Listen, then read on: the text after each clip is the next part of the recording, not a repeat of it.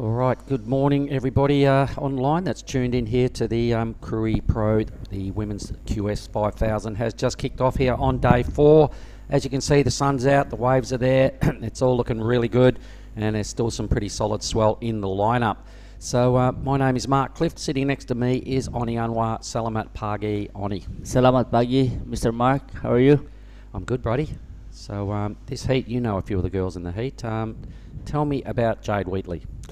Well, Jade Lee is a longtime friend from high school, and at PBC there, we did a Sport Excellence program with Mr. Ben Falvey, and yeah, he's Ella. Also, we're doing like traveling together and coaching her a little bit in Indo. All right. So what is Ella's strengths? She's really focused, like her really sharp on her backside too. Been surfing Canggu, the Echo Beach. Yeah, it's good start here. I like it, that first wave. And Ella McCaffrey in green. Yeah. All right. So she from the Goldie? Where's she from? She's from Encinitas, from California. Oh, California. Yeah. All right. Okay. Yeah. And I'm sure her family, mom and dad, Bill, and Cole, her little brother served really good. Here you go. And she's all right. So this wave here, Oni, will set the scale for day 2 of the women's. We did have one women's heat yesterday afternoon, and then had to shut it down due to the fact things got a little big and testing and out of control again. So that was a pity we couldn't push through this first round here yesterday afternoon. But we're back. They're 25-minute heats. This is the round of 56. We have Willow Hardy out there in the blue, and I'm sure there's some West Coast crew tuning in here this morning out of Margaret River. Good morning, team. Willow Hardy is a famous name from Margaret River, mate. Her, the genes in the Hardy name are just famous down in Margaret River. Her dad's a good surfer. He's got a whole lot of uncles that shred. Her strengths, she loves big surf. You watch her go. She's a dead set charger, goofy footer, rips, goes really well with a rash vest on, and has a string of victories to her name. So she is a really strong campaigner when it comes to competition. Wow, I'm excited to watch this. There's all good surfers out here. Also, Giada, growing up in Bali. Yep. And yeah, all these guys are super competitive, and yeah, I'm excited to see how it's all fold out. Well, me too. And Giada is part of the commentary team this week. She's been doing a whole bunch of the beach interviews and stepping in here every now and then, and joining us on the broadcast. So she's another goofy footer out there in white, currently with priority. So I imagine both Ella and Willow have got a wave. I don't think I saw Willow's. But we do have a priority situation. Red with top priority, and Giada with second pick of the lineup. Did you get a chance to have a look at the lineup this morning live? Did you? Yeah, I did. Seems like we woke up at 5 o'clock this morning and check. There's like some bomb breaking through, and yeah, we were like excited. Me and Ella was watching it before because she's in the first heat. Here goes Giada. Oh, here we go. All right, so riding a favourite board. She got a little bit of damage on this thing yesterday morning. Just about had the plug ripped through the back of the board. The surf was really big and strong yesterday morning. It's toned down a smidge, but there are still some pretty bossy waves coming through. You can see all the lumps in the background as Giada just surfs on her way down the line there, and plenty of swell rolling in, and it's all heading down mainly to the Mandiri beach breaks, which I heard were firing yesterday afternoon, buddy. Yeah, waves yesterday was on fire. Like the no wind, the sun is bright, and as we look at Giada's wave here, really smooth, and I like how she's taking her time to do her turn because it's so lumpy in that there. Well, as you know, mate, good theory. Try and finish your first wave. Get your feet on the board, finish it, build a little bit of confidence, and paddle out and work on it from there. That's it. Yeah, it's tough in the first heat. Normally, just people like... Everyone will be watching this heat, mate. All the competitors out there, they all want to see what the consistency is like. They want to listen to some scores coming out of the judging tower, start to get their head around some tactics for the day. I never personally liked being in the first heat of the day, but I always watched the first heat, that's for sure. Yeah. I mean, all these girls are probably excited to paddle out there this morning. And Ella was like, okay, I want to go out there before her heat. She's already in the water, and then it's like, oh, you sure? I'm like, yeah. She was excited, and I'm waiting for her last wave. Well, the judges are probably going to sit on it a little bit, mate, just to, work on the scale for today, because it's a different day to yesterday, although we're back with the women's round. They do like to take their time and have a look at a couple of waves before they throw in their first sort of decent number of the day, so that they then bounce those numbers off everything else that's happened. Geez, I missed Willow's first wave. I don't know what happened there, but a 6.83. You West Coasters down there out of Margaret River will definitely be pretty stoked with that. It's a pity we didn't get it on camera. It must have happened while we were just leading into today's action. She must have got it straight away, but a 6.83, what a great start. And Ella with a 4.5, Giada with a 3.5, all three off to a pretty good start. Yep. It's a good start. Still plenty of time, and there's not as big sets as yesterday, but still looks like solid out there when there's a set come through. I reckon be careful what you say there, mate. There was, right on the start point of this heat, there was a big old set that rolled through, and I imagine Willow must have got one of those, but it was still a pretty big set. It was the back or the lump. I know, it was rivaling what happened yesterday, but there's just not as many of them as yesterday. So for those that were tuning in this morning, yesterday afternoon, we had to call this round off after one heat because it just started maxing out again. Just as the women went out and were surfing halfway through their first heat, it just got too crazy and got a bit dangerous. And the organisers went, no, enough's enough. We can't continue with this round. We don't want anything bad to happen. So they pulled the pin on that. And here we are rebooting the round of 56 this morning. Yeah. I was surfing yesterday afternoon after the contest. I got a couple actually out here. Yeah. Good on you. It was so clean. It's barreling. It cleaned up. Yeah. Oh, good work. It was being clean all day. Like, I mean, even after they called it off, but I think it was just a little bit too big for the girls. Yeah. And so that's how yesterday I was struggled trying to get a wave in my heat. It's either me trying to get a good score or me trying to escape from a big set landing on my head. So there's two things that I need to worry about. Yeah. Yeah. So and Billy got the wave at the end of there, like to back up his score. So. Oh, that's right. You were in with Billy Stamond and Leo, the Brazilian. Yep. It was good to surf again, the contest again. But it is what it is, Mister. Well, that's the way it goes, and there's no easy heats, and Yeah. It's a tough lineup out there. So, like you said, you had one eye on trying to catch a good wave, you had another eye on trying to not get cleaned up, and you got three other guys out there all trying to do the same thing. Exactly. It can be a little tricky, and your heat, as we had that little debrief, they just got the better waves. Yeah. They had more bowly sections on their waves, and hence they got first and second. But here we go now. So a decent set. All four women are in position because we have a four-person priority situation. Tends to tell you that they're all out there on the peak. Good work. So Jade Wheatley. What do we know about Jade? Yeah, Jade has been. Can you hear me now? Yeah. So Jade grew up in Palm Beach. I'm sure it's Palm Beach, but we went to school PBC. So she's been competing since high school, and her parents all live in the Goldie, and yeah, I think she has that fire inside her, even though she's not open up with a good score yet, but she's waiting for the bigger set. So Goofy footer or natural? I don't think I saw her. She's a regular footer. Okay, so two regulars and two goofies in this heat. Yeah, she was like riding this small set of fin of Jordy Smith, and I said like, girl, you think you need a bigger fin than that to hold the rail? And so I gave one of the Balinese guy who actually I think it's fiberglass fin, bigger set of fin, and I gave her a borrowed try. I think that's in the water right now. I think she's trying one of my fins. All right, well, let's see if they work, and at this stage she's chasing just a high 3. Yeah.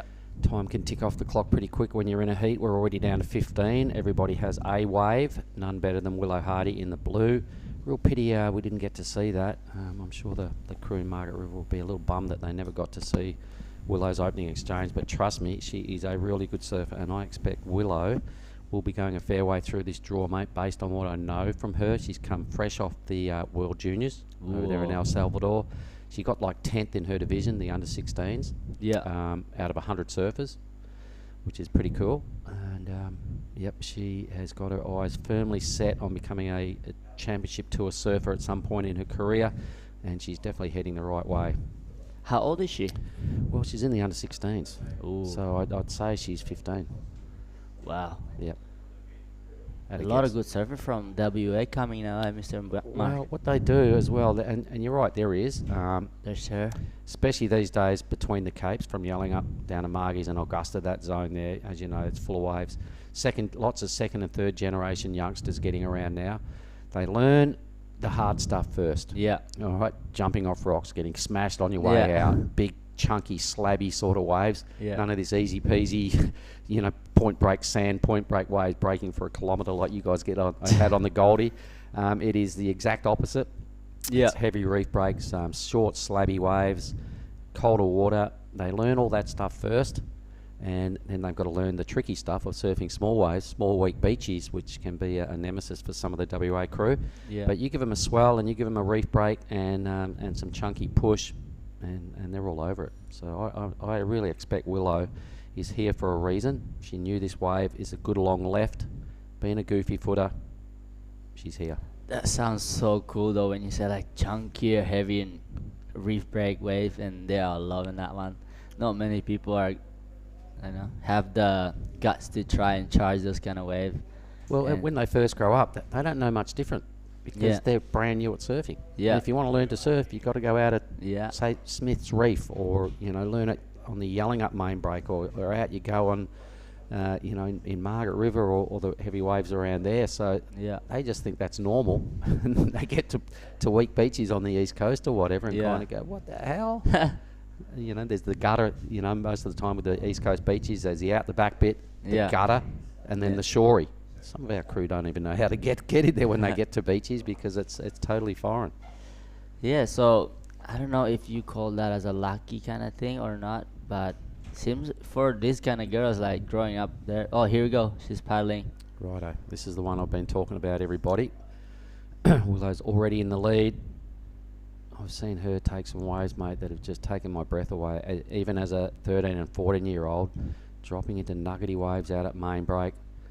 Look at her go. Oh. She surfs really well at somewhere like Nalu. Yeah. Now, for all the people that have ever been there, you know what I'm talking about. It's got to be one of the heaviest waves in the world. It is a scary, kind of unfriendly environment at times, but you get a good one, the rewards are there, and she does. I've seen her get so barreled in a heavy lineup of 50 guys. Willow knows her way around for sure. Going for it, little pity she fell off there, but that's definitely going to still be a pretty good backup number. She did do some good surfing before she fell. Extending the lead, will probably almost have the second best score of the heat as well. You kind of see her stand, for like knowing surf Nalu. Really nice glow. Excuse me.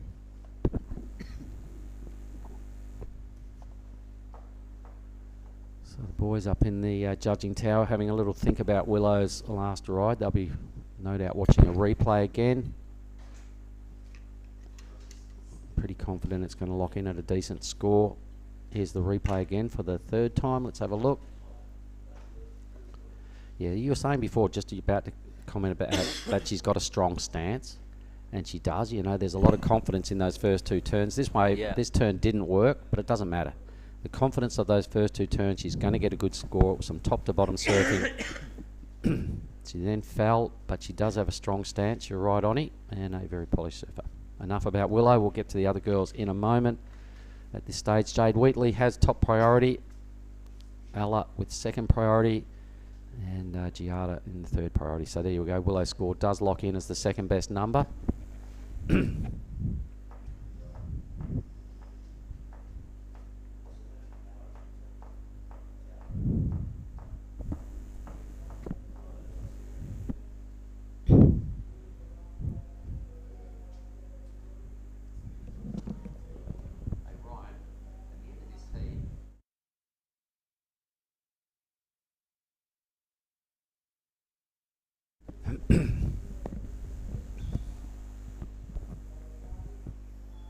Yeah, like I said, but the stand and the turn, everything, she's really compressed.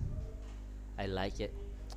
Yeah, well, it's no surprise to me, mate. I've seen her surf a lot over the years, as I've just gone on about. So, yep, she's here for a reason, mate. Stand by. Watch this space.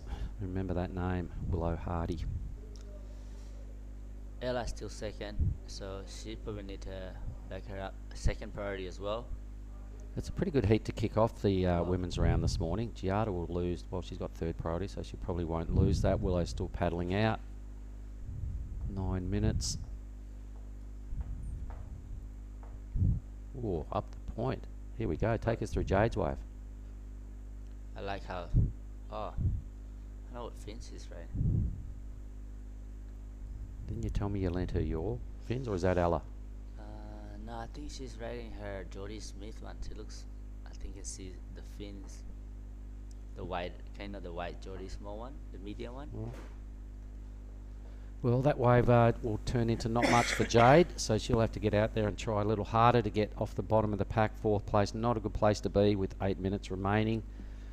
This stage she needs a 2-4-1, but I'm sure the other two surfers will get a wave. A second wave.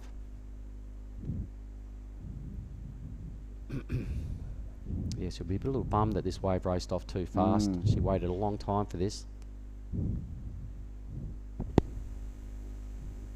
But you can see all the swell on the horizon out there. There's still a lot of it.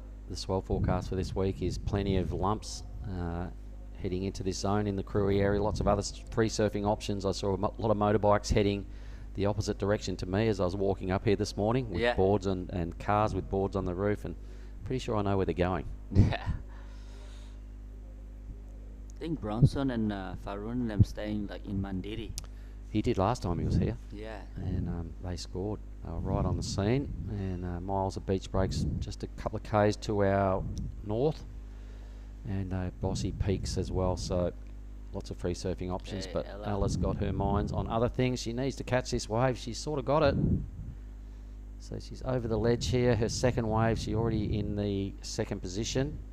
You know, Ella also surfed like Pasquale's heavy Mexican Mexican waves and stuff. So she has also the same as Willow Hardy. Look at this stand. Like, Yeah, this is so turning. nice. This is turning into a really good wave for Ella. Walled up. Nice. Well, that was a worthy wave choice. Yep. Just Wow, did some nice. good, She strong finished surfing. That's the theory. She'll I lock like in a pretty that. good number. That's good. Very nice surfing. Yeah, it goes to Pasquale. Have you been to Mexico? No, mate. No. Ah. But I've been to Triggs. That's almost the same. So yeah, like a nice bottom turn, taking her time. Okay, here you go. This wall up right here. Wow, nice. This wave had a lot of good sections. She really picked off a ripper here.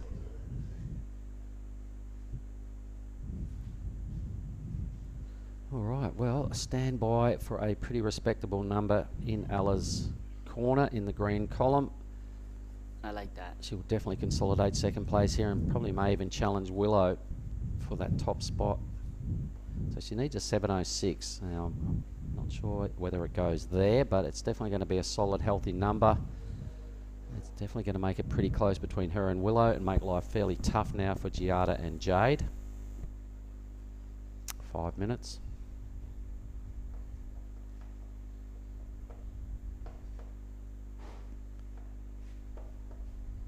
So for the crew online on it that are tuning in and watching these early women's heats, maybe after this set we'll get you to explain exactly where we are on the map in Indo and how to get here. So there's plenty of people that are always looking, you know, especially after the whole COVID drama, looking for a holiday, looking to get out of their country, looking to go on a surf trip somewhere.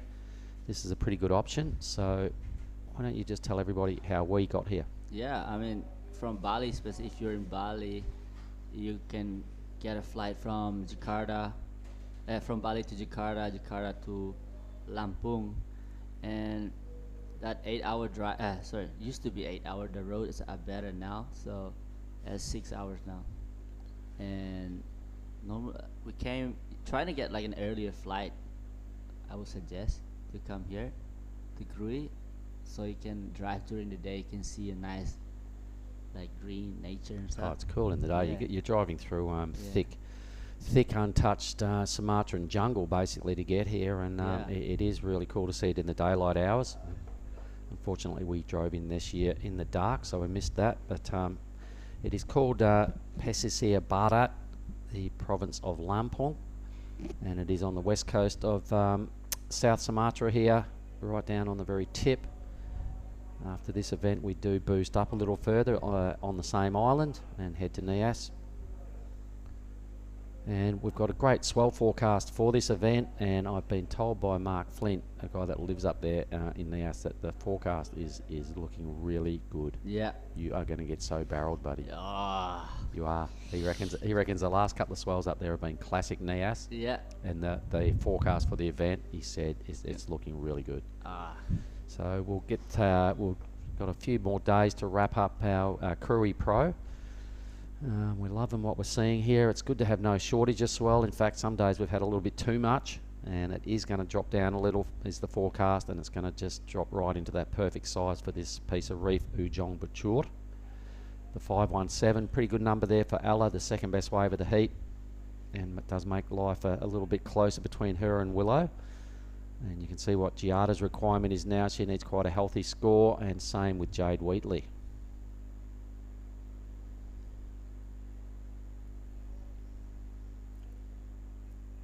Yeah, they all need a 6.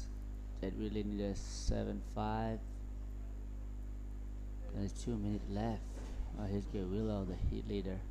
I don't know whether she's going to get that. But sniffing around, trying to burn off a 4.73. I reckon she'll get a wave. She's a good competitor. I reckon she'll get a chance to improve on that low second score. Oh, look at this wider one.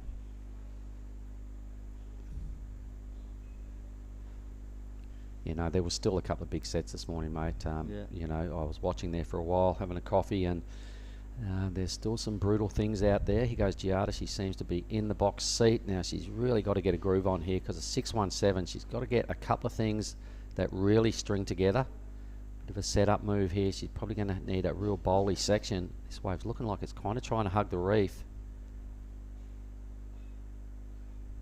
So just a bit of rail work. Trying to put together a 617. I don't know whether she's really had the bossy section she needs. In contrast to Ella's last wave, I think Ella's was probably a little bit stronger.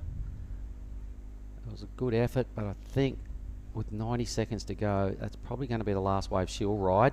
So she's hoping that's enough. I think she just never really had the bossy section. I think Ella might be holding on to second spot once that score drops. Yeah, I think the wave that went fat, Candice didn't have the wall for her to Scores hit. in. There we go, mate. It wasn't enough. A 4-point ride. So the judges not messing around. They realised that was under Ella's last wave. That's what I was thinking. So Giada, it will be back to commentary duties probably for the rest of the event. Yeah. She'll be a little bummed. She's waited 3 and a bit days for this opportunity. But time sort of got away from her, you know. Both Ella and Willow got in an early rotation of the sets and had good rhythm with the sets. Yeah. And the other two didn't. And that's probably the way this heat's panned out. So I'm sure everybody that's watching will be going, right, get one early, stay on it. Here goes Willow. Oh, how's that set up? Yeah. Turn. Just looks like her uncle's. She's strong. She's another goofy footer Hardy. Oh, it's Ella, last wave. Whoa, nice. All right, so listening to the coaching of Oni Anwar, she surfed a good heat. Yeah. Well done, mate. You're a student there. Really proud of her right now, and that'll be her last wave. Yep, the heat's just about done, so it's definitely Willow and Ella who get through. If that was a 6-4, it would be Ella going into the lead.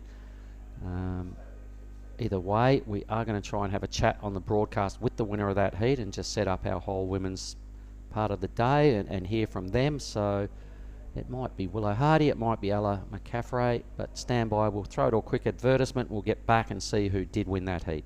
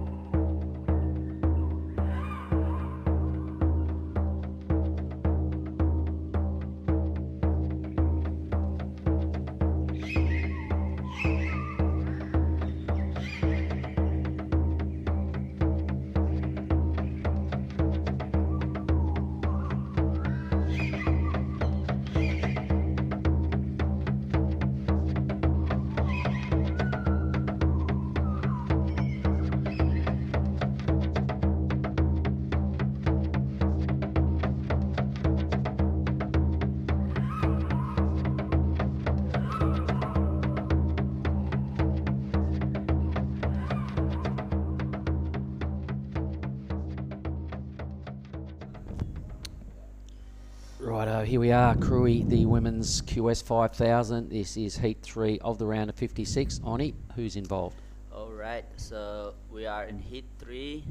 In red we have Julia Nishimoto, and in blue we got Sumomo Sato, and then the Filipino newbie Blanca. Oh, she says good. Two Filipino and 2 Japanese.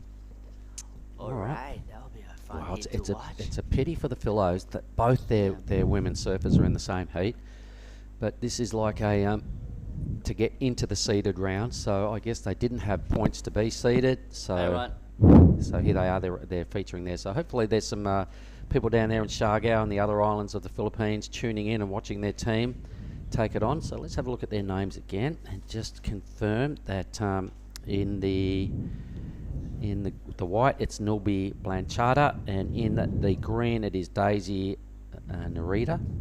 So I've seen a lot of Nilby surf over the years. I've seen Daisy come to a lot of our events through Indonesia.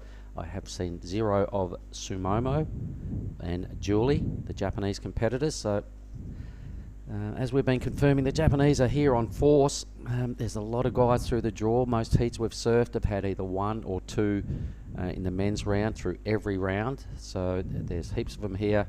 Same with the women's round. And here we go, square off between Japan and the Philippines. Yeah, it's exciting to watch all these guys, new guys coming in, surfing, and really with a lot of fire, and especially these girls coming with Philippine and trying to chase the ranking, Asia ranking. So they're really not messing around here. And yeah, 2 Filipino, 2 Japanese. There'll be a lot of tactic game probably. Well, everybody would have watched that last heat and gone, okay, so the 2 surfers that got off to the early start both got through. The others got out of sync and had a lot of pressure put on at the back end of the heat. So I imagine nobody's really going to give up the inside position. There'll be a mass scramble for the first set when it comes through. So let's see which way it rolls. Yeah, you're excited to watch like 5 minutes left of the heat and see what position they are, and that's when you see the gamer playing. Yeah, for me, the end of the heat is important, but generally I think the start has a lot of importance put on it as well, because that's where it can all go right pretty well. If you do get that quick start, get in sync, get rid of the nerves, and you just start playing your game from there. So yeah, I think that if you surf, even though you're team same country, but at the start of the heat you still need to surf for yourself, and then at the end of the heat normally they always say, okay, like trying to like team up together or something like that. Yeah, so here we go. There's no one scored it yet, so still waiting. Slow start. yeah, it's all right. Well, it's only 3.5 minutes, so we only need 8 good waves to roll through in the 25 minutes to make it a fair heat. But either way, I'm sure everybody out there would be really anxious to get their feet on the wax and do a bit of surfing. Yeah, look at this set coming. I think there's a wide one maybe. Maybe, but we can see something starting to push through. This is good news. Yeah. The format for the day is to run these 4 heats of the round of 56 for the women's, and then roll straight into 8 heats of the round of 48, and then we're going to cross to the men's, those 8 heats in the round of 32. Yep.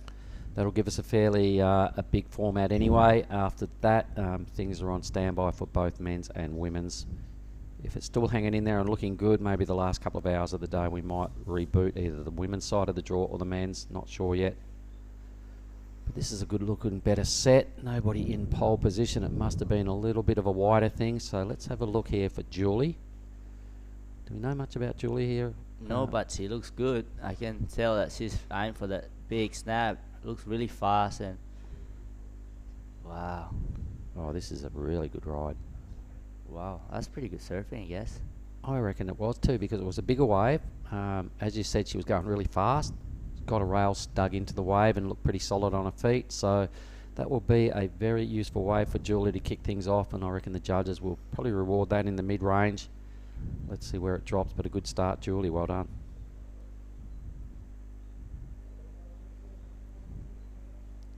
cool that all the competitors are doing this heat, even though they didn't see their own surf on the heat. They get to watch on YouTube the replays.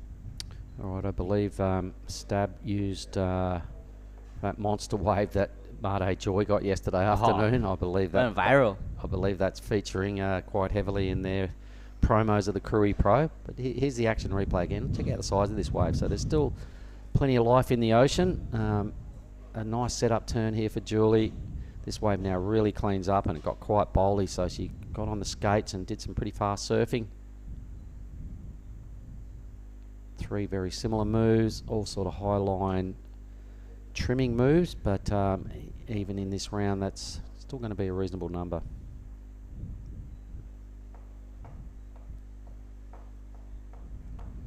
White, so Nilby. Now, have you been to the Philippines? Yeah, actually go there a lot for the QS. Cloud 9, it's a good wave, isn't it? So this, she, as you would realise, she's a big player over there. Everybody knows her and her sister. Yeah. And the really women's cool. surfers over there, they surf really good. Yeah. And they get in there and they jostle with the guys when they're surfing Cloud 9. You look around, you're like, oh my God. They go shoulder to shoulder with you. Yeah. You know, I love the energy too. The Filipinos, they just laughing and joking, nothing too serious. It's such it reminds me, the whole that area reminds me of a small young Kuta region. Yeah. And that's how Kuta started, and there's a lot of good surfers. She's one of them, and they've got about 7 of them over here, competitors and a few spectators, and a manager in John Carby. So for the crew out of the Shargow that are watching this heat, good morning everybody. It's the same time, actually it's an hour behind, so ahead, it's 8:30 over there. Good morning team.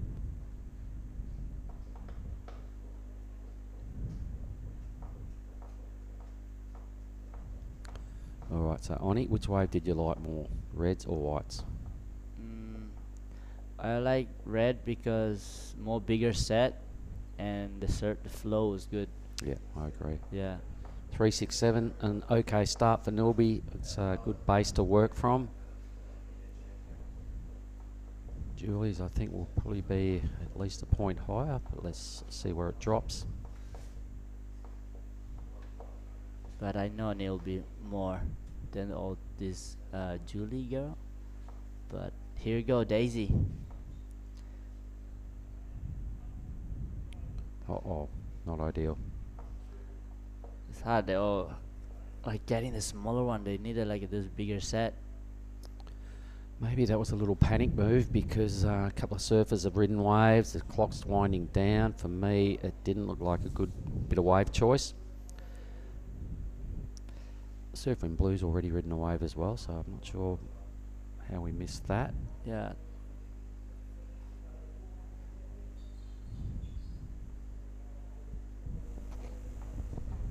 It must have happened early in the heat as we were doing on our little break. Yeah. That 1 minute break. During the break. Of course, the heats don't have the 1 minute break. They pretty much roll straight in, generally about a 20-second break. Our break in between the heats on the broadcast is about a minute, so I imagine that the surfer in Blue got that pretty early. Well, look at that, a 6.5, so the judges really went high on that. And congratulations, a good score. So we do have the winner of the last heat in here with me, if you don't mind. Thanks, Oni. That's okay. Let's get these on your head, sweat. We'll get up to you. Yeah, perfect. There we go, everybody. I'd like to welcome and shake your hand, Willow Hardy. Welcome into the broadcast. Winner of our opening heat. You can see you're right online there right now. I imagine there's some crew in Margaret River watching at this moment. Would you like to say good morning to the crew at home? Good morning, Mum and Olive. Now, Willow, you've won the first heat of the morning in a pretty good display. I'm very familiar with your surfing, but how did you find your first experience out there with the rash vest on this morning? Oh, it was amazing. Like, waves like this for a competition, like, you couldn't ask for anything better. Perfect lefts, like I'm in heaven. That's what I said to Ani. I said, you watch this girl. I said, she's really strong. She's surfed Nalu. She's out of Margaret's. Lots of real good things to like about your surfing, as I've seen over the years. You're fresh out of the World Juniors. You're here for a reason. You're chasing some points. Yeah? And what's the overall goal? Get on the championship tour? definitely. All right. But it's so sick how they have like the Challenger as well. Like that's even accomplished getting them there. Like it's pretty epic. You get to go to all those sick places, but definitely the championship tour's the goal. And this is, you know, part of that tiered situation where your goal is here, the championship tour. You've got to get on the Challenger Series. And by doing these events, that's how you get to the Challenger Series. So we're coming to NIAS as well? Yeah, definitely. Well, you've picked a good event to front up to, because obviously you're on your forehand. It is a women's 5,000. First time ever we've had events this big, rated 5,000 in Indonesia. So how's your experience been in Krui since you got here? It's been sick. Like it was definitely hard, like adjusting with Bali belly and stuff like that. Like the first couple of days. Did you get crook? Yeah, got a bit knocked down. But I'm so happy to be feeling great again for the competition. And the waves are a bit smaller today, which is probably a bit easier to handle. Like yesterday, got a bit whipped, but still so sick. So you would have been sitting out there yesterday afternoon, being the second heat of this round, and then they called it off, and there were some really big sets that bombed through, and the reason they called it off. What were you thinking yesterday, Arvo, when you're sitting out there? Were you like, oh my God, or were you like, give us a go at it, or why did they call it off, or good decision to call it off? What were your thoughts? My original thought was like, oh, why'd they call it off? Like it's completely pumping. So I was like, yeah, I'm gonna stay out when no one's out, get a few waves. I got a good first one, then I actually ended up getting lit up, like hit the bottom real hard. Like came in, I was like, oh, I can see why it got called off now. All right, okay. So the ocean it's quite strong out there on this reef. Yeah, it's pretty powerful. Like yesterday was pretty low tide, but still, if it was on, I would have given it a good crack. Like you just have to I'm surf sure you would have. I knew you would have, and I had a feeling you were going to say, why did they call it off? That's why I had to ask that question. So you're here with Dad. How's he enjoying the scene? Yeah, I think he's loving it. He got a bit cut up on the reef yesterday as well, actually. But I think he's been getting some good tubes, actually, bragging to me a lot about them. He's a frother, isn't he? He loves having, and he's a good surfer. Let's watch the girl in red here. So Julie Nishimoto.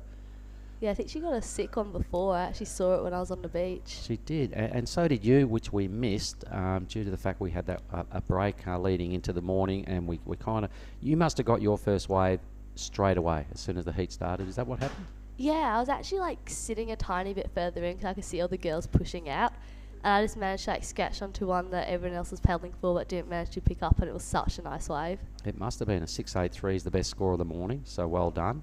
Thank you. Here goes Daisy, our Filipino competitor. She's got a pretty fast little wave here, hugging the reef. It's quite a long wave, isn't it, this one? Yeah. Be interested to see if it stands up again. But so on this wave, Willow, I've been here a couple of times for this event. When it really gets it together and the wave size gets perhaps a little small, the direction hits the perfect angle, it almost starts breaking right up around the corner and totally all links up. We're sort of surfing the back half of this wave at the moment. Yeah, I've heard that. I'll be so keen to see if it does break up there. And even the back half is sick though. It is, isn't it? You know, for most other waves and for most other competitions, you'd be looking at this going, oh my God, it is on fire. This is half the wave. Yeah, crazy. It is. All right, Willow. So you'll probably be surfing again later on today. You will, because the women's round has been forecast to keep ploughing through. Let's see what heat you drop into. You'll go into this third heat here of the next round. So that is actually only about 3 heats away, about an hour and a half away. So I'll let you go in a minute. But what do you do between now and your next surf? I think I'm just going to stay hydrated, like watch the conditions, probably to see if it like drops or picks up a bit more. Oh, no doubt Dad will be having a bit of a chat with you and come up with some fresh tactics for the next heat. Is that what generally happens, or does he leave it up to you? He kind of just leaves it up to me, especially like this when the waves are pumping. Like pretty simple, just try to get a good one. All right, well you've been surfing for a long time with the rash vest on. I know you know your stuff. I'm going to give you a little wrap and a little handshake before you sign off. That's all right. I'm glad you won the heat and we got to have this chat. For the people in Margaret River watching, why don't you just give them a good big morning, good morning and whatever. Send them your mojo. There's lots of people watching. There you are. There you are. Good morning, everyone. Thank you for watching my heat. Hopefully I can go out and get some good ones in the next one. All right. Willow Hardy, you are a little legend. I know your family quite well, and I expect and I think I'm going to see a lot of you surfing this week, so really well done. Good start. Thank you so much. Okay, thank you, Willow. So we'll just take those off, sweet. All good. Thank you very much, and we'll best of luck for that heat. There she goes. That's all right. No worries, Willow. All right, so Willow does move into round heat 3 of the next round. So we'll let her go and get ready and get dry and all those things. We're watching Heat 3, the round of 56. Up next, the round of 48. Meanwhile, a bunch of stuff's been going on while we were having that chat. Julie Nishimoto, the strong lead with the two best numbers, the 6-5 and a 4-5. Saw Daisy ride another wave while we were having a bit of a blah-blah with Willow. Let's have a look at Sato. Is Sumomo Sato. So the two Japanese at this stage are leading the Filipino surfers, but Nilby has priority. She's chasing a 4:07. So let's see how the next 9 minutes pan out.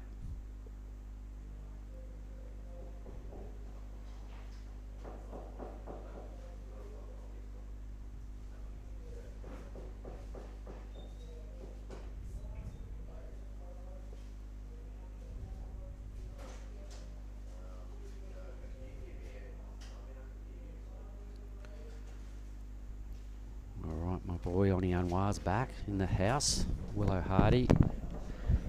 Hey, I'm back. You probably missed Willow's chat, but Ooh, that way. yeah, that was her. That was Willow's. Part of Willow's. She goes, "Sorry, I'm a bit wet. Is that all right?" I said, "It's a wooden chair. Don't worry about it." Yeah. Oni can clean it up when he I'll gets clean it there. up. Now my bum is wet.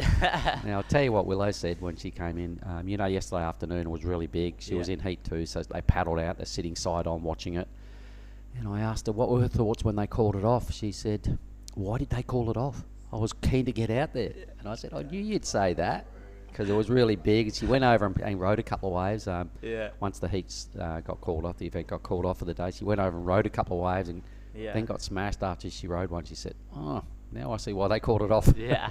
But she was keen to get amongst it yesterday. But she's through to the next round, mate, and really keep an eye on her. Yeah, there's not many girls that agree. Like some of those girls out here would rather not surf yesterday, and someone's like her, she's like, "Yeah, I want the bigger one, bigger set. I want to go get barreled." Yeah. Like her dad, I was surfing with her dad yesterday, and he just late drop on the biggest set on the reef, and he told, I don't know, he just went for it and just like, "What are you doing?" And afterward, he's just laughing at me like, "Honey, I went on that one, but I got smoked." And he's like, that just shows how they used to surfing the reef and late drop on a big slab, you know. Well, Gene Hardy's bravado has definitely rubbed off on his daughter, Willow. Yeah. He's got a sister, Olive, who probably watching maybe before school. But Olive is a charger as well, and that's just what you expect with a surname like Hardy, so good stuff. Yeah, they're so good. And his dad is like charging out there surfing with us. Yeah, I've seen. Full of like energy. Yeah, Gene is a frother. The curly hair guy. The curly haired guy. Yeah, he's on the beach. They saw him then. Don't be fooled by his appearance. He may look like a dad and a little more mature, but he's a grommet under those long curls. Yeah. He's a dead set frothing grommet. Yeah, I love that. On your board first, I have to wait for someone to come in. I'll tell you something funny I saw one day, Oni, sitting there at Fat Mars in the afternoon watching the football, and I saw a little grommet there everywhere down there. I saw a little grommet come running in, grab one of the surfboards that was leaning against the back wall, and he went to run out and go for a surf, and he's looked at it, and he rubbed his hand over the waxy patch, and he thought about it, and he put it down on the board on the floor, picked up another board, put the wax side of the board on the board he wanted to ride, gave it a little rub, like that was his wax job, put the other board back, picked up his other board, yep, job well done, and ran out of the restaurant. And I just saw the whole thing. I was sitting there by myself and went, that is so classic, to rub another board on your board as your wax job. That's the old way to do it, yeah. Oh, that was such a grommety thing to see. It was really cool. And that's just how poor and where life starts, you know. He thought that was cool enough, and that was play on. Also, though, I used to take the old wax and put it back on together and like wax it on again. Yeah, really? Yeah. Wax on, wax off? Yeah. Bit of Karate Kid style. Very cute. Yeah, now I remember you as well. Like I said, we'll just watch blue here. Let's get back to the heat for a minute because, okay, so green with priority over blue. Okay, so the Daisy, she knows the rules. She needs a score. It's got to be one of the better waves of the heat to get through here, so she had to take it, and she did. Philippines crew This is over better. there will be throwing Daisy their mojo. Just kind of overcooks that move. Down she goes. Probably not going to be the 5-3, but it was a good bossy effort to actually catch that wave and show that she knew the rules, knew that she was in priority.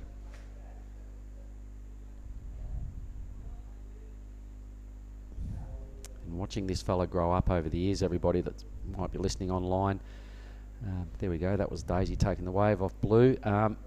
Back in the day when you were a grommet, my God, you were so small, and your brother was a really good surfer, and what got my attention early was you with your long arms, your long legs. Your body was a grommet size, but your arms and legs are about the same size as now, so you had these limbs that seemed to be way too big for you. Yeah. You've grown into your arms and legs because you've caught up to them, but you were, gangly might be a word, long arms, long legs. Your brother was really good. I went, man, how good's Guzza? And somebody said, but I think Oni's going to be better. And I'm like, really? I said, you watch this kid. And over time, you're both really good. You've had the better results over Guz. Love the way he surfs. But it was pretty cool growing up with a younger brother that rips as well, eh? Yeah, I think Gus really pushes me. And there's a King of the Grom. Do you remember that Quicksilver King of the Grom? Back in junior days, I had a final with him in Canggu. And he said, Oni, you got to let me win this contest because it's my sponsor. I want to go to France. I was like, okay. It was that man-on-man with him in the final. So he's like, oh, how can I, you don't want me to go to France? No, let me win. I said, okay, I'll let him win. Anyway, I'll talk you through this wave first. This is the second wave? No, Third. she's had 3, so she's already got a strong lead. Trying to work on a 4.50. So she had a great start to this heat with that big wave, all right? The 6.5, we saw that. Another really good bit of wave choice here from Julie Nishimoto. A well-surfed heat. She's got a wave at the start, a wave at the end, and a good backup wave in the middle of the heat. So perfect rhythm. Well done.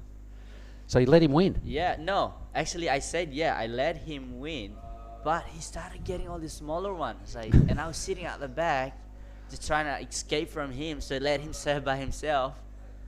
But I don't want to sit too deep there where I just don't look like I'm trying at all. So I was sitting at the back, and the set came through, and I was like, where's Guz? And I don't know where he is. And I had to go on this set. I was like, I have no choice. Sorry, Guz. I'm just going to surf it safe. I don't want to go too big. And I smashed this wave, not even trying. And to the end, I got like a high 8 or something. What? Yeah. Here's a replay of red. Okay. Quick backstory. Did you beat him? You still want to hear that? I still want to hear the story. I'm watching Julie as well, but come on, because you got my attention here. So who won? So anyway, he's still winning. He got 2. He's still in 2.4s, and I'm still on my, I think a high 7 or something like that. And then power back out and say, guys, you need to wait for a bigger set. I said to him as I power out, I'm trying to let you win, but you're not catching the better wave. And anyway, he's not listening to me because he's my older brother. He's like, shut up, like, let me win. And like, so he keeps scratching on this little one. And I was like, he keep trying, And okay, all right, whatever. There's 2 minutes left, and I was sitting at the back alone, only me and him. And he still get like 2s and 3s and 4s. The highest I think he got like a 5. And anyway, Alright. there's another set came. I had to go on this one. All right, so this heat's over. We're going to cut to a break in Yeah, a minute. Did okay. you win the heat, or did he? Yes, I won. Oh, stop I it. got the quicks. We're going to throw to a break. Odi Anwar, you're too funny. Thanks, everyone. We'll be back in 1 minute. Congrats, Red, yeah? Yeah. Sorry.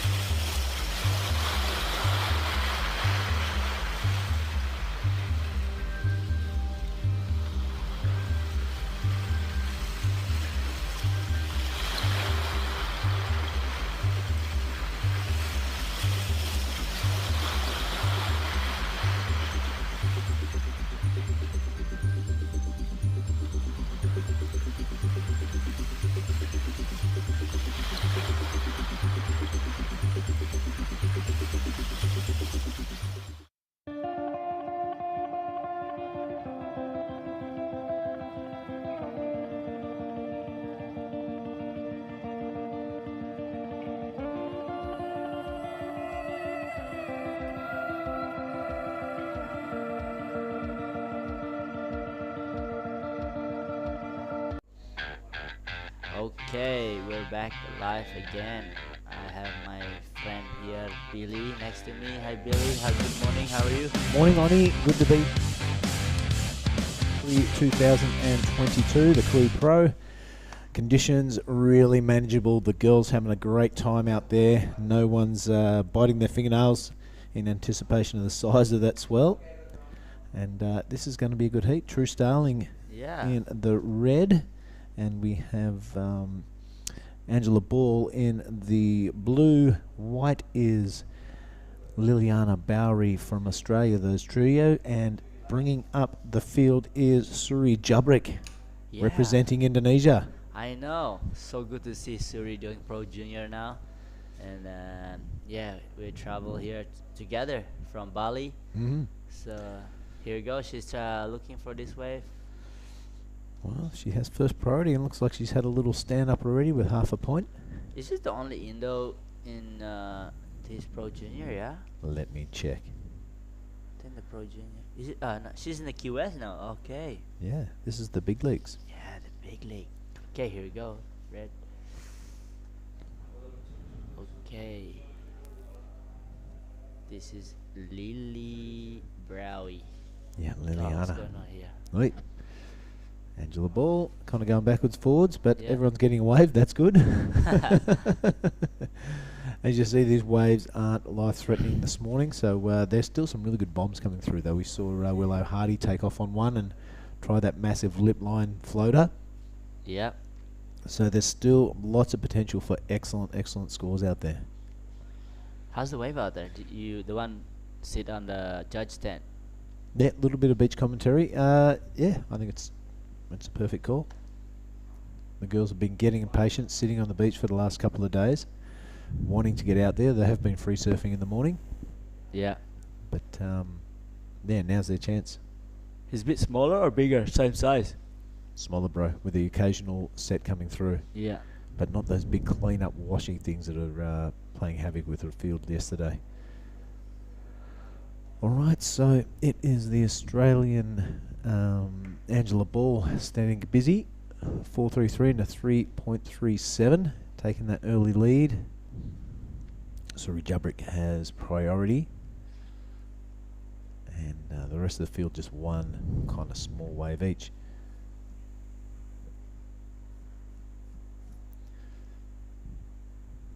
Now, I imagine you've gone over your heat with Mark already. Yeah. Yep. Yeah. Yeah, I was just talking to Mark about my finals with my brother in Canggu with the King of the Prom. Oh, I remember that. Yeah. So I was like, I just let him like, hey, my brother say, you gotta let me win. Gaslin. Yeah. So, all right, I'll let you win, whatever. And he just didn't catch the right wave, and I was sitting by myself at the back end. 2 waves total.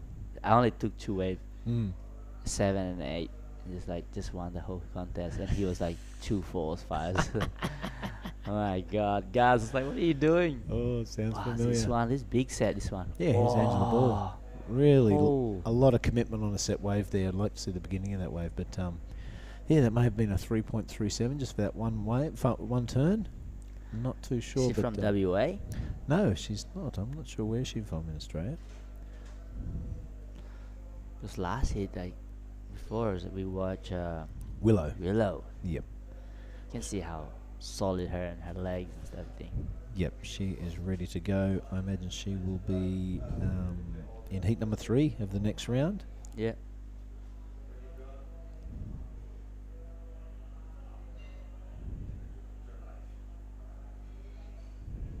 There we go. Perfect. Look at that drone footage there. I know. Yep.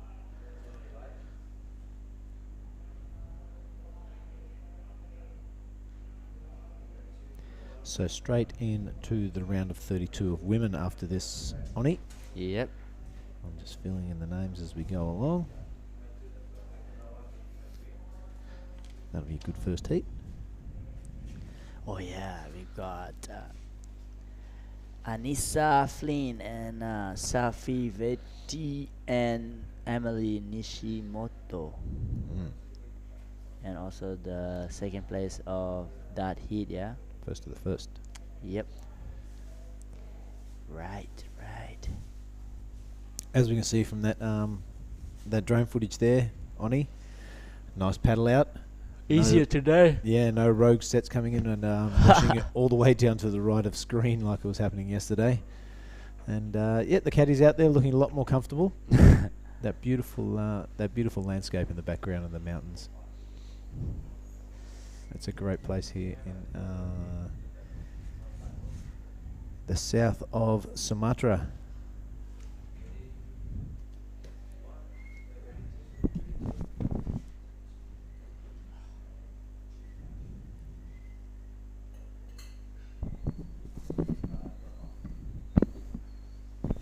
What did you do yesterday? Judah. Yesterday, well, we worked here all day. Kind of went home, Oh, after the had a small contest. refreshment, and then had dinner and went straight to bed. Was serenaded by the sounds of the karaoke till about 10 o'clock. Country road, getting another run. Did you have good sleep? Not while the country road was going on, but afterwards, yes. The production crew here, mad for the karaoke, and fittingly, horrible singers. Oh, But really hilarious and funny as. oh, that sucks, isn't it? It's great to see the staff having a great time, and I like it. It's a good trip away, builds camaraderie, and gives a good laugh at the same time. Yeah. Man, you gotta have good time in the jungle sometime, huh? You bet. In the jungle. All right, let's look at that leaderboard with tick under 17 minutes remaining. It is Angela Ball out to that strong start, and the rest of the field just with that one solitary wave. So maybe getting a little selective. Yeah. We get halfway through that heat and kind of see them maybe go to plan B. Wait for the sets, no sets come inside. We don't know their plan at the moment. I'm sure Tippy would have been there filling Suri full of all sorts of heat strategies. Yep. Saying, see how Dad surfed in the first heat? Yeah. Don't surf like that. Okay. And what about Lakey Peak, mate? Any girls surfing there? Just for fun when they're really small and then kind of finish? Actually, there is some like the mixed babies, you know, Mama's yeah. little babies. Jumper. Yeah. Yep. Zoe. My niece and my nephew used to surf a lot. Niece, sorry, not nephew. Yep. But you know, like the problem with all the Indonesian girls, like pure Indonesian girls, Yeah. they get bullied at school.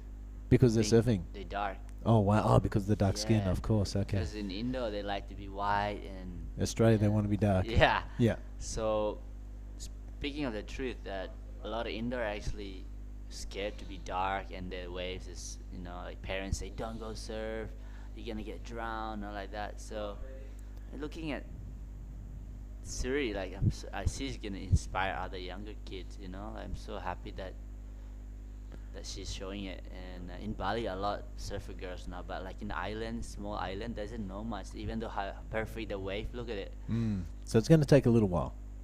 Yeah, but already yesterday you see the first heat that Shaldira, she's a local girl, and she went out there at that 10-foot wave She yesterday. did. It was very inspiring. I loved You it. know, I heard that like her parents is saying like just go, you know, and then she wants to go, and all the other people like like the people who work on the beach say no, don't go, it's too big, but she wants to go. She was determined. Yeah. Oh, And I was fantastic. like, oh, okay. So it just shows that inspiring, the surfing in Indonesia is getting better and less caring about the skin. And like, it's so attractive how I say to them, like, look, our skin's so beautiful, we can change into caramel to dark chocolate. It's just so cool. Yeah. You're very lucky. Yeah. Yeah. Yeah, so I think in Lakey now we're starting to see more. Oh, that's Yeah. good news. It is very good at, you know, the women's surfing in Indonesia is, you know, it's still pretty new. Yeah. But the girls coming through, like Tiana out there, just absolutely killing it, doing Yeah. all the media and doing all the surfing. Yeah. The Johnson sisters, Yeah. half Balinese, half Hawaiian. Yeah. They're loving it. and it's great to see them out there inspiring the younger kids as we've seen. Yeah. Yeah, I love They the are- color of the mix, mixed skin, like The cappuccino. that. Yeah, cappuccino. Yeah, it's good colour. They can get really dark when they go surf every day. That's And good. then they go to like Australia or something for like a month and turn to a little bit kind of Blake, look Blake Neka. Yeah, Yeah, same. same. Yeah. Yeah, so let's see. We got 13 minutes. Suri looks like she's trying to tie her shirt up there because she's pretty small, like skinny, She's only little still. little. So I don't know. Her dad probably tied the shirt up, and now she untied again, do it properly herself. Well, she sits out with priority, and there is a little bit of a wave approaching. Check this out. This could be Suri's turn. Yeah. Is she going to get bossy? She is. She's on the hoof, on the kick. Ah. That wave just kind of sliding underneath her, though. So, well, will she hang on priority? No, she will lose it. So, if priority does shift to white.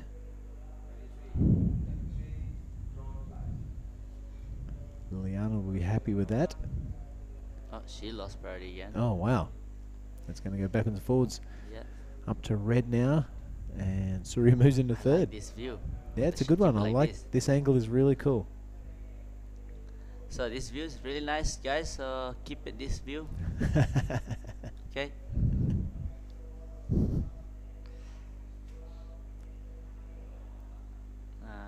So Suri seems like trying to get the insider one. Like she has third priority, and yeah.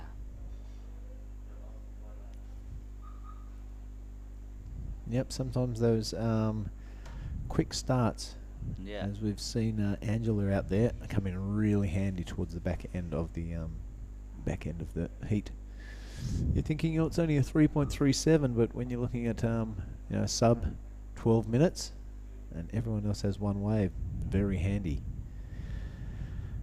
However, it's only a 3 from Suri, and Liliana needs a 0.74. That's a kind of a stand up and a fall off.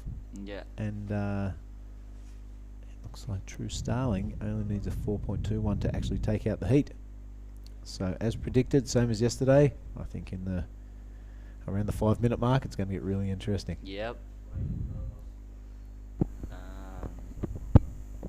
Think Angela Ball is it Angela Ball? Yeah. Yeah. So she need to replace that 3.37, and the others need to get back up. Yeah. So yeah, her backup score is better than about half the field's only score. But I think Suri's having a good time. She was in the jungle at G-Land as well, hanging out with Yeah. all the rock stars of the CT. Yeah. Really hanging out with Jack Robinson's wife, Juliana. Yeah. She, Oh, here we go. A bit of action. This is True Starling on a backhand. Looks skyward, spreads those wings, gets one turn away. This is a better looking wave for True. Right on. That's a great looking section. Keep running through those medium sized waves. These were the medium sized ones yesterday, not the set. So things are looking great for the women. And she'll be pretty happy with that. Hands to the air and a little bonus section on the end. True Starling's second wave. I'm going to make a big call and say that could be wave of the heat. See how we go. She did really have a good true styling. I call it true styling. She has a nice style too. She does. Yeah. It sounds like true style. Yeah. All right, let's run with that. I like it. She has a good one. I think that wave is bigger know- wave. You know what a starling is? Styling? Starling? No. That means a bird. It's a type of bird. Ah. And then with the hands out like that. Yeah. Kind of the same. I like her style like Yeah, that. me That too, was yeah. good. Yeah. She just take it easy, and she hit that section where I thought she fell, but then she made it out. That's cool. That is cool. We'll see where the judges put that score. I know that there are I some. think she goes in the first place after this. Yep, Ooh. 6.17. Yep, right on. So that's what sort of scale the judges are setting. I see some really banging surfers coming through for the next couple of rounds. So I can't wait to see How stylish is it? what they do with these waves. Yeah, it's cool that back knee turned in there. I So know. plenty of chance to turn on the rail and the tail. This beautiful looking Wow, wave of this mind one. surfing that to Ooh. death. Yeah, right. She made That it out was of there. good. Nice and low. Chest over the front knee. Really Yeah. solid position after that turn. And True Starley kicking out. Big smile on her face, I bet. I like that. I like that too. So True goes to first place. Angela Ball now second. Look at the totals needed. Liliana now needs a 4.93, and Suri needs to get a couple of waves, I reckon, or So we one. just need to catch a wave. One big 7.20. Just have fun. Yeah, gotta love it.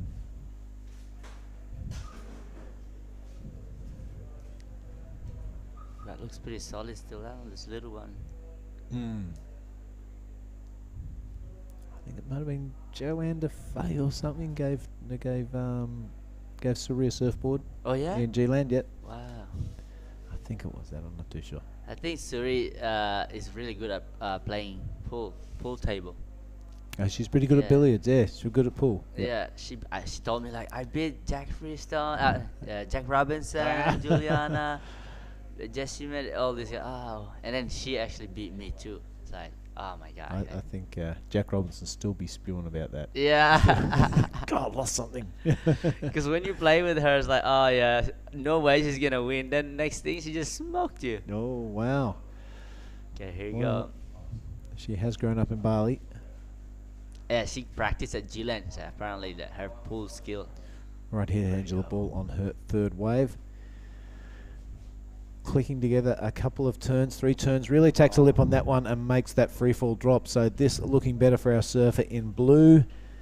Right on, she only needs a 5.35 to get to first, but she's looking to make that requirement of Liliana and Suri a little bit harder for her to get into second. Yeah. Look at this one. It's a nice wrapping turn to start off with. A smaller inside wave, nonetheless. It's a pretty good strategy with around 5 minutes left. Oh. There we go, 6 minutes and 20 left. We'll see what the judges do with that. Here you go, Liliana. Yeah, Liliana Bowery now. Everyone getting on the board for their second wave. That angle's really cool. It really shows it stretching out down the reef. A lot of speed now. Maybe a tube. Nope. Kind of ducks out of it. That kind of that section Yeah. kind of fluffing around. Not sure she would have made it.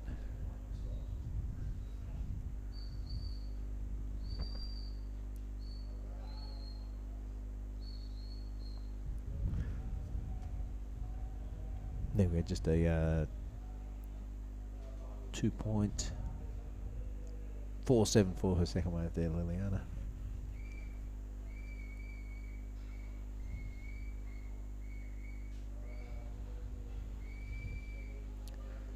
It's just nice style, good bottom turn. Out onto that open face, which the judges will reward that turn, but not as much if it's close to that Yeah. break and curl of the wave where it's more critical and dangerous.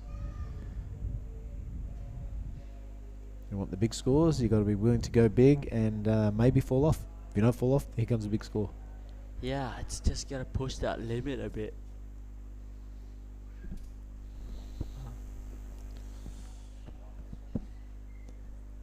Here she goes. There's a Suri Oh, jump here we rig. go. Check it out. All Nice. 25 kilos of her really ripping into these ujung bajor walls of the left-hander. Good on her. That's awesome to see. That's good. 4 minutes.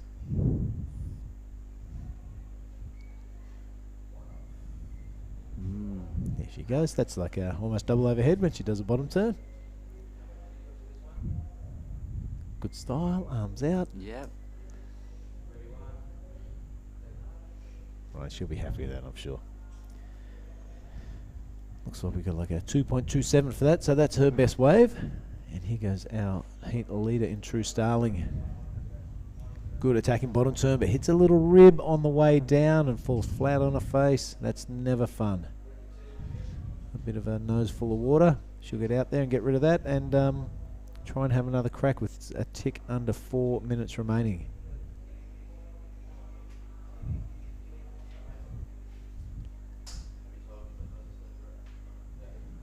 there's still plenty. There's time for Sui to get another wave to replace the 0.5. Yeah. And Lily Browie, sorry.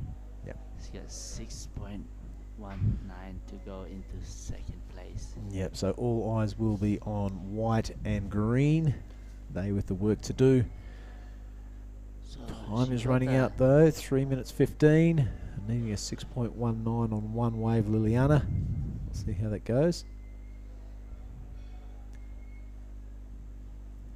Yeah, I think that Angela Ball got us 4.63 for her score.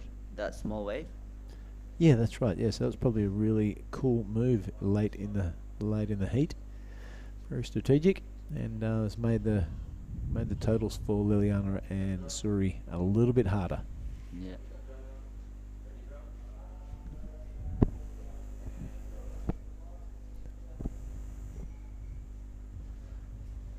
Oh, look this wave. That's beautiful, huh? Yeah. If you're seeing this on the broadcast, you're thinking, where is this place? We can tell you we are in the south of Sumatra. You land at an airport called Lampung, and then you've got a 6-hour drive in front of you, way down to this countryside. And I can tell you it's worth every minute of that drive. When you're looking at that overview of this left-hander, it's not the only wave in the region. No, definitely Jump not. in your little hired BMO and go exploring, see what you can find. Sometimes you think like, why they have contests here? Why don't they have it at the Big Barrel Beach Break or something like that? Yeah, well, we have pro juniors and we have the the junior women, so we're not having it with the big death-defying barrels. Ooh. See Angela Ball just coming unstuck there.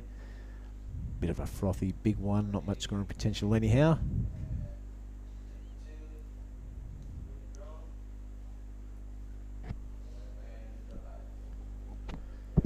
There's a great view of the judging tower Yeah. there. And all the competitors area there onto the right of screen. Yeah, underneath the Earth Island flags. Oh, yeah. So they're hooking you up now, are they, Oni? Yep. I like it. They have there is such a good clothes coming out soon. Can you tell me about the Good little brand. symbol there? What's that about? That's like a wave, life is all about like going like a wave up and down. So it's not just about life, but also wave, like about everything. The mood, That's right. everything, the tide, I really- and the wave. I really like it. Tippy explained it to me the other day that life goes in cycles. Sometimes you're Yeah. up, sometimes you're down, Exactly. but keep moving forward. And right at the end of that symbol, it kind of levels out. Yeah. So he said to me, he goes, so with life at the end of it, you'll have a nice, relaxed, like barbecue. Yeah. And that's where you want to end up. It's so true. Yeah, Earth Island, I like the story behind that symbol. It's really Yeah. cool. And probably something that Tippy lives his life by. Yeah. You've got to ride the downs and the ups with the same amount of poise. Yeah. Drew Starling now on her, looks like fourth wave. Beautiful Whoa. style on the backhand, really hooks it around. You can tell she has been doing training, looks to the heavens on that bottom turn, and still links this section through to the inside, shoves it up onto the lip, but this time the lip gets the better of her. Only 3 seconds remaining. That's not a bad way to finish off a heat. Drew Starling, well done. Oh, Oh, here goes Suri on a little set. No seconds remaining. Rightio, that Okay. has been Heat 4. We'll cross to a bit of an ad break and we'll be back for Heat 5, everyone. Stick with us.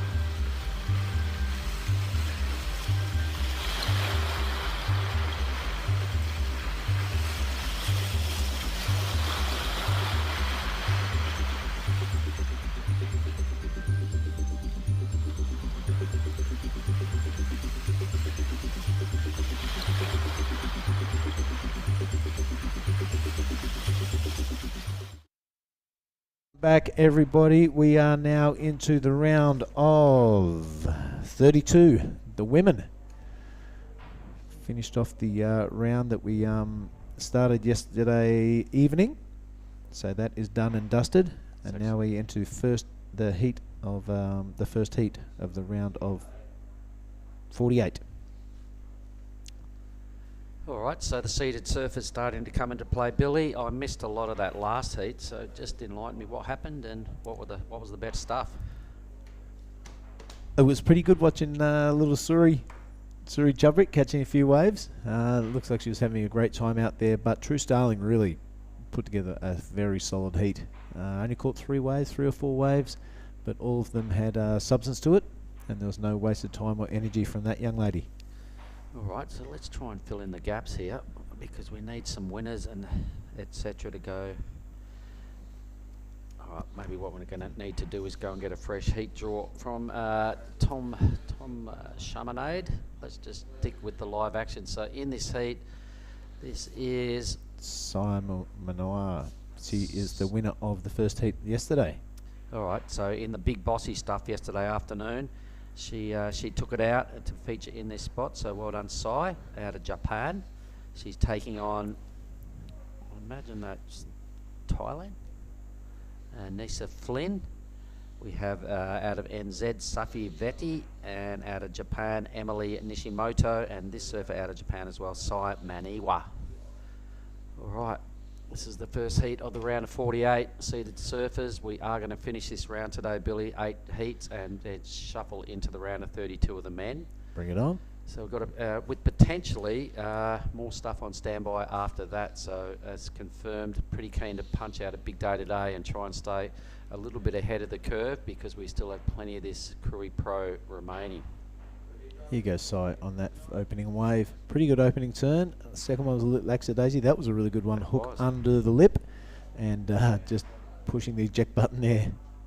And this, I love this drone stuff. So thanks to Ryan out there flying the drone and getting us some different sort of angles. You can see the whole reef. It starts up there normally, Billy, when it's all good and stuff's really clicking. This reef breaks from right up on the tip of the point and just rattles all the way down. So hopefully at some point for the viewers we're going to see that, but I've seen it before, mate, and it's an incredibly long wave when it really does its thing. Who we got here? This is our surfer in white. That is Emily. Really battling for that inside section. I like that. This one kind of just running off down the reef. I can't tell really from that angle of the drone shot. It's a beauty, but here starts to stand up now and she's got something to work with. How good's that drone? That's a ripper. Everyone mind surfing that around the world, I'm sure. But Nishimoto really making the most of it. How many different angles did we get of that ride? Yeah, really still cool. Going. Yeah. Wow. So gone off, made your coffee, come back, and that wave's still going. And there we go. Like this is the back half of the wave. Yeah. It was still a 15-second ride for Emily. So when it's really doing its things, it's an amazing wave. And I did see somebody get 4 barrels on a tube before we started at one of our days of competition last time I was here, Billy. It was pretty sick. It might have been Johnny Uluwatu, but it may not. But that's a good segue. There you go, Johnny. Here's the front angle of this, Mark. Talk us through it. All right, well, there was a lot of turns done on this wave. She picked off a ripper. It just reeled all the way down the reef, just sort of playing it pretty cautiously, getting some rail work done. That's a little bit looser, but a nice style. She's definitely well measured, this wave, and start to finish surfing, lots of it. It'll probably be somewhere in a mid-range score, but a great way to kick off your campaign for Emily. Yeah, that's right. And how's the backdrop? All the beaches back there just flaring, mate. You can see peak after peak on the beaches. Mandiri doing its thing. Anyway, where's Emily's score? A 3.67. So perhaps the cautious approach. The judges want to see something a little more brutal. 100% they do. Here goes red. Anissa. So Anissa is the highest seeded surfer in this heat. All our red rash vests today will feature the top ranked seeds. A little bit of a rail grab. Yeah, Anissa coming from Phuket in Thailand. She's been kicking around these contests in Asia for quite a while now, huh? Since she was a little girl. Used to travel with her dad, remember that? That's right, yeah. She was a tiny little pup the first time she came here and did events, and that would have been probably 5 years ago. For sure. Here goes Safi. Quick up and down there for Safi Vet out of NZ. Yeah, her hometown, Anissa, is in around the Phuket area. And of course, they're trying to get a QS there, which will be very interesting. That's right. We're in. I think Tim and Tibby and the boys are in, and Tom in talks with the crew from the Thailand Regency, trying to get something ramped up there. They're really interested. So watch this space for potentially later on in the year, or if not this year, I reckon everybody wants a little bit in on this on the scene. So I reckon in the next year or two we'll be heading to Thailand. Yeah, bring it on.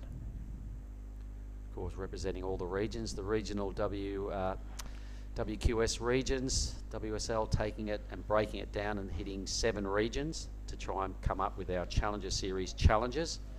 So this is one way to become one of the crew selected in your region via these ratings to get onto the Challenger Series. So this is Anissa here, front view of that opening ride.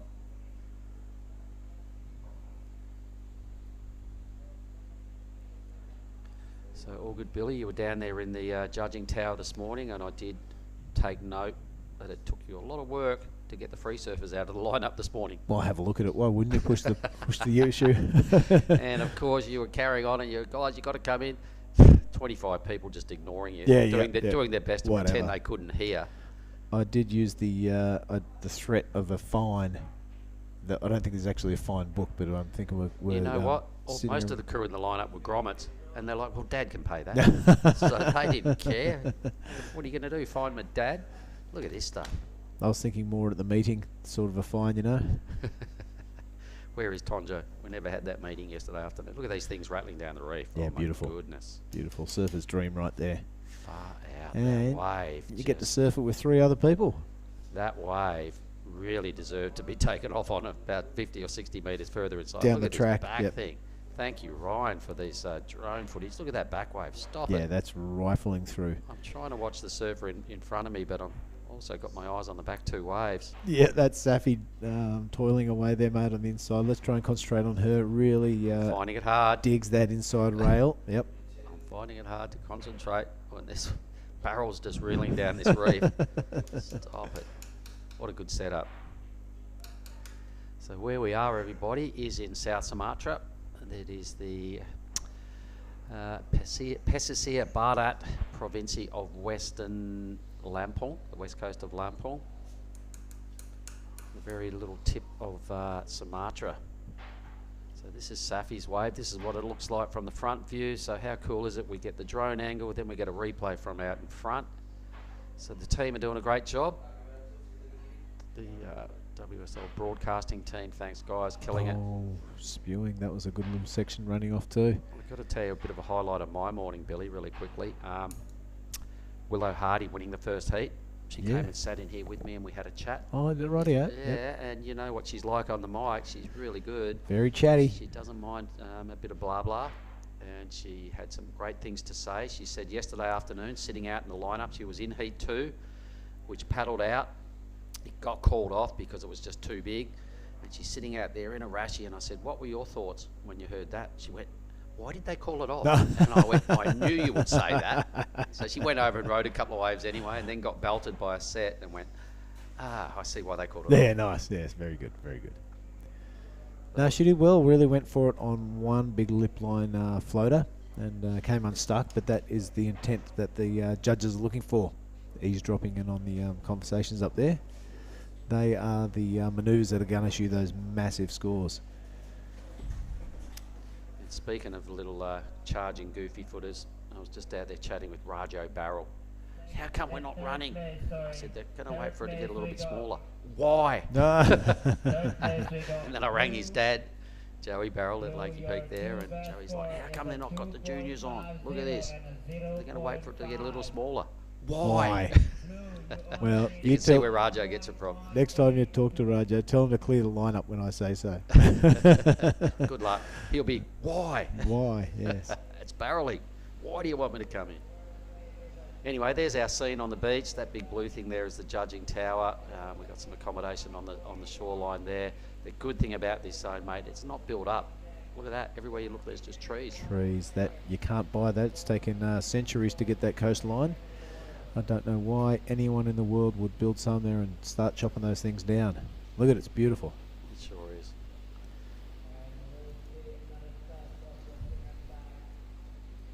Yeah, so this is the third time I've been here now, Billy, and loving what I've seen out of this area and having a few surfs around, and check out this wave grinding down the reef. Oh, my goodness Stop me. it.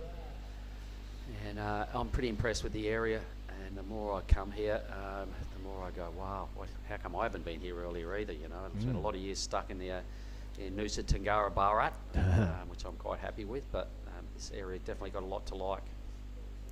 All right, this wave reeling now through that full section. And it looks like our surfer in green just coming unstuck. That's our heat leader Sai using priority too. So priority will now slip down to Safi. And Anissa right on that second priority in red. All surfers leading very small scores to either advance or take that first position. Yeah, it's a well-balanced heat at this stage. The 583, the real highlight. We did follow Maniwa on that wave. She did a great job. So all the rated surfers into this round. Of course, we do have some higher seeds coming into the very next round after this one, but they probably may not surf today, so they have waited 4 days. It's watching some pretty insane waves roll down this reef. They may or may not get an opportunity in that final seeded round, which is the round of, what is it, 32? Yep. But there are a lot of them sitting out there watching, mate. They're all milling around, all the women competitors watching this round. It's the first chance we've seen really of the women surfing, and it's in some pretty clean green conditions, so good stuff. Halfway through this heat, everybody, 25-minute matchups.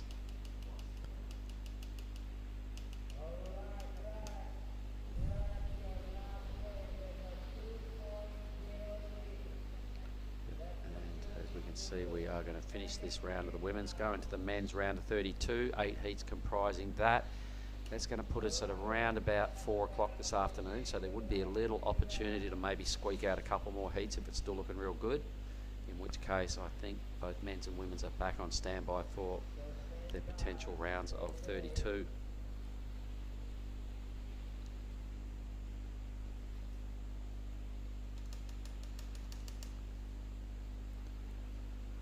Crack the whip here, Billy. We've got a lot of events still to go. We've still got we've got to remember there's a junior men's and women's event attached to this. There's quite a lot of young punks getting around.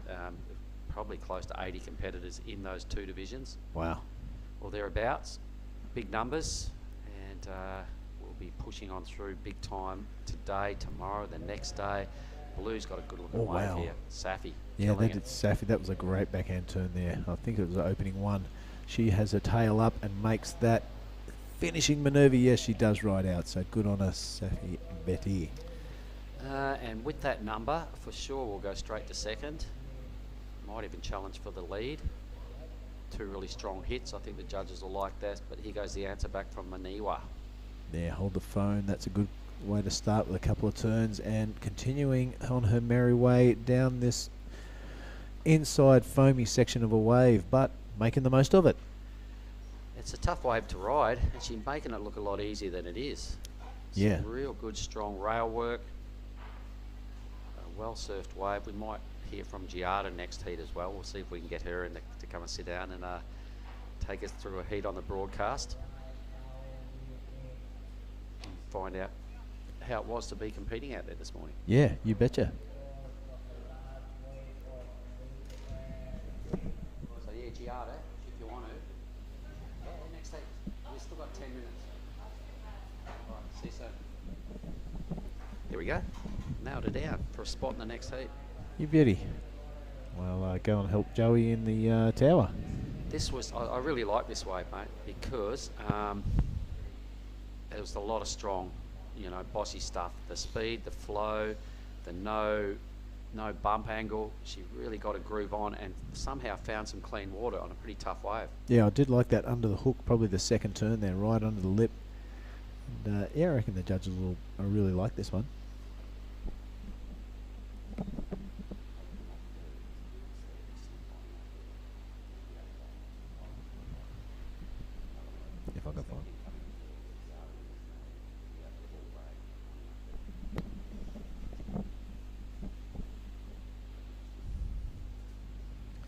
Let's see what number gets thrown at Maniwa for that. I pretty much liked it. I reckon she's going to have the second best score of the heat as well. Might even challenge her first number. But on a tricky day, and that was a tough wave, she showed some real skills in sticking the board solid on the face. There we go, a 5.33, so sitting really well alongside the 5.83. Safi Vet's 7.33 for the wave. Safi, 2 big hits. Like, how's the difference? So Maniwa does 4 or 5 turns. Yep. 5.33. Safi did 2, 7.33. Well, judges are sending a clear message. They want to see hooks under the lip and top to bottom. Top to bottom. It's in the criteria. It's pretty easy. Yeah, I like that separation right there because, you know, just lots of good average surfing from Maniwa on a tricky wave. Yep. But some bossy, high-risk surfing from Safi. 7.33, 2-point spread. Really well done, judges. And that's what everyone's doing down here this morning, Billy. They're sitting there watching, then listening to the numbers coming out from the beach announcer. Been involved in as well. And kind of getting their groove on for the day as to what the judges want to see. Yeah, 100%. That's why it's a little bit of a challenge to be in the first heat of the day. You don't get that luxury of sitting back and seeing what the judges are going to score. So it's a little bit of a challenge, but the girls surf not batted an eyelid. And this is our surfer, Emily Nishimoto. So that can be something I'll ask Giada about in the next heat when she comes in. She was in that first heat this morning. She was. All right, well, she's doing a pretty good job here. It goes a tidy little schwack out of the top from Emily. Hits the channel, decides to get off and save a monstrous paddle back out. Good work. It was only a second ride, so it's definitely going to help. Won't be the 6.17 she needs, but it'll definitely move her into third. Put her within striking range of Safi Vet, but the 7.33 is going to stack up really good in this heat. That's going to give Safi a lot of confidence and doesn't need much to win here. So Safi in striking range of the lead. Emily does move into third spot. 6.01 now is the ask. She's got to get her best ride in the next 7 minutes.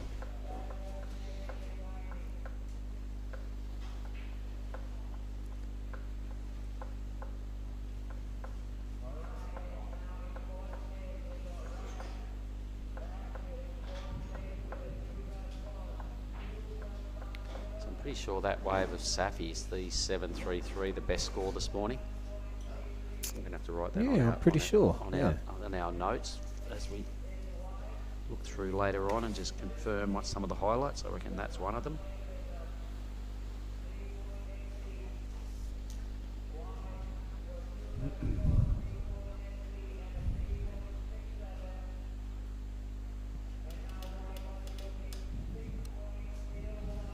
Swell in the background there on our screen, Billy. A lumpy horizon. Yep, you betcha. It's always fun to look out and see that. Look at it moving around. Yep. The whole of Indonesia would be lighting up right now. There's swell pushing through, big light blue patches pushing through on the charts everywhere, and it's going to continue for a long, long time because we've got some word out of NIAS from Mark Flint, Rock, who lives up there, telling me the forecast, long-range forecast for the NIAS Pro, which kicks off on the 22nd, he said it's looking really, really good. Wow, tasty. You know what that means? Big barrels, tubes. Big tubes. Yep. So that is our next part of the Triple Crown, from G-Land to Krui to NIAS, and another 5,000 coming at us starting next week. A little bit of work to do to finish this one off with just over 5 minutes. Priority sitting with the Nissa. She needs quite a big number here, a 7.33. She's got to equal the highest scoring wave of this heat to get into second spot. Emily in striking range needs 6.01. Safi needs only a high 3 to track down Maniwa in the lead. Exactly 5 minutes.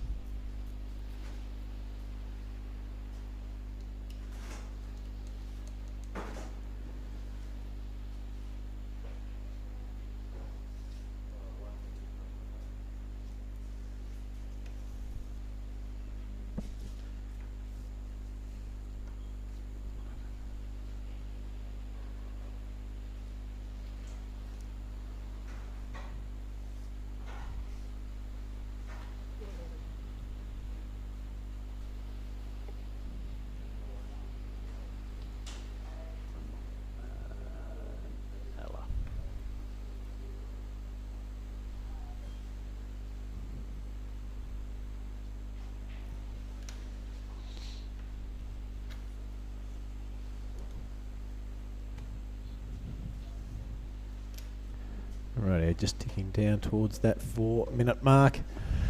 It's still green. Pretty comfortable lead.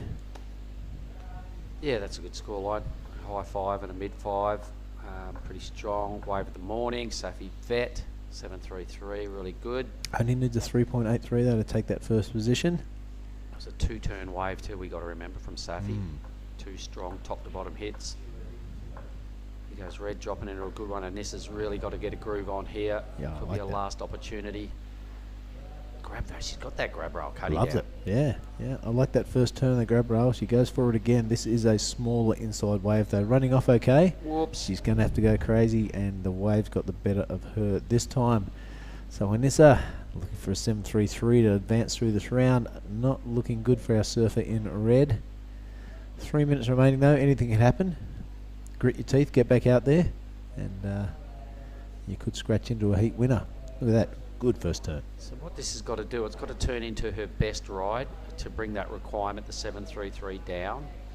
So she got a number of pretty okay moves. Once again, no real big moments on that wave, so the judges will probably keep the score relatively low. I'm not sure it's even in. I think it is in. It turned into a 2.93, so it became her best ride.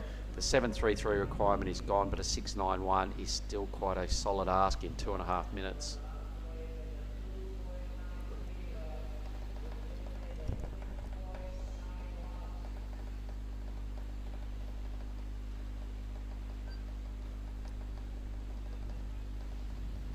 Maybe what we should try and do as well, Billy, let's try and track down the winner of this heat, while you're on your break, if possible, and see if we can send Maniwa our way. Yeah. It'd be nice to have a chat with one of the Japanese, Japanese surfers, and see exactly what's going on in the world from Team Japan. There's a lot of them here.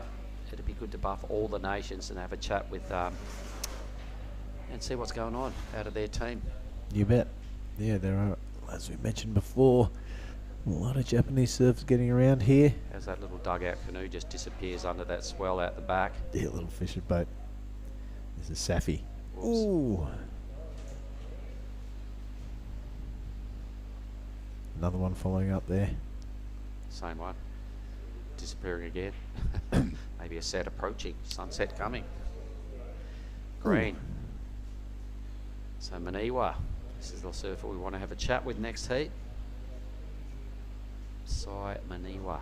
Surfed pretty well. Won the first heat of the women's yesterday. Oh, look at that line-up shot. 3 waves peeling down this reef. And fourth wave just coming into play. Man. Imagine finding this thing just stumbling over it back in the 70s or whenever it was. A lot of guys had it just quietly to themselves for a lot of years. Yep. Krui area never really had big wraps on it, but bit of exposure through a few events. People are starting to see what the hype is about, and it's real. It's pretty good. As the swell drops over the next couple of days as well, it will probably even do this wave a few favours, because there'll be these reef huggers. They'll be barreling. It might even start to creep up the point a little bit and become even longer than it is. So thanks for all these groovy drone angles this morning. It's really cool to see what the reef looks like from above. Maybe one last scoring opportunity to come here for Safi Vet. She's got that brutal backhand hook. The top to bottom approach has served her well in this heat. The 7.33, an absolute standout so far in the women's QS 5000. That heat is done and dusted. Billy Hangen, you can take a well-earned break, buddy, and we'll be back in 1 minute's time with heat number 2. Boom.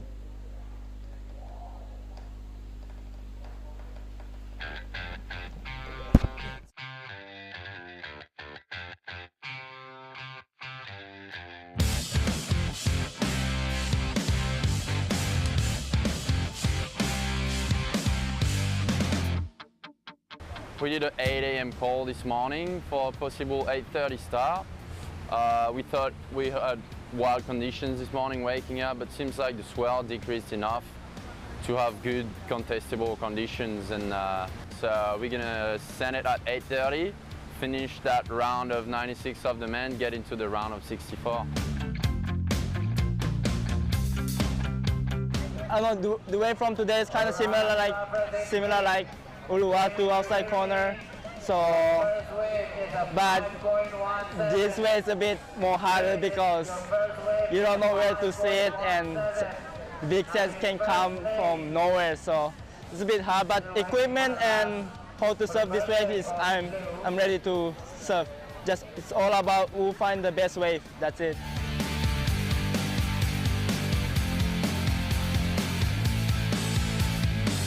It's huge out there. So it's like I need 6'2" or 6'4". That's my longest board I ever ride. So I feel like I need that. That's how much big it is. But you know, my strategy was catch a wave, run away from the set, catch a wave, run away from the set. I just don't want to use my energy on the getting smashed. That's it.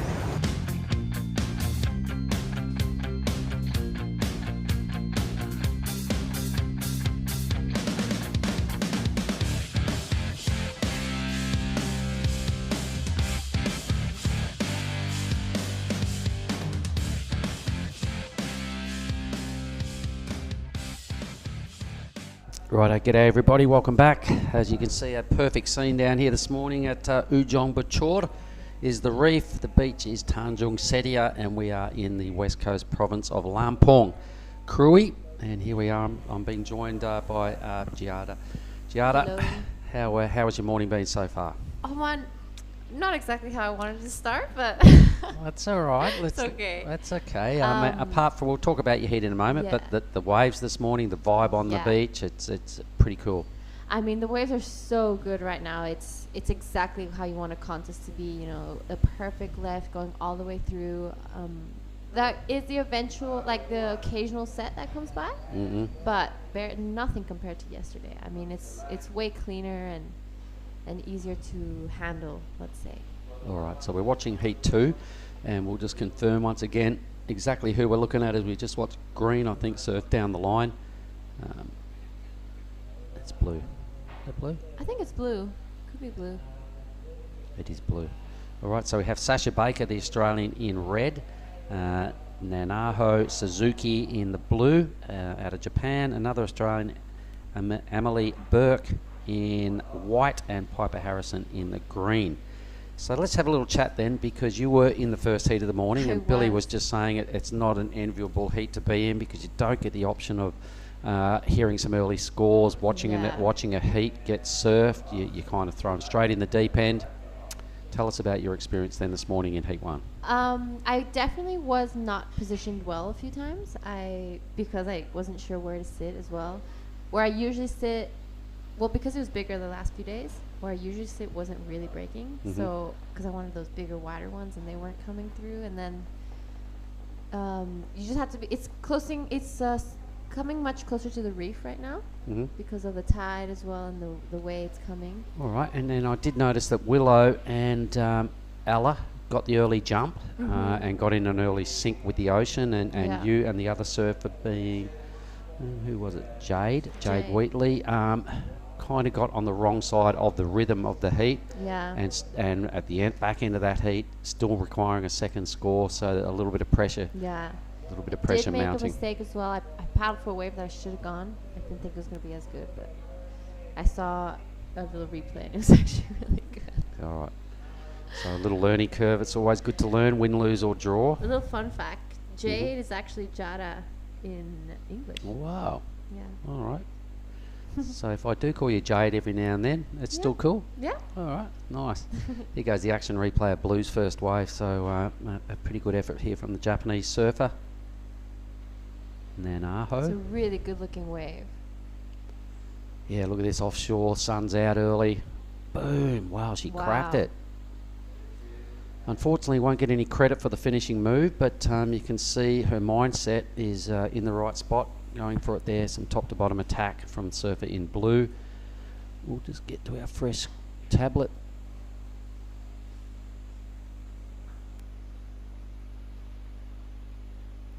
I know, actually in this heat, I know Piper Harrison really well. Surfed, Tell us been about in her. Australia with her. She's from the Gold Coast, or Right. lives there. Her and her brother are both here, Marlon Harrison. All right. And if I'm, and Marlon was just in the ISA Juniors.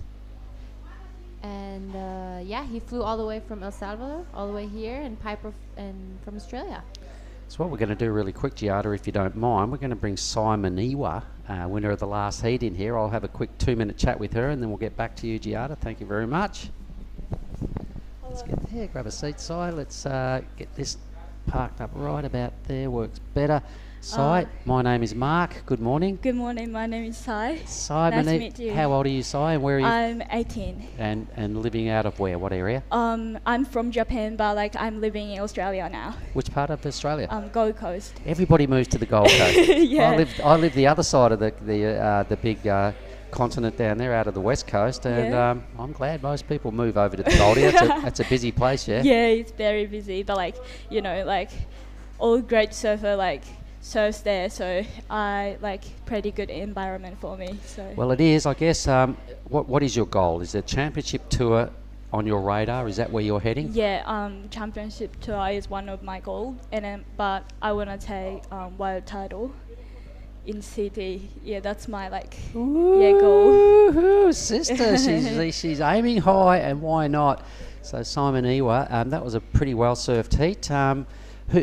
You want to be on the CT tour, you want to be a world champion. Who do you look up to then and draw inspiration from? Who are some of your heroes?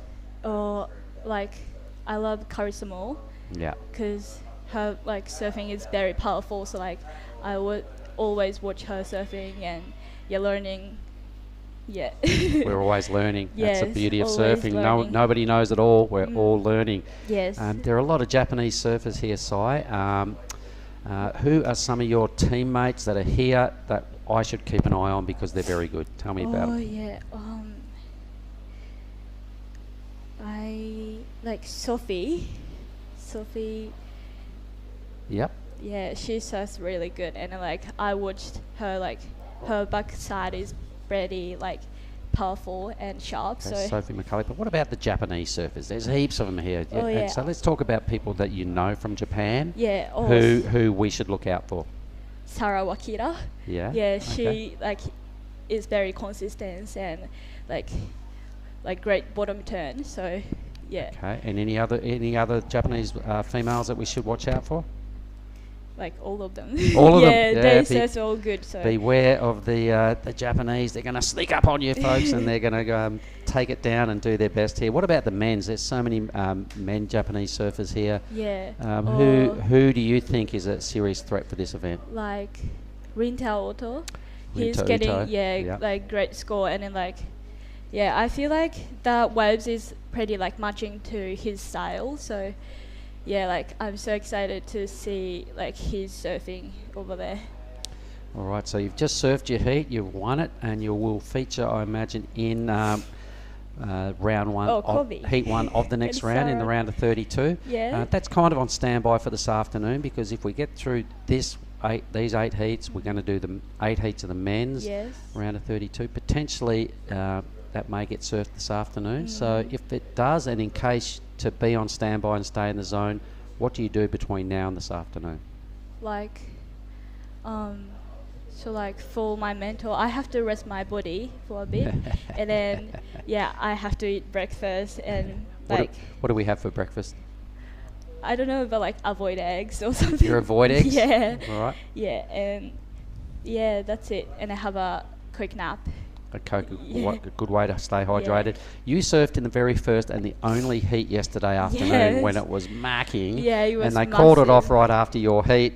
Tell us your thoughts and what went on during that one and only heat yesterday afternoon. Well, I really wanted to get the big set and then do 8 turns and then make 8 points, but I couldn't do it. But yeah, that was my strategy. But I got smashed first 10 minutes, and then and then I got good set at first, but I fall off. But the good waves came before that, so I got a quick riding and then got 7 points or something. So Well done. Now that it was good, but must a have bit been frustrating. Must have been an experience being out there in the seas that Yeah. big. When they called it off, did you go, yes, good move, thanks, because it was getting dangerous, or did you were you opposite and wondering why they called it off? What were you thinking when they called it off? Good move? But yeah, it was a bit fun to surf in that condition. And then like, if that was CT, like they would do it. So, like, Yep. And if it you was- want to be the best in the world, Yeah. you've got to be good at everything, yeah. right? Simon Eway, you've been a legend. I'm glad we came and had a little chat with me, and Yeah, hopefully we get to do this again if you win your next round. Yes. Si, you're a little legend. I'm going to keep my eye on you. You're going really good. So, Oh, thank you so much. thanks very much. We Yeah. might bring Giada back in, and we'll let you go and get dry and Okay. changed, and good luck for this afternoon if Yes. you surf again. Okay, Thank you, cool. Si. Thank you so Cheers. much. Thank you.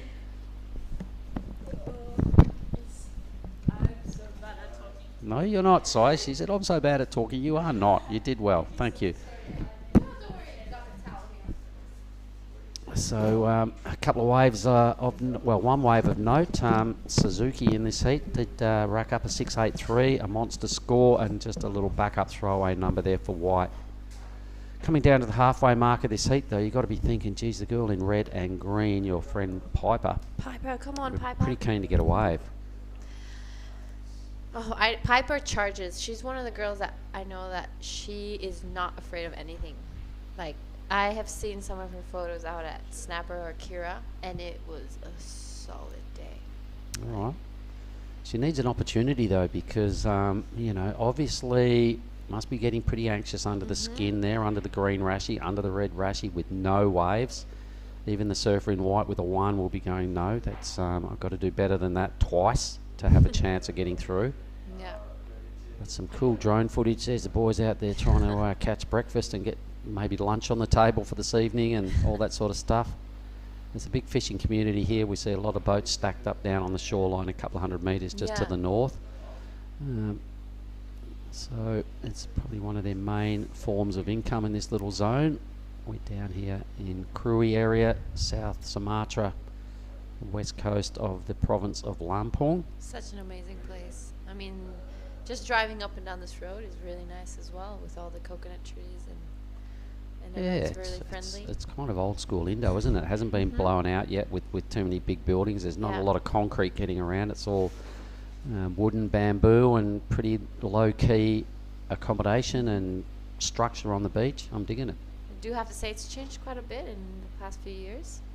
When was the first time you came here then? I think I came here for the first event they ever did here in Krui. Mm-hmm. It was maybe 5 years ago now at this point, or 4 years ago. I'm not sure, but I remember there was nothing on this road. All right. Nothing. And now there's the Leafy's bar restaurant. There's a shop even. It's probably about 8 or A 10 shop. accommodation places. I did see a little Indo-Maret pop up out the back here. Indomaret. We would have never thought about that. There wasn't even an ATM. We had to drive like 30 minutes to the next town to get money out. That's how excluded we were the first time. And now, we're seeing a lot more shops and restaurants and hotels opening up. Thank God no high-rises just yet. No. It's a pretty mellow beachfront for sure. Mm. So this heat, geez, it's starting to get away from Sasha and Piper. Got to do something soon. You can't sit there. You want to get through a surfing comp. You've got to surf waves. Here we go, out wide. The surfer in white should be stoked. She's caught this thing. It's a second wave. It is Emily. Do you know anything about Emily? I actually don't. This is the first time I've seen her. Well, looks like she's a tall unit, a goofy footer. Really got a head around this wave. This will probably challenge if she needed to ride out of that, and I was going to suggest she could have challenged for the lead, but that'll be a really good score in the scheme of things. Going to put a bit more pressure on Sasha and Piper when they hear that number, because it will be quite a decent score, and we'll no doubt see action replay shortly of Amelie's second wave. So I've only had 3 waves caught in this heat. Things are getting away from the other 2 a little bit. What do you think's gone wrong in this heat? Have the waves not been there, or are they out of Maybe position? it's been slowed down a little bit, and when it has come, they were all in the position that Wasn't ideal. Emily Yeah. found herself kind of wide then, and yeah, that she wave, was the widest out of all. The other 3 were sitting more inside. yeah, and that wave just avoided the other girls that had priority. And Emily went, well, thank you very much. I better bank this thing. She did a great job. Little slip off there was Just gets unfortunate. stuck. The score, though, will consolidate second. There it is. It's only a 3.67, but enough to put the other two needing mid-range fours, which is one of them scores where something pretty good's got to happen. Yeah. You've got to get yourself a wave with some open face and at least get one really strong move to put together at least a 4.67. Judges aren't handing out scores easy. Safi Vet in the last heat. I don't know whether you saw this. This 7.33 was the best wave this morning. Did you see it? Unfortunately, I just missed it. Okay, it was two top to bottom, pretty heavy belts from Safi. And Sai, we saw Sai right away before her where she did probably 4 or 5 turns for a 5.33. Safi did 2 turns and got a 7.33. Safi actually is from New Zealand, but she lives in Australia right now. She lives in the Gold Coast. Thank you. She's such a nice person, an amazing surfer. She's been killing it in the pre-serves. I've seen her belt some really good waves. All right, well, looking at what she did to get that 7.33, she's definitely one to keep your eye on. So all good. Who else through this draw do you think are serious threats this week? I mean, there's a lot of good names here, a lot of strong surfers fronting up for the women's QS 5000. Just looking at this one, Sophie McCulloch, I don't know her personally, but I have been seeing her getting some really good results lately in the QS leg in Australia, even throughout the Challenger Series, if I'm not wrong. All right, well, Side pointed her out as well as somebody to keep your eye on. Yeah. So, Sophie McCulloch. Who else we got there that catches your attention? Paige Harrod. Paige Oh my goodness, Harrod. straight off the Yeah. CT a number of years ago. She went around for a long time at the highest level. For sure, and even Elise Cooper, good friend of mine from Manly. Okay. She's an amazing surfer. She has previously won this event. There you go. That's a good stat. She Thank you. previously won this event, and the first time we came here. So she's comfortable out here, and she knows what she's doing. So she's definitely someone to keep an eye out. Ellie Harrison, I saw her last time I was here, and she's a strong performer. Somebody you mightn't have seen a lot of or know much about, but I do. I'm going to throw Willow Hardy's name into the mix. A goofy footer out of Margaret River. Strong. You watch what she can do. So there's a couple of names to keep your eye on for the crew online. Ellie Harrison is still a junior as well. She just came back from El Salvador. Well, so did Willow. They've been at the really? yeah, They they've were been at there the Worlds. together. Yep. That's amazing. I know Ellie quite a bit, and her brothers. The youngest of, I think of 2 or 3. There are 3 brothers in her, if I'm not wrong. Well, 18 minutes off the clock, Giada. I can't believe there's been only 3 waves ridden here. And Sasha and Piper will be a little bit miffed as what the hell went wrong with their tactics, and the ocean's just laid down at the wrong time for them. Well, they don't need that big of a requirement, as we see Sasha just looking. Oh my gosh. They've got to get a wave each at least, don't they, surely? But they don't need that much, you know. Mid-range it's doable. 4. I know the 2 girls. Sasha Baker is a really strong competitor as well, which I don't know why she didn't go. She missed that wave by about 4 paddles. Maybe another opportunity here. See this little swell line pushing in. Red's eyeballing it, looking over his shoulder. Once again, a little too far out. Oh. Man, that's got to be frustrating. 6 minutes left. So how's the vibe out there amongst the female competitors? It's strong. Yeah. You know, everyone is... here's Piper. All right, you take us through this wave. Tell me if it's a 4.67 at the end. Well, it is quite foamy on the face, so it must be super difficult to handle right now. I don't know if that's going to be the requirement. She really needed to finish that maneuver and maybe squeak something else behind it. But all that whitewash on the face makes it super hard to handle. the good thing is it's a wave, and she's got 5.5 minutes. It off. Now here goes the tall, goofy footer, Emily Berkey. Just gets unstuck. All right, so that'll be interesting to see where Piper's score goes. So she won't need the 4.67 anymore. She'll probably be chasing something like a 2 now. Which is really good. Yeah. You know, that one wave will, even if it's not exactly what she was looking for, it's going to get her back into the heat and make her start catching some more waves. So Sasha with priority. We need something out of Sash. Have a look over this wave, Sasha. I can see another lump. Have a look. Have a look. Here we have Piper's replay.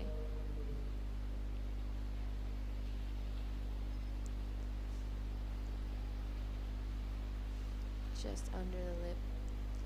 Yeah, she probably had to really land that. Yeah. That last one. It was her first opportunity to kind of open up, so she tried something different, tried to put a bit more oomph in it, and drew the error.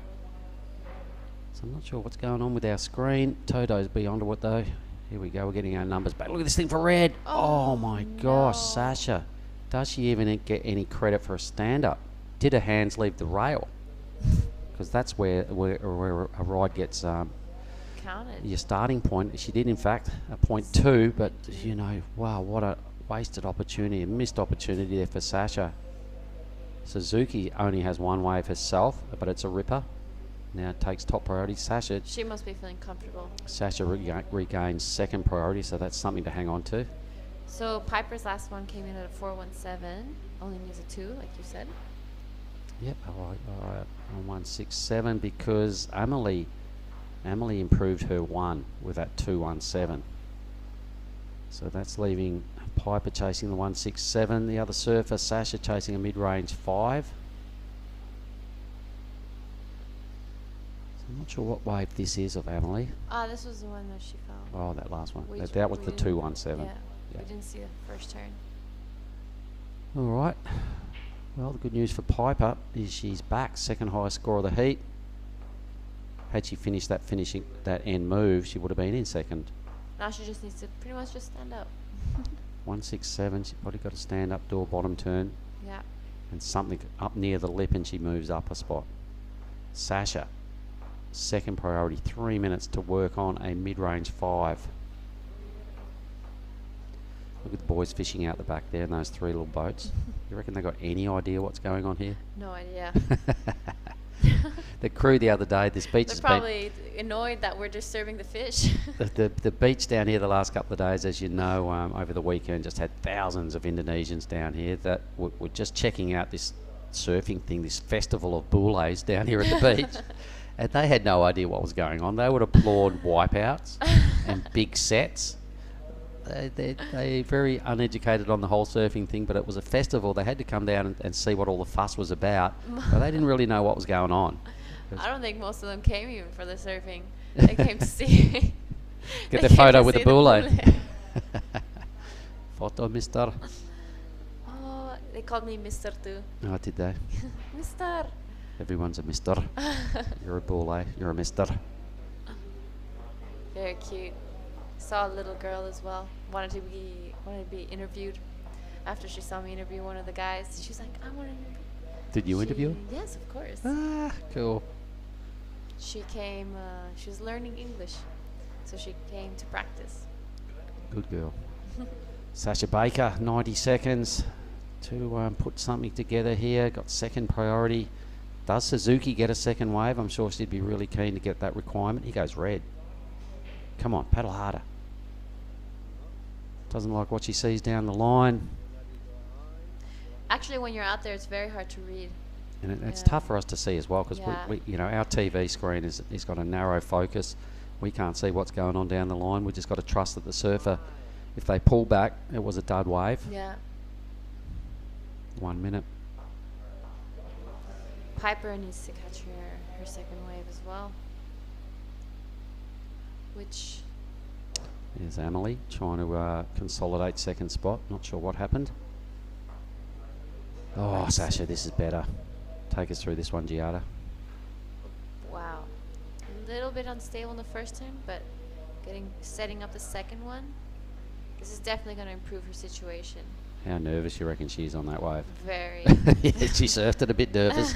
You know, 24 and a half minutes gone before Yeah. she stood up on that wave, and you've There's got to 30 be. seconds left. I don't think she'll have enough time to catch another. And I'm pretty confident it wasn't the required 5.64. She did surf it like she was a bit nervous. Let's have a look at it again. Looked like a pretty sweet wave. That little turn was okay. Here she goes. She just, at this stage, looks to me like she doesn't want to fall. Hits that with sort of no convincing, you know, attitude, and hence the whitewash just deleted her off that wave. It was a 3.8, so she remains in fourth place. The siren has just sounded outside, so she'll remain in fourth. Congrats to Suzuki and Emily Burt moving through to the next round. We'll throw to a quick ad, and then we'll be right back with the very next heat. What's up, everyone? We got Ketut Agus and I'm Oni Anwar. So we are sitting here talking about how good this wave is, similar to like Uluwatu, yeah? It's kind of similar like outside corner, but here is more nollie. I mean like heavy waves. This morning I went surf out there and I broke my legs. I need to swim like inside. So far I was like, okay. I didn't catch any waves. I just like, okay, not my day. Maybe just like later I surf in my head.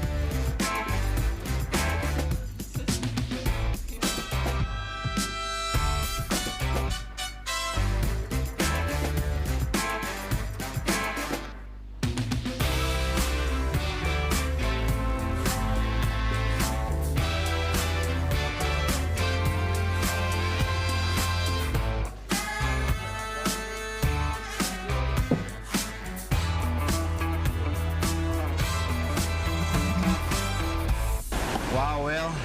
Looks like this afternoon the swell, getting bigger again. I know, this is the first heat of the women's event and we've had some of the biggest waves we've had for the entire event and it's pretty out of control out there. Yeah, there's words also, in the athlete area, some girls saying like, I want to go, and some girls like, I don't want to go. It's pretty crazy, huh? Yeah, and I spoke to Mahina Maeda, who's like the athlete rep, and she said on behalf of all the girls that it's probably the best idea to pull it, so we're going to call it off after heat 1. Yeah, I think so. Even though it's, like perfect 8-footers out there, but still, we need a safety number 1. Yeah, safety's number 1. Thanks, Tippy. Well done, Will. Let's do it all again tomorrow. Check.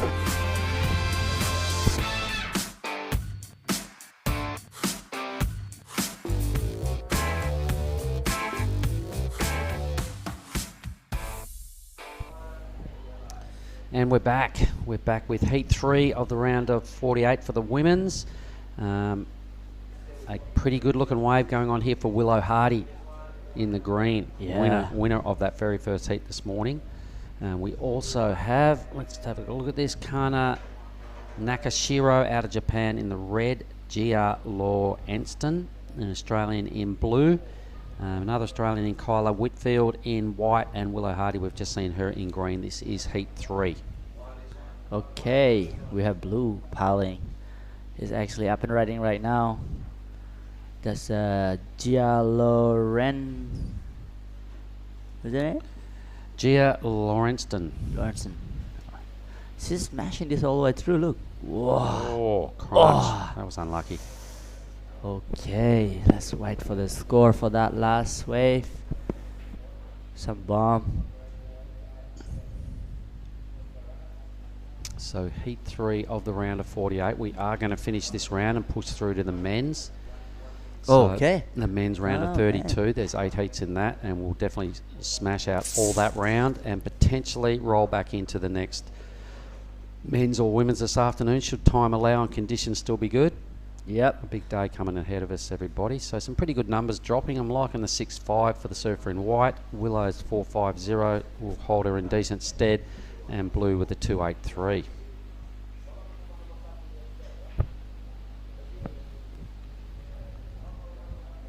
So we'll just give our sponsors a quick rip here. We'd like to thank the Pasisir Barat Provinsi at Lampung, which equates to the government, the province of the west coast of Lampung, which is exactly where we're located.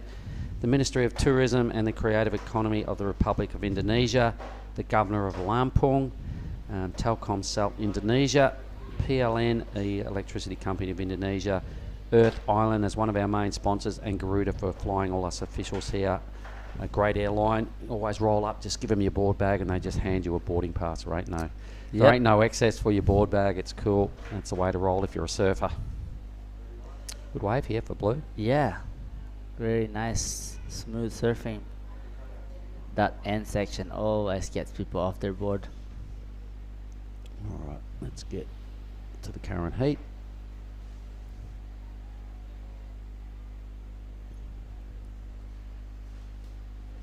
So you're saying that they're gonna run heat 3 or 4 and then the whole thing? We're going to finish the whole round. Okay. Eight heats. Okay. And then move into the round of 32 of the men's. Okay. Which will be 8 heats of the men's. Okay, perfect. All right, so that'll be 19 heats of the day. Here goes Willow's replay. 19 heats with potential to push ahead. Should stuff be really smooth and contestable this afternoon. That's why we started so early this morning.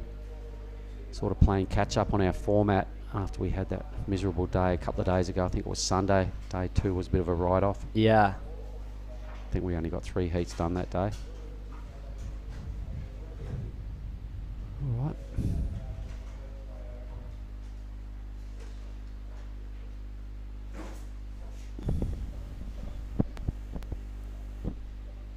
So what's going on outside, Onnie? You were just out there having a break. How's the vibe around the contest scene? Yeah, good. You know, like it's a really nice morning today. Just spoken to the judge, one of the judges. Yeah, really. They say the waves are really good and fun and sunshine, and yeah, everybody's stoked. And good to watch the girls as well today, and there will be some boys. Yeah, everybody's excited, stoked. Do you see the last wave of what's her name? Baker. Did she make it through the Shasha? Piper? Yeah. Let's have a little look. I don't think she did. No, she finished in 3rd. It wasn't enough. It was her only wave actually. So Emily Burke held on to second place in that last heat, and Suzuki with one wave and a mini backup for the surfer, the Japanese surfer, winning that heat. So at least we're off to a better start here. All surfers getting an early ride pretty much, apart from the surfer in red, Nakashio.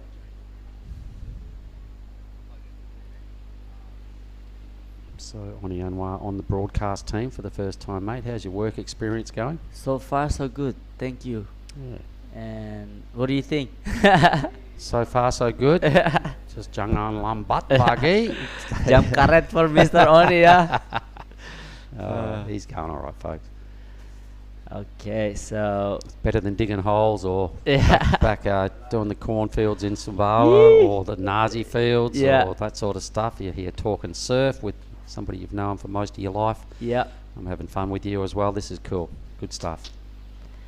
All the Lakey boys be watching soon as well, yeah? Who's in the main event for the boys still surfing? Bronson will be coming up a little later on. We still have Rajo and Weston in the juniors. Yeah, is juniors on today? No, I can't see juniors being on today, and Ra was a bit disappointed about that, but here goes Willow Hardy. She's going to have to back off here, knowing the priority sitch. Pretty lucky she didn't push it any further, because she could have easily got an interference there if she had messed with any kind of focus of red. So our Japanese surfer here, her first appearance on a wave, it was okay, but there was a little moment there where it could have gone a bit pear-shaped for Willow Hardy.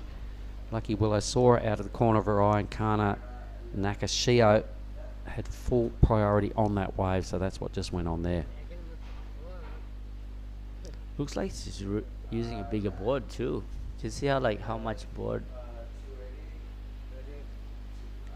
Well, I mean, why not? There's still some pretty big waves out there, and some of these, women surfers that are heading out are pretty young. Yeah. So they would still be maybe a little concerned about the size of some of those sets. So it's looking like Nakashio has taken a bit of a step up.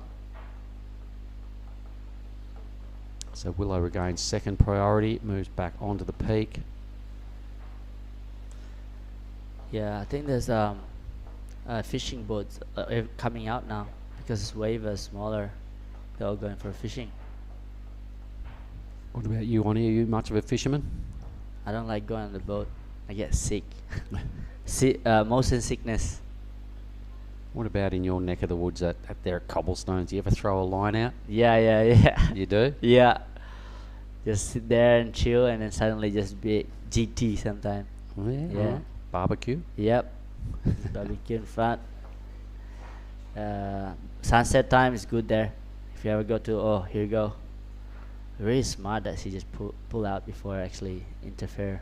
Yeah, she'd almost gone past red. Yeah. Had she done any sort of further bottom turn, she would have been in a bit of strife. So a smart decision there from Willow, and a good decision from red just to catch that wave and get something going on. It's not going to be a big number. It's in. It's only a 247.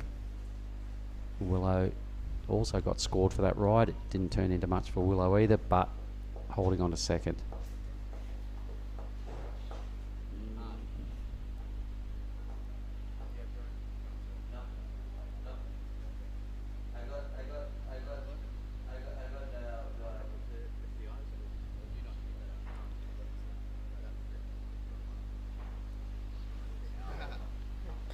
Oh, this have some nice Indo coffee right here. Sorry, Mr. You're right. You just slipped out for breakfast, mate. What was on the menu this morning?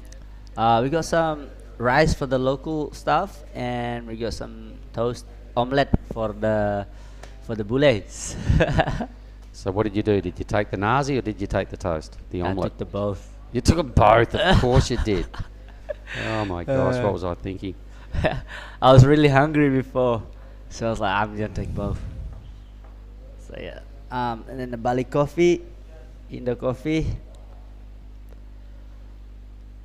So we got 15 minutes here, so a lot of sets coming through. Here we go. Yeah, Who's gonna get this one? You can still see there's plenty of size out there, so that's probably one of the reasons Surfer in Red went out on a step up. When the Yep. sets come through, there's a lot of waves in a set there. Yep. Look at these things pushing wide.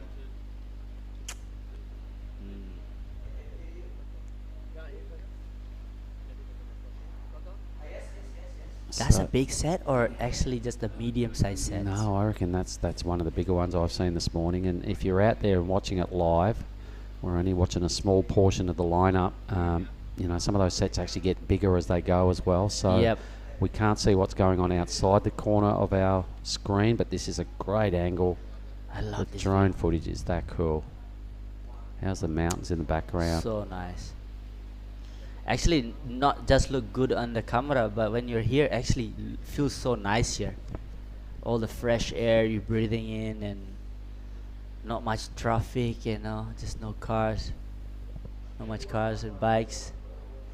Good to be away from Bali a bit. Oh man, I struggle. Too much Bali time. Well, here we go, Willow. Yep. She's a very strong young surfer. I like that color of the board. It's so bright, it stands out.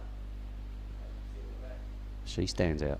Yeah. Here she goes. What she got here? Boom.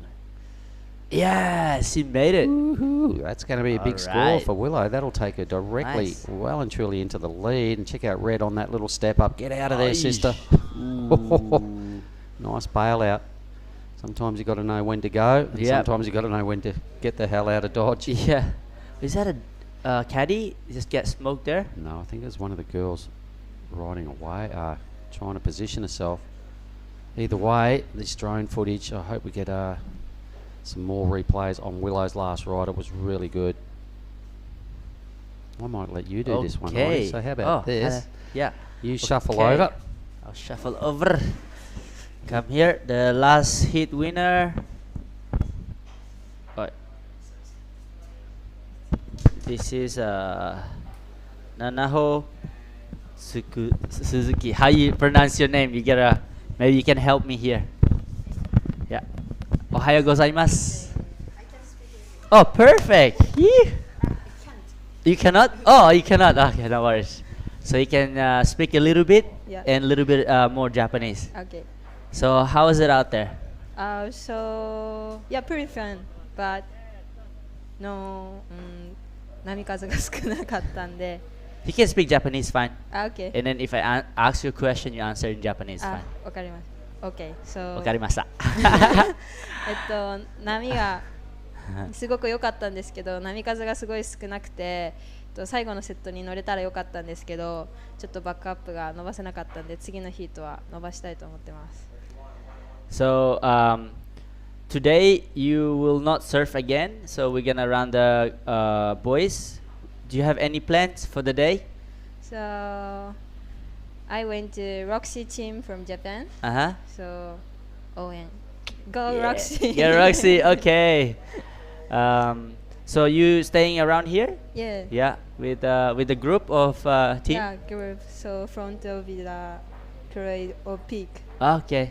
There's a lot of Japanese people, yeah, coming for the contest. Yes. Do you know how many in total? Oh, I don't know, but so many. Yeah, with you, how many? My friends, so 6. Oh, 6 group. Okay, so I see more than 6 here.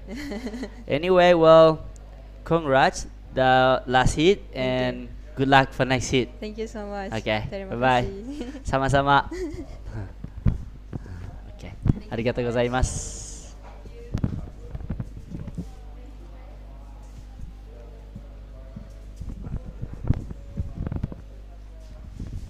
Righto, how'd that go, Oni? I missed it. Yeah, good. And she just said that there's a lot of Japanese. I said, and she said that she's traveling with 6 of them in one group. Wow. Okay. So there's a lot of group of Japanese here. So she's Roxy team. She's cheering for all the Roxy team too. I just noticed Willow's score dropped at a 707. So Yep. probably the second best score I've seen today in the women's side of the draw. So busting into the 7 range, Willow. Yeah, I think Willow's actually improving, learning from her last heat. Willow is a polished campaigner. She's been winning events in WA, the small fries, a number of times, state titles, representing. I think she went to the Rip Curl Grom Search finals. They held at the Wave Pool. Yep. She's gone to the world titles. Young lady on the rise, mate. She's in the under 16s. She came 10th in the world over there at El Salvador out of 100 surfers in her Wow, division. that's so cool. And I've already said, keep your eye on this name, Willow Hardy. She's definitely going to move through the next round, given the fact that what she's already done in the first 15 minutes of this heat. Yep. So mark my words, Willow Hardy will go well and truly a fair way through this event. Epic. Good luck, Willow. Let's go. And here we go. She's her replay. Nice. Very solid surfing here. Like nice. Really good pedigree, you know. She doesn't mess around. She's always looking to attack the most critical parts of a wave. She's not scared when it gets big and barreling and shallow reef and all that sort of stuff. She really knows what she's doing on a surfboard and did right out of this. There she is. That was a really well surfed wave, a 707, second best ride this morning on the women's side of the draw. Nice. Also we got, look at that, blue. Wow, how's the reef. fingers in the reef, like the shallow bits, the deep little fingers there. Yeah. Cool footage. So Oni Anwar, what's your favourite wave in Indonesia? My favorite wave is cobblestone ride. Nah, Periscope, Lakey Peak, cobblestone. What about outside of Sumbawa? My favorite wave in Mentawais, maybe. Which one? Lenses Ride. HTs. Yeah. HTs. Of course. Yep.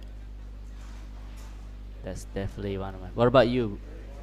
Well, I got to say, probably I'd have to agree with you on your first couple of options. Lakey Peak Perry's. Outside of that, there's a wave in Marlook, a big long left-hander I love.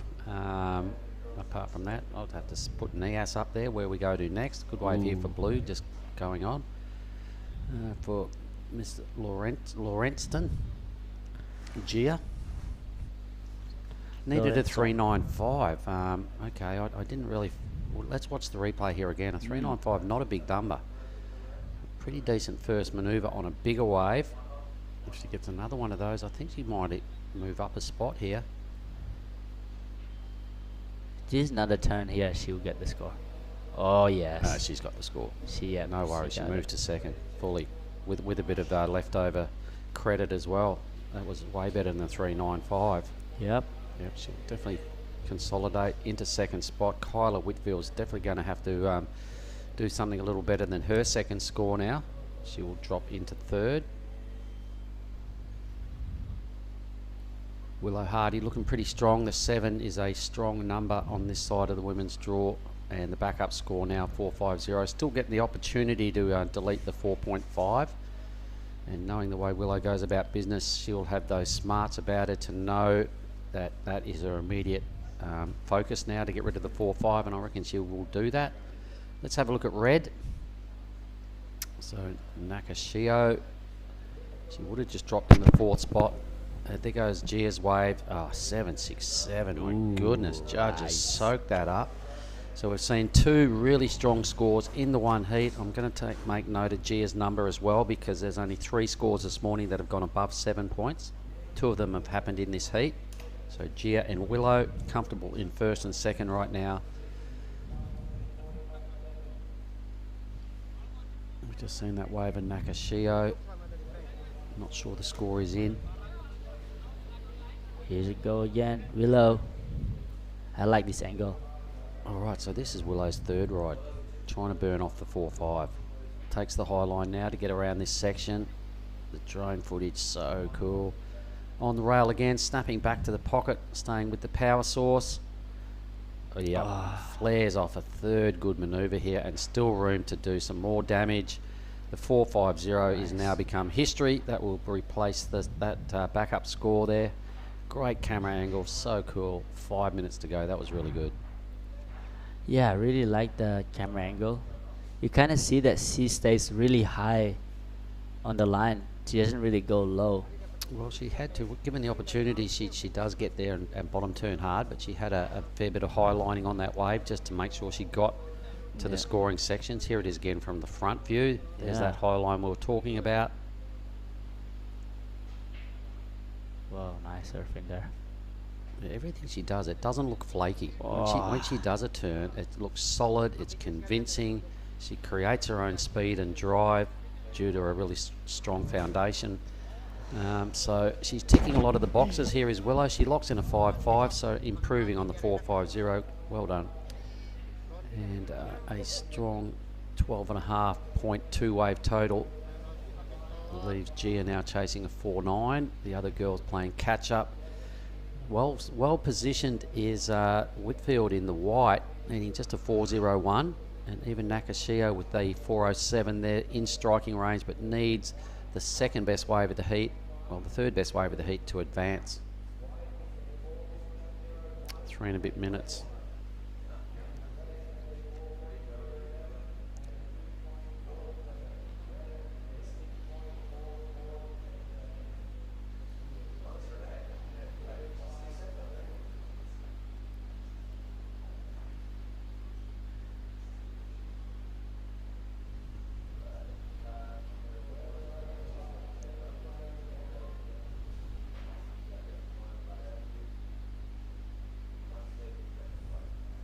Minutes.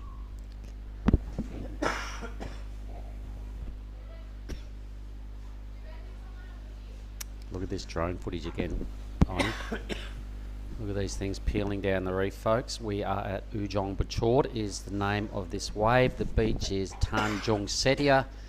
We're in the west coast province of Lampung, Pesisir Barat.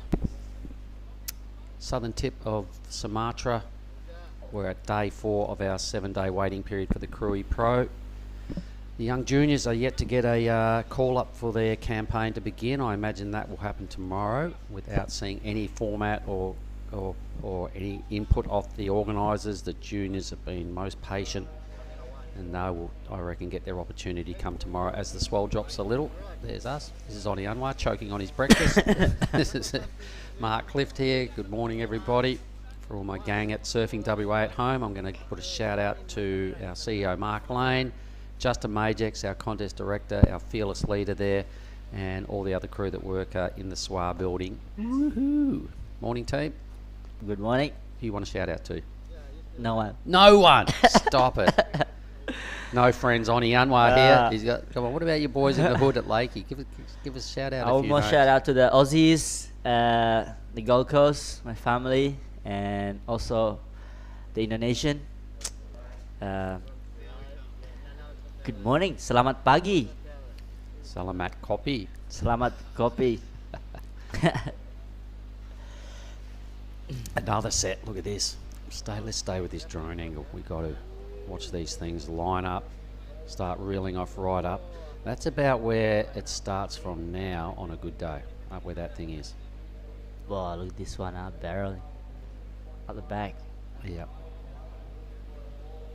So I'm sure the men that are, the men's round 32 later on, we've got about 2 hours time, we'll get there. They'll be looking at this going, oh my God, let's hang in there with these conditions.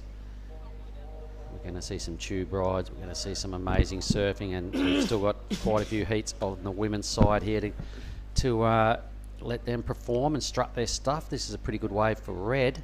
Yeah. Kashiro, she needs quite a healthy score to get into second place. Whoa. The drone camera angle is really, really good. 40 seconds, strong wave. I'm not sure it was enough to bother Blue out a second. White, Kyla Whitfield thrashing around. She needs only a 4:01, so this could be a bit of a concern for Gia Lorenston in blue in second. 4:01, she's done a lot of snaps on this wave. Yeah. Kyla Whitfield may very well move up into second spot. Her body language, she was looking pretty happy with that ride. I think it's right on the cusp. She probably got every chance to move into second place here with only 5 seconds to go. We'll get back to that result once Billy Hangen comes in and sits down with you. That's but scary. Either way, Willow Hardy has smashed this heat, done a really good job. Gia Lorenston in blue with the 7.67, the highlight of the heat. Does she hang on to second place? We'll find out in a moment. Yep. We'll just cut to a break and get right back to you. Sweet. Outside, looking a 4-foot. 1-2, 1-2, on set with the Sunny Coast crew. What are you doing on the camera? Who gave you that? I don't know, the camera dude told me to like just film mates. Oh yeah. Oh, we mates.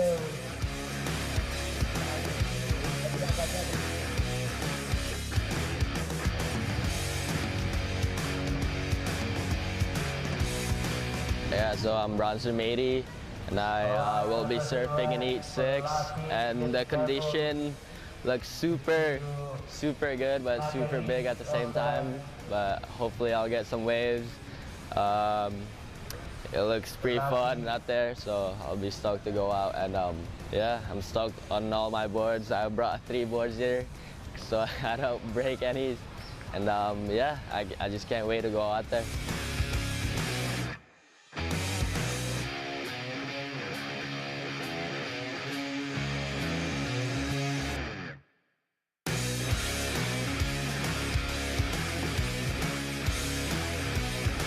So I'm the last heat of round 2. Yesterday I paddled out for my heat, and like a 12-foot set closed out the whole bay, and they called it off, and then we have to go in. So first heat of the morning today, it's firing. Can't wait to get out there.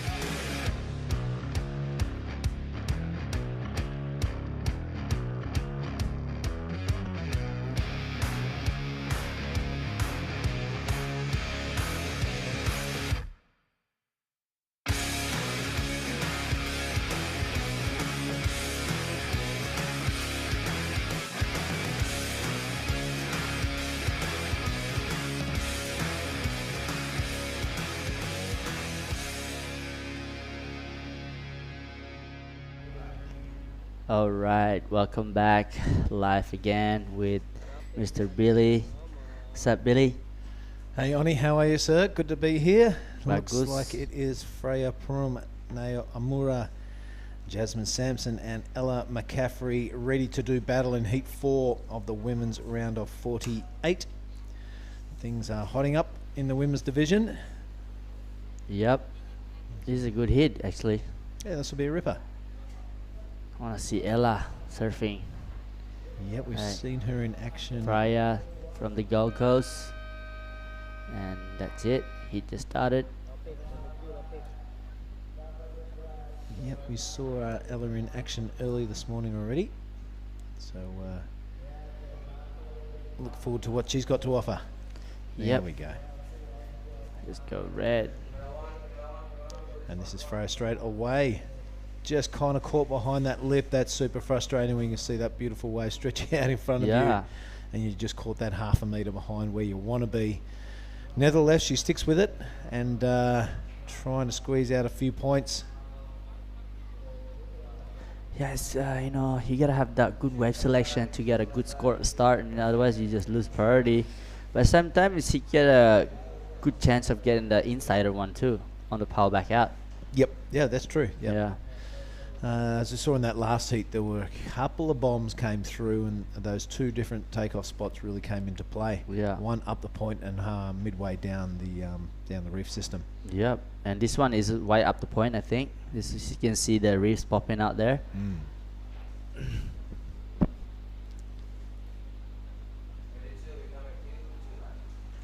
Okay, so here's the sunsets coming through. We'll see who's gonna be on it. Oh, Ella's looking. Maybe next one. Yeah, no priority yet, so it's back to old school rules. Yep. Oh, that was a nice one. Yeah, it's got a nice little run to it. A bit fast that section, but...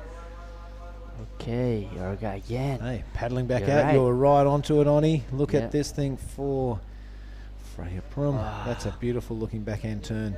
She has lucked into this ripper. Rebounds off the white water for that one. Looking for another bonus section inside. It does offer, and she does deliver. Freya Prum. I love it. Yeah, very smart surfing there, huh? Masi Hidup, still Yeah, going. still Wow. going. She'll be pretty happy with that, I reckon. Took that funny little wave to start off with. Not much reward, but on the way out, got the bonus plan. This is Nayo Amura, our surfer from Japan in blue. Very strong Japanese field.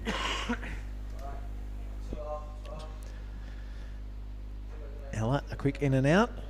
We'll see how these scores present themselves on the scoreboard when it pops up. Okay, so I would like to see those waves that come through. Everybody got a wave? Yep, looks like Is that Jasmine white? Sampson, yep, has come up with first priority, so that would suggest he ain't got one yet. But let's have a look at this one, Oni. Have a look at, talk us through it. Yeah, she's setting up for this turn. Look at that. Oh, big sprays, huh? Nice on rail, held it beautifully. This is Freya Prum. Kind of thought the wave was going to finish there and have no more sections to hit, but she Yeah. stuck with it and got a little wiggle on through there. It's hard to pull off when you can see a wave kind of still stretching down the reef, isn't it? Look at that, bang. 2 for 1 right at the end from a surfer from Australia. In red. Oh, that was a great turn from Ellie. The American now answering back with a series of aggressive backhand turns. I really like the style on this young woman. Good looking surfing. Ellie Okay. McCaffrey from the United States.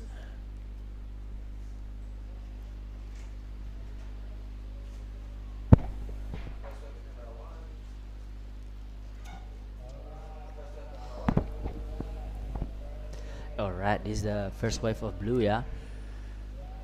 Yeah, Naya Amura. Really compact, strong looking style there. Finding a good place to slice. A little bit far away from that dangerous high scoring part of the wave. But who am I to judge? I'm sitting here in the booth. No, I think Aircon with my sarong fashioned as a scarf. you got so wrong on your neck now.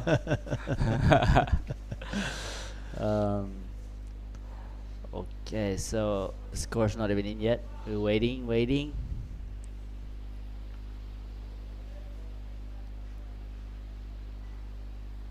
Still plenty of time.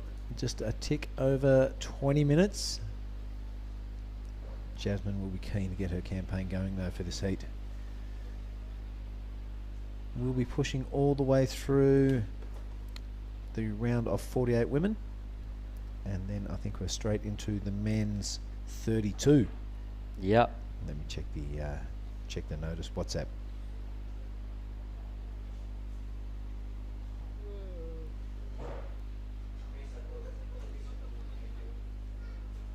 There we go. Yep. Straight through the women's round of 48 and then the round of 32 men's heat 1 to 8. That's going to take us pretty late into the afternoon again, Oni. Yeah. I hope you're coffeeed up. Yeah, I'm ready. Bit of extra Joss as he takes another yawn. And yeah, everyone is on standby in case the sun stays up for an extra hour or the waves are absolutely cranking.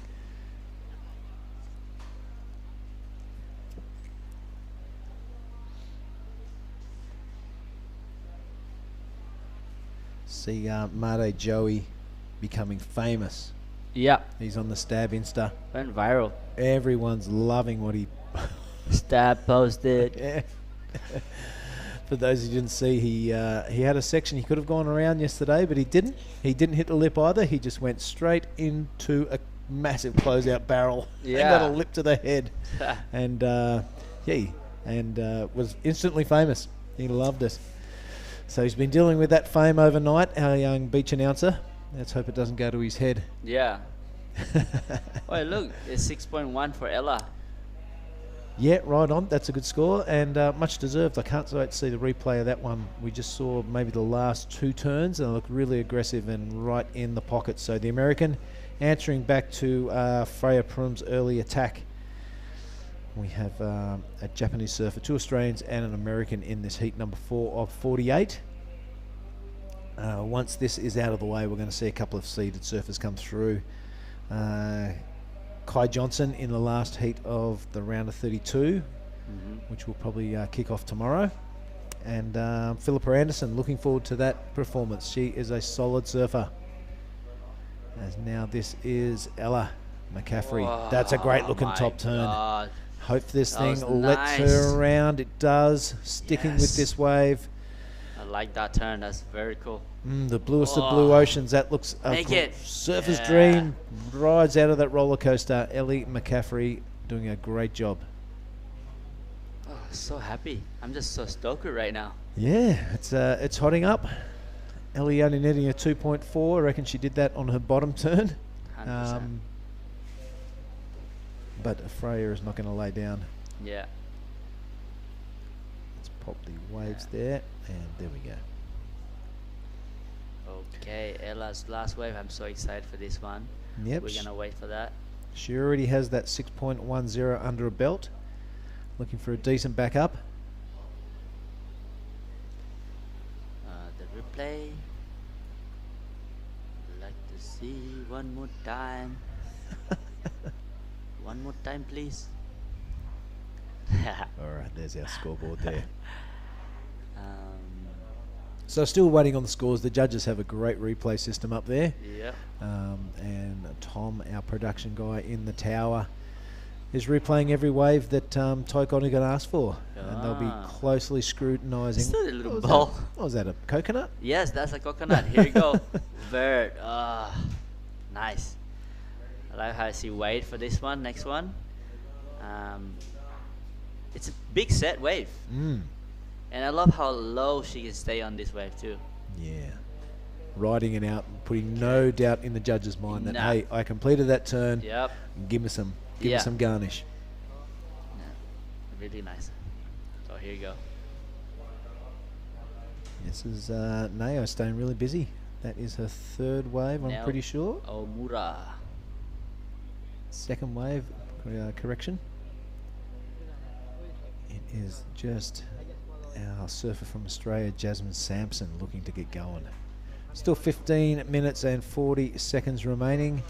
So plenty of time to catch a couple of really good waves, but the longer you leave it, the more that pressure intensifies and you can't slip up on those 2 waves.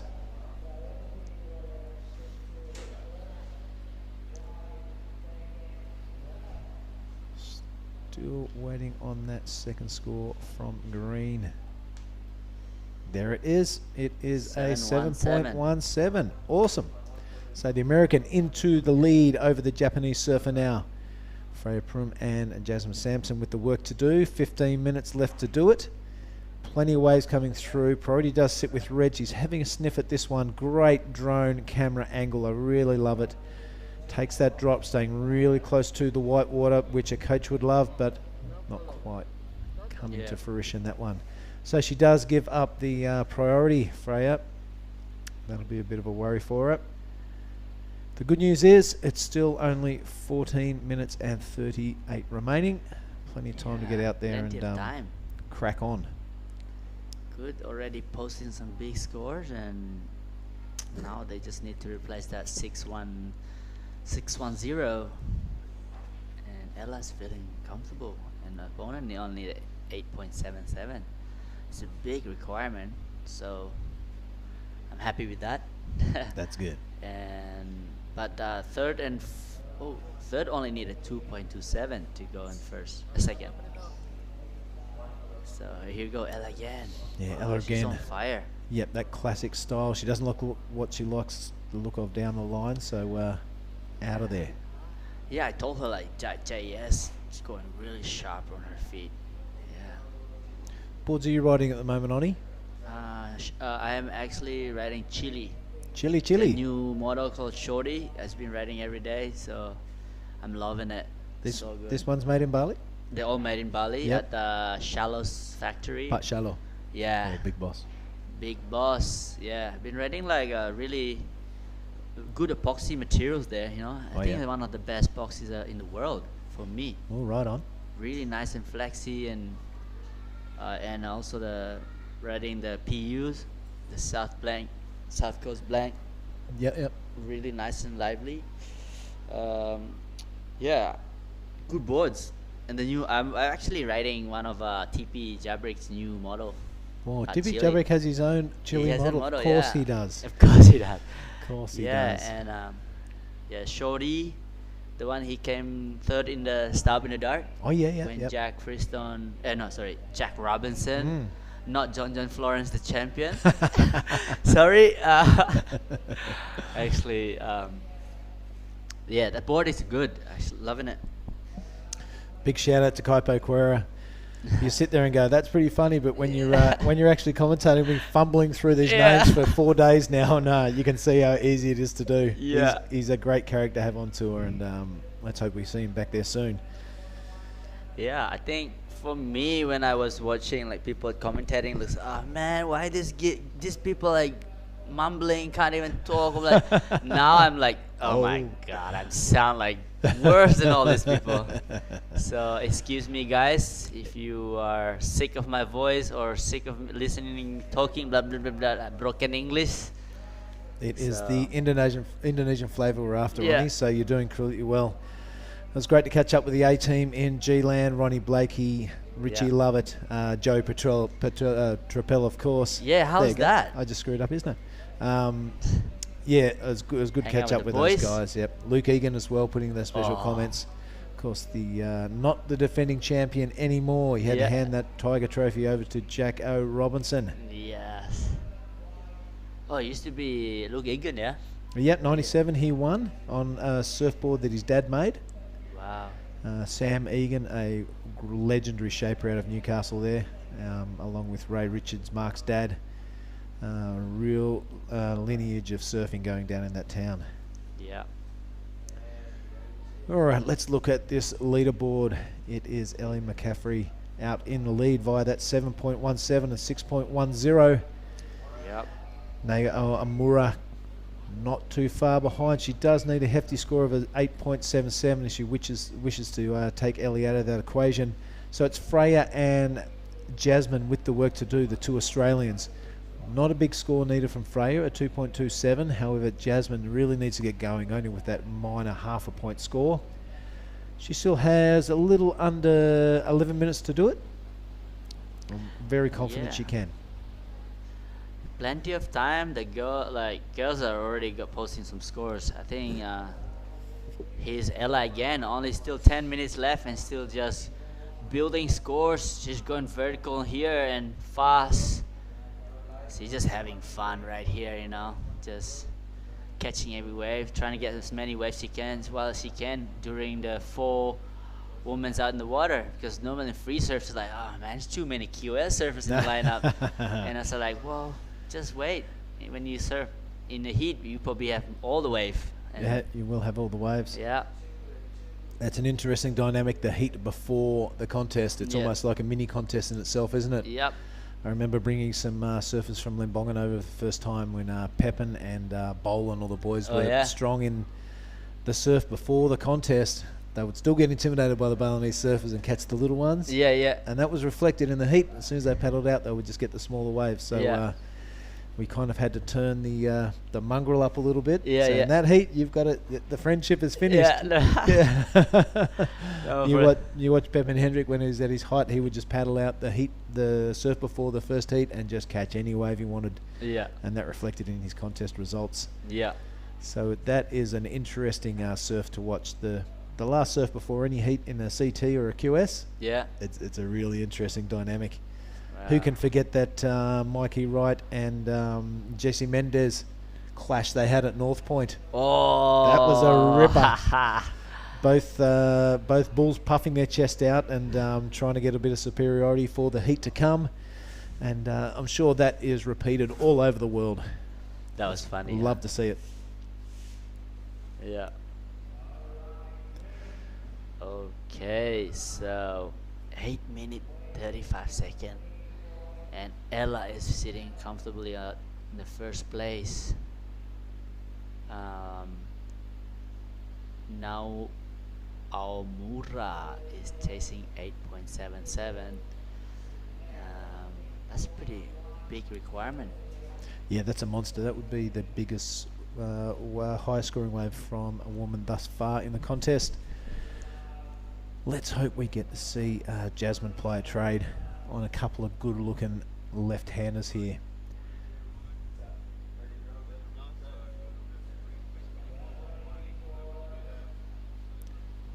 Passasia Barat, the region where we are, and the name of this wave? Ujung apa? Ujung Bacur. Bacur. Yeah, that's Bacur. Look at these waves pouring in. That's a great shot from the drone. You can see 1, 2, 3, 4 pieces of corduroy going out to sea. Every surfer's dream. Here goes Jasmine. No, she has paddled. Maybe she might lose that second priority. Who knows? But it is Freya in red on the first wave of the set. Always a dodgy option, but this may pay off for a beautiful hook under the lip. Wave breaks on top. The judges love that sort of thing. Almost takes out the caddy, even better. And this thing kind of lining up. It's hard to tell from that high vantage point, but out the back, man, I can't quite see Ella. what it is. Ella in green. I think So she has the wave magnet on the American. This thing's going to rattle off down the point. Nope. Smart choice by kicking out by Ella there. Yeah, she was going to she's going to gain a better priority than Regain Freya. priority. Yep.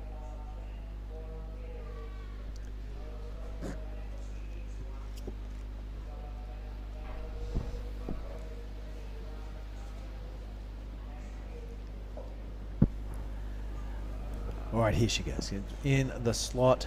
It's a funny game, surfing. Sometimes your confidence can get totally sucked out of you. Sometimes you are unstoppable. It's a weird mindset, especially in competition surfing. She sits out there with first priority, Jasmine Sampson. She is a great surfer. We've seen it before. However, she seems to be battling backwards, forwards, in, out. And on the other side of the coin, this is our surfer in green, full of confidence and going like a charger at a gate. That's a throwaway score. Yeah. I think for me, I think Ella should just wait and try and get that better than 6. You know, think wear the insider one. Right, here's that replay of that set wave we saw from above. That's a beautiful hook under the lip. It totally disappeared into the whitewater. That would suggest that she was right there in the thick of it. Then it kind of filled full of water, this wave, not offering too many steep sections afterwards. And just kind of trickling around in the whitewater system there. Not much on offer, so out she goes. Still sitting. Waiting. Overthinking everything. Yeah. This is like me at Krui left the other day. Yeah. Just sitting there, 12-year-old girls paddling around me, ripping. Oh, yeah. Like, what am I doing here? Surfing with these kids. What she got? Score? Ellie McCaffrey sitting in that 6.10 and the 7.17. I don't think that last wave will improve her situation. It doesn't, coming in at a 3.17. So still, it is Freya with the work to do, you would think, at 4 minutes and 30. She can definitely get a 2.27.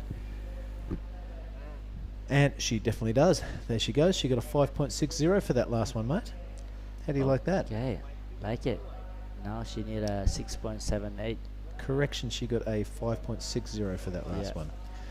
So yeah, up into second position, Freya Prum. Pressure now goes on to the Japanese surfer Nayo Amura. She requires quite a hefty score of 7.60, but judging from the wave riding we've seen from her, she's quite capable of it. Jasmine Sampson a little bit out of sorts out there. You feel for the young lady. She's come all the way to the south of Sumatra, and a little bit of confidence sapper. Here she goes. Let's see her, see what she's got for us. Beautiful style. She's a great surfer. Yes, pro surfing is a funny thing as she attacks a lip on that one and comes unstuck. The thing I like about the scene on the beach there, all competitors really supportive of each other, especially in the women's event. In the women's division, they give each other a pat on the back and just a bit of encouragement for even paddling out there. Yeah, especially yesterday. Yeah, 100%. Yep.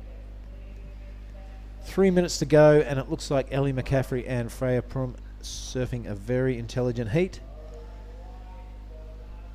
Quite hefty scores required for both this girl Jasmine and Nayo Amura. Like 3 minutes to go. That you could see the intention. Yeah. She's done it before, but just that little hesitant because the confidence is not with her at the moment. It's super frustrating to watch. I imagine it's tenfold being out there sitting on your surfboard in the white rashi. Yeah, sometimes that takes out of all your funds and all your moment, you know. At the surfing contest, if you're not controlling your head, the winning thing just takes over, and you just like don't even know what you're doing. Can't even breathe, can't even feel your legs. It's like, oh my god, I'm going for a hit. The nervous man, and they're crazy.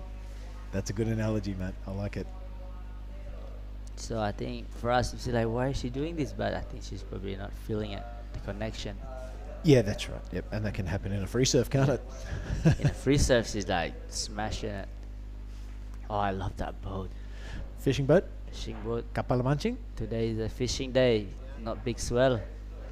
Everybody craving some fish, but no fish. Big swell coming. Okay, there's our Japanese surfer with the work to do within 90 seconds. She does need a big score, a 7.60 to take that second position off Freya. She has priority, so this would be a grandstand finish.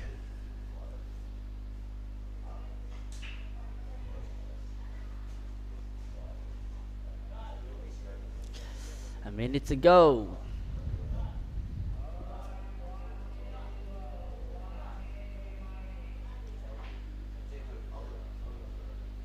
Well, we can hear beach announcer Joey, Mare Joey, Dari Padma out there. Newfound Insta fame this morning. Yeah. Oh, here you go.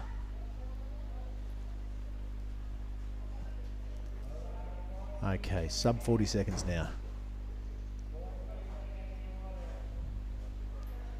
Big thank you to our production crew, Rhino, Sam and Toto. Doing a great job, very good looking production crew too, as we watch Ellie McCaffrey just signing off here. A bit of a victory lap. She's surfed a really excellent heat, chucks a bit of spice on that turn, and getting a bit more practice in for this. Probably the size of the wave she'll face in the next round. That was a great turn. Oh, that could go into a top two top two waves in the last 10 seconds. Okay. So good job, Ella. Yeah, Ella McCaffrey doing a great job. I love it. All right, well, that is Heat 4 wrapped up. We're going to cut to a short ad break, and we'll be back with Heat 5 of the round of 48. Stay with us, folks.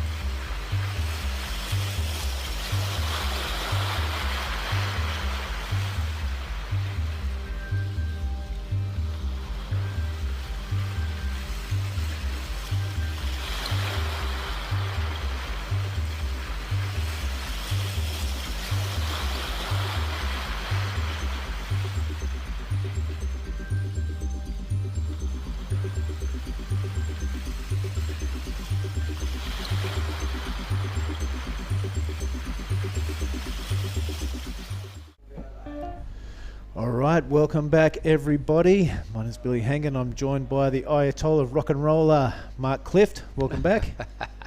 I've been called a lot of things in my life about Billy Chong, but I've never been called that. I've got to do a shout out to Ding. He reckons I haven't given him any props yet. How's that? One. There you go. That might shut that one down. But good on you, mate. Now, I missed most of the last heat. Enlighten me, Billy, what happened? Well, last heat, I can tell you that Ellie McCaffrey from the United States of America put together a really solid heat. Didn't really school the rest of the girls, but caught a heap of waves. Poor old Jasmine Sampson had a bit of attack of the yips. So it was a pity we didn't get to see her ply a trade. We know she's a great surfer. Freya Prum came from behind and took out that second position. So it was Ellie and Freya progressing to the next round.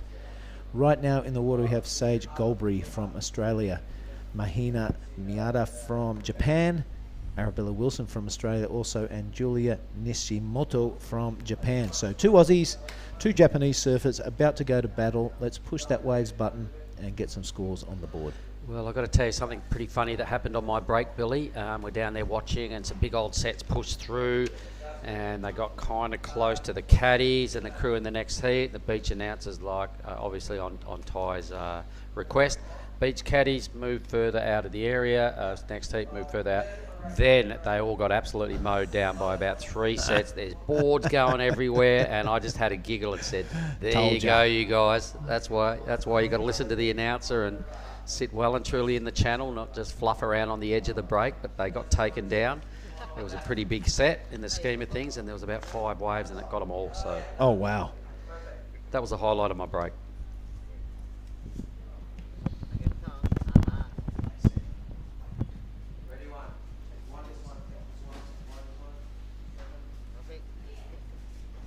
So this is heat 5, everybody, the round of 48. Hang on, get them off. Wahoo! We've got another 3 of those heats coming up, and then we will boost into the men's round of 32. I noticed a few of the boys starting to rock up, a few of the men's surfers rock up with their boards, their backups, and a caddy in tow, because they will surf this afternoon in about an hour and a half time, so about close to lunchtime. Yep. The men's will get a go. Here we go now, decent looking wave for Julie. She did surf a heat this morning and won that heat. It was heat 3, and that's what put her in this position, so good work.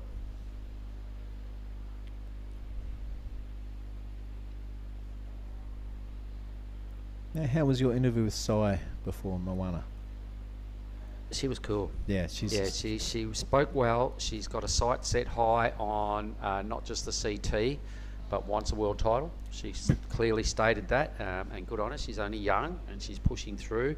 Sai, of course, did win which heat? The first heat of this round. She won the first heat, the only heat we surfed yesterday afternoon of the women's. She didn't mind the big chunky stuff. Her favourite surfer she looks up to is Carissa Moore. Of course. And she wants to be just like Carissa. Who doesn't? Who doesn't? I did give a little shout out before to our production team, Mark Clift, Rhino, Toto and Sam, doing a bang up job. The drone shots are fantastic. I know. One of the A-grade production teams, absolutely awful karaoke voices though. Yeah, small unit. They should stick to what they're best at, the production. The concert down at Lavina last night was, it went on. I'm looking forward to tonight's encore. No doubt we'll get one. But anyway, Julie opened with a 4.83. That's about the highlight so far. 6 minutes off the clock. Beautiful colours there. As you were saying, that the production team do a great job, made a 3-man team heading it up. There's a lot involved with this, all the replays, the drone angles. We've also got Rob Heck on the camera. Yep, one of the greats. Sean Gilhooly out there fluffing around, floating around and getting some footage and stuff as well. Then I'm sure we've got another camera, I think, from Ochim. Yep, and Tim Hain on the stills. All right, there we go. So putting it all together to get the production happening, to get the media, press releases, etc. up and racing, and all the highlights packages and all that stuff. So good work, gang. Tough gig. All right, at the 18.5 minute mark, it is Julie Nishimoto with that 4.83. Really the only shot fired in anger so far. Big hello to Dave Englert watching there in Gracetown in Western Australia. Big hello to everyone watching around the world. I hope you're enjoying the broadcast. It's an absolute pleasure to bring it to you, and it's an absolute pleasure to be down here in south of Sumatra, Pesisir Barat. That's it. In the district of Lampung. Yep. Good work. Well, good pronunciation. Day 4 of our 7-day waiting period, and we still haven't seen hide nor hair of the juniors, so I imagine tomorrow we will rock into the Pro Junior men's and women's. A good looking wave here though for the surfer in blue. This is Mahina, yeah. Okay, as she ramps it up there, that's a stronger, more convincing move. Really good use of the rails. Starting to get a mojo now. Another decent section right here. Crunch, this is turning into a brilliant wave for Mahida. Oh my gosh, that's one of the best waves on the women's side of the draw this morning. That will seriously boost well into the high-end good range I'm tipping. Maybe close to excellent. It's definitely up there with a couple of the best rides I've seen this morning. So Mahida, well done. Stand by for a huge number. Yeah, I'm banking it's going to get up there in the high goods. We did see Willow Hardy come away with a 7. Yep, it was very similar surfing. Last heat, yep. So I'm tipping it will be up in the high 7s. Maybe push close to the excellent range.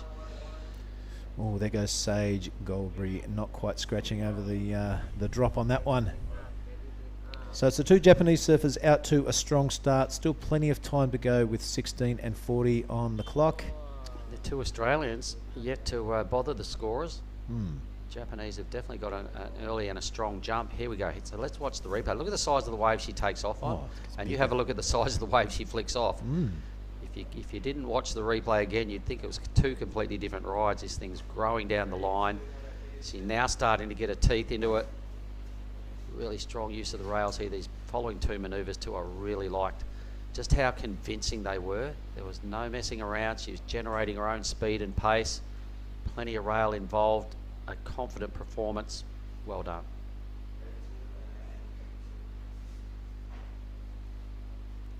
You reckon there'll be a big Japanese contingent tuning in for the broadcast? I can't see why not. Yeah, they've got a whole flock of crew down here. Is that her score? It can't be. For blue, it is. No, it's not. Still to be determined.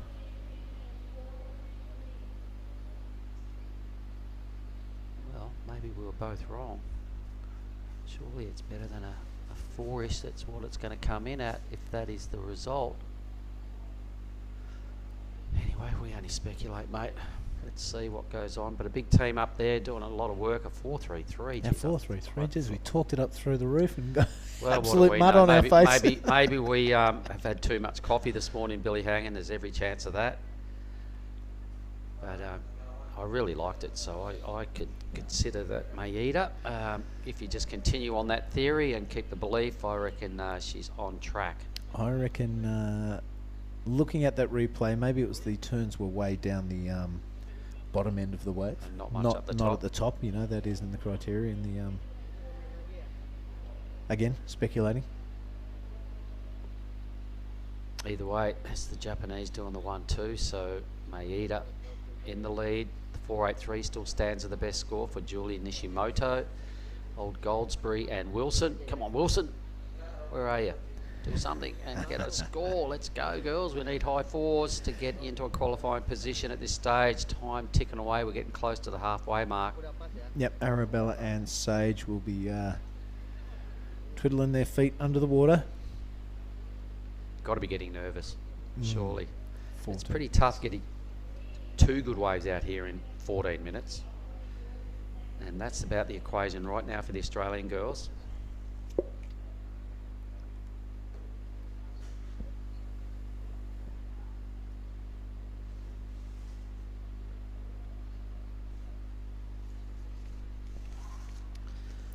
As you were saying earlier, Billy, we are here in the Pasisir Barat province of Lampung, which is the government of the province of the west coast of Lampung, South Sumatra. Here we are. It is called Krui. The beach itself is Tanjung Sedia. Also, thank you to the Ministry of Tourism and the Creative Economy of the Republic of Indonesia. The governor of Lampung, he's a fan of surfing and brought his self down here to the opening ceremony on Saturday. Thank you very much. PT Telkom Indonesia, Telkomsel Indonesia, and PLN, the electricity company of Indonesia, And then our sponsors being Earth Island and Garuda Indonesia for flying all the officials to this part of the world. Good stuff. Yep, fantastic. Garuda Indonesia. I was just talking with Oni, who is Earth Island up. That little symbol that that Tippy was explaining. The up and downs of life. The up and downs of life. You've got to ride with it, and at the end it'll nice even out for nice barbecue. Meeting. Once the meeting starts, everything evens out. All right, so here are red and surely white's in the picture there somewhere. There is still no priority established as far as the top 2 picks go.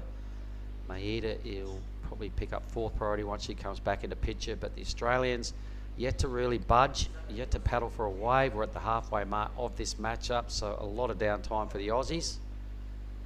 We can see Goldsbury right there. It is Sage Goldsbury and Arabella Wilson who need to get a shuffle on here. Time ticking away, and they're going to put a heap of pressure on themselves at the back end of this heat if they can't find something to ride straight away. Heading wide is green.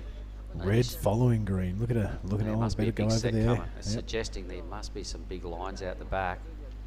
Or green's just trying to throw a smoky to red and paddle her off the spot. I'm going to back the latter. Looks like our Sage kind of looking around meerkat style for any sort of thing to catch. As is There's Arabella. Arabella sitting there looking over his shoulder going, hell, am I in the right spot? Where's my lineup? Yep. Can be a bit tricky. Kind of most crew, I would imagine, would be using the judging tower as some sort of landmark. If you go south of the judging tower, you're starting to get pretty deep. If you go north of the judging tower, you're starting to push towards the channel. Here goes Wilson. Arabella. All right. Just waited 14 minutes for this opportunity. She's starting to wind up here. Needs to bank this wave. She's got a 3rd decent manoeuvre away. 4th swack here. Some pretty decent work. Not too bad. That'll relieve some tension and some nerves, and will probably put up well within striking range here of a current qualifying 2nd position. I think the last thing we should do is speculate on a score. Well, I'm not going to say the score, but all I'm saying is I reckon she gets close to that 2nd position. Yeah, that's a nice turn, that 2nd one. She's done some good work. It might be a smaller wave, but geez, it's clean, and she did some work early as opposed to late. The girl in that we thought was going to throw a blockbuster number, Maeda. All right, so that leaves Sage now going, well, the hell, how come I'm the only one without a wave? Wilson scores a 3.73 and puts her just over a point away from qualifying into 2nd. So Maeda, the only surfer with 2 waves, holding a decent lead, needs to just burn off a sub 1 point ride.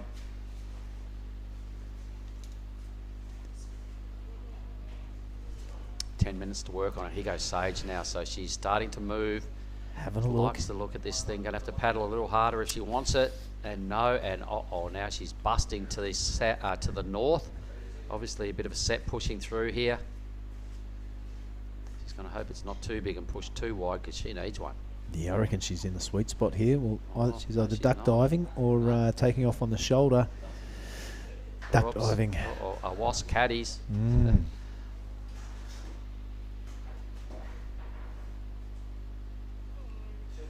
All right, so a useful wave goes unattended. Gee, Sage Goldsbury could have really done with something like that right about now. The pressure builds and you get caught in those 2 mines, don't you? She's going to run out of time if something doesn't happen. Wilson's given herself a chance. Nishimoto. Here goes Goldsbury. So Oh, come she's on, late. Sage, it's a big one. Bit of boogie boarding. What's up? A nice recovery, straight to her feet, into a nose wipe, into a manoeuvre coming up. Here we go. Boom, come on, Sage. Got to stick with this thing. She's got to bank it. A couple more turns would be handy. That wasn't too bad. Strong bottom turn, saw the full bottom of her board there as she leaned it over, down past the caddies, flicks off, going, how am I going? What's going on? Get back out there, I reckon, immediate priority. Get out there and have to lock in another wave. She won't go into 2nd spot with that, but it's useful. Yeah, she was late to the party on that paddle. You could see the lip looming in the back of her head. She did well to stay on and get to her feet, Kelly Slater over there in Hawaii. A bit of a belly ride. and making the most of this inside section.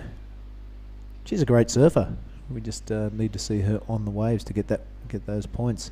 Did a pretty good job just to handle that takeoff, really. That slack in the back, it's not easy. I saw another one of the female competitors this morning, I forget who, but try the same thing and just got dismissed instantly. Got a 0.2, I'm pretty sure it was, for the effort, but it was a full slap on the back. I think it was actually the last heat I'd call.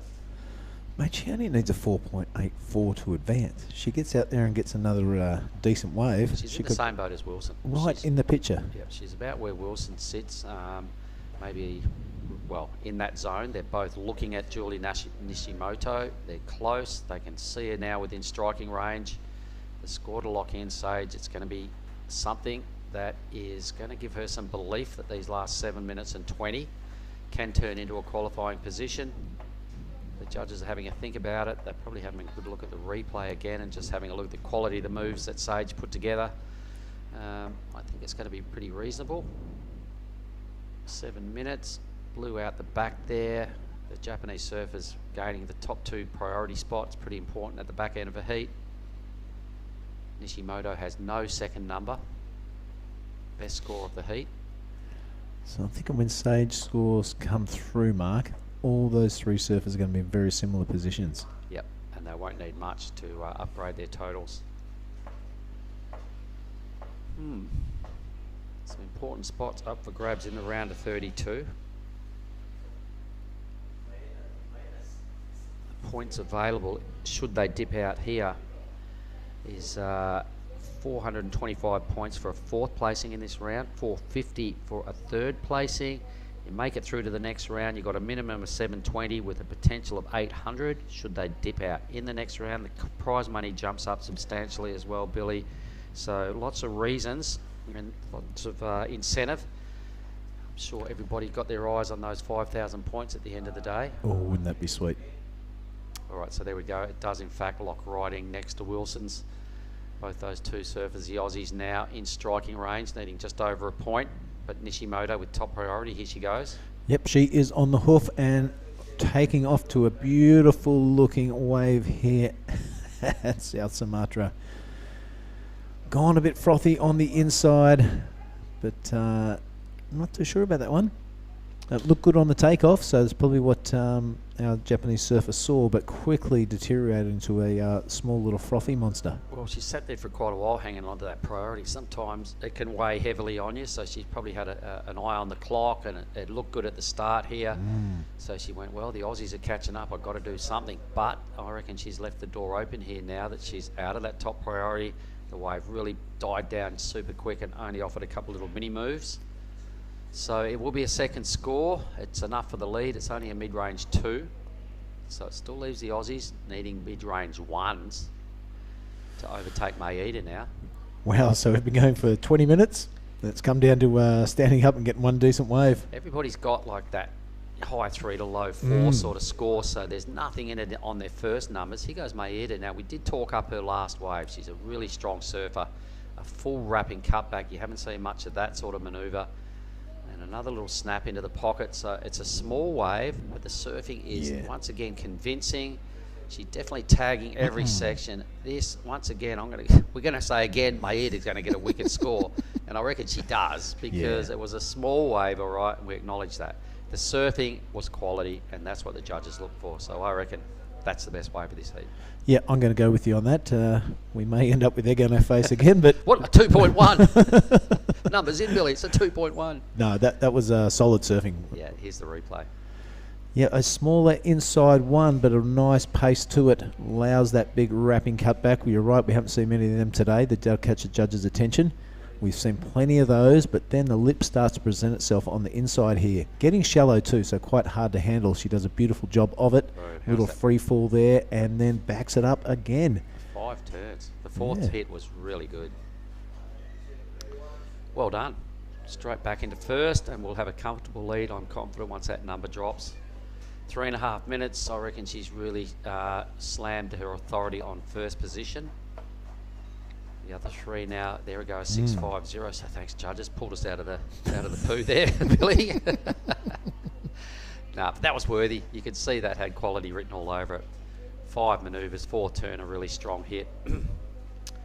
Righto, so the requirements have shuffled north. A 601 needed for Nishimoto and the Aussies, both sitting with an almost identical number to track down a mid-range 3. With only 3 minutes, they do have first and second priority. There's our mugs. Hello, Mark Clift.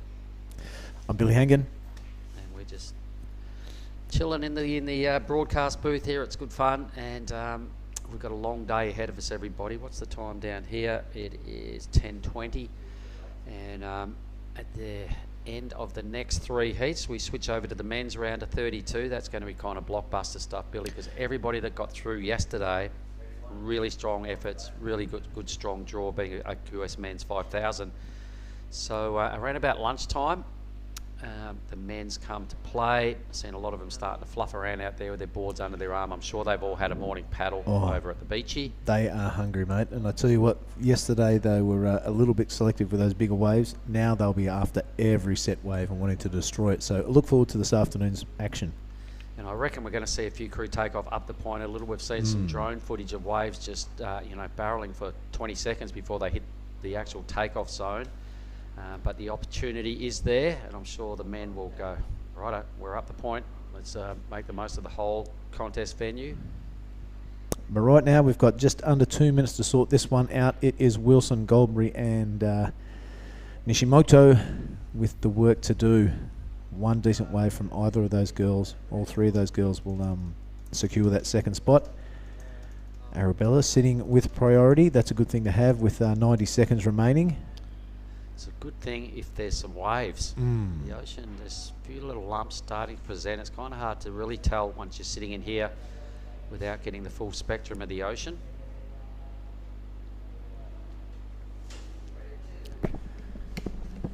If body language is anything to go by, it would kind of suggest that yeah, do you want to come and do one next? Arabella may see something out the back. Yep, a few lumps starting to roll in now, right on 1 minute. Good stuff. The Aussies both need a wave.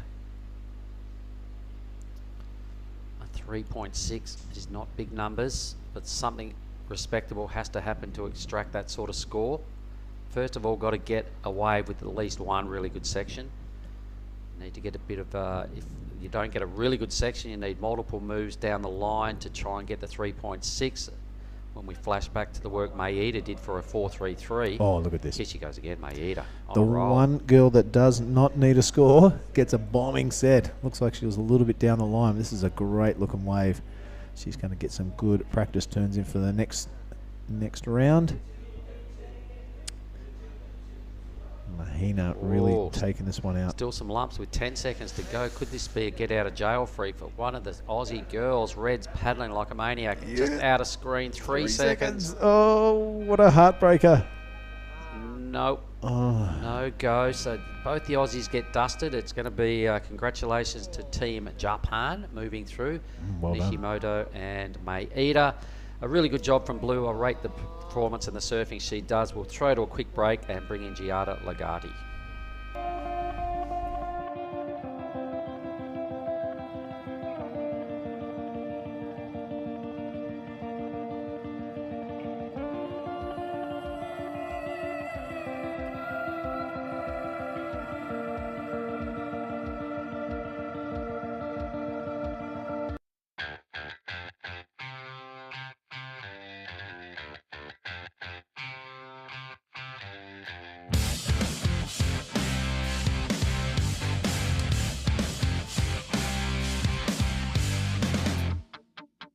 We did an 8 a.m. call this morning for a possible 8:30 start.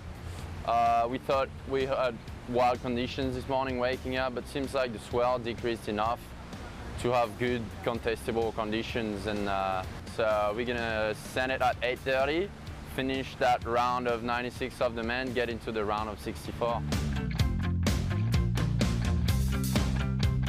I know the way from today is kind of similar like Uluwatu outside corner.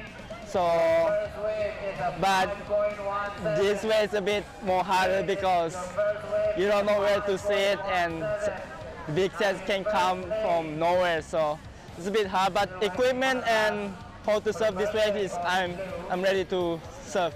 Just it's all about who find the best wave. That's it.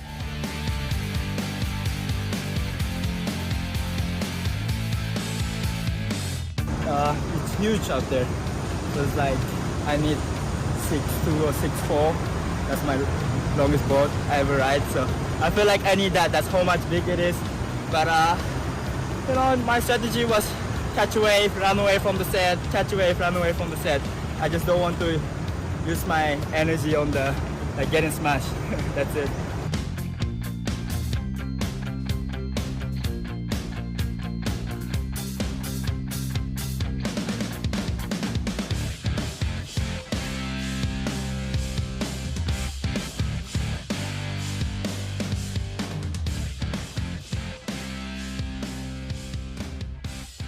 Well, thank you, and we are back. And how are some of the highlights from yesterday? You could hear Rio Wider, Indonesia's most famous surfer presently, talking about yesterday's conditions. Said he rode his biggest board. He said it was like outside corner, and he didn't want to get smashed by sets, etc., etc. Made Joy copped that bomb on the head. That's my favorite highlight. It was a highlight. It was also a low light, but it was a moment that we won't forget out of this event. It was definitely a punishing moment for Made Joy, copping that thing on the head. Meanwhile, we are looking at heat 6. Heat 6. Natsuki Suda from Japan, Charlie Hurst from Australia, Jessie Starling from Australia, and Sumomo Sato from Japan. What do you know about these surfers? I do know Jessie Starling, very sweet girl from Australia, and her sister True Starling as well. I don't know much besides that. 2 Japanese, 2 Australians yet again. The Japanese surfers did the 1-2 over the Aussies in the last heat, so it's time to get one back for the Australians. Let's see how we go. But the Japanese surfers are really a strong force here. We've said that a lot through the men's round. The women's are starting to step up as well and really strut their stuff and represent Japan very well. Here goes Sato. Sato, from our surfer from Japan.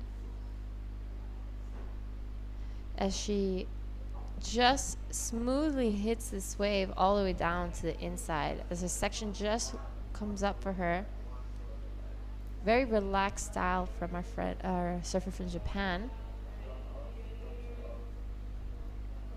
As she's taking this down to the inside, see if it stands up for her, and she'll just pull off. Really nice surfing from our surfer from Japan. As we see blue, Charlie Hurst just pull off. We'll have to wait and see the replay, see if she did anything before that. All right, the perfect conditions. You can see in the background of our screen right now a whole lot of debris. There is a big river just about 300 metres to our north. A lot of stuff has floated out. You can see where the tide line kind of ends because that's where all the junk is. And there's a serious amount of log action going on out there. That is quite a sight. At least the logs are outside and not in the surfing area this time. They have been through the middle of the lineup. The replay of our surfer in blue. So a biggish wave. A little wrapping cutback to get herself into this inside bowl. That was a better hit on a big wave. The judges will enjoy that. Boom, there we go again. So off to a solid start. So it's looking like the Australians at this stage. No, we've seen Sato. Who was it? Sato and Hurst. So Sato and Hurst with a score to come will both be pretty happy with their opening exchange. There's this drone angle. I went down and I saw Ryan. I said, we need more of that. It's that cool. So here's the action replays. This is Sato. From Japan. Yeah. Sumomo. Really low bottom turn. Really low center of gravity when she does her bottom turns. It's holding her in pretty good stead so far. I think she's going to enjoy the score when it drops. So the judge is probably having a second look at this as well. So she really tagged that end section pretty well. Flicks out. Job well done. That'll be a good score to have in your line. And same for Charlie Hurst once that comes through.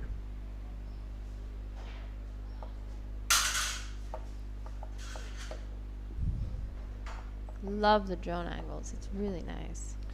Now, you got the opportunity to sit up in the judges' tower just previously, and you saw that big clean-up set that took out the caddies during that last heat. How was that? That was solid, we did try telling them a few times to move a little out, but that one kind of came out of nowhere. As our winner of the last heat, Mahina Maeda, is going to come join you. Yeah, cool. Let's have a chat. So we'll just, thanks Giada. We'll get Maeda in here. Yeah, let's get them on. Get the mouthpiece right there in your mouth. That seems to be pretty well positioned. Maeda, hello. What's up? Woohoo! It's Mark. How are you going? And down there, Team Lavina, rocking the vibes. You've surfed a great heat just then. Tell me about your experience just then. It's definitely really hard to surf out there. It's different from any other day we've really had this week. In what respects? I feel like it's the swell angle. I felt like I was just like doing burger turns the whole entire time. I don't reckon. not from what I saw. Lots of cheeseburgers in between. And burger turns. If they're burger turns, I'll take burger turns any day of the week. There was a wave you caught. You only got a 4.33, and we were tipping, like high sixes. It looked that good. The judges threw a 4.33 at you. Then you got a 6.50, so you kind of got better as the heat went on. So I reckon you surfed a smart heat. Well done. Yes. I mean, I usually surf a pretty bad heat, especially in the Challenger Series. So I'm just hoping to get some momentum here, I guess. Well, tell us about your history, because you're on the Challenger Series, so obviously you've had some great results over the years. What's been some of the better contest results you've had? Obviously, within this 2-year span, especially because of COVID and stuff, I guess me qualifying for the Olympics was a really big step in my career. Obviously, the years prior when I was young in the teens. You're still young, come on. I'm 24 now, but young. But when I was 16, I won the 6,000 for China and stuff, so I was pretty close to qualifying for the tour, and I'm just hoping to kind of get that bandwagon, like just kind of doing a little bit more and just better next time, and hopefully I can qualify. How's your ranking looking so far? So far, I don't even remember what number I am. But we got 2 5,000s to get through before we can sort of consolidate and see where you sit after NEAS. What else is on the horizon for this year? Well, unfortunately, I did pretty bad in the 1,000 back in Japan for this year's challenge. So for us to qualify for this year's Challenger Series, and unfortunately, I'm kind of like squeezing through with wild cards and stuff. I got super lucky and got a result like a 9th in Manly. So hopefully, I can try to push myself to get better results and just try to get more wild cards into all the Challenger Series. And just keep plugging away, showing up at those events and doing your best. Doing burger turns. Do burger turns. You're getting 6.5s for burger turns. Imagine if you really bring your A game. Well, I just really want a double cheeseburger from McDonald's or a Big Mac's turn, not a burger turn. You might get one this afternoon down at Lavina, down there at our setup, our home stage. Pretty cool. Your travelling partner, Sarah? Yeah, so Sarah and I are traveling together for this trip. Unfortunately, she's actually leaving me to for Nia, so I'm going to go solo for that trip. But so far, it's funny because I met Sarah actually 2 years ago in Japan, but we never really became friends until like we realized we're working on the same project together, and we actually just finished a huge docu-series with Disney Plus. Unreal. Yeah. Unreal. So sick. So a movie star as well. I don't know about the movie star because I'm not really a great actor. I don't know. You've been, you reckon you did some crap surfing then, and you pulled off a 6.5. So your acting skills aren't too bad. There's a little bit on my talent resume there. Tell us about our afternoon meetings around the pool. With the production team, the boys, a few green bottles, and a bit of a chin wag. It's good fun down there. For sure. I mean, I'm trying to keep away from the green bottle situation, but just having a good vibe.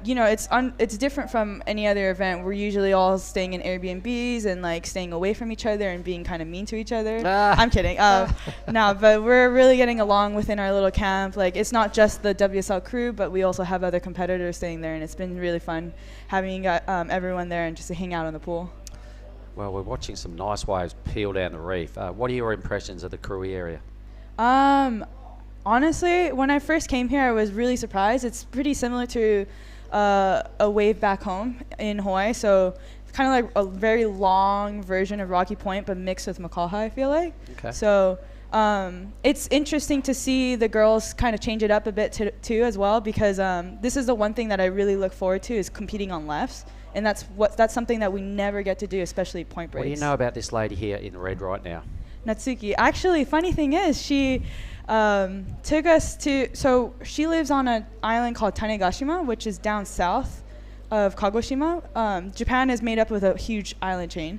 and her place is insanely beautiful, amazing waves, and she actually guided us through that docu-series that we did with Disney Plus. So, and I competed against her like for so many years, and she's a really hard competitor to go against.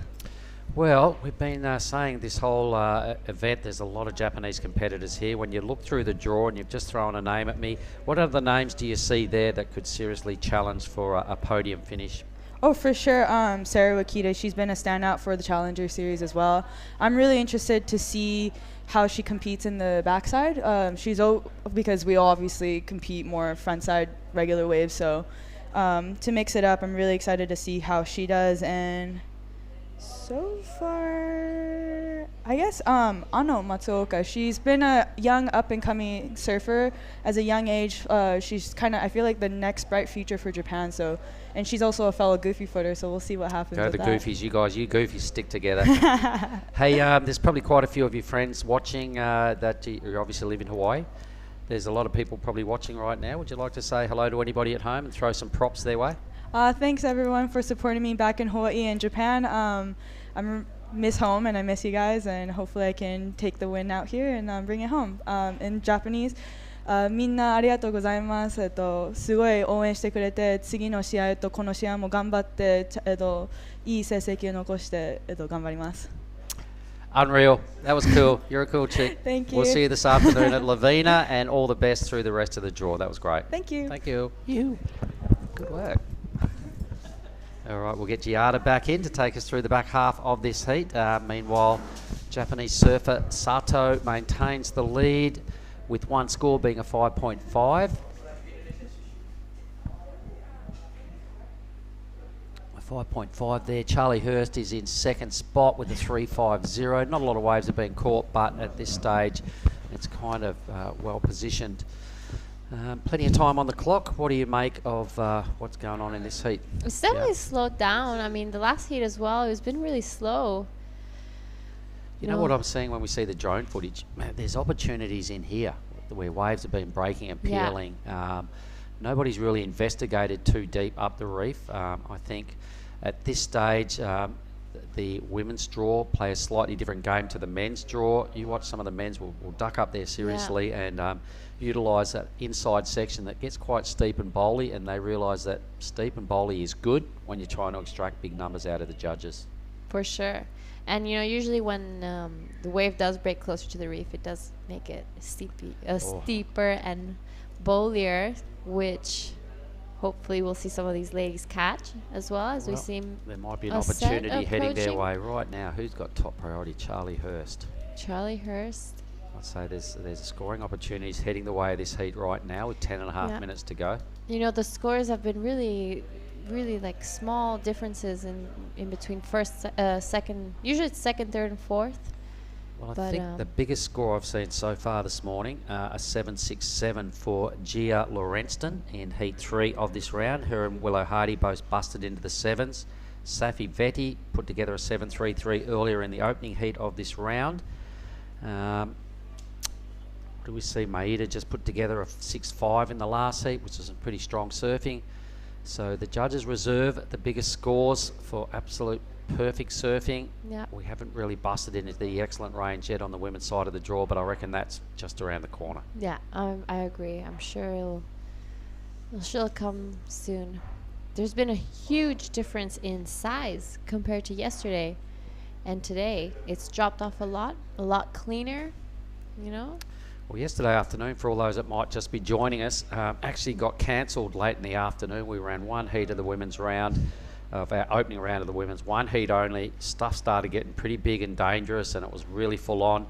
You were in the very next heat, sitting on the sidelines, waiting for it to start. They've called it off. What were your thoughts when that moment happened? I was actually I was ready to surf. But I did think, you know, it was probably for the best because of the glare and it was really big and we weren't so prepared, I guess, but it was solid out there. We definitely had to run away from a few sets before it started, and they called it off, so I just caught one in, and it was actually a really good one. I was stoked on that one that I caught in, and yeah, I definitely did not paddle back out. And your day at the beach, what have you been up to this morning? You surfed a heat? This morning I surfed my heat, and unfortunately didn't make it, but it's okay. You live and you learn. Couple of interviews. Did a few interviews this morning. Yeah, a few interviews here and there. I was helping out with the beach commentary. Yep. And yeah, just showing our friend here what Indonesian rice cakes are. Yeah, they got some nice desserts out there this morning. They're gratis in the competitors area, so good on the crew that brought down the bit of traditional snacks. He wasn't too sure at first. It's a little wiggly when you first grab it, but once you try it, it's actually Wiggly really is good so long as it doesn't bite back. It wriggles a little bit when you're holding or trying to eat it. 5-5 stands as the best score for Sato in the green. Only one wave ridden from each I know, so surfer. it's been a lazy ocean for Heat 6, which generally means Heat 7 will fire up. Usually. Well, that happened yesterday afternoon as well. Before my heat, I saw it started, these massive sets just started coming through, and I was like, all right, that's perfect. It means my heat will be really good. And as we were paddling out, it wasn't stopping. So we were like, whoa, what's going on here? That's the time when you were paddling out where Will and Tibby looked at each other and the head judge went, maybe we should rethink our decision on bouncing the women's down, because it went a bit pear-shaped. For the second day, out of our first 3 days in the waiting period, we stopped because the surf got too big. It was solid, and it did not stop at all. Like, it was not stopping. So it's the sort of spot here, this reef where we're at in South Sumatra, the Krui area, where you don't really need a big swell for this place to be good. You need the right direction, not too much south involved, or it swings past the reef and sort of burgers off wide. You need a bit of southwest in it, and not a big swell, but just a nice swell period, and it fires right up, and we're seriously sort of surfing about the back 60% of the reef. Yeah. It does have moments where it just rattles off right up the corner, and I have seen it do that. It was amazing. So it is a good location. These girls, though, will be hoping that it does a little bit better work than it showed in the first 19 minutes. One wave apiece. Haven't seen such a lackluster heat all morning, so hopefully, come on, Huey. I'm sure the surfer in blue, Charlie Hurst, with top priority, is just going, look, just send one. I don't even care about a whole set. Send one wave, priority, I'll take it and win. I agree. I totally agree. She only needs a 201. But the heat, the previous heat, Mahina's, was also quite slow. It's just a lull, and as you said earlier, it does eventually mean that a big set is on the way. Well, she was riding herself off. She said, I just did these burger turns and I didn't feel like I surfed very well at all. Hello, did you see what she was doing? It was pretty solid. I would have been pretty happy with That's what I said to her, like 6.5 and a mid-range 4. And I thought the 4 could have been higher, but she did some convincing surfing for me, and is a worthy recipient of a spot in the top 32. Here we go now, red finally. So, Suda. Our surfer from Japan. Yep, let's just get me goggles on. We'll have a look at, it is Natsuki Suda. And here goes Jessie Starling. Some useful waves here. Both these surfers were out of the qualifying positions. It's lining up really good here for Jessie. Really good wave selection. This wave is hopefully going to stand up on the inside, give her a little bit more to work with as well. Yep, and of course she's milking it all the way. Why not? She's definitely going to get the requirement she needs. Yeah, she'll go into first. She might as well just bank this thing and ride it all the way in. There's a long way to paddle back out, but the reward is she'll have a strong lead after that wave, leaving I agree. Straight to Sato first. and the Japanese surfers to kind of respond back here, because both the Aussies got the better of that exchange. As you see, our surfer from Japan, our current heat leader, on her backside. As this wave starts to stand up on the inside for her, it's looking like a really good wave. And these are the ones you usually want in the heat, the ones that grow. Gonna be definitely a keeper. Okay, so they're all on the scoreboard out of this set. This is a good thing. So Jessie Starling right now, so all for surfers. We've got something to look forward to once the beach announcers monitor clears. Of course, we had a Japanese and an Australian on the first part of this set. We had likewise scenario just on the back half of this set, so it's all going on. Congratulations everybody at least their required second score. Finally a bit of a movement in this heat. And Natsuki has made her way back out the back, scoops up top priority, 3 minutes to even add more to that total and to try and delete her 173. Yep. Here's all the replays. So this is Jessie Starling. I think this is actually Sorry, Charlie Hurst. Charlie Hurst. All right, I've got my Starling and my Hurst mixed up. What's thrown me here is the fact that a couple of years ago they changed all the colour arrangements around in the rashes, that it was always red, white, yellow and blue forever. And then they went red, blue, white, green. I'm like, what the hell just happened? And I'm still showing my age, I suppose, in the fact that sometimes I think the surfer in the second spot is still white, but it's not, it's blue these days. So apologies, everyone. It's actually super hard to tell the difference between blue and green when you're out there when I'm doing the beach commentating. I always especially in that Arvo glare like yesterday afternoon, it gets really hard. It was very difficult to see who was who. Well, who goes to the lead right here? I've got no idea. I did like Blue's wave. The judges are having a good look at it all, comparing scores. They get to look at it once and then maybe a repeat on the replay. They've then got to compare those rides to what else has happened in a heat and try and separate scores to come up with clear placings, first, second, third, fourth. Red here, so Natsuki's best wave, also out the back with priority, we know that. So, should she get another wave and burn off her 173, I think she's got every opportunity to advance. This is probably the biggest set ridden in this heat, no? Was this one that was growing? Yep. Yep. The grower. Yeah, she did some pretty good work too, quite a lot of moves. A couple of check turns thrown in, that was quite a quality sort of top turn right there. Well done, nice little step off.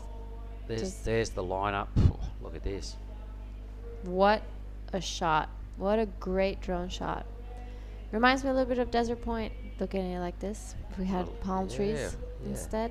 You do see a lot of some overhead drone footage of deserts. Yeah. Of course, it's probably a bit hollower and more gnarly with a lot less more heads. burgery. Yeah. Some numbers starting to come through. So Natsuki's last wave of 433 for red. Plenty of other numbers filtering through. She's going to have to do something here. She needs a 401 out of this to get into qualifying second spot. As Charlie Hurst put together a 483. Sato in the green has got a pair of fives. Quite a decent lead at this stage. 20 seconds to go. So Natsuki, last opportunity right here. Needed to be a 401. There was a little fluff of a boggle earlier on and lots of chop and bump. A lot of whitewash on the face. Hard wave to ride.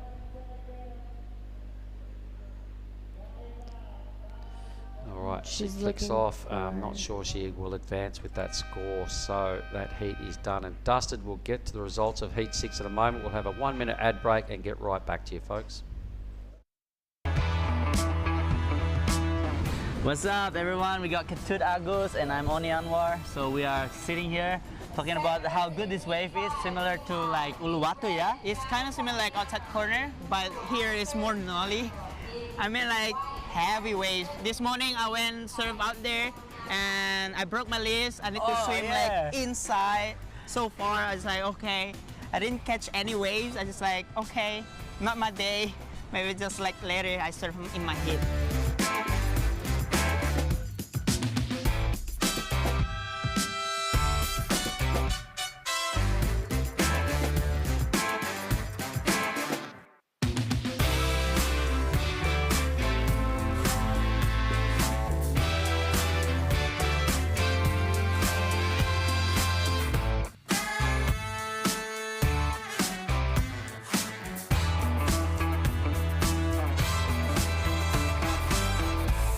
Wow, Will.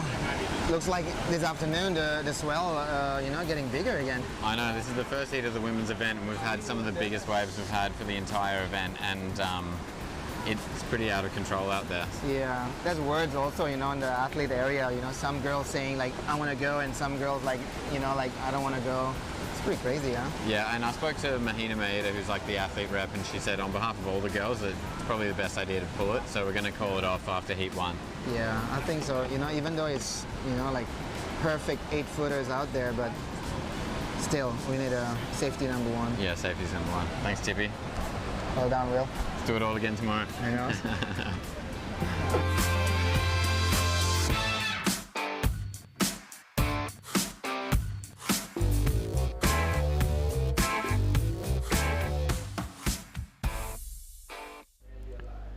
Yes, welcome back everybody. My name is Billy Hangan. I'm joined by the beautiful and talented Jada Legati. Hello everyone. So in this heat 7 we have in red Rhea Campbell, in blue Kokona Kawase, in white Miyasaka Maiko, and in green True Starling. Wow, the Starling sisters, one after the other. Yeah, I like it. So we a couple of Australians, a couple of Japanese. Oh, it's Japan versus Australia again, 1-1. Yeah, well, Japan doing a great job so far. I tell So you far, what. it's Japan's in the lead. Yep, they are a force to be reckoned with. They're not just knocking on the door anymore; they are kicking it in. Yep. So great stuff. The round of 48, heat number 7. I look forward to this matchup. Not many Yawn Fest coming up. It's going to be great action from here on in. Of course, after this, we'll be going into the round of 32 of men. That's going to be interesting. All the boys will be salivating and wanting to get going after yesterday's challenging conditions, and now it's playtime. I'm sure they're frothing to get out there, Oh, especially looking at these glassy, perfect conditions. It's, everyone's excited to surf today. Yep. Now you surfed the first heat of the day. Yes, I did. How was it out there? It was a little windier and a little more moved. There was a little bit of morning sickness when I was out there, but it was definitely still really good. Yep, beautiful. And it's going to be just as good all day.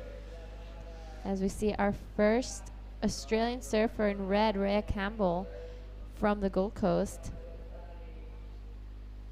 as she is taking this wave into the inside, and it just gets unstuck. It's a good angle to see that from. Yeah, big side slapping to the back of the head. Let's hope she's okay. Those things can knock you around for a few seconds. For a bit. Looks like all her equipment is in order, and she's got her wits about her. That's good news. See the replay from the beach, this first turn, really good. This wave is it can be really tricky to read sometimes. To get a turn away, I was saying that this morning. It looks like a really easy wave to ride, but not particularly an easy way to garnish scores from, to get scores. If you have to find the pocket and bottom turn around that white water, it can be challenging. But if you were just going for free surf on a 20 or something and cruising down the line, super fun, super easy. But when you're trying to squeeze eights and above out of it, it's a little bit tricky. And as Mahina was saying in her interview, it's actually a really hard wave to surf. She mentioned that, and that it's easy to pick the wrong ones, especially when it's big, like when it was like yesterday. Yeah. Yep. Oh, out here with a 20 would be amazing. It would be cool, huh? Taking the It high would line be and just trimming down the line, not having to do any turns. Very, very cool. That's a great idea for next time. I'm bringing one over. All right, here goes True Starling, the other Australian in the contest. On a backhand, kind of check turning, looking what's down the line, hoping for something to belt. She spies it, pulls that inside arm towards the lip, and does a really neat job of that thing. You can see that reef underneath the wave. It's so dreamy here in Indonesia. Krui, South Sumatra. I reckon she'll be pretty happy with that, True. I think so too. I think it was really well how she finished that turn early, that last one, before it got too hard to hit. Like Rhea got, slightly late on her last turn, so True made sure to hit it just a little earlier to just ride out of it. Yeah, very good point. She did make a really good job. Girls going down left, right and centre here. Looks like our two Japanese girls in corner and Kokona Kawase and Miyasaka Maiko. Your pronunciation is excellent. Oh, Can't thank even say you. pronunciation.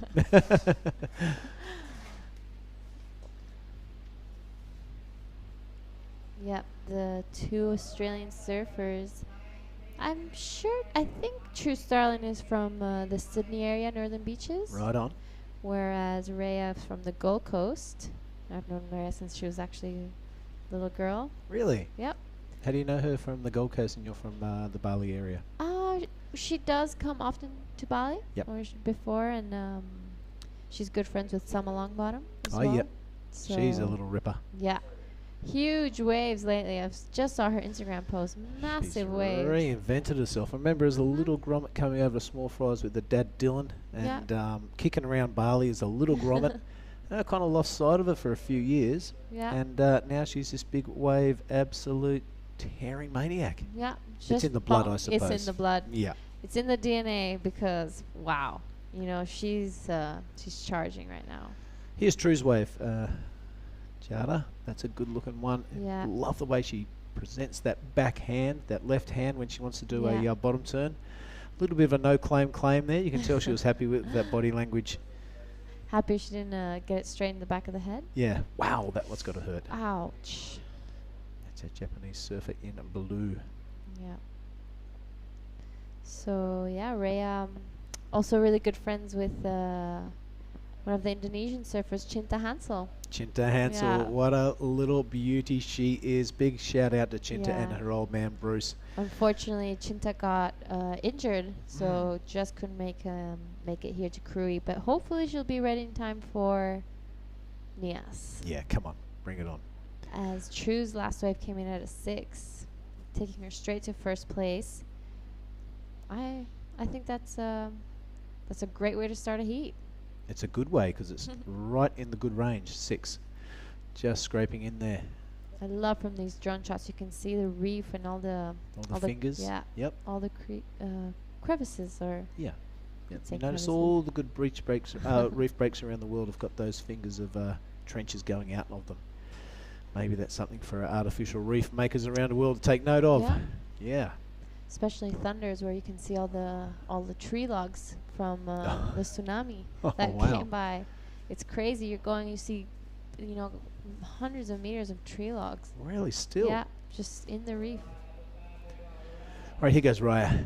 This is her second wave. The first one only a 2.50. That's a better way to start the campaign off. Dips that left hand into the water on the bottom turn and couples it with a really neat top turn. That thing almost barreling. The heats coming up will be licking their lips in anticipation. A really neat third turn and kind of checking away into the lip area. Here she goes. What she got? A little bit of a glide down into the next section. This wave a really good choice. Petered off all the way into the channel. Opened up for her all the way. That was actually a very good wave choice. Definitely going to improve her score of the 2.5. Talk us through this replay there, Jada. I love how you can see the power that she puts in every turn, Really goes for it. As she sees this wave kind of tapering and, as you said, almost barreled. Yeah. Riding in Dylan's shape there, I see. Yeah, just as we were talking about Dylan. Friends with Summer Longbottom and the Longbottom family. As this wave just slowly tapers away, but finishes off nicely. I think she'll be pretty happy with that. Yeah, I look forward to that score coming through. Now, do you know much about Cinta's old man, Bruce? His surfing heritage? Bruce has been surfing Indo for forever. Before that? Absolute charger in the early 70s at Pipeline. Single fins with no leg ropes. You see the photos of him. It's incredible. He was out there with Jerry and all the guys. Pre-leg rope technology and really pinny surfboards. It was so cool to see. That is, that's crazy, thinking how back then there didn't even exist the idea of a leg rope. You had to seriously be a swimmer, be a waterman. A really good swimmer. Okay, Mako, they're just losing priority down to her fellow Japanese Kawase. Is that correct? Yep. Kawase. Well, I think so. Thank you. Imagine a heat yesterday with no leash. Yeah, trouble. that would have not been fun. You know, some of the caddies had to do that swim anyway, so Yeah, how they was could that? tell us a little bit about it. Yeah, there's still some guys getting around talking about the no leash days, and they kind of puff their chest out and beat. Oh, I never wore a leash. They do now. Yeah, that's actually very true. They're wearing a leash now. There's a good shot of the judging tower and the competitors area. Everyone keen to check out the action. I can see Jake from Drifter there. He's talking to, looks like Tippy in the background there too. Anyway, back to the action. Our Japanese surfer taking off on another really good looking wave. Just pulls off though, I'm not quite sure why. There is that score from Araya, a 4.10. Taking her straight to first. Surfer in blue now. Is this wave going to give her what she's looking for? And it looks like it. It's a really good looking wave. Oh, just getting over anxious and getting a that body few- weight over her knees and belly flopping into the face of the wave. Ah, that must hurt. Yeah, I think Probably it hurt kicking herself. hurt the pride a bit more than the Yeah. body. You get that hungry and you go, that section's mince meat. And then, you're checking this turn here and you go, oh, I spy something down here. I'm so anxious to get to it and oops. Maybe also a bit of that whitewash on the face of the wave didn't help. As we see our Yeah, True going True for it just there. paddling for it, but not quite grabbing on. You want to do this? As we have our next heat winner coming in, Sumomo Sato. You want to do it?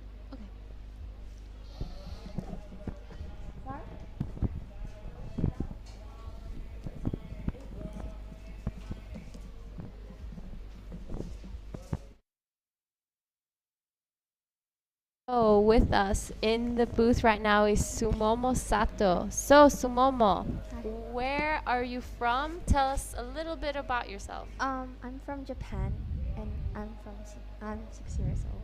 16 years old. Yeah, 16. Where in Japan are you from? Shizuoka. Shizuoka. Is there any wave in Japan similar to this one? No. No? Because Japan is, beach break, so Mm-hmm. it's so good. Is this your first time in Indonesia? Yes. And are you liking it? Yeah, really. Have you gotten the chance to visit any other areas in Indonesia or just Krui?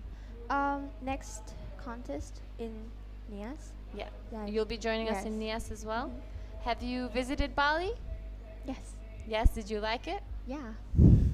So would you like to say anything to your friends and family back in Japan? Okay. いつも応援ありがとうございます。次のヒートも頑張るのでよろしくお願いします。All right, perfect. Thank you you. so much for joining us in the booth. Yes, thank you. Bye.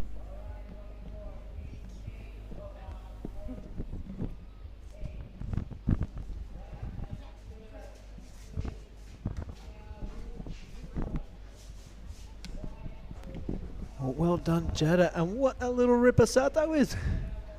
Very sweet girl. Yeah. 16 years old only from Japan.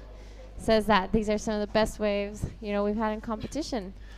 Yeah, she was super cool. Sorry to throw you in the deep end, sweet. I didn't see that heat. So I had no ammo. So you did really well on the fly there, Jada. Well done. All right, this is True Starling on an absolute flyer going 1,000,000 miles an hour. She's got to harness this speed somehow into a turn. Does a bit of a U-bolt. Throws it up towards a lip. It's really hard to wash that speed off and get really aggressive about your turns. But this lip is beckoning. Oh, I thought we were going to see another Mare Joy moment. Yeah. Joey moment. I'm writing that down and I'm going to use it.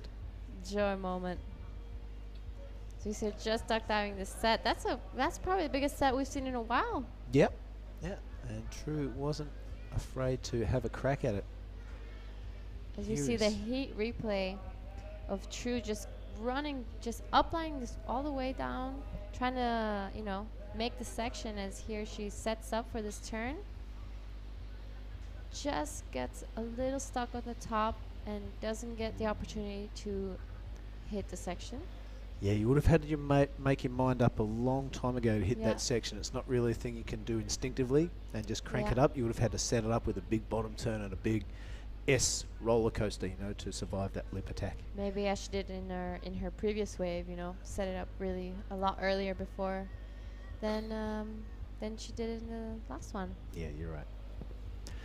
All right, with just under 9 minutes, let's have a look at that leaderboard. It's True Starling out in the lead with a 6 and a 2.10. Raya Campbell not far behind her. She only needs a 4.01. And let's looking down there, our two Japanese surfers, they don't need a very big score either to take that second position. A 2.61 for Ms. Mako and Kawasi, a 4.04. So anyone's ball game right now. 8.5 minutes to go. It has been the order of the day that the heats get really intense and interesting sub 5 minutes. Wow, what a wave just by itself. It's been cooking out there. And, you know, I think everyone is dying to get their heat on. We're just hoping for this wind to stay off for the whole day. Hopefully it stays this glassy. And I think we should just keep going till dark, till we can't see anymore. I agree. Last heat. I completely agree. But you know, looking at the forecast, it's gonna be perfect conditions all week. I can't wait to see how junior men and our junior women go absolutely bananas when it's their time. They've been pacing around out there, drinking their extra joss and getting some bang bangs into them. And I can't wait to see all that energy released once that pro junior division gets into the water. A little bit of nasi goreng power. Oh yeah, yeah, rice power all the way. Definitely. Yourself, nasi goreng or mi goreng? I swap and change. I would say mee goreng would be my go-to because, you know, I'm getting a bit older now. The paunch is starting to show. But either, I love it. I am definitely more of a nasi goreng. Oh, okay. Definitely. There is nothing I think is better than nasi goreng. You can get all around Indo, which is great. As we see, our surfer in white, Miyasaka Maiko. Just a quick in and out as this wave tapers away and doesn't give her exactly what she was looking for. She's not looking for such a big score to advance, a 2.61. That could set you into a bit of a trap. As I only need 2.61. I'll get this quick one, get that out of the way, and then you lose priority. Yeah. And Agreed. you let Red sit there and wait for a set wave. You know, Red must be also a little anxious to catch her next one, improve her score, and make it a little harder for our two other Japanese surfers to advance. And she sits there with priority.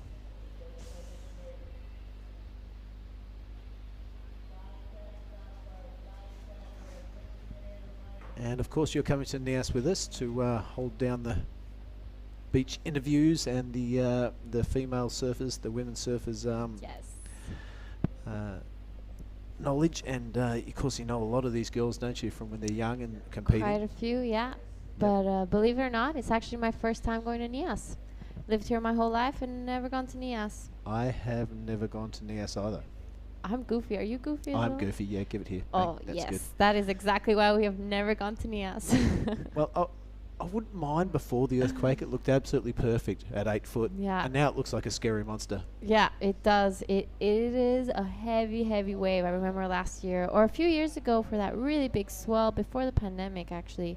A video. Did you see the video of the boat go over? It's on our ads. It's crazy, crazy, crazy wave. I'll give you a little tip, a little insight. Yeah. Ty Serrati, Mhm. I've seen video of him packing into 6 to 8 foot barrels at NIAS. No way. He is awesome out there. You Wow. would never think it, but Wow. wow, that guy can really surf in waves of consequence. So that's one thing I'm looking forward to. Our WSL representative getting out there and shaking it and moving it in NIAS.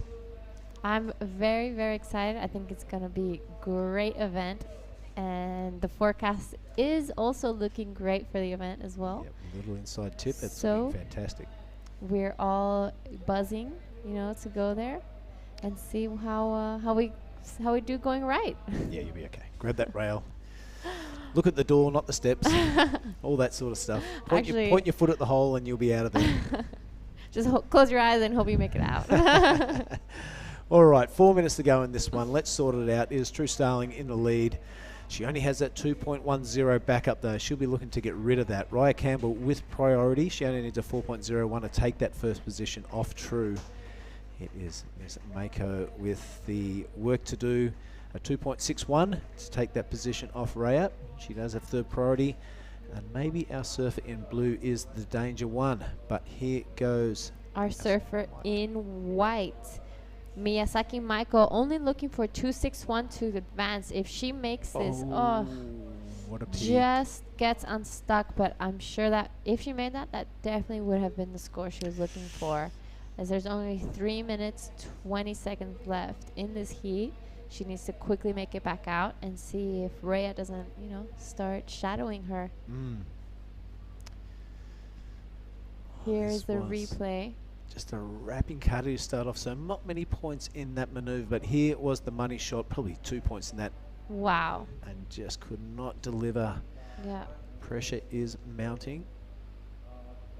As we're waiting for the last score of Miyazaki Maiko. Well, here goes True. Our surfer in the lead, True, just wrapping this wave on her backside.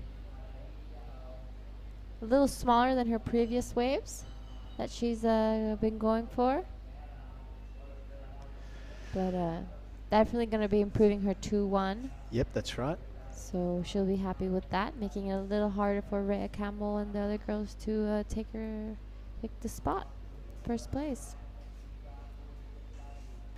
Heat 7 has been a beauty, and Heat 8 looks to be the same. Jazzy Studer, I'm looking forward to that one. Big shout out to her old man Luke. I hope he's listening in.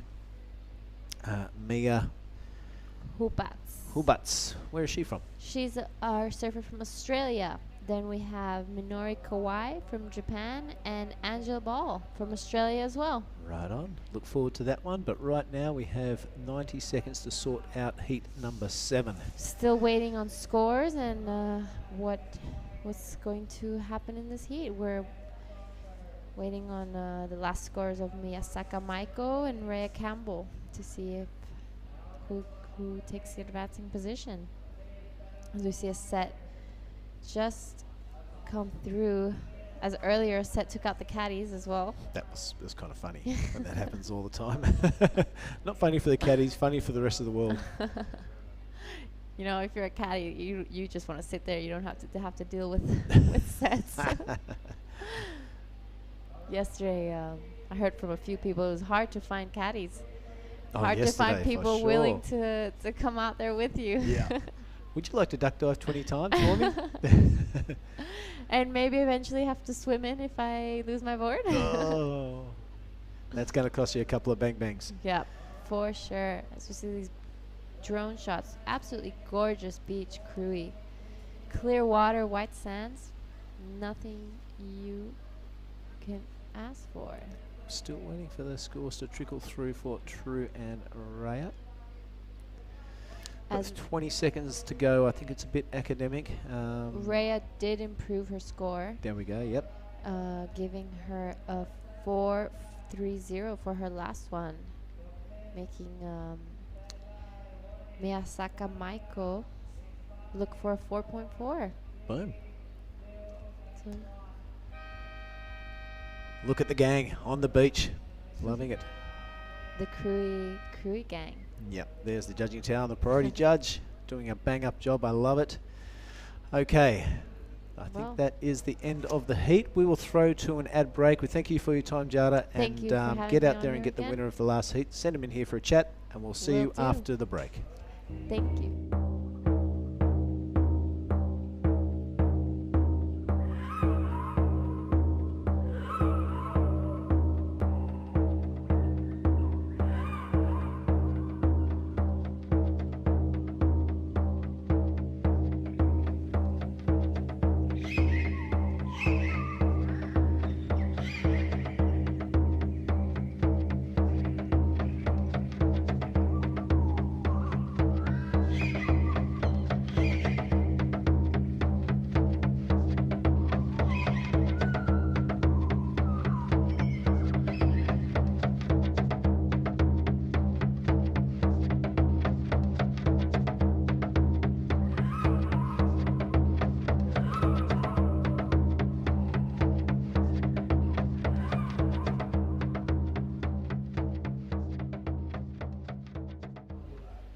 All right, welcome back, everybody. My name is Billy. I'm joined by the rock star from Lakey Peak, Oni Onwa. Hello, Mr. Billy. How are you, brother? I'm good. How are you?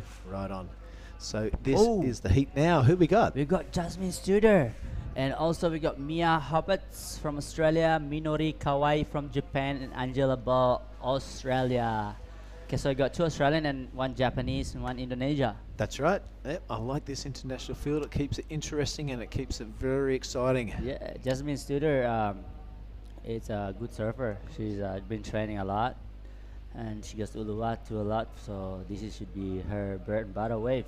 Let's see what she can do. Yep. Of course, daughter of Luke Studer. Yep. Great shaper. I've got one of his single fins. It's an absolute beauty. Yeah. And we went surfing at a right-hander around Java somewhere last week with Kelly Slater. Oh, Kelly. Yes, Jazzy was out there sharing a lineup with the goat. And she was super stoked.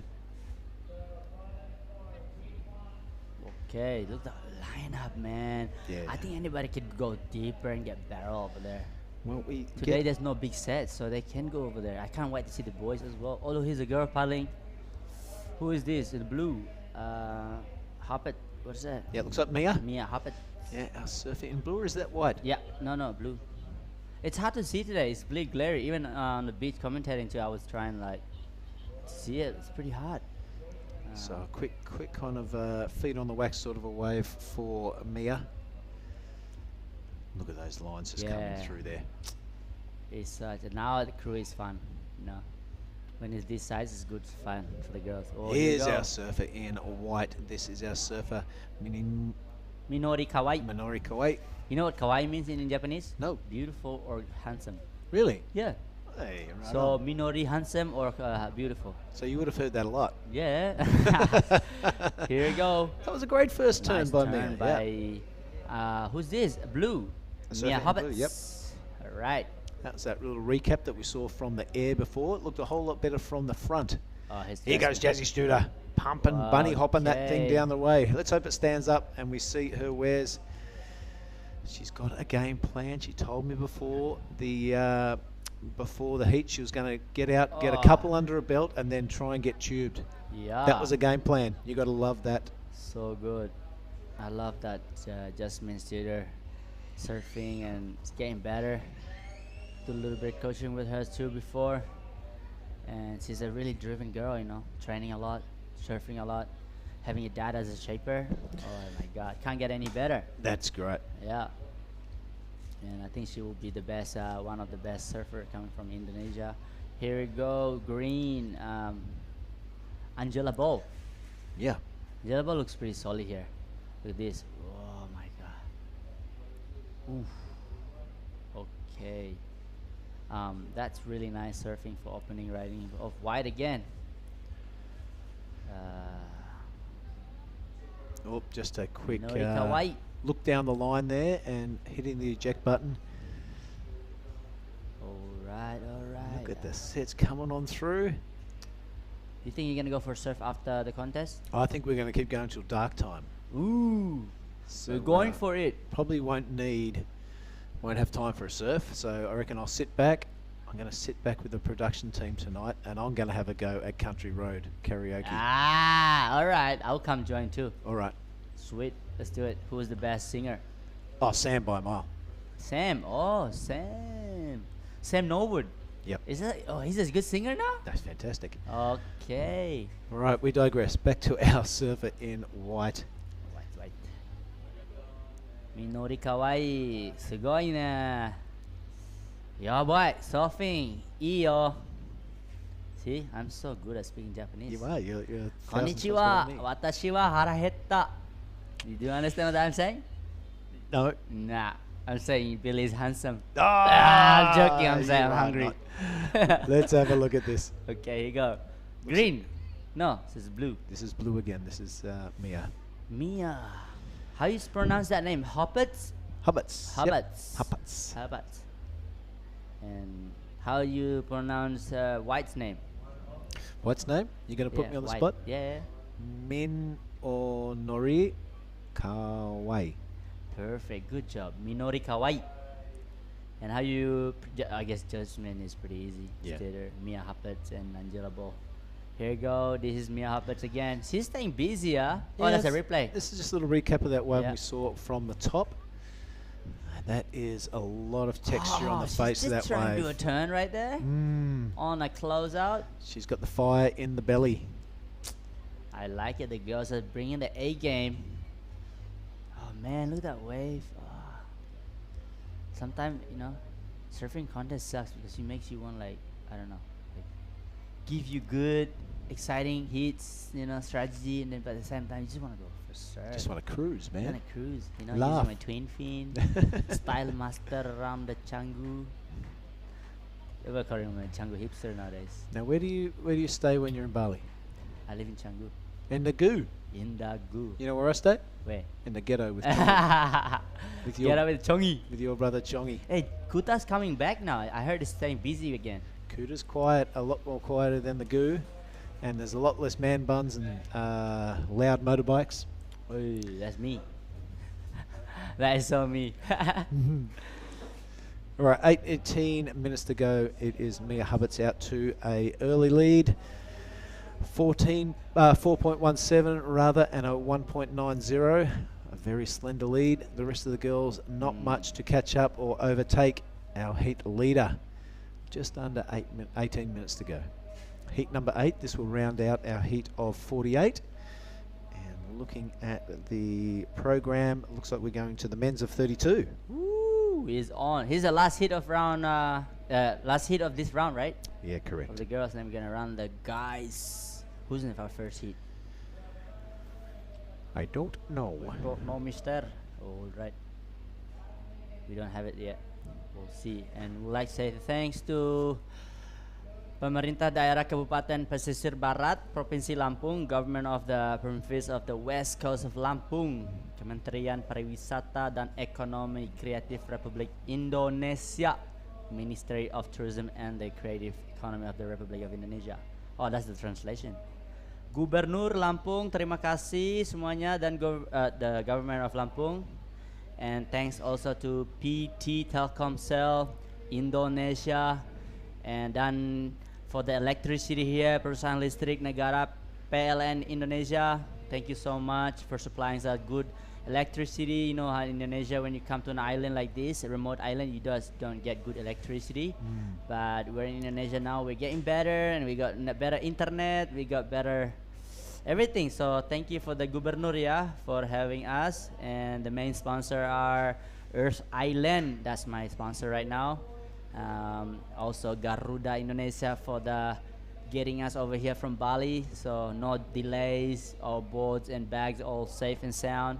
So some place you go to, like traveling for the QS, sometimes your board gets stuck somewhere. One time I was in going for a QS 10,000 in Spain. Yeah. I flew from Australia, from Sydney, and then I arrived in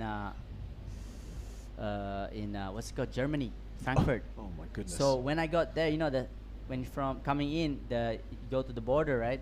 The immigration. Yeah. And they asked me, what are you doing here? And, because I applied this visa for just a tourist visa. It's easier to apply. Yeah. And I got approved to get a visa. Oh, hello. Sorry, we got the hit winner here.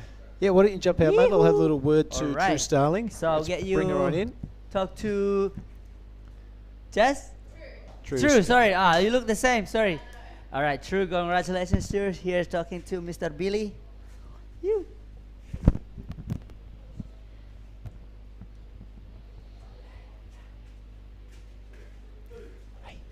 I'm Billy. All right, I am sitting here with the winner of the last heat, True Starling. Great heat. Have a look at your scores. You got a 6 and a 3.40. Highest score of that heat. Now, tell everyone a little bit about yourself. I'm 21. I'm originally from Narrabeen and moved up to the Tweed Coast about a year ago. And yeah, I'm pretty stoked to be here, actually. It's so beautiful. The town is so lovely. And yeah, the waves are, as you can see, firing. Right on. So you were part of the Narrabeen Board Riders as a Grommy? Yes, still am. Yes. I still am? Still okay. are, yes. And who are some of the legends kicking around that board riders? Oh, I'm sure you know a few. We've got Damien Hardman and a couple of the up-and-comers, Geordie Lawler. He's on the Challenger Series at the moment. David Vlug, Kai Warner. There's so many surfers and so much talent within the club. I feel so lucky to be a part of it, as well as Laura Enever as well. 100%, yeah. It's a really strong surfing board riders club. Now, there's a big contingent of Japanese surfers and international surfers at this event. Do you draw off that board riding experience when it comes to decision time in heats and that sort of stuff? I never used to. It's a really different format. I don't compete within the local board riders because I live up the coast, so I mainly just surf for the teams with the Australian board riders battles. I do take a lot from the club. I used to compete in the board riders all the time, so there's definitely things I would compete in the men that I'd be like, how do you do that, or what's that about? So yeah, it was really cool to be able to do that and just kind of listen to what they do and how they do it, and yeah, just take it on. Yeah, it must be good because you got the Iceman Damien Hardman there. He's the competitive machine, so he'd be a great thing to draw off. Now, how many times in Indonesia? Let's not count them, but have you come here often since you're a little grommy? Yeah, I've been here quite a few times. This is actually the second time I've been here. I came here for the 2019 event, and I didn't do very well, so I'm pretty happy to make a couple of heats so far. And I was just, to be honest, I was like so excited to be out there.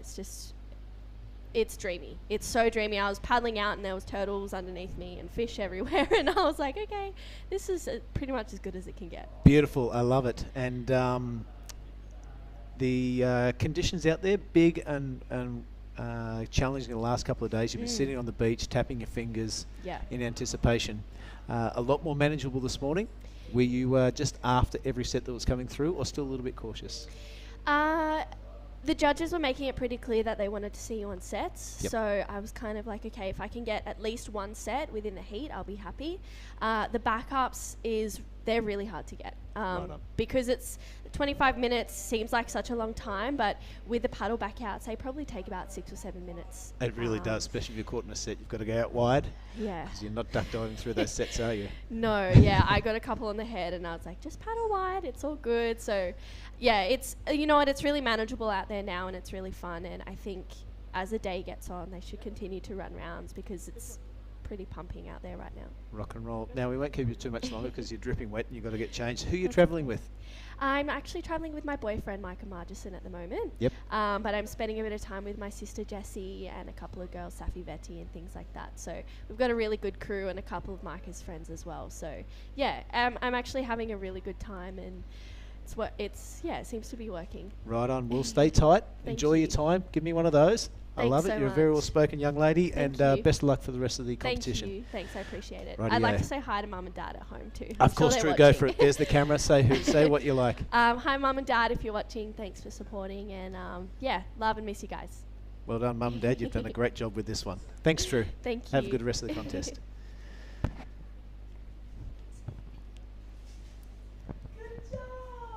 All right. So while we're having a chat with True, let's have a look at the leaderboard. It is still Mia out in the front. Looks like she's got a 4.17 back up to that 6.17. Our surfer from Japan has squeezed her way into second spot.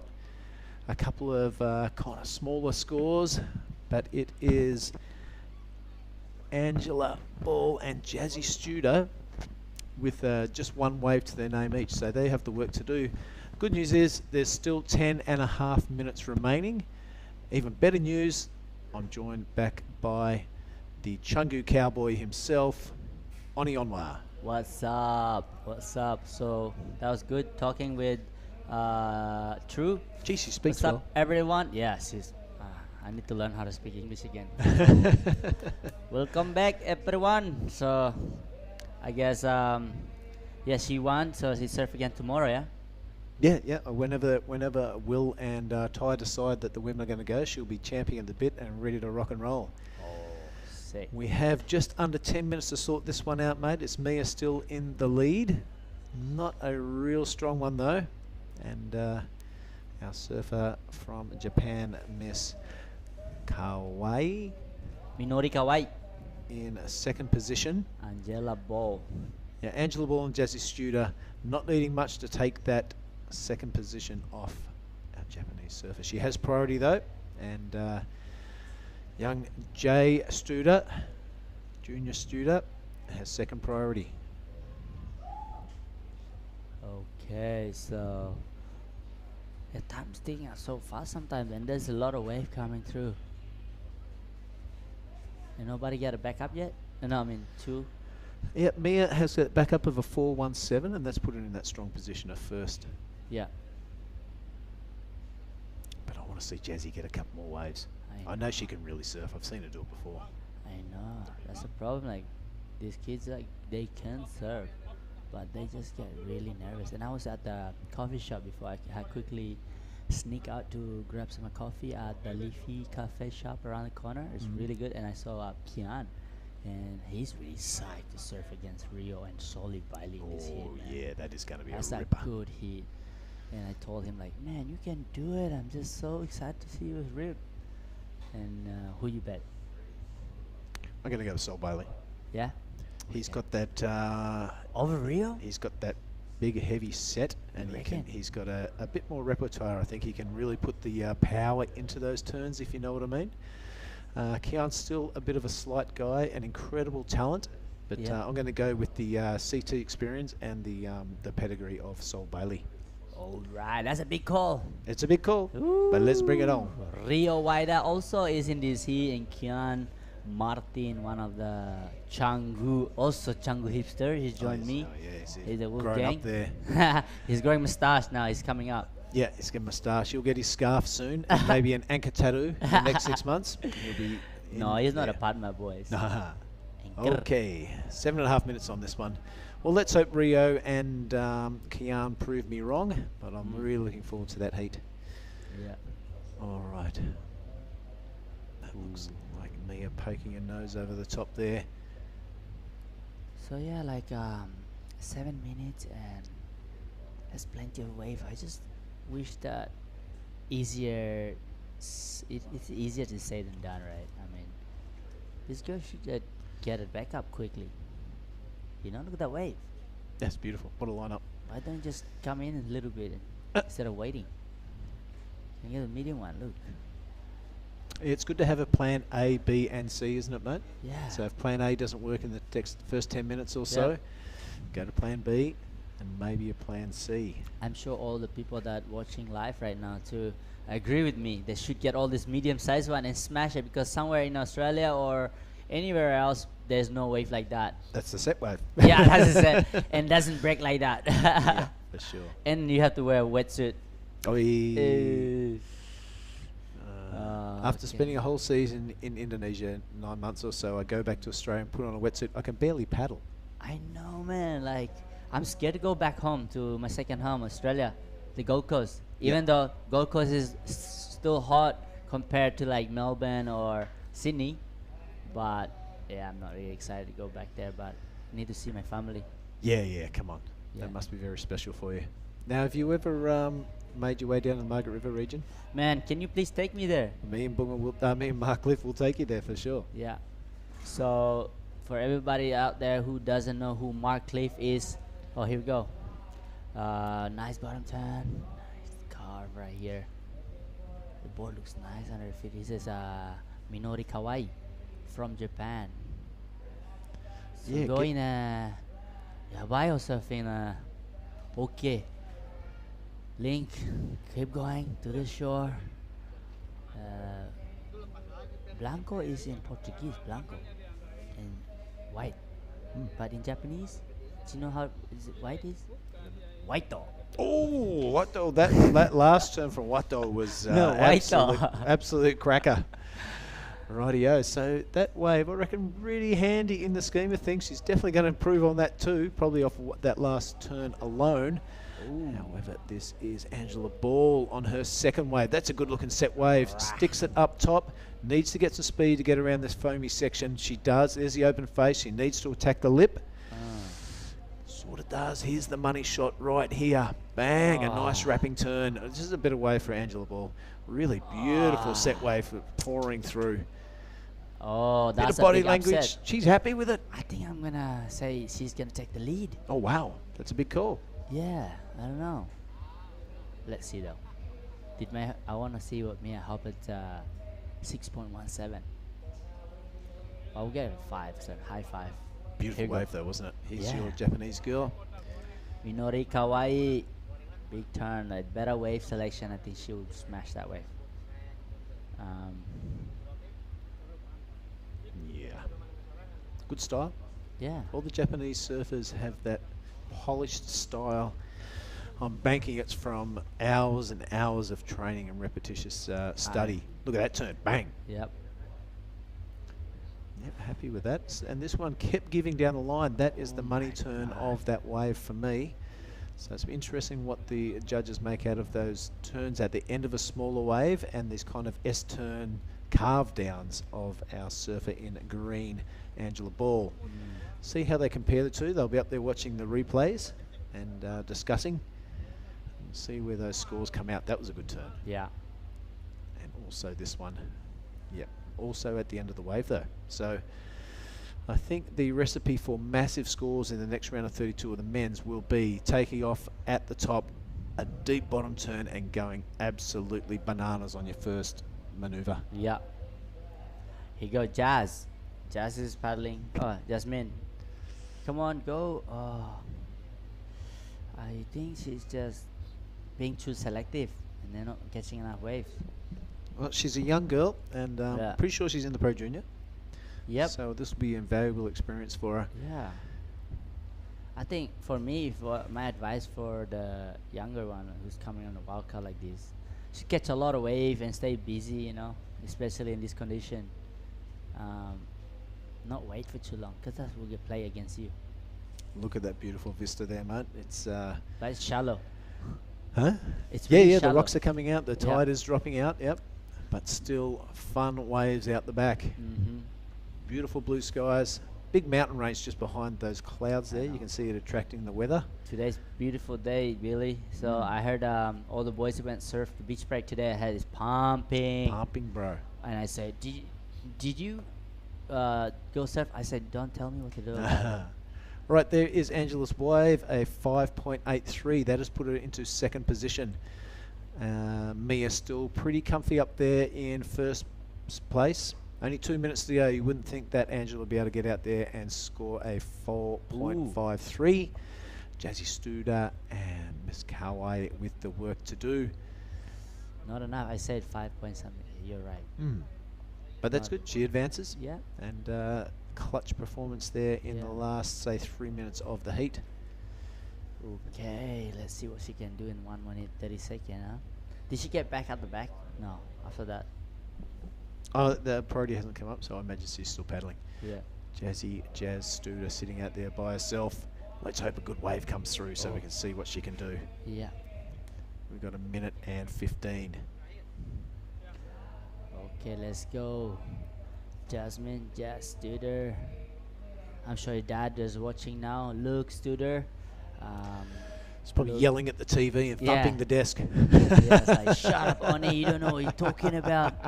It's like, I'm sorry, Luke. Big shout out to Luke. I love him. He's a great man. Yeah. And he's done a great job with his beautiful daughter. Yeah, I think Jazz have such a big potential to do so well in the contest, and in her surfing career, it's going to get better. It's a matter of time. And yeah, I think she also charges, you know. Yeah, she doesn't mind the big stuff. It's Yeah. good. Right, 30 seconds to go in this one. Around 48. Finishing up with heat number 8. It will be into the men's of 32 after this, I'm pretty sure, without confirmation from Will Hayden Smith. Yep. Let's have a look. So I'll be Krui watching Pro Junior. the men's heats round of 32, heat 1, next heat.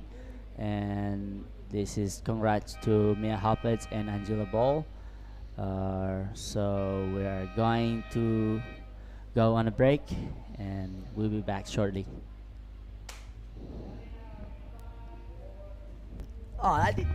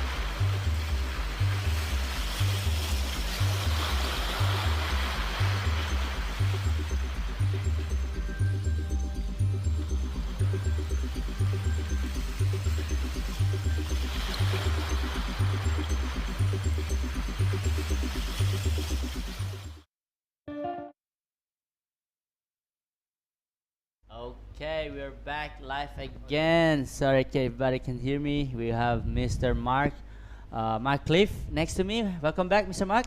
I'm so stoked, Donnie, because I just had a couple of heat break, and it's so good to go back-to-back heat break. I was sitting there with Rajo and the Glossops watching a couple of heats. And the surf is firing. All the boys are really pumped up, and the men's round of 32 has just hit the lineup. And for me, I tipped 3 of the guys in this heat. We'll confirm that in a moment. Yep. Exactly who they are. But 3 of the guys in this heat I've picked as outright favourites, and they're all turned up in the same heat, which is a little bit of a pity. But I'll take you through it. It is Jesse Mendez in the red. He's already up and riding green right here. Okay, the green. This is Jarvis Earl. Probably the equal best tube ride of the event yesterday. He got such a crazy barrel, and I tipped him. I went, man, he's one to watch. So that is Jarvis Earl in the green, Australia. Daiki Tanaka out of Japan in the white. This fella here, Jesse Mendez, in the red, has won his opening 3 heats with a sort of ease, motto out. He's just been flaring BOG on the first couple of days that he has surfed. And Rinta Uto out of Japan is probably been so far the highlight out of the Japanese camp. So this is a tough heat. Wow, what a heat. And they're all off and racing. Here is Rinta. He's your favorite surfer, this guy, don't you? Out of Japan, on his backhand, loving Look at that bottom turn. Man, you're right. You picked the right surfer, but Jesse Mendez and Jarvis Earls also in this heat. So yeah, hard heat. Exciting heat. And he's still going. He don't want to give any chance to other surfers, huh? Still smashing this lip all the way through. Bang! Oh my God! Top what to a bottom. Score. Whoa, Look he at just it. climbed that thing. White. So here goes Tanaka, another Japanese surfer. Look at the start of this heat on him. This is open with fireworks, buddy. I think these guys got samurai style right here, huh? Imagine the judges would have been sitting up there, and they've now just had this thrown at them. They've probably a little bit of a brain explosion in the judging tower, because they've got to now separate all that madness that just happened.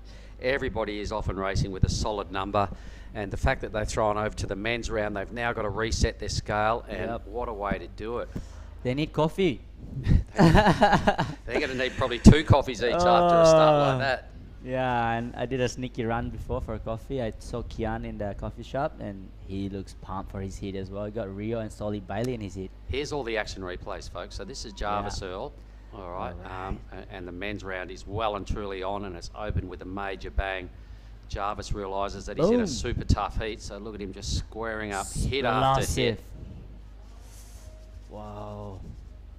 Oh man, I'm so excited to see this heat. It's a pity the 3 guys that I've tipped as kind of favourites all in the same heat. Oh my God. So these are the 2 goofies I tipped. Yeah. Jesse, as I was saying earlier, has won his first 3 heats. A former CT surfer, staying down there with us at Lavina. He's a nice guy. We've been having dinner with him most nights. He's laser focused. He's up early every morning, mate, down here for an early surf. Jesse. Yep, he's in the zone. He's here for one reason, and that is to surf heats, maybe make some pocket money. The points mean nothing to him. He can't keep them, so he's here purely to surf some heats and get some practice. And here is Rinta Uto. Oh yeah, he's your favorite surfer, this guy, huh? You like how he just stay low, like Hiroto Ohara kind of style. Look at that bottom turn. Rah! And then all the way down, these hits were all critical. Yeah. Especially at the back end of the wave here. You watch what he does at the end. You know, I think the coaches are here too for Japan. I think they're all fighting for this spot for the Olympic, you know. They want to get that spot. Look at that. He just climbed it like, yep, I got that. Well, why not? That was the best finish out of anyone in that exchange. Yeah. Tanaka now. But what a way to kick off the men's round. 4 screaming rides. Judges will be, like I said, having a bit of a meltdown up there. They'll be looking at replays. I reckon it's going to take a while before we get the scores through Oni. Yeah. The judges will be having a second look at all these waves and going, oh my God, so we've got to try and fit all that into the scale, and it's going to set a mean standard for the rest of the men's round of 32. For anybody that may be online and just rejoining us, well, welcome back to the men's side of the QS 5000. It's open with an absolutely blazing fashion. All 4 surfers will have a ripping score beside their name.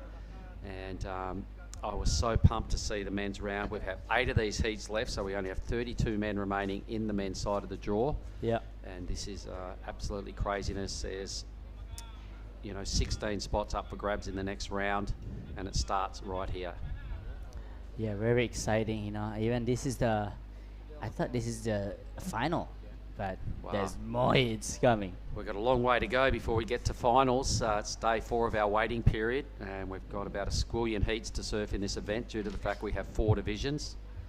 The men's QS 5000, women's QS 5000, and then we have men's and women's pro juniors. And there's a whole bunch of little punks out there licking their lips going, how come we're not on today? Well, you guys, I reckon you're on tomorrow. All right, so the next heat also I want to announce Jack Thomas, Hinata Aziwa. Yeah, Jack's out of WA. Jack Thomas in the next heat. Some scores starting to filter through. I'm sure we're into Uto, a 5.33. The judges being most reserved with their numbers here. They throw the best number at Jarvis Earl, the Aussie, 8.33 for the first time today. We've gone into the 8s. I better write that down as one of our highlights. Have a look at that scoreboard. Yeah. 8.33, ladies and gentlemen. So also we got the last heat winner. So Mia Huppets, you ready to jump on the boot with Mr. Mark? And here you go. All right, why not? Let's do this. Yeah. Do you want me to do it or do you want to do it? You do it better. Oh, let's go. No one can do better than you. Shush, stop it. Okay. Let's have a chat. Come here, the winner.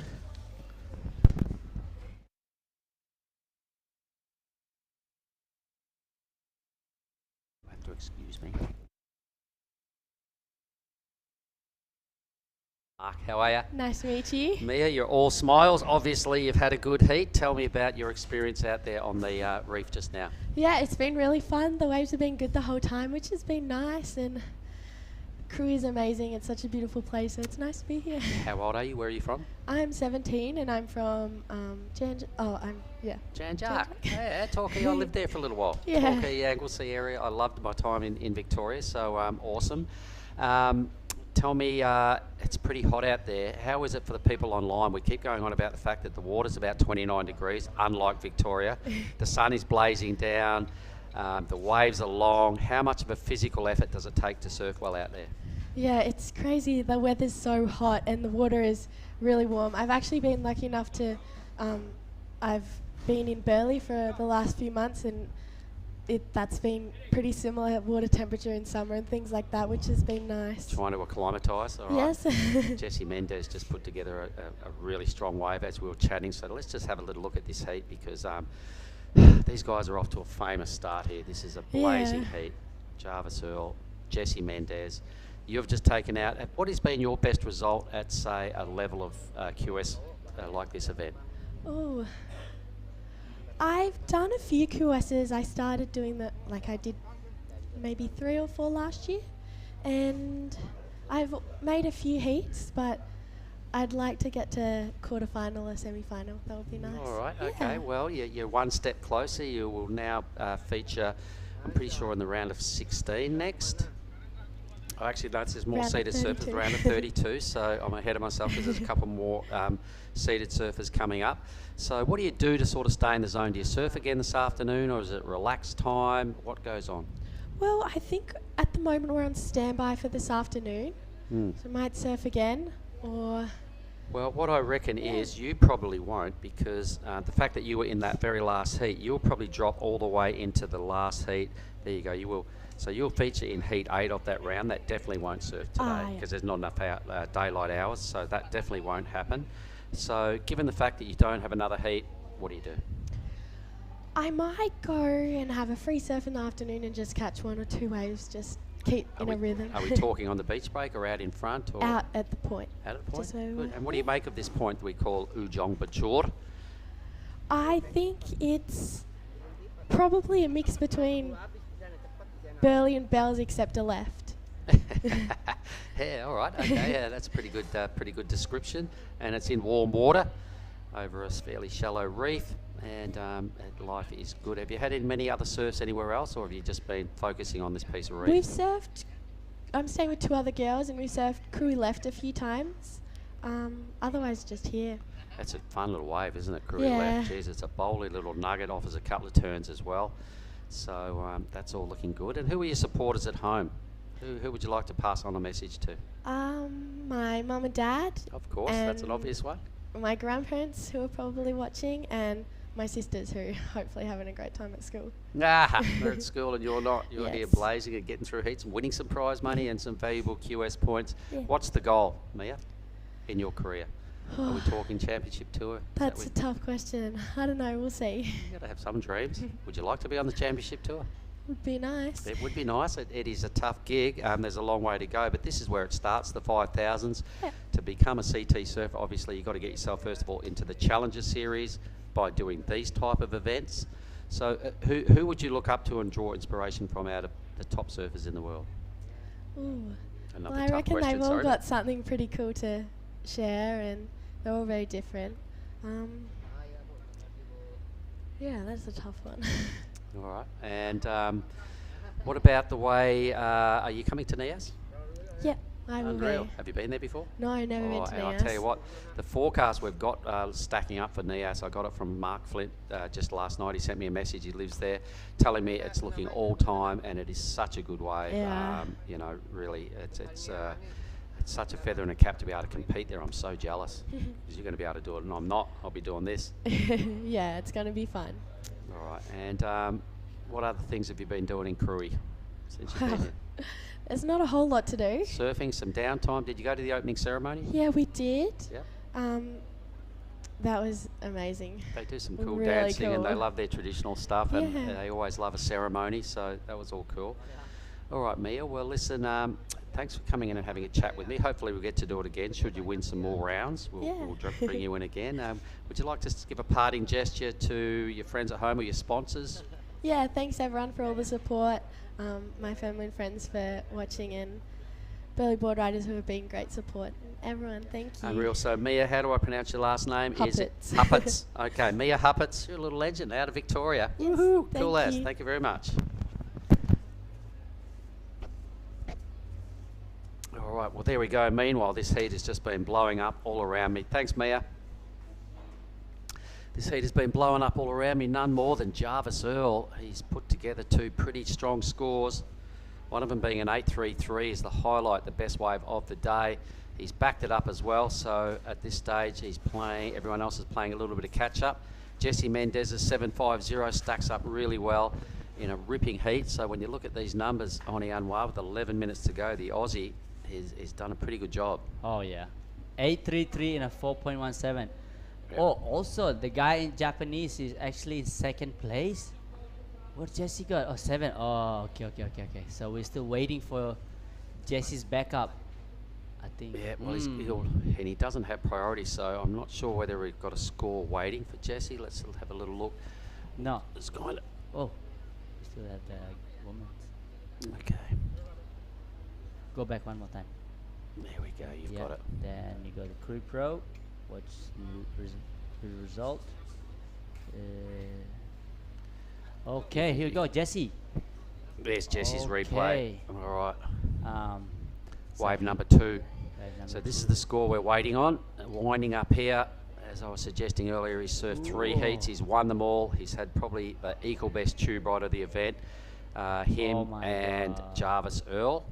Is that his first wave? I think that's a That was second wave wave. number 2. There it is, a 7.67. So another blazing number for Jesse Mendez, just ripping turns off the top at will. That's the heat.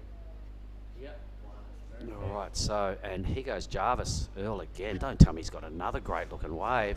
The Aussie is absolutely on a tear here. How's the speed and the commitment to his manoeuvres? He knows he's in a tough heat and you can sense he's got a bit to prove here.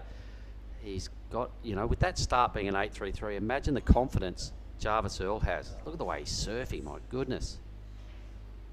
I want to see him do air here. Air.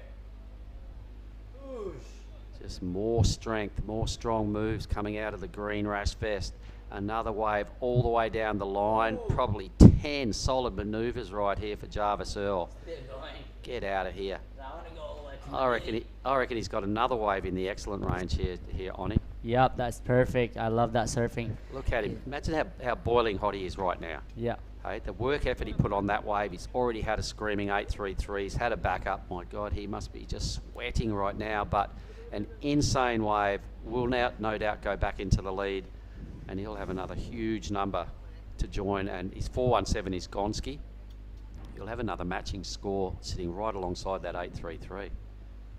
How's the goofies in this heat? They've just gone nuts. It's mind-blowing, bro.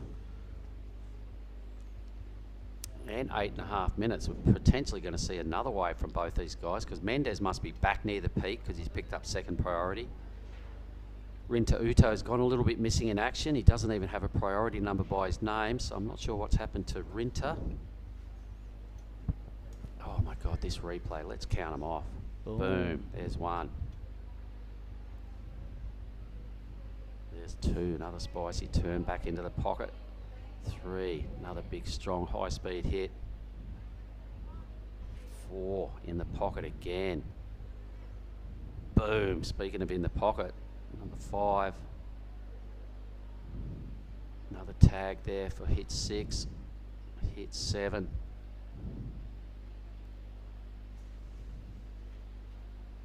I think Hit 8. And a little wrap around in the channel 9.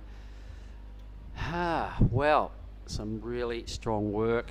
Lots of work done in the pocket. A High lot of 7. top to bottom surfing. Yeah, I reckon it's going to be somewhere right up there. Potentially a smidge higher, but it was just a brilliant wave. It's definitely got to rival anything Jesse Mendez has done. Yeah. What a way to start this men's round. So the judges are still thinking about it. 7 minutes to go. He'll definitely go to the lead.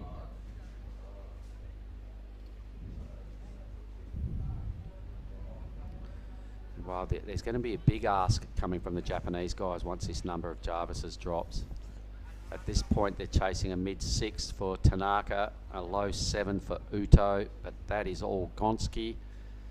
Because Jarvis, there he goes, a 7.1. So a lot of surfing. The judges maybe wanted a little bit more variety out of that, or perhaps a little bit more commitment to a couple of those hits. But a 7.1, the 4th best number in a ripping heat. Can you believe Jesse Mendez has got another great looking wave?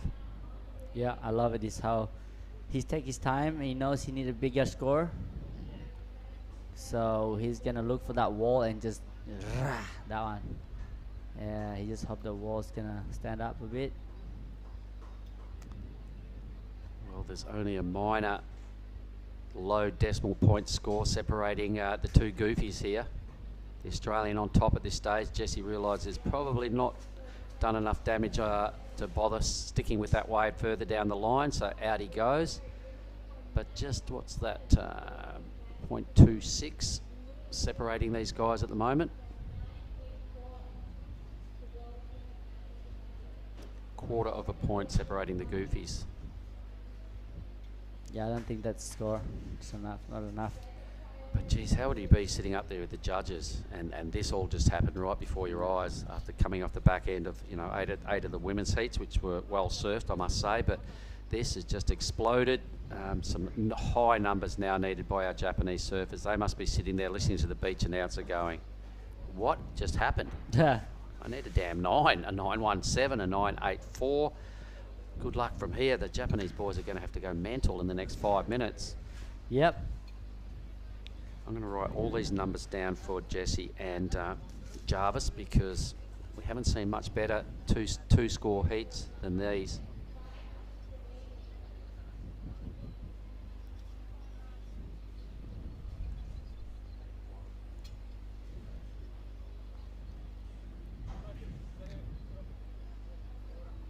So yeah, I think Jarvis pretty comfortable sitting with 833.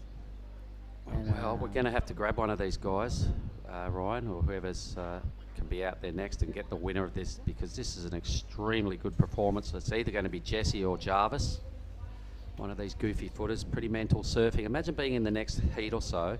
You'd be standing there going, "Oh my God, this is mental. Look what these boys," you know, how inspired you would be to get out there, tuck in, and do exactly what Jesse and Jarvis have done. It's a great display of really top-class surfing. Yeah, they need to bring a solid surf, you know, to beat these guys.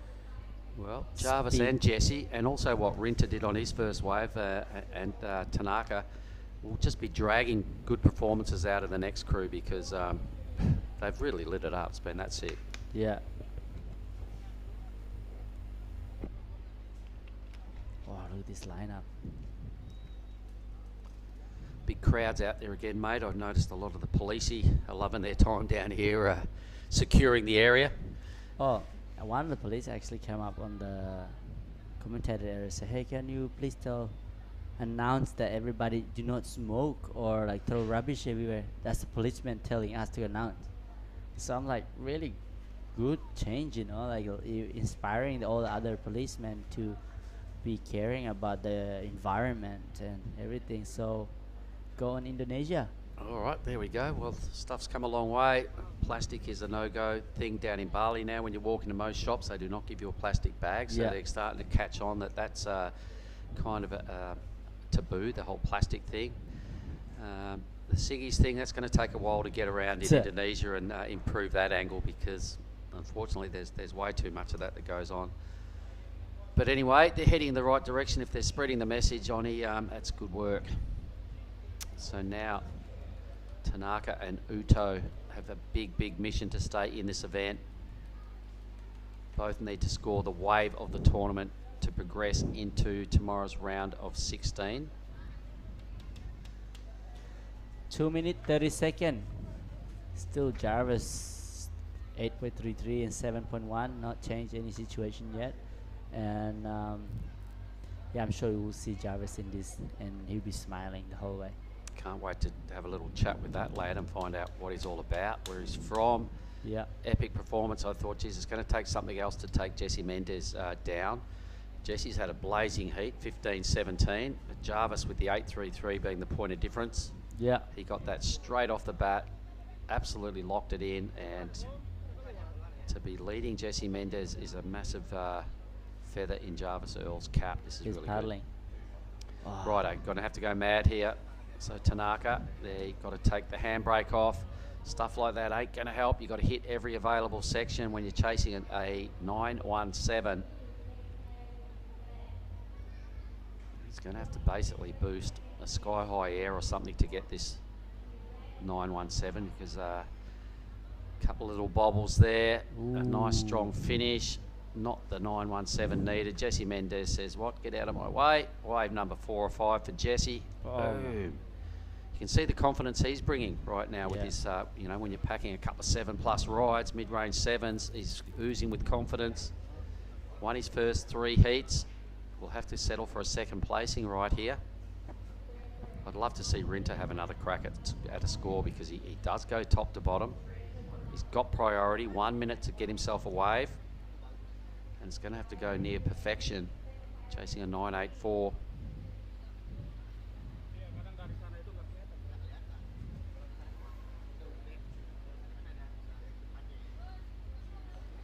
So, well, there's only 40 seconds remaining for the crew online. We'll just let you in knowing that Jack Thomas, representing Yelling Up, is coming up next in red. Hinata Aizawa out of the Gold Coast is on next in blue. Mike Clayton Brown had a great heat earlier. He'll feature in white. And Oscar Berry, a 4-person Australian heat right there, featuring in heat 2. And Oscar will surf in green. Starting shortly, 15 seconds.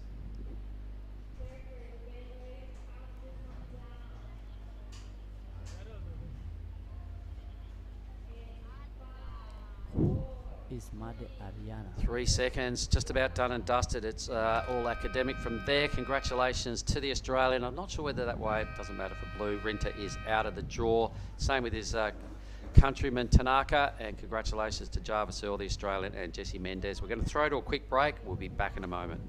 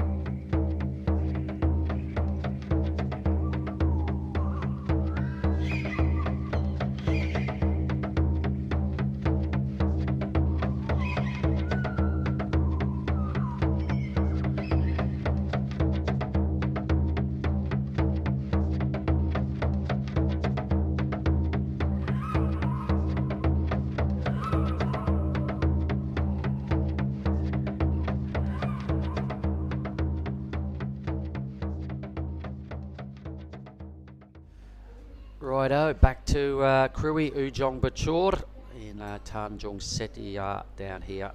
On the point of a really long, great-looking left-hander, Billy, we are at Heat 2 of the round of 32 of the men's. Do you want to enlighten us who's in the heat? Looks like Jackie Thomas from Margaret River in the red. From Yellingup, actually. Let's go with Yellingup. Oh, I'm sorry about that. Yes, Yellingup up there in the north. Hanata Aizawa from Australia. Also, Mike Clayton Brown and Oscar Berry. All those names, really good performers in the last round. And I was debriefing Jazz Studer just before, mate. What happened in the last heat? Well, can't say enough good things about the last heat, to be honest. Geez, Jarvis Earl has really caught my attention. I had Mark's multis in the same heat, 3 of them, mate, and I've lost one of them being Rinta Uto, who actually came 4th spot in that heat, but we've still got 2 goofies charging through the draw. The highlight of the heat, Jarvis Earl opened with an 8.33, ended up backing it up with a 7.1 a little later on, and just blew the back out of every opportunity.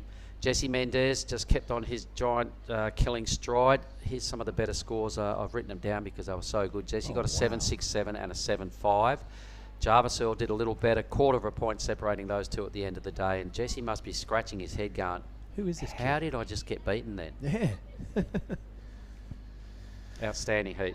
Well, we did call it that the this round of 32 was going to be something special, and it has delivered in the first heat. Can't wait for the action in heat number 2. 4 blokes from Australia, mate. 4 of them. Here we go. So this would be Oscar.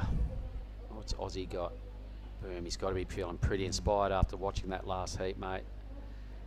Speeding down the line, now squares it up and starts to go a little bit more top to bottom.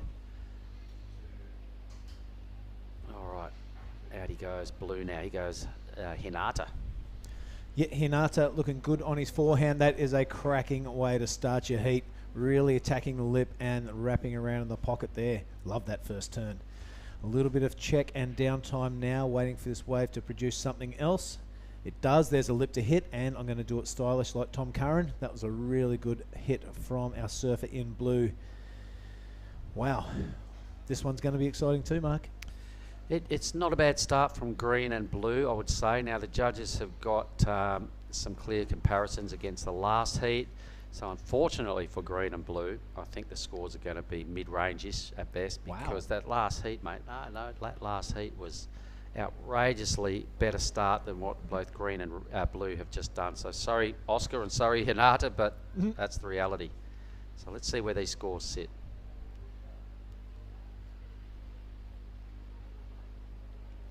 Good sort of nerve busters anyway for green and blue. Both riding a wave, both sort of finishing, both getting a bit of work done. Hinata's first turn, this is a beauty. Coming down with the lip there. I did see a couple of turns from the last heat. It looked like the board speed through the turns were a bit of point of difference from what we've seen so far. Just the first 2 waves that both the goofies in that last heat got just had way more critical sections than what both these guys just chewed off. So the good news for them, though, is it happened early in the heat. You know, there's the numbers, mate. So the 5 for blue, just a high 3 for Oscar. Hence was the quality of that last heat, mate, and you didn't actually see it all, so you're like, oh, how come it's only a 5? Well, because Jarvis Earl opened with an 8.33, and that was the comparison. Yep. Well, it is coming down to the pointy end of the men's round, so you would expect the performances and the pedigree to go through the roof. Yep, it did last heat, that's for sure. So these guys have got a mean act to follow coming out of heat 1. And we do have one of our buddies there in the red in Jack Thomas, JT. Yes. I'm sure a few of the boys in Yelzy Land will be watching. Oh, you'd hope so. Hopefully Snake and the boys from the Barrel podcast, let's hope they're watching. Come on. All right, so Oscar found himself a second wave in quick succession. Weaving, just trying to find something steep and mean. All right, let me have a little moment with Jarvis here, if you don't mind, Billy, because I saw his heat and I've got to give him some big props. It was so sick. It will be my pleasure. All right, good on you, Oscar. That was a decent wave there as well. So let's get this young guy in here. I'll hold that for you. Let's get these on your head, please, Jarvis. Jarvis, welcome to the broadcast area. My name's Mark. Yeah, nice to meet you. That was such a sick heat. How are you feeling after that, buddy? Yeah, I was just stoked to surf. The waves are pumping. And then obviously having Jesse in my heat, it was a good challenge. And then once I got that 8 off the start, I was like just... What a way to start your heat. You must have been buzzing when you flicked off that wave and went, I think I just went nuts.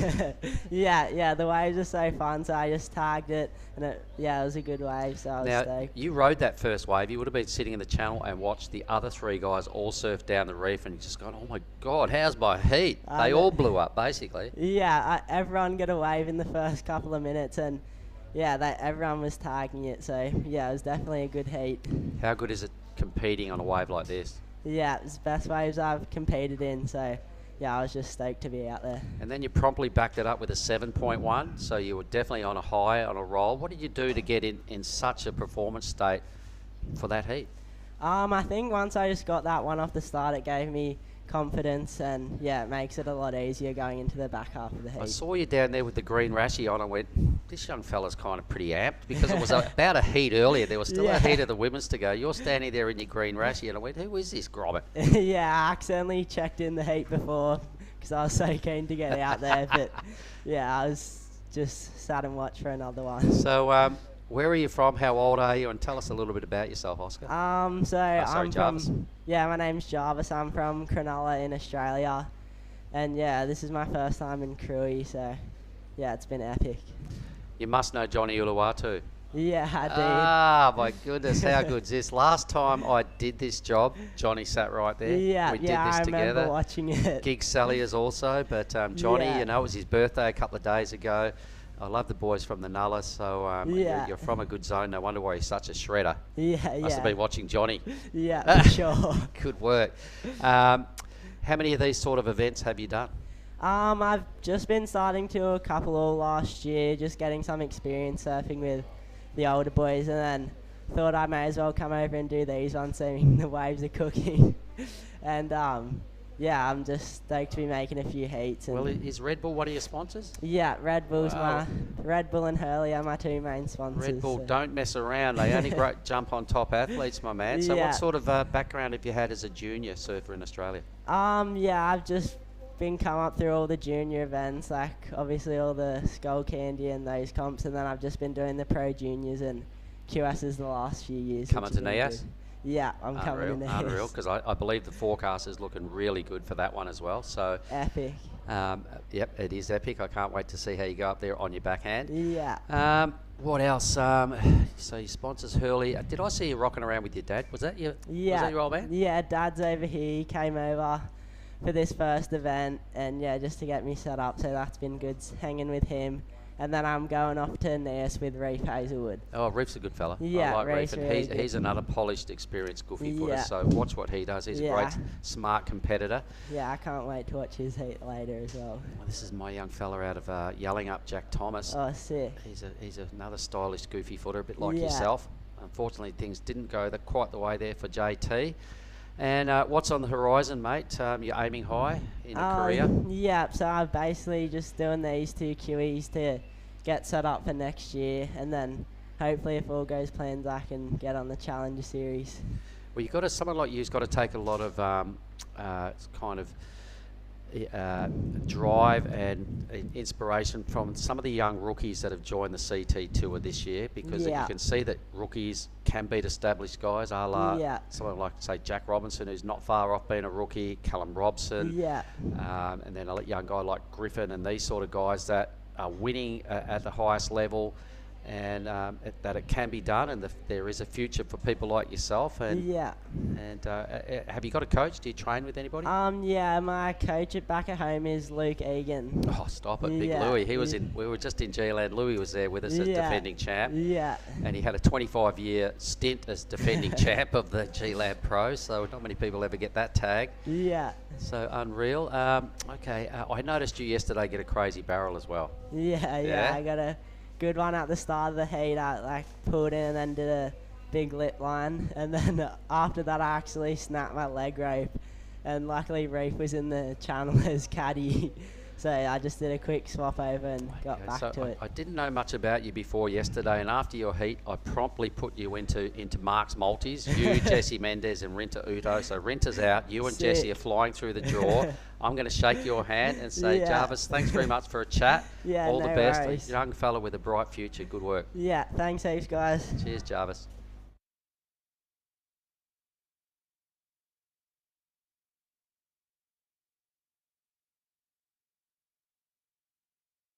We've been fluffing around and having a great old chat with a junior surfer absolutely on the rise. But Oscar Berry, this Green Rash Fest, I did watch him ride a number of waves while I've been sort of doing other stuff apart from calling the shots. But here he goes.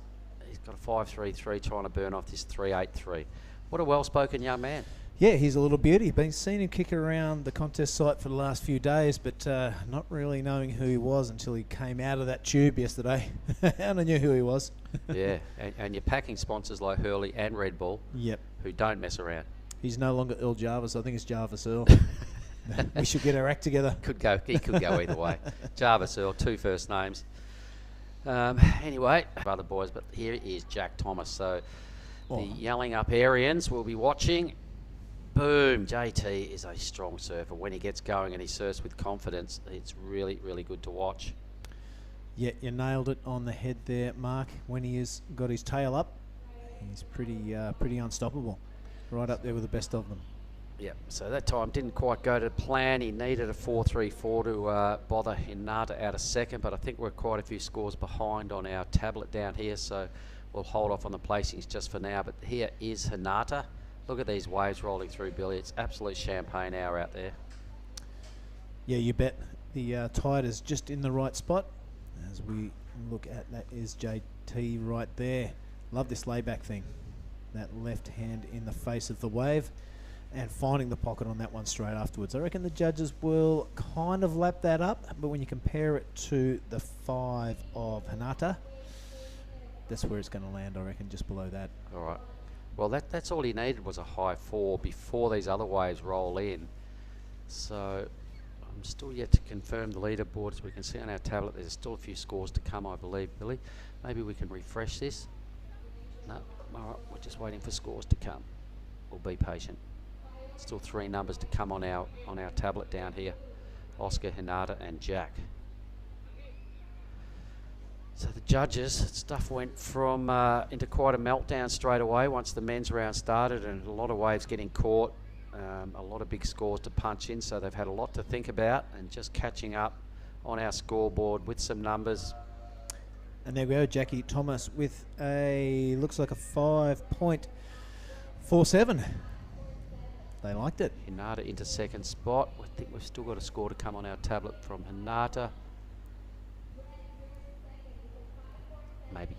Let's see, maybe our tablet's behind. Either way, we've got another ripping heat. Speak of the young fella, here he is.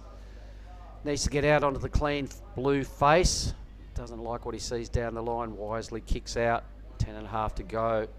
The men's round is open in a blaze of fire here. 6 more of these heats to go before we make a call on pushing through for the afternoon. I believe this round of men's and the next round of women's is on standby. I have some breaking news. I'll get it up and I'll tell you in a second, so please. All right. 10 minutes remaining. It is approaching 12:30 down here, Krui time.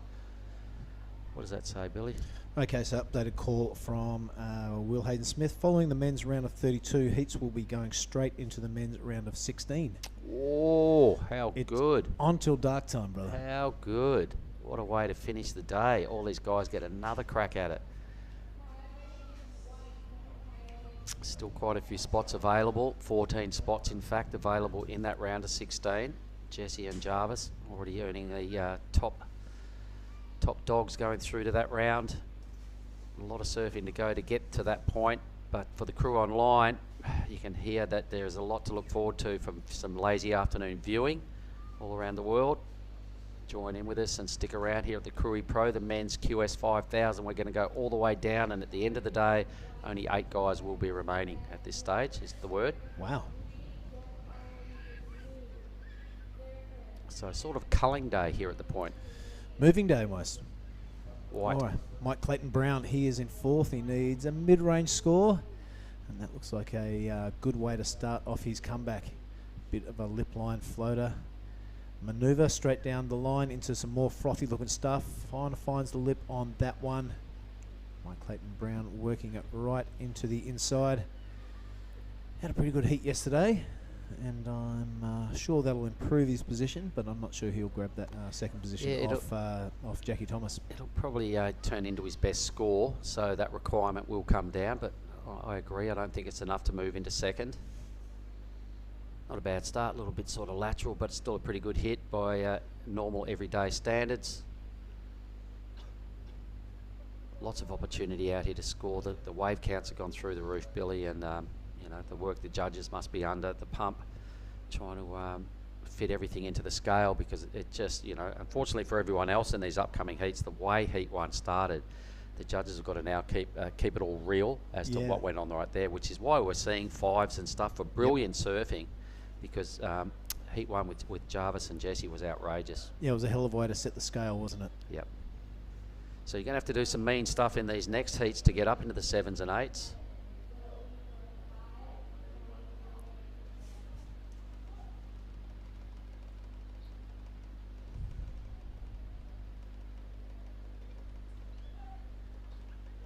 Lots of good heats coming up. We're just gazing through the draw. There's a real lot to look forward to here this afternoon.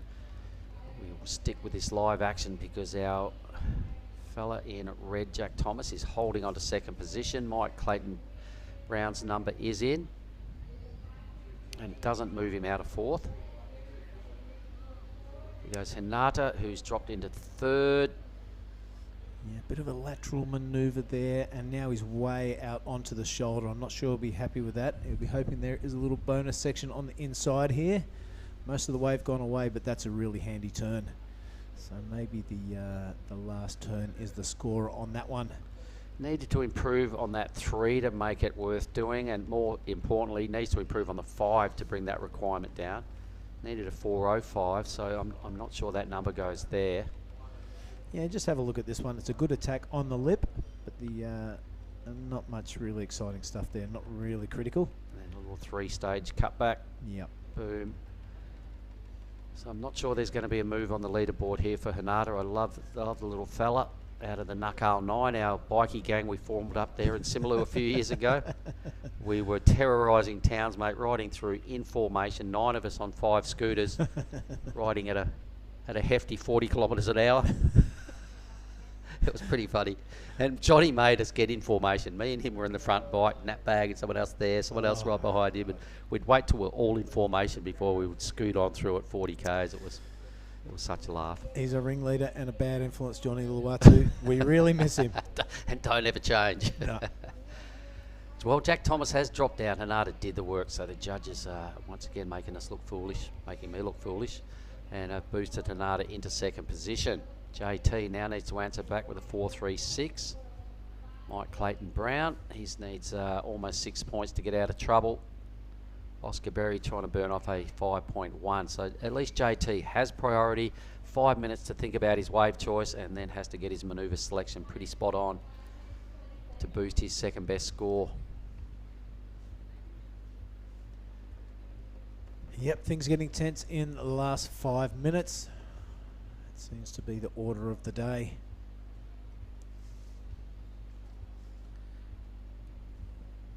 All right, well, what happens if you dip out in this round? If you happen to end up in 4th place and copper 25th, you get 720 QS points, $400. And if you end up 3rd, it's a 17th placing for 800 points and 500 Aussie dollars. But I'm sure everybody's got eyes on the prize here. It's 5,000 points up for grabs, a heap of bucks for finishing highly in this highly rated event. Here goes Jack Thomas, so not a bad way to start. He now needs to stomp around and get his best surfing going on. His real go-to strength is his power.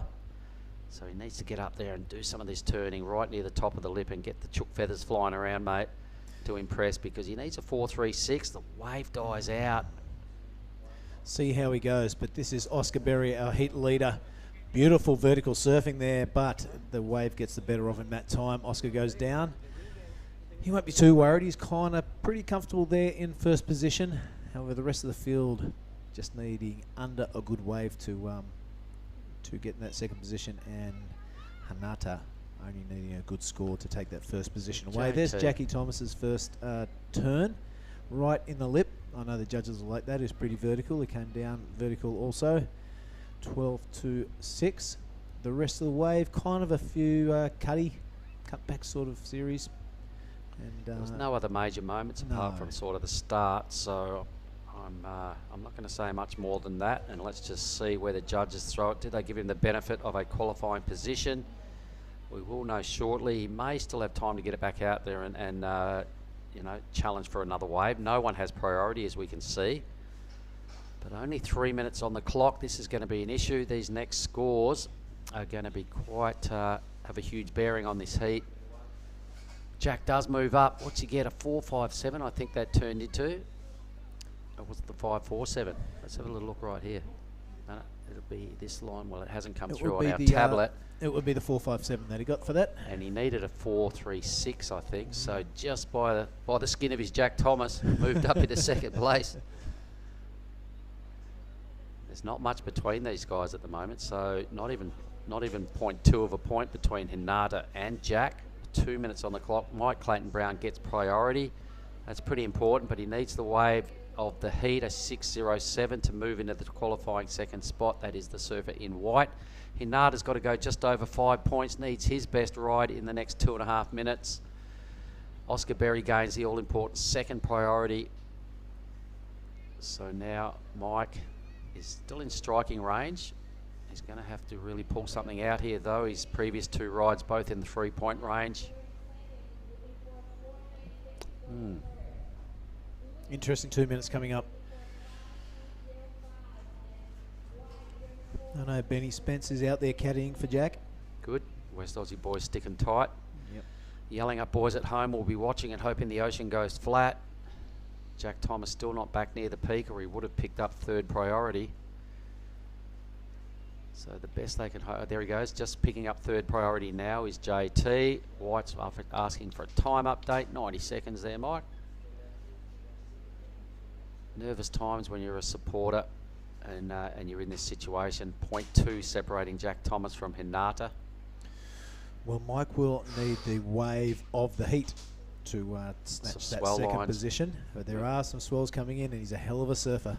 Moving out the back, so Mike gets on a little paddle up, trying to shuffle over a little further, making sure this set doesn't run wide on him and give him no opportunity.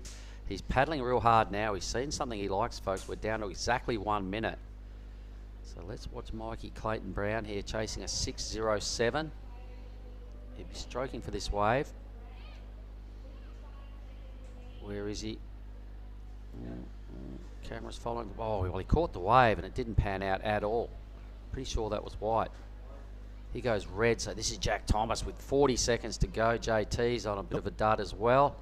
He's going to sit there and try and get priority over, looks like blue and white. Oh, here goes Mikey. Oh my he God. got the inside. Maybe that was the one that Jack gave up.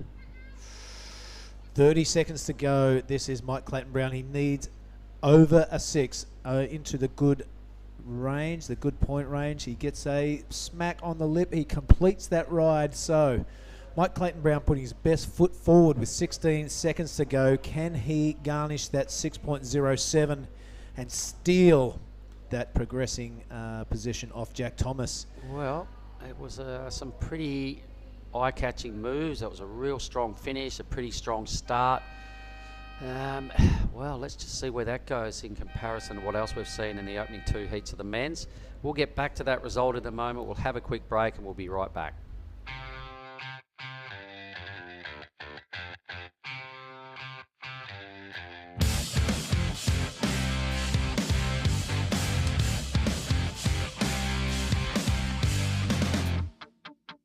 We did an 8 a.m. call this morning for a possible 8:30 start.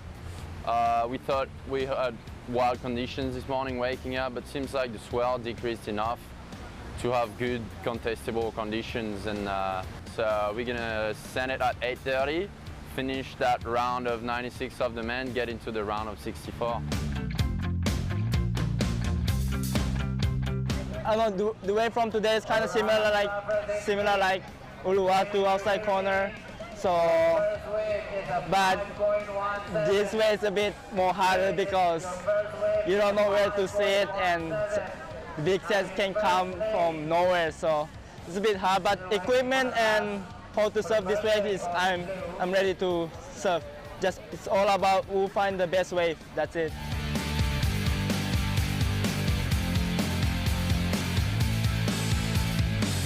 It's huge out there. So it's like I need 6'2" or 6'4". That's my longest board I ever ride. So I feel like I need that. That's how much big it is. But you know, my strategy was catch a wave, run away from the set, catch a wave, run away from the set. I just don't want to use my energy on the getting smashed. That's it.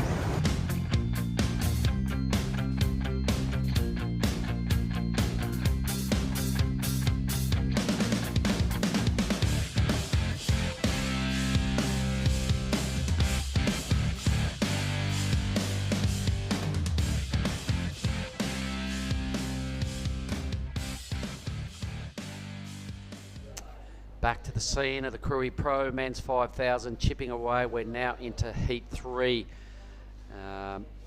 So we'll just ask Billy to take us through who's in this. Yes, mate. This is going to be a beauty. Alistair Regato from Australia. Reginato, excuse me, from Australia. Noah Stocker. He is our second competitor, Ryuki Waeda, all the way from Indonesia, just down the road, and Takioto Ota from Japan. This is heat number 3, the men's round of 32. Progressing into the contest beautifully. Welcome to the microphone, Jada. Hello. So the next heat, we have, well, I'm sure you've already introduced everyone. I have, but have a look at it. Is Ryuki Waeda. Wow. And Alistair. Noah. These heats are getting more stacked every time. You betcha. And we're going into the round of 16 after this. Is the official call from Will if the sun stays up long enough. So it's getting towards a pointy end for the men's draw. Exciting stuff, guys. We're getting an inch closer to finals day.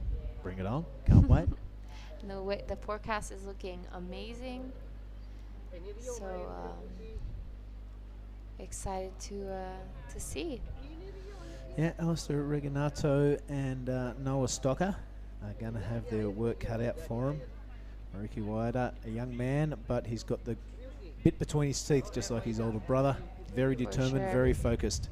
And here he goes now on his first wave, a deadly backhand attack. Watch this, really vertical and in the lip. Coming unstuck that one, pushing it a little bit too hard.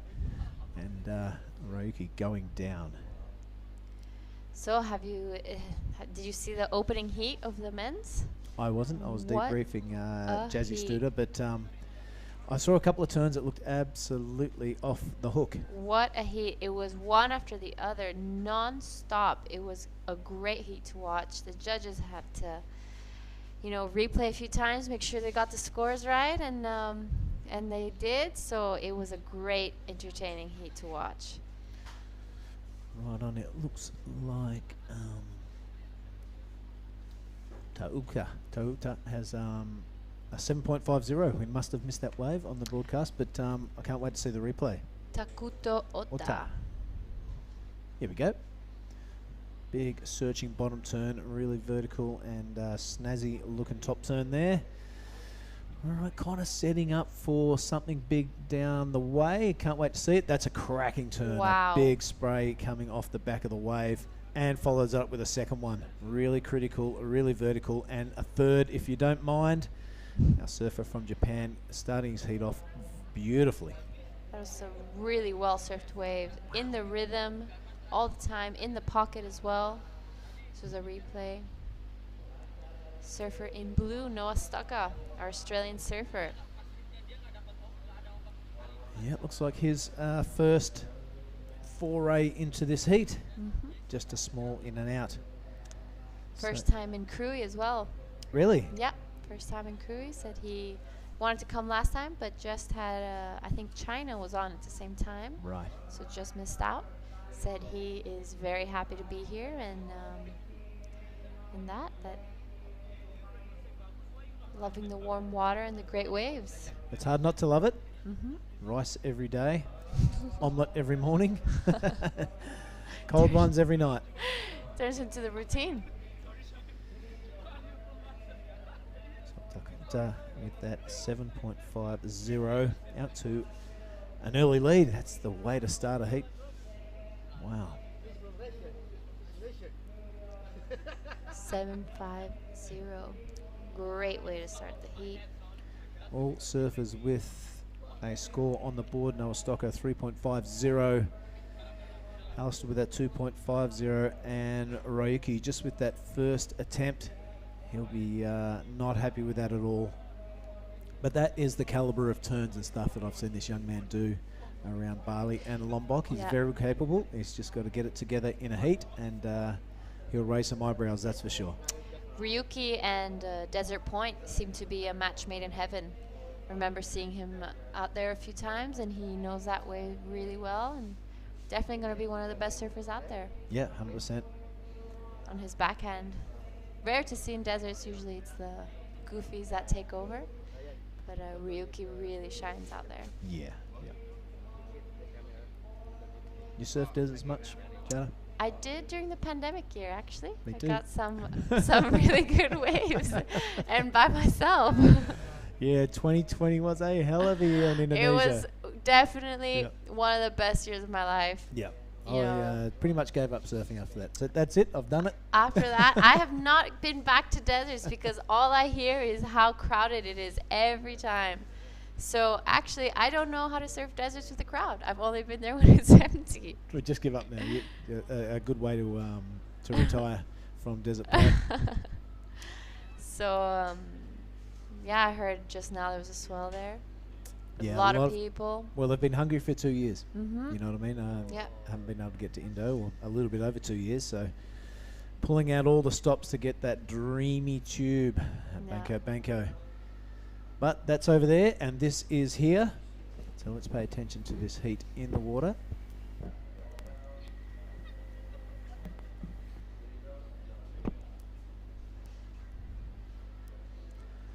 What a drone shot. I love the angle from above. I love when you can see the reef. The water is so blue today. It's so clear. This is the perfect day for a contest. As we see Ryuki now trying to get over this foam. Just doesn't make it. Probably saw down the line that it wasn't going to offer much. Not the start Ryuki is looking for. But I'm sure he'll get back into the groove in any moment. Yep, 2 ways where he struggled to put a score on the board. Very un-Ryuki-like. Mm-hmm. But good news is there's 16 and a handful of change left for him. As Oscar Berry now is going to join Billy here in the booth. The last heat number 2 with a round of 32. Boom, boom. Put it there, buddy. Well done. Thank you. You had a bit of a loaded heat, mate. Jack Thomas, Anata, and Mike Clayton Brown. The heat was put on you out there. How did that feel? Yeah, that was definitely a weird heat. It kind of, I feel like it went pretty wide and flat, like flat faces. So I just wanted to go out there and get 2 waves as fast as I could, and paid off in the end for sure. You did that, of course. Now, for people who haven't seen you before, mate, look down that camera and tell me a bit about yourself, where you're from, how old you are, your experience, all that sort of garbage. My name's Oscar Berry. I grew up in Yamba, living on the Gold Coast at the moment, and second year technically on the QS.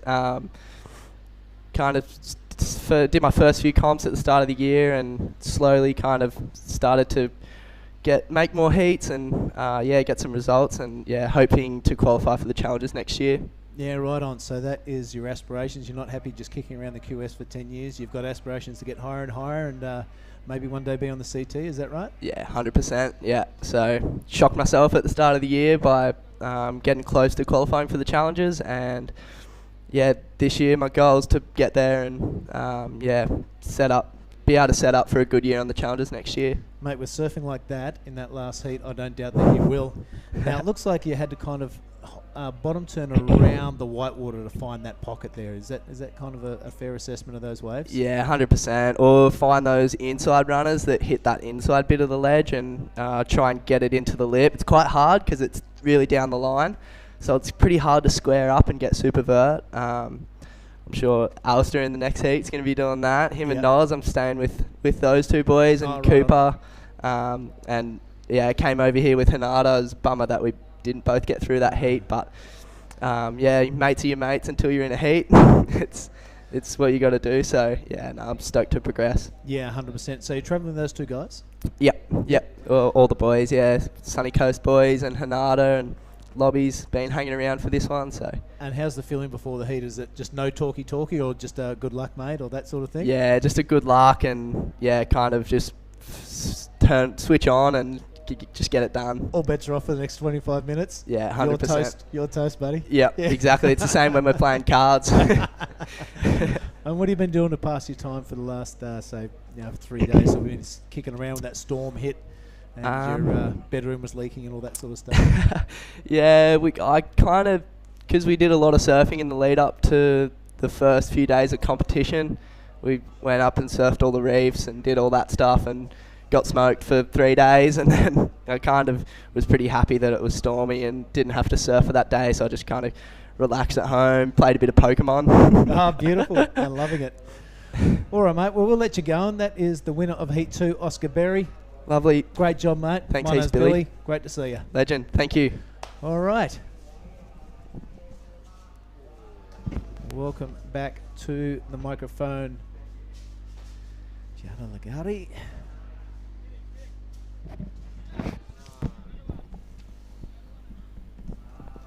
Well, he's another well-spoken young man, isn't he?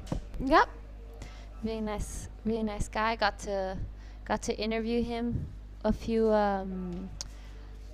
days ago, I think, or was it yesterday? Really nice. Right on. There we go. All right, so let's have a look at this heat in the water. Bit of a replay. This looks like a surfer from Japan. I'm not sure too many waves. We'll wait till we get that score up again. It looks like a nice pacey wave and a big bash on the lip there. That is Ryuki. That is Ryuki. Oh, that's a really good turn down the line. So the young man, while we've been doing that interview, has found his groove and getting some scores on the board. Once that score comes up, we'll be able to see where he is. A great looking wave from our surfer in white, Ryuki Waida. Just under 12 minutes. Looks like Noah has priority. And Alistair has taken the lead via that 6.50. I think we missed that one as well. I'm sure everyone at home was watching in the little window. But can't wait to catch up on the replays of that. Our Japanese surfer still hasn't caught his backup wave, but still plenty of time. As we're still waiting for Ryuki's last wave. Yep. Still hasn't dropped. He did catch a 517 meanwhile as well that we missed. Yeah, Noah Stocker with that solitary wave of 3.50. He does have priority. Still got 11 minutes remaining. So that's not going to worry him too much. And it looks like Alistair Renato out into a pretty comfy lead with that 6.50. He'll be looking to get rid of that 250 and really solidifying that first place. Onata breathing down his neck, Mr. Ota. This is going to develop into a really interesting heat, I've got that feeling.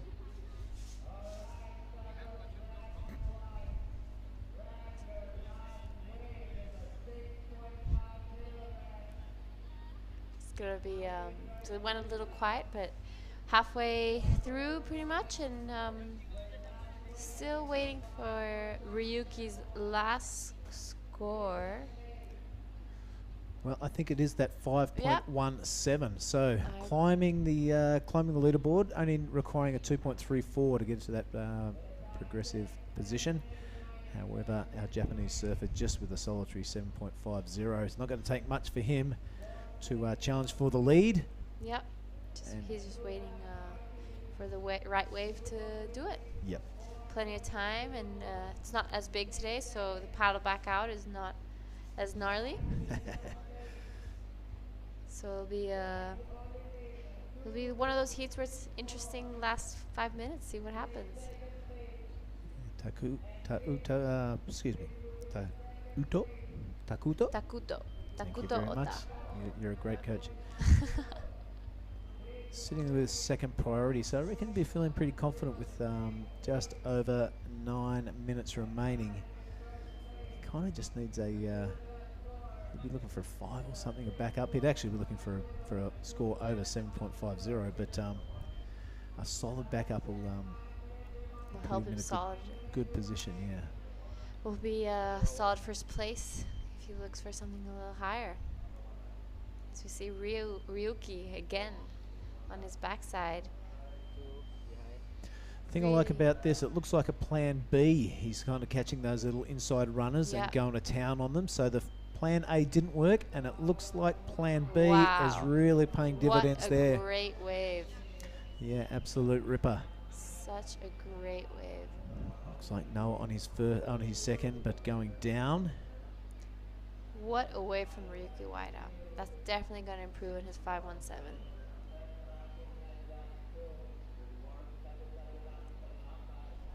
So we're waiting for those last few scores to see the situation. Wow. A lot of variety as well from Ryuki's wave. It was first that carve. Here's the replay. Noah, I think he goes down. Noah. Nope. Just catching up on all the scores. A little bit of a steep second coming up by the looks of it. Maybe this is his 350. He goes down on that third turn there. This is Ryuki's replay. Yep, bit of a setup turn for the first one. Finds a lip on that one. Really tight in the pocket. This third turn is pretty good. Projects down the line, opens the wings, and that third one really comes down with the lip. Yep. My favorite turn out of that wave. So well served. Perfect timing as well. Kuto now on his backhand. Oh, also goes down. Really trying to push those turns on a bit of a fuller wave. You know, they're not top to bottom, so they're not going to help you with that projected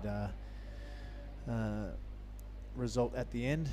Once you put your board up to the lip, it's not going to project you out onto the flats. You've really got to generate your own speed and results. Hard to do. Ryuki's last wave came in at a 7. Right on. I'm liking the sound of that. I can't wait to see the leaderboard where that's put him to.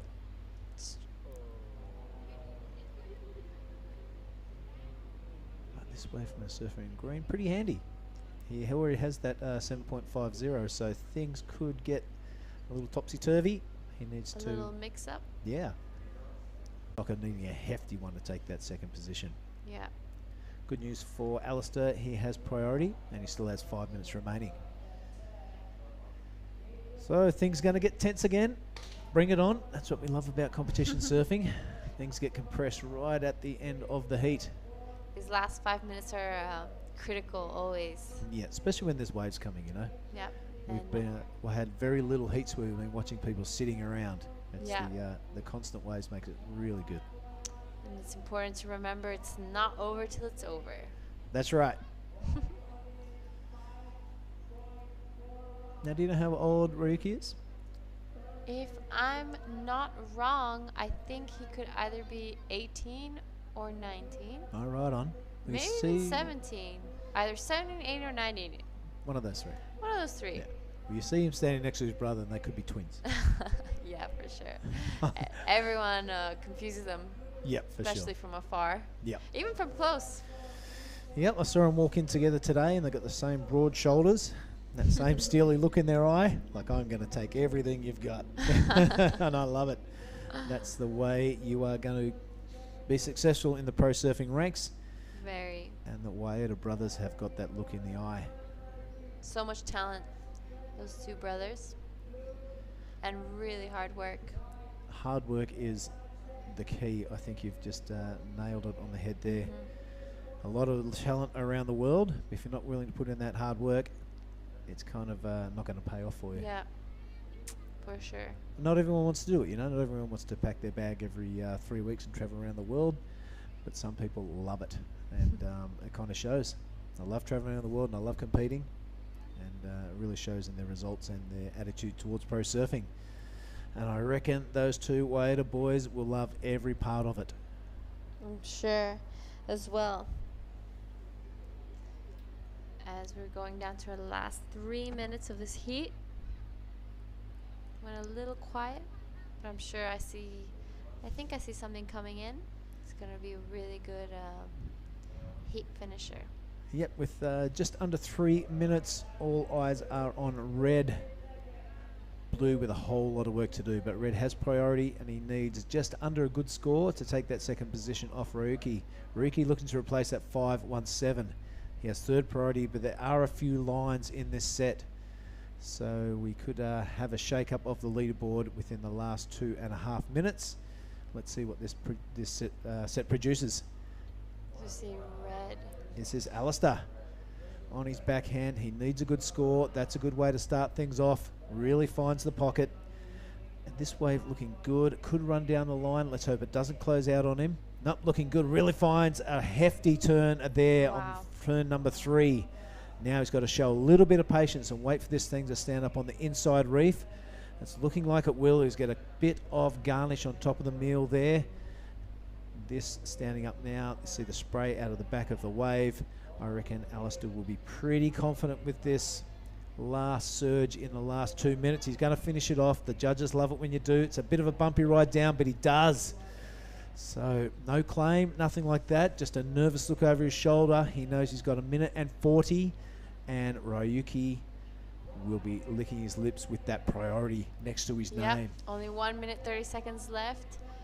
He's gotta be well composed on his next one as we see Alistair's replay. Beautiful opening on that wave, and straight to the second one. A little flatter than the first one, but this is where money. Yeah, this is the money turn.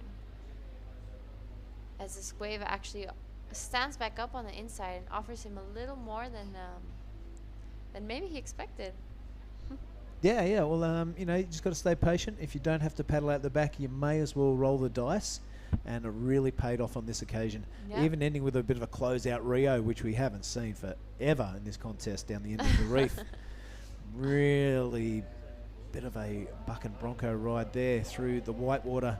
But he's done it beautifully. We'll wait for those scores. There's only 44 seconds remaining.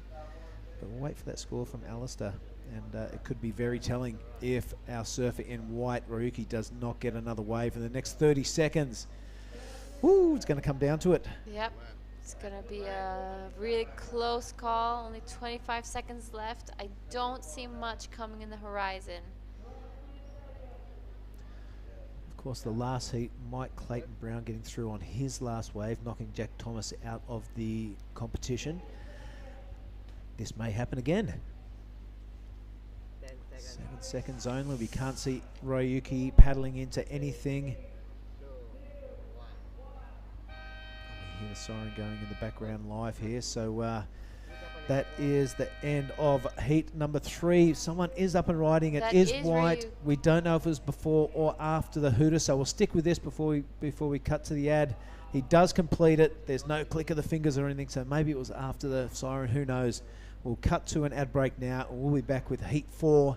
Stay with us wherever you are around the world for the Krui Pro 2022.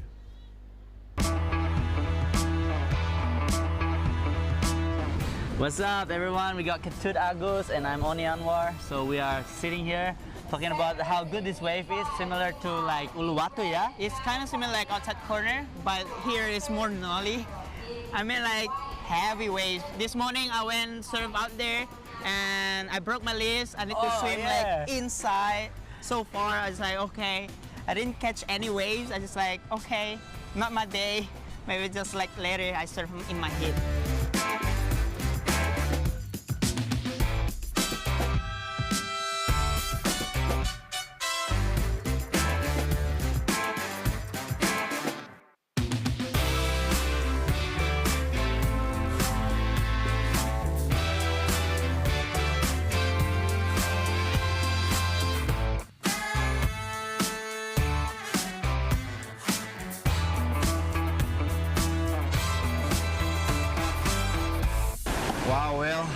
looks like this afternoon the swell, getting bigger again. I know, this is the first heat of the women's event, and we've had some of the biggest waves we've had for the entire event, and it's pretty out of control out there. Yeah, there's words also, in the athlete area, some girls saying like, I want to go, and some girls like, I don't want to go.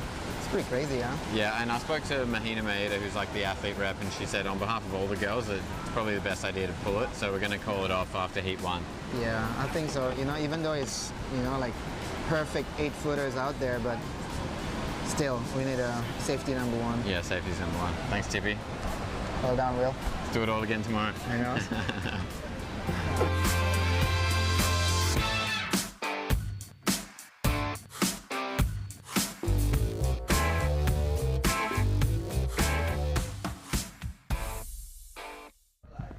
Back, here we are everybody, welcome back to Krui. We are watching Heat 4 of the men's round of 32. We're looking at shortly watching Harry Phillips, the Australian in red, Bronson Mady out of Lakey Peak / Bali in the blue, Taj Stokes in the white, and Daniel Farr, the Kiwi, in green. So that is it. For some reason we've still got Heat 3 up, but this is not Heat 3. Anyway, trust me, it is Jade Legati. I was listening to you this morning when you said Giada is actually Jade. Heat 4, It's been a blockbuster men's round so far. I kind of missed a whole lot of that last heat, Giada, so can you tell me what happened? We actually, Alistair caught a wave in the last minute, so we were still waiting on the scores. I actually didn't get to see, but Ryuki did end up staying second place, so Okay. Alistair did not get the score he needed. And it was one of those nail-biting finishes. Okay, all right. So it was in fact Ota Takuoto that got first. Ryuki held on to second. Alistair copped the third, and Noah in fourth. Yep. Harry Phillips did an amazing upside-down hit yesterday on a broken, busted board to feature into this heat. He's in the red, so I think we are going to swap over. Let's do that then, and let's get Oni Anwar in here. But thank you, Giada. You are a pleasure to work with. Thank you for having me. Good skills. Thank you. Oni Anwar sitting up on the tower. Hello. What's going on? How's your take on this men's heat? Oh, last heat was a buzzer beater. Still, Rookie still got the score. Yep. So He Ryuki stayed hung on second. to second. Yeah. His brother's coming up soon too, so Rio's in the very next heat. But meanwhile, we've got a little bit to get through with this one. Daniel Farr opened up with a 3-1-7. We've got Bronson in this one, so there's a Lakey boy for you coming up. So you can. It's good that you're in here with me for that. Harry Phillips riding a busted board yesterday. It's a 4-year-old board. It's brown. It's got a couple of creases. He added a few extra holes to it on his way out. He said he got driven into the reef. There's a bit of tape hanging off the shoulder of the board, the rail of the board yesterday. And I'm like, Harry, are you serious? He's like, man, this is my magic carpet. So Harry Phillips, the Australian in red. Taj Stokes, the other Australian in white. Indo in blue being Bronson, and the Kiwi there in green. Yeah, Harry Phillips is trying to connect with the energy of Indonesia, because that's how actually we roll around here, just like using a yellow board and type up board, and maybe it does the secret, the magic, and maybe that's what to get the score. And this Daniel Farr first wave, yeah. Well, magic boards are hard to come by, so Harry's hung on to that thing forever. He told me he definitely wasn't going to get rid of it. 100% he always takes a caddy out in the channel with him due to the fact that it's got a couple of creases. So at any moment that thing could pop. Let's see how he goes in this heat. Looks like we've had a slide on shore that'll ruffle the surface since the start of this round. Yeah, actually, it looks like more you can hit at the lip. It's nice crumbly, kind of like my favorite thing, when it's like this, you can just like time your turn. And as you can see, all the boys are looking at this set. Looks like quite a big white burger pushing through. Red drifts over that thing. Harry, the man we've just been talking about. So changing conditions here at Ujong Bachur. have been advised that the heat for the round of 16 of the men, those 4 heats in the round of 16 of the men will follow heat 8 of this round, Oni. So we've still got, at the conclusion of this heat, potentially 4 more heats to stack up today and round out day 4 action. So there's a lot to look forward to. I'm going to have to get an updated heat draw as well on that one, but we'll work on it. So far for you, some of the standout performances came from who? Jarvis. Jarvis is probably still my so far highest performer today, but there's still a lot of heat to come. And next heat we got Rio and Solid. I think also that's gonna be scary because Kian is also on fire right now, and just helping him a little bit, some advice. Yeah, here Thomas we go. Carvello also. Yeah, Thomas is one of my boys too from the Gold Coast. So not much going on there for Stokesy. Over and out, a quick up and down. All right, maybe we are going to have a chat with the winner of the last heat. Yep. And it is Takuto. Do you want to do it? Yeah, I'll do it with him. All right, no worries. Let's do this. I'll just swap Takuto out for a Ota. minute. You can talk to Takuto. Come on in, champion, over here. You can take these ones. In the booth with me, konnichiwa. Do you speak a little bit Japanese, English? Okay, so I can speak a little bit Japanese with you. Yeah. Genki? 元気です。Nami, 今いいね。波いい。はい。そう、なんか the middle one's Middle one's good? Yeah. Okay, so you look good out there. So tell me how'd you go? My plan is say hi to the camera. You. My plan is getting the middle one. Yep. And then get many waves. Yeah. Yeah. So that worked out perfect. Yeah. Very good. Yeah. Good job. Yeah. Congratulations. Because that hit was a really hard hit. So you got a rookie. Yeah. And Alistair. And these guys are really good surfers. And you came on top. Yeah. And that's really impressive. Yeah. So what was your tactic before? Little bit. I was a little bit nervous. Yeah. Yeah, but I think I will do my best. Yeah. Okay, so you can also answer in Japanese as well if you want to your brother or your family in Japan, your coach, whatever. So tell me, how you feeling? 嬉しいです。次も頑張ります。Yeah. You want to say anything in Japanese? そうですね。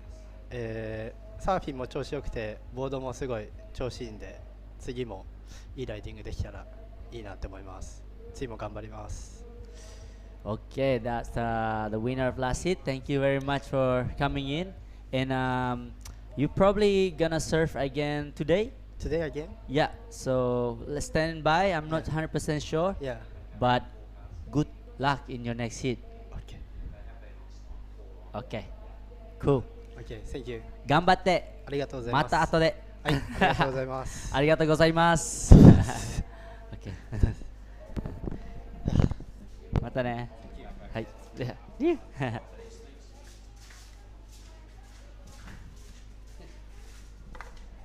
Okay.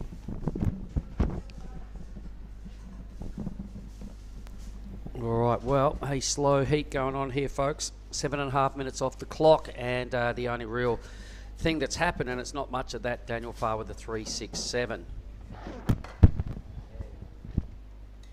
All right, well, his clear advice was the medium-sized waves are the best, so it worked for Takuto. Yep. So let's see how these boys stack up here. But changing conditions, once again, that light little fluffy onshore. Even Jack Thomas in the second heat, he said, well, so what happened to the surf then? He goes, it just wasn't the sort of waves that Jesse and Jarvis were getting earlier. And I said, they were asking about the tide and that. And I said, I don't know, I've been stuck in a room. But I imagine the breeze might have had something to do with it. Yeah. Just that little light fluffy onshore. You can see that now on your screen. It's the first time today we've seen it. So slightly changing conditions. Harry Phillips on the trusty 4-year-old Magic Sled, yet to get a wave. Does have priority. Low scoring exchange so far. Bronson with just a 0.4. Stokesy with just a 0.7. So he goes, looks like Bronson's here too. It is. Yeah, this is Bronson. And I can speak some Bimanese to his mother watching. Kalian buat dek kakak Devi, ake Bronson. Doa ya pula rule Bronson. Hanya belum baik di cocok usia. All right, well, kalian buat demena. Let me talk some Australian to the other crew watching Harry Phillips. There you go, mate. Go on, Hezza. Okay, Harry Phillips. He's banged this thing upside down. You can see this. There's his brown board under his feet. It looks good. It does look good. That's why he doesn't want to get rid of it, mate. Look at this thing. It's a 4-year-old craft. It's got 2 creases, maybe another one after that, and a few holes and a bit of tape. And it's his magic board. He'll probably check out the bottom, make sure it's still there. But a really strong wave from Harry. That's going back to where we left off in Heat 1, some of the solid surfing I saw in that. So here goes Bronson's wave. A couple of early hits for Bronson. In stark comparison to Harry's, didn't really get to square it up and pierce the lip. This one, he just overcooked that section that was not really happening. But Harry waited a while for this wave. Straight away, his intentions are to crack the lip. Look at that turn. Crunch down. The spray just goes vertical in the air. It doesn't balk at that third section. A little wrap here. He gets another spicy hit down the line, I think, on this section. There it is. So 2 big cracks and a couple of other moves. And hang on, maybe one more. So 3 vertical roof belts. I really liked it. What about you, Oni? I really do like it. How he's timing his turn, and the way he's hitting the lip, throws a lot of spray, and connecting right to the next turn. I enjoy that. Oh, here we go, Daniel Farr. So, all right, so the judges will be comparing what Dan's doing here to what they just saw out of Harry. All right, Harry was really squaring his moves up and absolutely tagging the lip. No credit for that end move for Daniel, so it's not going to be a big score, but Harry's will be. And he goes white now, so Stokesy, he's almost done nothing on the scoreboard to write home about. Not a bad wave to kick off this first couple of manoeuvres. Still hanging in there, gets around back onto the face, and plenty of scoring opportunity, it looks like, here for Taj Stokes. This wave would be happy with this. It's connected up well. It's given him a lot. He's helped himself to it. Out he goes. So, Harry and Stokesy for me, a couple of the better scores of the heat. We'll confirm that once the judges make their decision. So what did you say to Bronson's mum about his ride when you were talking in Beamanese? I said that it's more like passionately wait and pray for his luck on the wave, because Bronson's actually like this one. He's surfing really good, and just need to get a better wave of this. Oh, this is another wave. Yep, so we haven't seen the best of Bronson just yet. He definitely does his best work around a bowly, steep, mean, clean section. Yeah. As we've seen him plenty of times at home. This is the action replay of Stokes' last wave, and it did clean up and gave him a lot of good sections here. So he did really well to just hang in there and bide his time and just milk those quality sections when they hit. Yeah. And spicing it up there. Harry, meanwhile, dropped a high 7. I think I just saw a number drop at 7.83, so that was well and truly worth waiting for. Yeah, I like that. I think the score is good for that 7.83. Yep, and Stokesy will go get a pretty decent number as well, turn it into the second best wave of the heat. Yeah, I mean, that Japanese guy just came in. He suggested. He said the medium-sized ones, didn't he? The medium size. That's what Harry got, actually, the good one, a medium-sized one. And Bronson got the smaller one, which is not the medium-sized one. So the best thing about Harry's performance, 3 times on that wave, he really squared it up. Yep. And threw the board at 12 o'clock and hitting the lip flush. Really good connection 3 times. As we said, the spray went flying. Always an indication of good timing and power. Yeah. And Harry doesn't lack either of those things. So a great reward, the 7.83 perfecto. Well done, judges. So I imagine there's a pretty good number about to drop for Stokesy as well that will potentially move him to second. Yeah, that's sometimes you select a wave that has a wall and through, you think might be running fast or you think it's a closeout, but sometimes what Harry says is he's just like, okay, I believe this wave's gonna be running, I'm just gonna tap it, timing it, and yeah, I love it. Good job. And he doesn't even have a backup yet. No, and what I want to see out of Bronson is I want to see a steep wave come Bronson's way, because I know what he can do, and he's a famous youngster, and he really takes risk. He quite often gets it right. We know his air game is amazing, and anywhere around a bowl and a pocket and a real powerful section, and Bronson really lights it up. So yeah, come on, Ocean. Bronson has priority, so let's hope the next set delivers something like that with 11 minutes to go. Yeah. Daniel Farr will probably drop into into third. We're still waiting on Stokes' score. He now needs a 6.87. Daniel's last wave is in, and I think it was the 4.4.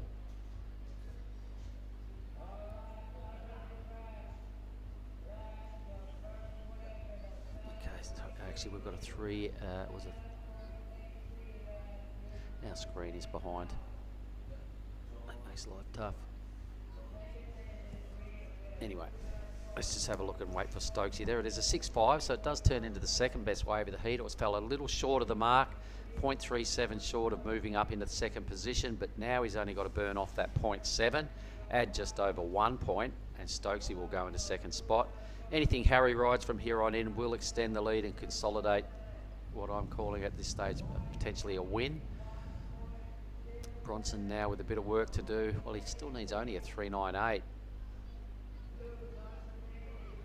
7.83 is probably one of the better waves I've seen for some time, so I'm going to make note of that on my sheet over here. For someone who's watching, we're like right below us is that's where we are right now, and then you can see the judge tent right where that WSL and the beach marshal right there, and stadium in front of that. That's a blue tent. That is when it's big. Yesterday most of the people are piling out through here, that right in front of you. That's really shallow there. That's where all the points are. The good hollow wave are coming through. Yeah. All right, Bronson sat there for quite a while with priority. I'm pretty keen to see and hoping he can cash that in and turn it into something good, because we really haven't seen him fire up in this heat. Have you seen did you see his movie? Bronson? Yeah, it's freak. No, I still haven't seen it. I love it. I saw some clips of it actually, Yeah. some of the monster airs he was doing on the Yeah. right at the peak. So cool. Yeah. You know, the cool thing about Bronson is that okay, Go we'll talk ahead about with this. your story. We'll watch Stokesy. Oh my Wow, god, that hurt. So what's the cool thing about Bronson? Continue He on. just love the pop around his board. Is really narrow, thin board.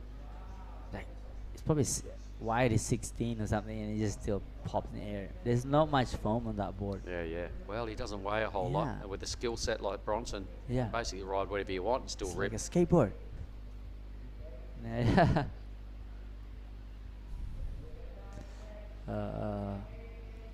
Did he get a wave there, or he just powered past? Bronson got a wave, no? No, I'd say that's him just repositioning. Yeah, from the set. Oh, hang on. He's dropped out at top priority, so he must have ridden a wave. All right, so he's paddling back. Harry Phillips takes top priority, so this has Oh, he happened. did. There's Bronson. My God, that was bad wave choice. All right, that locked in at just a 2. So it seems like he's gonna go to second priority. As you can see, red Harry Phillips just take the priority. He's in front over there, in the camera, the drone. Yep. So all the two other surfers, Taj Stoke and Daniel Farr, is far behind, more in the shoulder. He's probably waiting for the bigger, wider one. And these two guys are going deep. As you see, again, Harry got the 7.83. That's a deep side. Like, see how closer they are to the reef. So there you can bang, like you can hit it really hard on a vertical wall, you know. Okay, let's watch this. Harry's starting to paddle now. There's Yep. a lump coming towards him. This is the best one right here. He's trying to position himself. He wants a piece of this, and with priority, he's going to have to paddle a little harder. He's in perfect position. Let's watch Harry Phillips via the drone cam. First section here, we know he loves to hit lips, pushing a lot of the spray out the back of the wave. It's only Harry's second ride, so he'll be keen just to hold onto this thing and bank it. All right, now he gets the speed going around this section. He'd be looking for a big steep bit here. Doesn't quite find it on his third effort. There's a bit of a lip, so he gets close and turns in the pocket, which is a pretty good thing. I imagine we're going to see that again from the beach view, so we'll see how it looked for the judges. But either way, we'll extend the lead. He'll have another substantial, well, a decent second score. Bronson is going to have to now work on that priority a little better. He's getting another chance to get out of this heat. So this is the wave of Harry's. We saw the drone view. Let's see how it looks in the real time. A nice, once again, pretty vertical hit in the pocket. Plenty of power just to maintain his composure. Now takes the hide line, drops down for a reset. That section there, just not a whole lot going on. Back into the pocket where he does his best work. Good stuff. He's a really smart surfer he is, huh? Yeah, well, he's paced himself well in this heat. I mean, when you're sitting there with a 7.83, you've got to know that, you know, you're on and the judges are digging what you're doing. He got a really monster score yesterday for, you know, his approach, what we saw on that opening wave where he just squares it up, hits the lip. He's really got a devastating backhand, and his strength is that big 12 o'clock hit. So stand by for the number. There it is, a 5.33. Now making life really tough for everybody else. The surfer in second, the 8.76. Person most within striking range of bothering Harry Phillips for the win would be Stokesy, given the fact that he's sitting on a 6.5.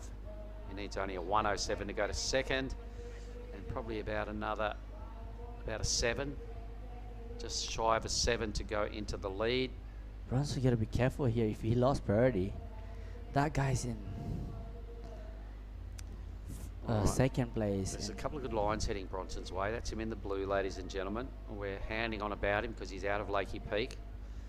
So he's basically surfed with Oni and myself for a lot of years. We've watched him grow up.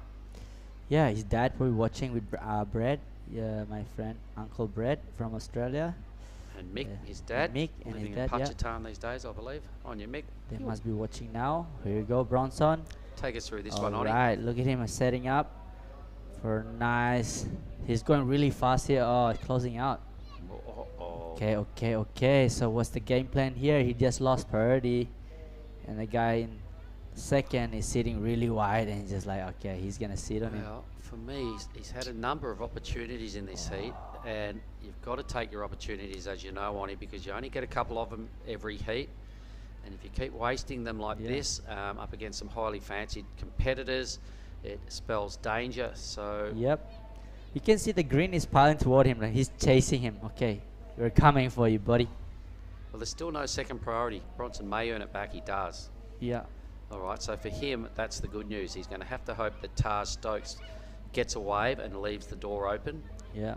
I'd say right now it's not a big number that Bronson will be chasing for second, just a low, something below 4 points. Yeah. Daniel Farr with a shaky second position here. Forget about the win, guys. Harry Phillips pretty comfortable up there. Yeah, These three surfers in screen are the ones sort of wrestling for second spot. Why is he letting that go? He has priority before. Now it's big error from Bronson, I think. And see, he's a great surfer, but you know, he just need that tactic of contest. Many good surfer making really bad decision here. Well, Stokesy needs only a 1, and he'll move into second spot. So Daniel Farr must be pretty damn nervous. Yeah, I'm nervous watching these guys, but yeah, I like Daniel Farr. He's a good guy, but yeah, watching this heat is some good raw talent can just lose the opportunity by just losing that. It's still 2 minutes, I guess, Mark. So stay patiently. Still, 2 minutes. It's a high pressure situation. Put yourself under the pump like this with only a couple of minutes to go. He's paddled inside White's. Is our man Bronson. So he's going to have to hope that White either doesn't burn him and take a wave off him, or White picks something up and gets out of his way. But either way, both these surfers, and look at Stokesy. He needs a 107. Can you believe it? Yeah, I'm shocked. Like, oh my god. Daniel Farr's gonna make this hit with this 4 and a 3 again. I think Daniel got through before on a 3.83 and a 3 and a 3. I remember that. Okay. Stokesy needs a 107 and the wave's closed out on him. Hang on, there it is. I think he got the score here. Just over a minute. Wow, it's a dodgy wave for Stokesy. Look how nervous he looks. He's hung onto another floater. Oh, he just got the score in the 1 minute. Totally gets the score. So let's see what Daniel Farr needs now to answer back with 1 minute to go. He has second priority, but more importantly, our man Bronson has first priority. This was dodgy. Needs a 107. He probably just make this little squiggly move, and he did. So he got the score early, adding some bonus points here. Okay. And this was a great way to finish. Strongest move right there at the end. So exciting finish. Stokesy locks in a 4.43. Jump into the second place. I think Bronson now needs a low 7. Requirement for Daniel Farr is also blowing up into a mid-range 6. Okay, Daniel Farr will have to get on this one, and Bronson might have to get the next one. And then you'll see the judges gonna go like crazy after this. All right, here we go. Camera angles.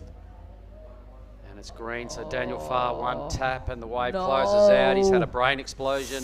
He knows it. He looks at that and says goodbye, Krui. How's Bronson at the back, maybe? No time. Over and out. The siren has sounded, so it's going to be congrats to Harry Phillips. Did some amazing backhand surfing. Also, Taj Stokes with a dying effort there to get into second. Well done. Over and out, you lot. And we'll be back shortly with Heat 5.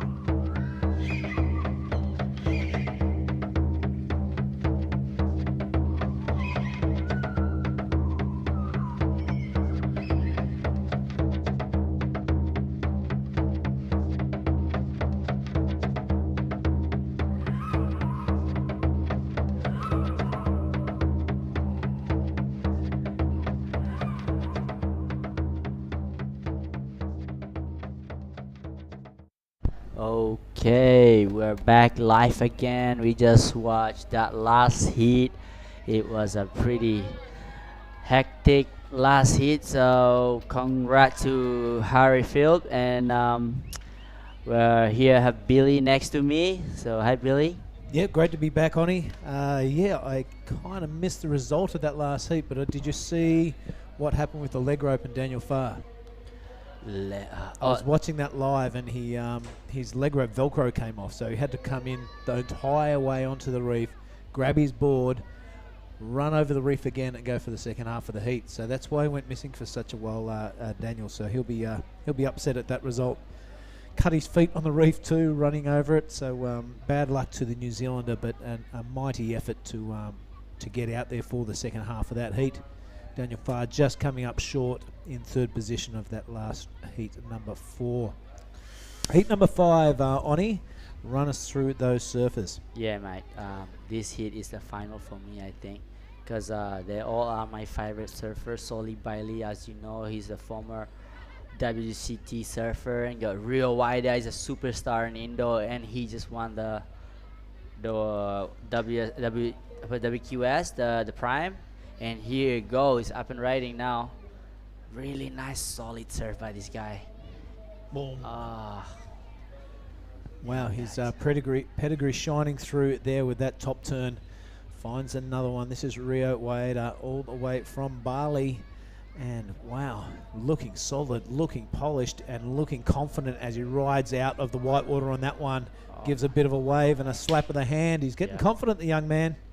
Yeah, he just saying that give me the fire, you know, like give me the score, or if not, I'm gonna come for you. That's what he's saying to the judges. Like, I guess that 9.5. Oh. Oi.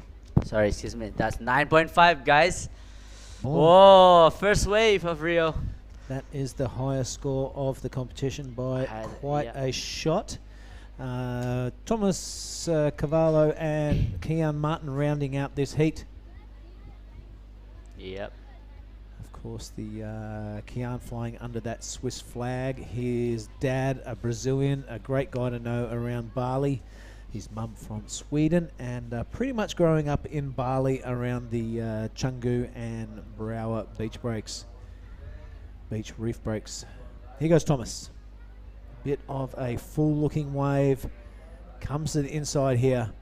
And hard to tell from the top angle if it's steep or not, but dang, that's a great angle to see the fins busting through. Just not being able to control that one on the way down is Thomas, our surfer in white. Now, Kean Martin on his shoulders. Switching backwards and forwards. You've got to give up that Rockox. And finding a place to hit this wave. Switch to the drone view. That's a really cool angle.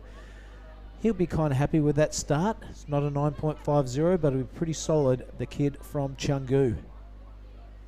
Yeah, really nice surfing, but I think he needs just to ride a better wave with a nice wall, like Soli's wave here. Yeah, let's have a look at Soli. Oh, this is Thomas Carvalho. Yeah, this is the front view now from the thing you saw from the top. So a couple of solid hits and just can't control that one. Overcooks it on the top turn. And Kean's now switching backwards and forwards, that replay. Confident young man, and got every reason to. He's been ripping since he could stand up on a surfboard. Went from that cute kid to a solid performer.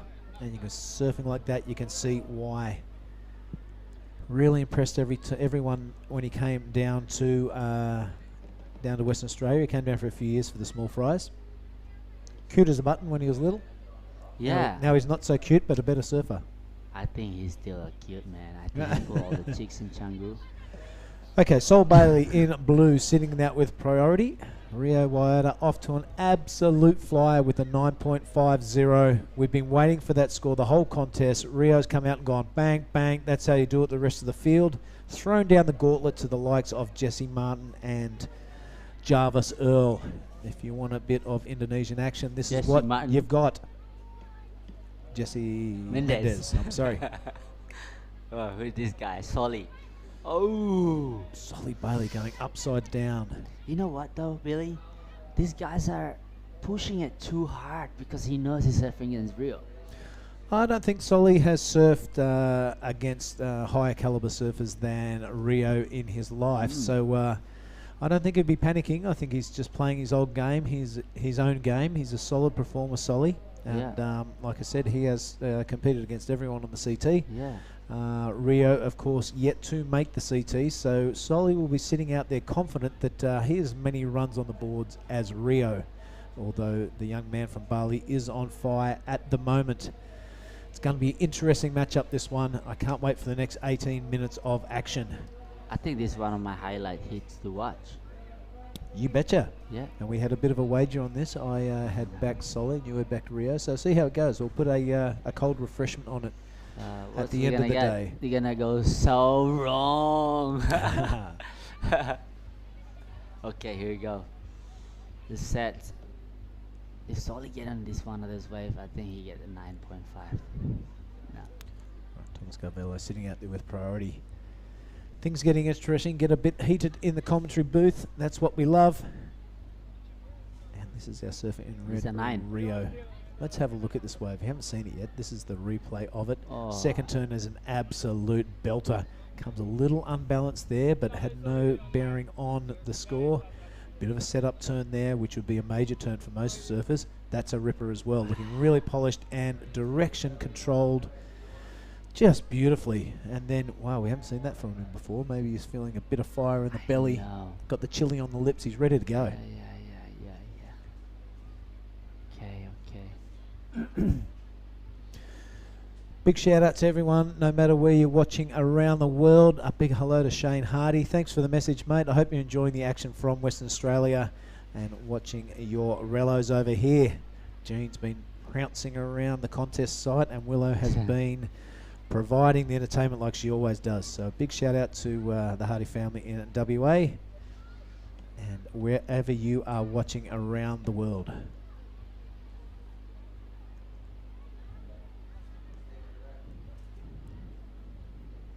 All right. So Sol Bailey sticking up second priority now, prowling the lineup. Definitely looking to improve any of those scores. He would be hoping in the next 16 and a bit minutes that both of those scores are in the trash, and he has at least a good and an excellent score next to his name. Keon Martin will do his best to keep him at bay and away from that second position, although he is only sitting there with a 3.83 himself.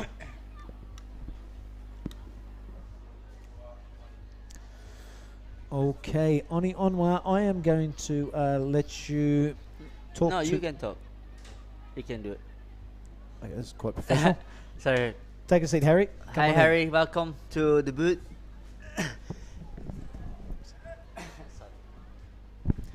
All right, while Oni Onwa catches his breath and coughs up the devil out of his lungs, I'm going to speak to the winner of the last heat, Harry Phillips.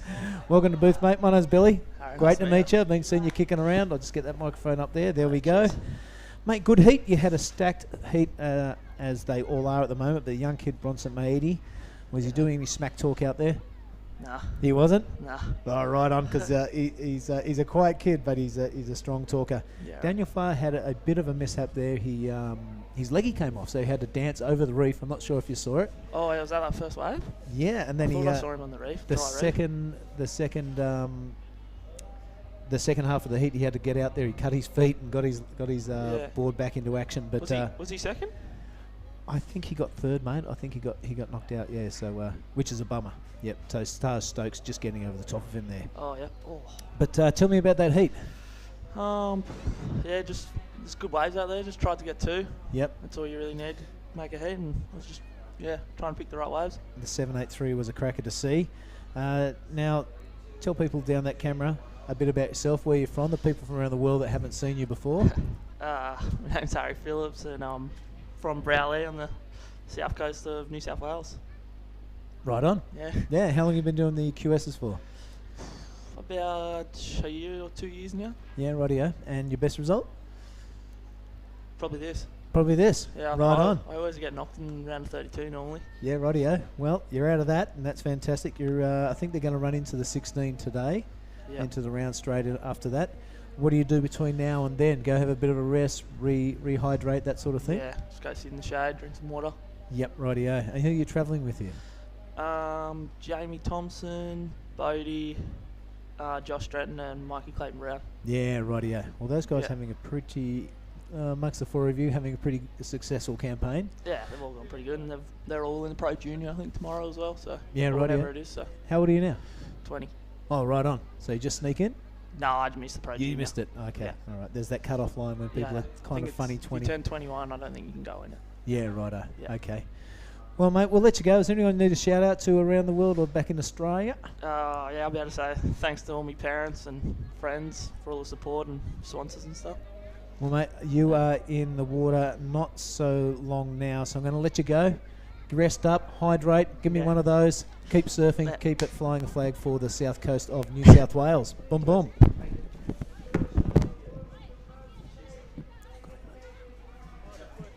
All right, Harry Phillips, winner of that last heat. South Coast lads, nice and hardcore. As we try and welcome back to the microphone, Oni Onwa.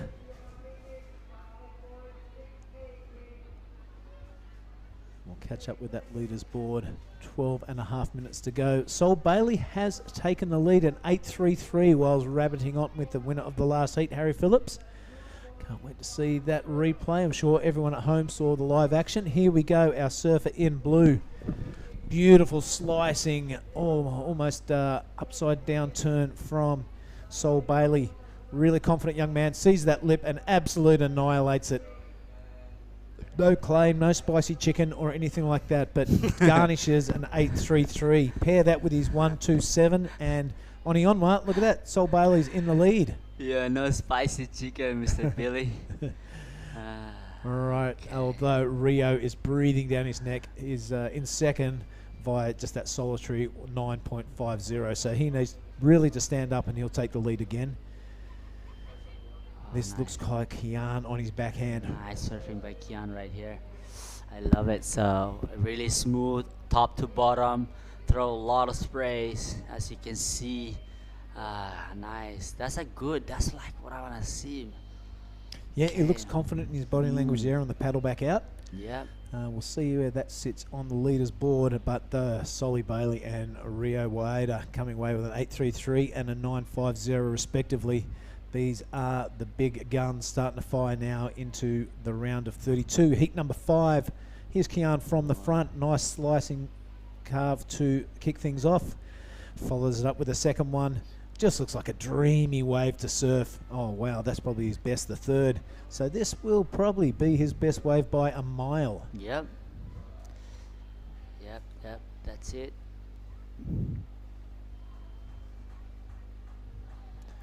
So Thomas, just with that solitary wave, he does sit down in fourth, but he also has priority.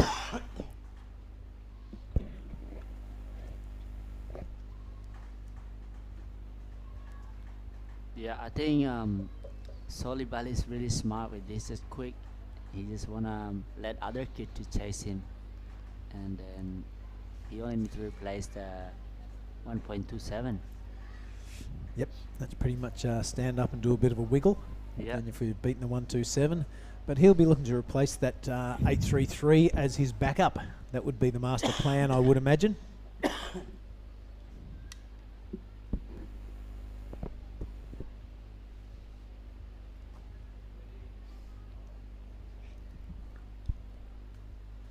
Yeah. Yeah, I think the 8.33, 9.5. What would you think Kian and Thomas Carvalho will be thinking right now, Billy? Well, they have no option now. They just have to find the best waves and go absolutely ham on the things to catch up with the other two lads on top of the leaderboard. Sometimes the equation is really simple. Catch the best waves and do your best surfing you've ever done in your life, and you're going to get through. That is the case for Kian and Thomas right now. Yeah, that's a good advice for us. It's really nice and calm in here, but out there, I think the boys be like, okay, come on, where's the wave? Come on. I need to do this, do that. Like, depend what kind of brain you have. Yeah, getting all jittery. Yeah. Overthinking. Too much thinking. Too much thinking. Too much thinking. But I'm sure Kian, I got a 4.83 for that two turn. Yeah, 4.83. Okay. Yeah, it's definitely his best wave. Just under the 5 region. But he'll be looking to build on that. Keep that as his backup with 8.40 to go. He'll be looking out to getting at least kind of get up around that 7 or 8 mark. Only needs a 4.68 to take that second position off Rio, provided he does not catch another wave. That's very unlikely. Yeah, I think he knows that he only needed a small score to go back in the first place. So I would just chill and just wait for the right one. Maybe another 9. Yeah, why not? Another 9 will do. Here we go. Rio paddling wide. You can see on the drone there. There's some sets coming, really. First priority is with White. He's really deep and scratching for that shoulder. Outside him is green, but that doesn't matter because Rio has a second priority. White doesn't take it. Rio has a sniff. Okay. And he's going to go. This is his second wave, the kid from Bali. Really deep bottom turn. Precise surfing on that slice upstairs. He goes again, repeats the dose. That's even better. Tighter arc and hits the lip. No spicy chicken this far. Just a little pin drop into the white water. But absolutely on fire at the moment, this kid. Darling of the pro surfing world. And why not take advantage of it while you can? Let's have a look from the front. Really bottom turning around that white water. I like that. That was a pretty handy turn, but I really like this second one. deep, drawn-out bottom turn, and Man, pushing I the don't think tail. anybody can do that. I've never seen anybody do that yet. So that's definitely going to be better than 1.27. I'm gonna give him like a high 7 or an 8. I'll give him an 8 for that wave. I'm not guessing anymore. I've been guessing all morning and get it know. totally wrong. I'm getting excited, so That's good. I like it. Keep going. there you go. It's 8.27, what I say. I should be a judge. 8.27. So Rio Waiata continuing on his merry way, pairing that 9.50 up with the 8.27. And holy smokes, a heat total of 17.77. 2 wave total. I was going to write that down, but it could get larger, so I'll leave it for the next 6 and a bit minutes. But Rio just putting on a clinic. So Sol Bailey now will be looking to solidify that second position away from the likes of this man, Thomas Carvalho. This one a bit of a soupy and a bit of a full one, not offering much, a bit of a setup turn. He's going to go to going to have to go to town on this section. Kind of puts it in the pocket. That's a nice turn there. Don't know if he's still there. I can't see him. Maybe not. Maybe he's wrestling crocodiles under the water. Yep, I think. Oh, you got all these quotes coming out. I You know like when you it. duck dive? It's Yeah. like you're wrestling a crocodile. Yes, yeah. All right, so Right. How is that? Ticking down the 5-minute mark, and Sol Bailey has priority. Now, I don't think he has any choice but to go and try and back up that 8.33 to keep Kian and Thomas at bay, because they will be clawing at the gates to qualify for the next round of 16. 5 minutes. I think that's who got party? Soli Bailey. Damn, this guy's a machine, eh? Yep, experienced. You forget about him. You know, I loved when he was on tour, he had the Australian flag on the shoulder. Yeah. And he had the Aboriginal flag on the Yeah, shoulder. He that has was some sick. Aboriginal heritage, but I really love that, and I'd love to see every Australian surfer adopt that. That combination of flags. Yep.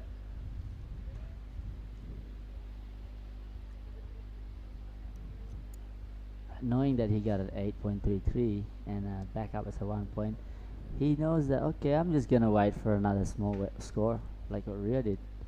Yep. Suddenly you got to get 8. All right, here's Kiana, quick in and out. Does he qualify for the Pro Junior still, Kian? Yeah. Wow. Yep. Seems like he's been around forever. Yep. This is the last year of juniors, I think. Right, what colour is this? We can't quite make it out. Now we can. This is Sol Bailey, currently sitting in second position, looking to solidify that with this wave.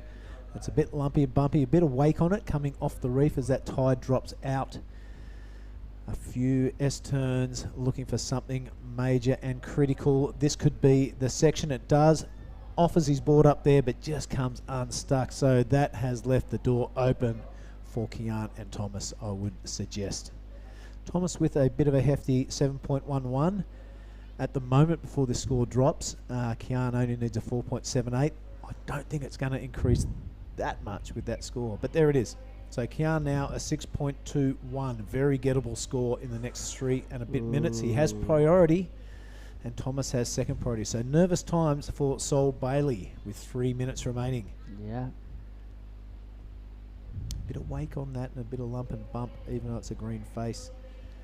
Watching Sol go through the motions. It's a little bit off balance there. You can see with the backhand. And really didn't have speed going to that maneuver, did he, mate? It was kind of a throw it up there and hope.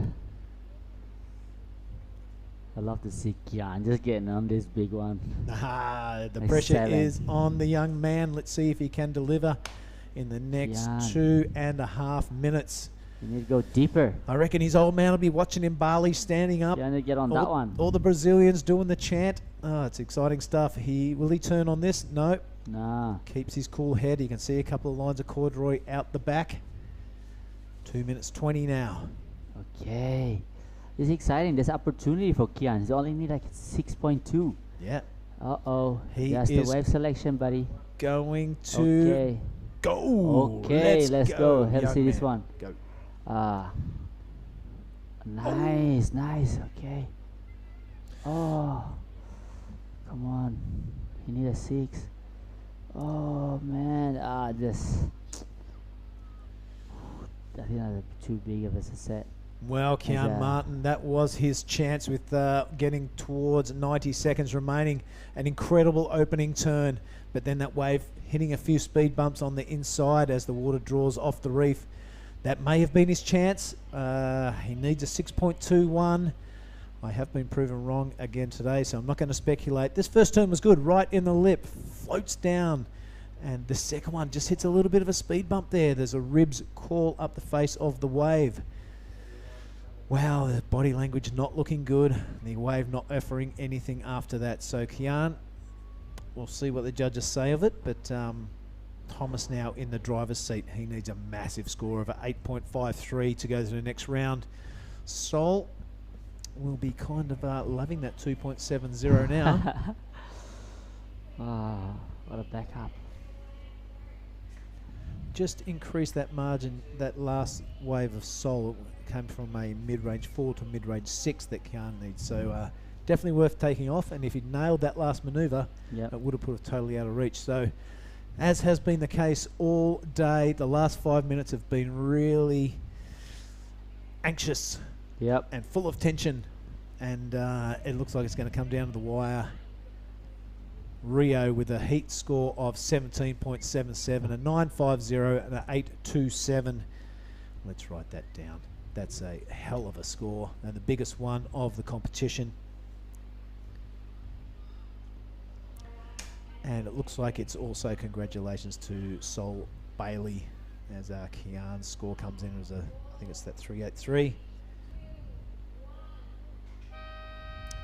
That is the heat done.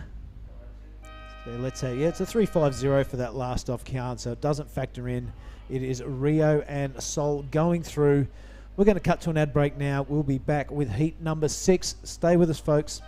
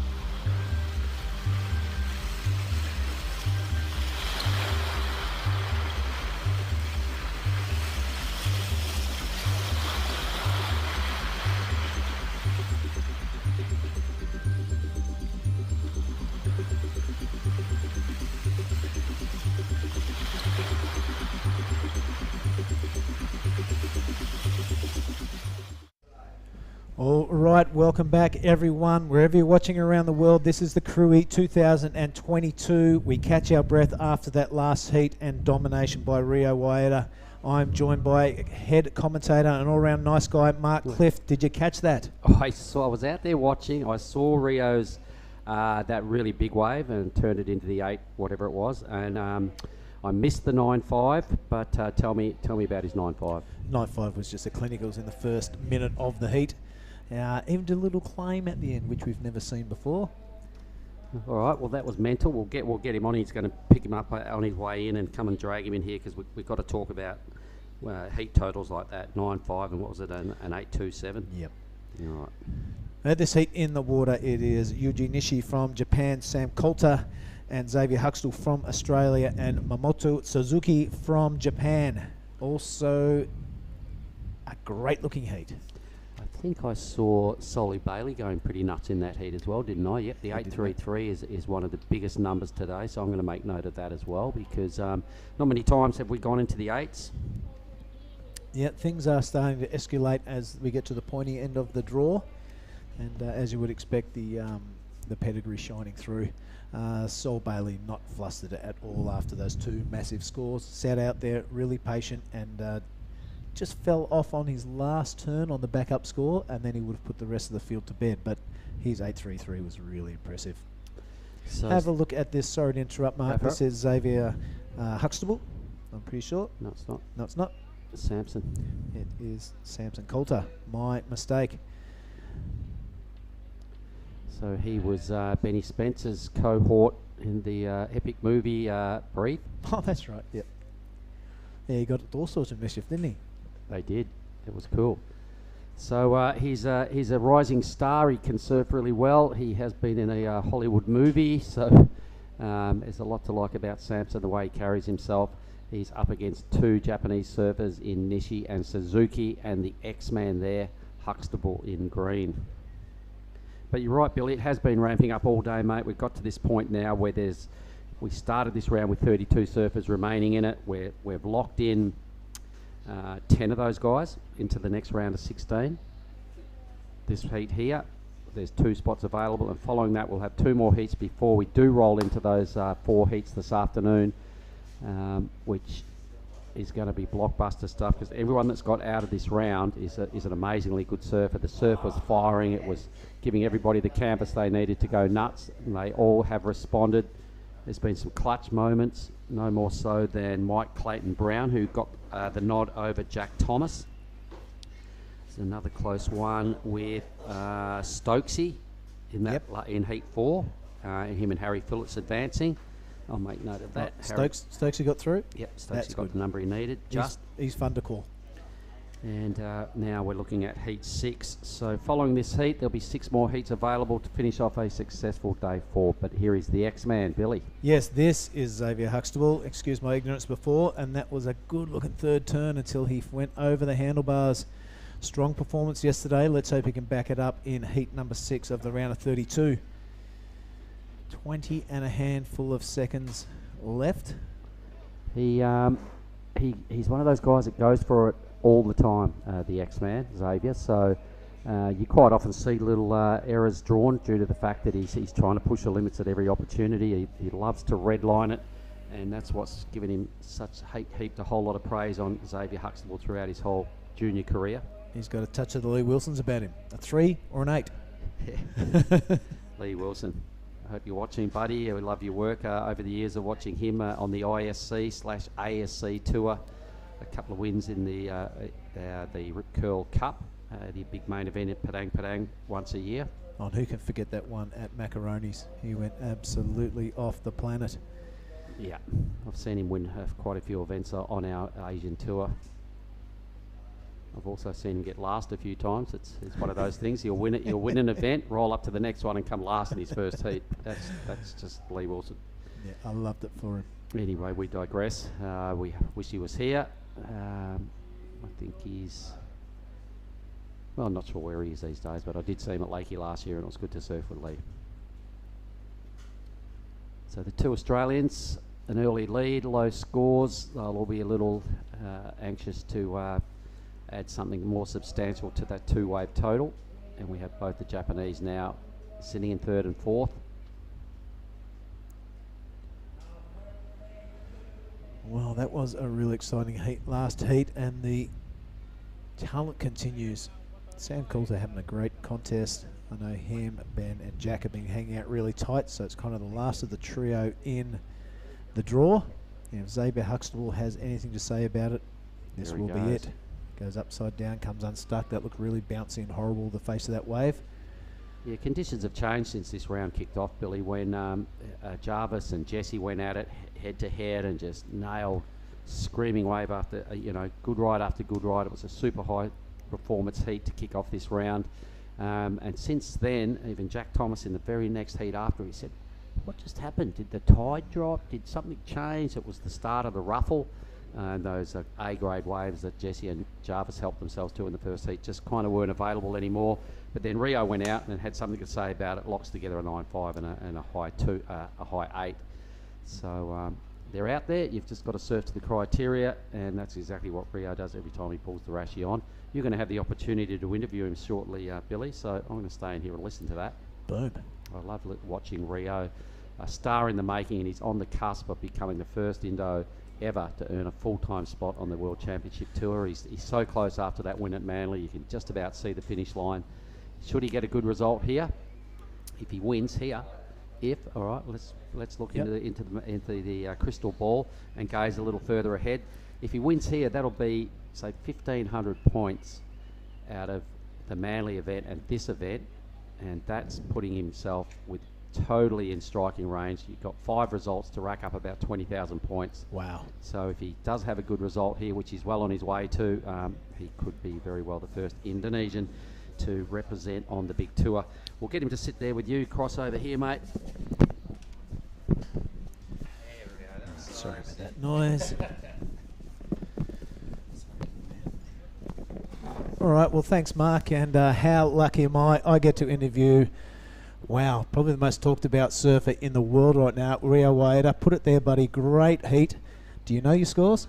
I heard 9.5 and then And my 8.27 was your backup. 8.27. Now, you started that heat emphatically. You went really quick out of the gates, smashed that wave to bits, and then a bit of the spicy chicken flame. We've never seen you do that before. You must have been feeling the fire in the belly. Yeah, before my heat, I watched Italo surfing from J-Bay, so that's kind of what I did. So I don't know, I finished my wave, and somehow Italo came up to my mind. I just did the kind of same claim, like this whole thing. Ah, we loved it. We loved it in the booth, and the people on the beach really loved it. So keep it going. If you feel it, let it out. I loved it. That's good. Now, we were together the other week at G-Land. You had an okay contest there.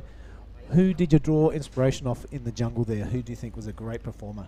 To be honest, everyone was surfing good, but I really like how Jack, how he was focused and how he was like prepared.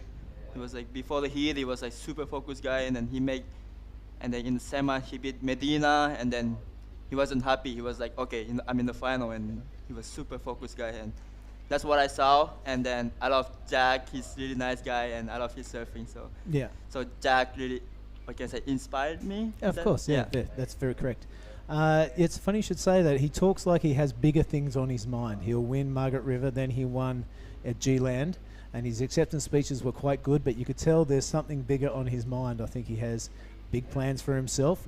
Yourself, Rio, what plans do you have? I don't know, just improve myself every day. That's my goal. Of course, my main goal is to get a gold medal in Olympics and also make a CT and hope one day become world champion. But right now, just focus on myself and get better every day. That's it. One victory at a time? Yes, step by step, you know. That's right. Now, even like I made this heat, I got 9.5 and an 8, and then I have to surf again, I think later again. So I can't be happy. I have to be focused again, back in the zone, and yeah. 100%. Now, we've been talking about this the whole contest. This question has been asked for the last, I can't remember how many years, 10, 15 years. When will the CT have their first Indonesian surfer? Do you feel that weight on your shoulders, or you just let it slide and concentrate on your own act? For sure, there's like nervous or pressure, but you know, even now I'm ranking number 2 in Challenger, and then even if I didn't make it, I won't be disappointed. Maybe I did a mistake. It's my fault. So I don't know how to say this, but no, win or lose for me, same. Even I didn't make the CT, or even I make the CT, will be same for me. But my main focus right now is just improve every day. But for sure, I hope next year I hope I qualify in CT and surf again the best. That's my dream. Me too. And there's a whole lot of people that have been involved in Indonesian surfing who are super proud of you. They don't have put the expectations on you, but mate, put it there. It's been a pleasure talking to you. Thank you so much. Best of luck in the rest of the Thank you. competition, and we're all very proud of you. Thank you so much. Rio Waida, ladies and gentlemen. It's been a pleasure for me.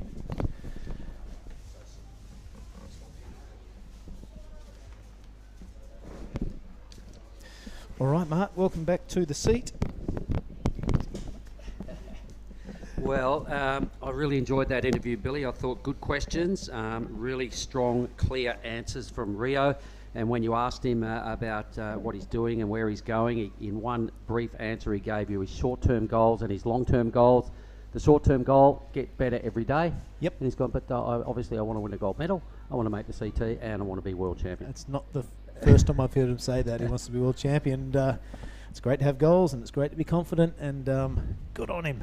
And there is a massive learning curve for every young kid out there that wants to be a pro surfer. I mean, your immediate concern is you've got to do something every day to get better. Those short-term goals are you train, you work on your boards, you travel to certain events. You don't look too far ahead. You obviously have your long-term goals, which your short-term goals all click and they all come together. You slowly start to tick off your long-term goals. But if you bypass the short process and you just have this cloudy figure of I want to be world champion and you don't know how to get there, it's impossible. That's a very long road, isn't it? All right, I'll get my excitement under wraps, and let's have a look at the leaderboard of heat number 6. Not much has gone on since you were chatting with Rio, looking at the scores. No, it looks like Sam Coulter's still out in the lead with that 4.33. Xavier, the only one to have 2 waves, but only a minor 0.77 after that. Yep, he's fell a couple of times. Yuji Mishi, just that minor score also. Suzuki, yet to get on the scoreboard. Yep. All right, let's have a little further look down the draw and just enlighten everybody what's going on. Ketut Agus, another Indonesian, coming up next. The sole remaining Filipino surfer in Neil Sanchez. Varun Tanjung, straight out of Bali. His dad will be tuning in, and I saw Billy Stemmen walk up and give me a big cheer, bro. Oh. He'll be in the next heat. Right on, that is going to be a ripper. All right, so Samson, it's only his second wave now. Lanky surfer, good style, knows what to do with the rashi on. He's just putting together the pieces and slowly starting to build a house. Second score dropping in, won't be another big one, but he will realise this is a low-scoring heat. Relieve a little bit of pressure, get your second score, extend the lead, and heap a slightly bigger number on the boys that are chasing you. So just building a little pressure there for the others. Good work, Samson. 10 minutes. So Ketut Agus. Oh, hang on, we'll stick with this. Yeah, this is Suzuki on his first wave. He's waited a long time for it, and it's a good-looking wave. Reminiscent of a little bit of Bing in there. Tapering off beautifully and filling full of water, so he opts out. That is Mamoto Suzuki's first wave. And Mark Cliff. All right, so Nishi now, his fellow countryman. This is better work, a really strong manoeuvre there out of the top of the wave. So out of the last 3 rides we've seen, I think so far advantage to red. Depends on how this thing finishes. He's still getting his groove on here. A number of scoring manoeuvres. Bang, driving up through the lip, that's tough to do. So a well-finished wave, a well-surfed wave. Out of those 3 guys, I reckon Nishi gets the best score. So it's probably going to be enough to push ahead of, the X-Man.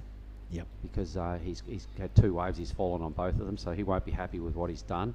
Nishi will probably move into second spot. Suzuki will be happy he's got something he can work with now and have to track down a second wave. Samson just put together about a high 2.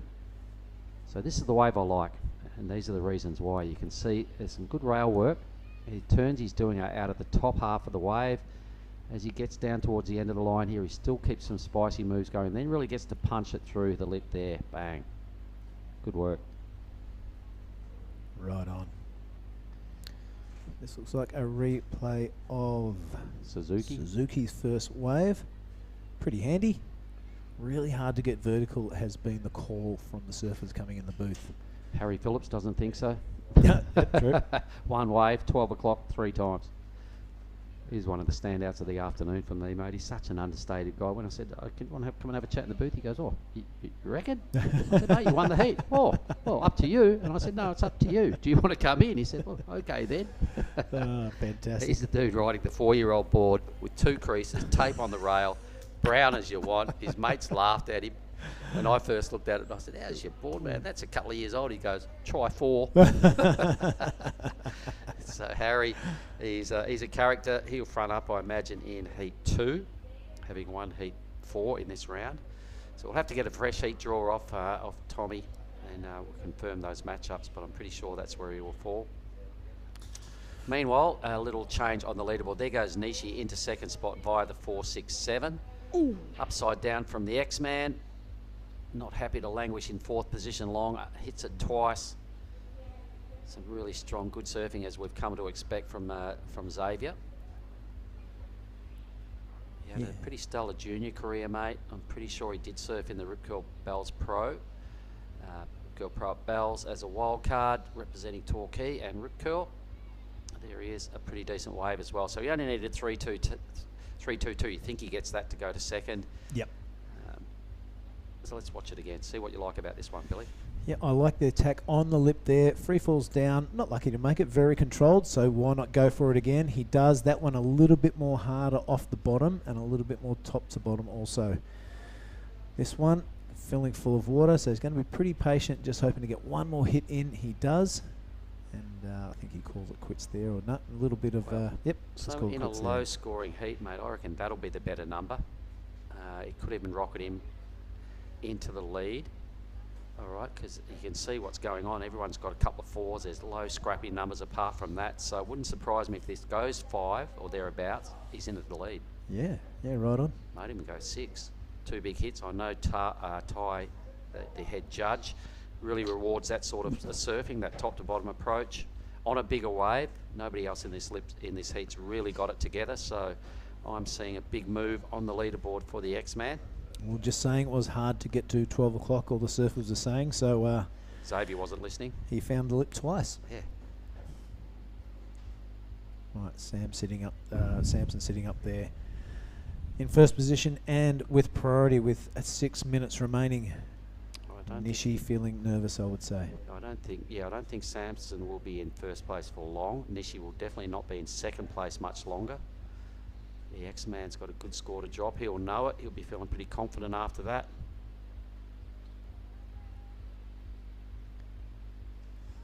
Oh, the anticipation's killing me. I want to see this score. Kind of with me too, to be honest. Once you sort of make those calls, it's like, geez, I hope I don't look foolish. But I really liked it. You could see the quality of those first 2 hits, mate. Yep. Surely the judging panel are going to soak that up and reward the X-Man here. Well, they'll be watching the replays in the tower mark and going through every little micro turn of that wave. Very experienced panel up there, I've got to say. Very familiar faces from around all the CT contests. Only 5 minutes remaining in this one. So Nishi will drop out a second here. Both the Japanese surfers will have a little bit of a challenge ahead of them with a requirement to get into the all-important second spot. The 5.83 for X-Man straight to the lead. Samson now chases a high 3. The other two, they don't need much to track down Samson, so he'd be feeling pretty nervous about the announcements coming out of the beach commentator. 2.39 is nothing for Nishi, and a high 3 for Suzuki. Highly doable. Another one of them blockbuster finishes, considering they're all in rotation for the top sort of, high in the rotation for priority. Well, you're right, Mark Cliff. That score coming in at 5.83. He does go straight to the lead, Xavier Huxtable, but this is Samson putting his best case forward. Kind of a bit of a strong start, a bit of a stumble on that second turn, but this one looking good on the inside. Still a head-high wave and still a lip to crack. Samson Coulter doing a fine job through the inside. This wave keeps on delivering, and so does that young man. Maybe a closeout Rio section at the end. We haven't seen that often. He's got to ride out to get the points. He does. Does he? No, he doesn't. What a bummer. I don't reckon he does either. No, not convincing. So he needed to burn off the 2.73 to make it worth doing. So it was definitely every bit of that. So he'll now push those Japanese requirements a little bit further north. The bad news for Samson is those guys are rated top in the priority ranks right now. This little stumble here wasn't good right there, but a healthy recovery, and surfed on down the line to rack up another 3 or 4 decent moves. So yeah, he'll improve his hold on second. I'm not sure what he needed to go to the lead. This is a good inside section for him. It was clean. And we have seen this only a couple of times, this closeout Rio section at the end. No credit for that hit though. So in comparison to what the X-Man did with those 2 big vertical blasts on a bigger wave, I think Samson's going to fall under that total. It goes to a 4.27 or something, enough to go back to the lead. So now Xavier will be feeling a little bit of pressure because his backup is really low. The Japanese surfers both well within striking range at 3.5 and just over 5 points for Suzuki. So the X-Man will hear those requirements. He won't like it one bit because that's a shaky second position at this stage. Yeah, Nishi only need that 3.50 to snatch that second position off Xavier. So what do you do here, mate? You are third in line. You've got 2.5 minutes left. Do you try and separate yourself from Nishi and Suzuki? Well, probably, and give them a little bit of space because there are these wide things. Here we go, right on cue. So let me have a little look at this then. Oh, yeah. my goodness, a little fin waft at the top of the coping there. He blasted a second time. Look at him. He looks up there at the judge and goes, yeah, you like my other one? Get a load of that way. Take a bit of that. That's awesome. You watch this replay. This first turn, he's going to get an inside track.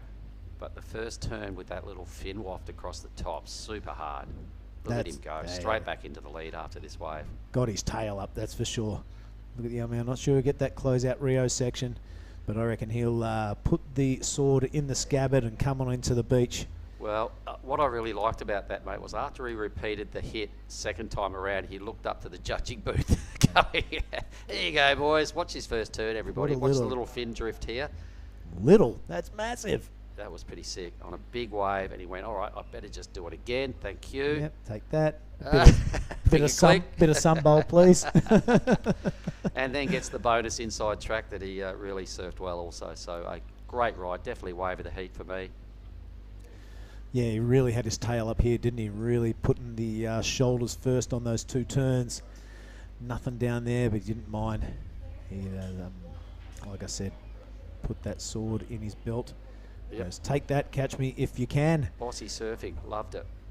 2 best scores of the heat right there in the green column once this number drops. So it'll be, straight through to the next round for Xavier Huxtable, regardless of what happens in these 45 seconds. Such is, I reckon, the score he's going to get for this wave. Samson Kuda will be into second. The Japanese surfers will be chasing a slightly bigger total than currently is obvious. 35 seconds. Nishi and Suzuki on the ropes here. Samson will be wondering about that number and where he goes. I'll tell you what, Samson, you're going to drop into second. There's the judging tower, everybody. If you can see on screen there, it's a pretty good looking scene. This is Ombak Inda, the surf camp that we have raided this week and called it home, our workplace. Thanks to Annie and crew that hold it down and provide all the services here at Ombak Inda. There's Fetty in the bottom left-hand corner, our water photographer. Look at that, 8 points, Huxtable. Boom. Write that down on your little thought guide, mate. I certainly am, mate. That's the pen's in my hand. There it is, 8 points next to Huxtable's name. A job well done. That's the end of Heat 6, everybody. See you in a minute's time for Heat 7.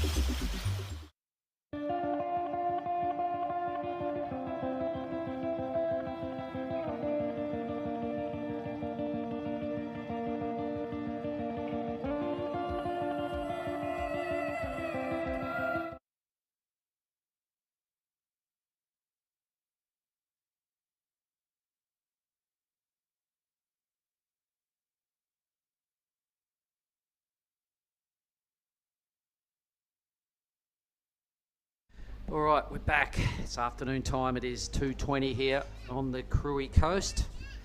The Pesisir Barat down here in the west coast of the Lampung province. Thanks very much, guys, for bringing this event. It is the biggest QS event we've ever done in Indonesia. We are watching Heat 7. As you can see on your screen, it's Billy Stearman in the green out of New Zealand. Neil Sanchez in the blue out of the Philippines. Ketut Agus in red and Varun Tanjung there, two Indonesians, and Varun surfing in white. Second last heat of this round. We're watching the back end of the round of 32. It's been an outstanding round at that. And we've got a couple of scores already in. A 4.83 there for Ketut. So as our advertisements were rolling off, these boys got off to a bit of a start, leaving Varun Tanjung with priority. I'm sure Rizal's checking in down there in Bali. Good afternoon, Riz, for the crew over there in the Philippines. I'm sure James McDonald and a few others, McDonald will be watching here and supporting Neil Sanchez, the sole remaining Filipino in the draw. I think we've got a couple of juniors once we get to the junior side of it. Billy Stearman out of NZ, a famous name there for the Kiwis. Ketut Agus been doing the rounds for years with Rio and Co. and Oni.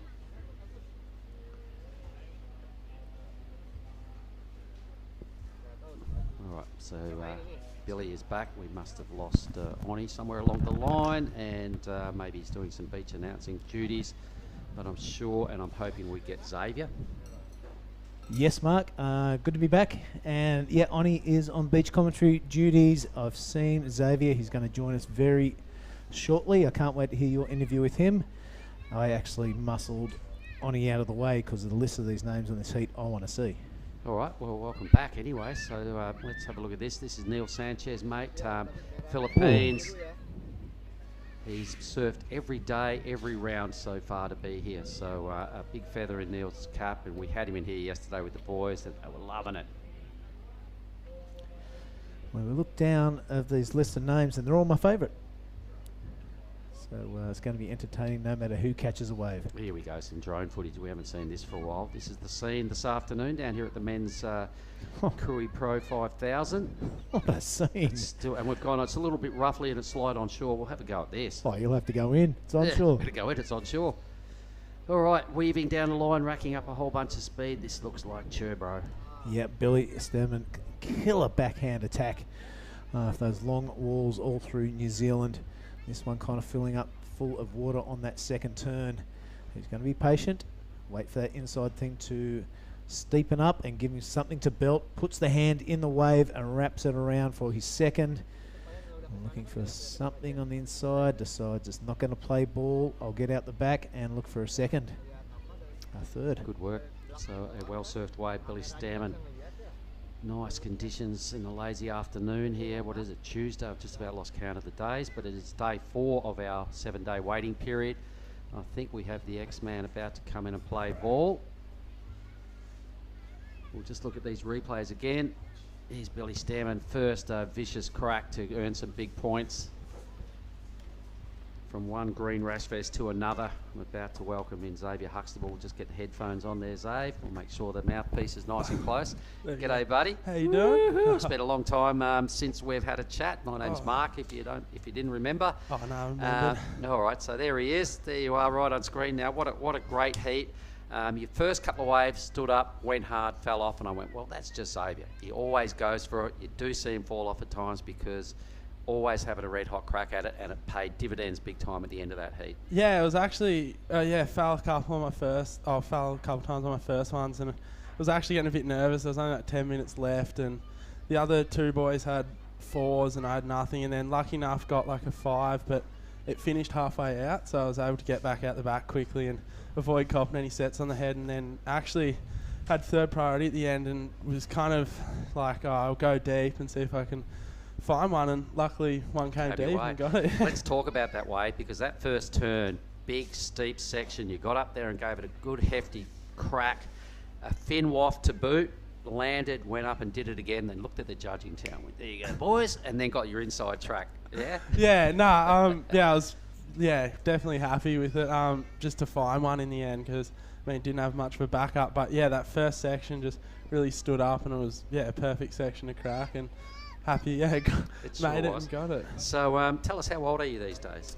Just turned 20 today. So. Wow, really? Happy birthday Thanks to for you, that. bro. All right. You've got another round coming up this afternoon, so maybe another birthday present on the horizon. 20 years of age. You're going to celebrate a little bit this afternoon, see what happens? See what happens. Staying with a bunch of boys, and we've wait and see what happens. Yeah. Sure, you've got to tip at least one upside down on your birthday. Tell us about your junior career. We've been speculating before that you did have a stellar junior career. What has been the best result you've had over your junior days? Probably definitely in Aussie titles, not only like winning it, but just being with that team of the Victorians back at home and travelling with the group, mates, Kale coaching me, and I guess there's no better environment than winning with your friends, and that, or just even getting a Surf and Rip Curl Pro was probably. So that's another thing I mentioned, and I was about to ask you about that. So did you win the trials to get into that, or was it a Rip Curl wild card? How did that eventuate? I got second in the trials to Jacob, and I was pretty devoed, and just lost. And then lucky enough, I was actually surfing down the coast with two mates, and I was actually Harry Mann who won the local trials, and got a call from Flano, and he was like, you've got a spot. Someone Griffin got injured, but got his spot, and it was the best day of my life. All right, so you're here in Indo, mate. We're making history at this location in Krui because we've never done a 5,000 event, QS event in Indonesia, so are you on to NIAS with us as well? Yeah, definitely coming to NIAS. Unreal. So big plans out of these two events. What are your plans for the future?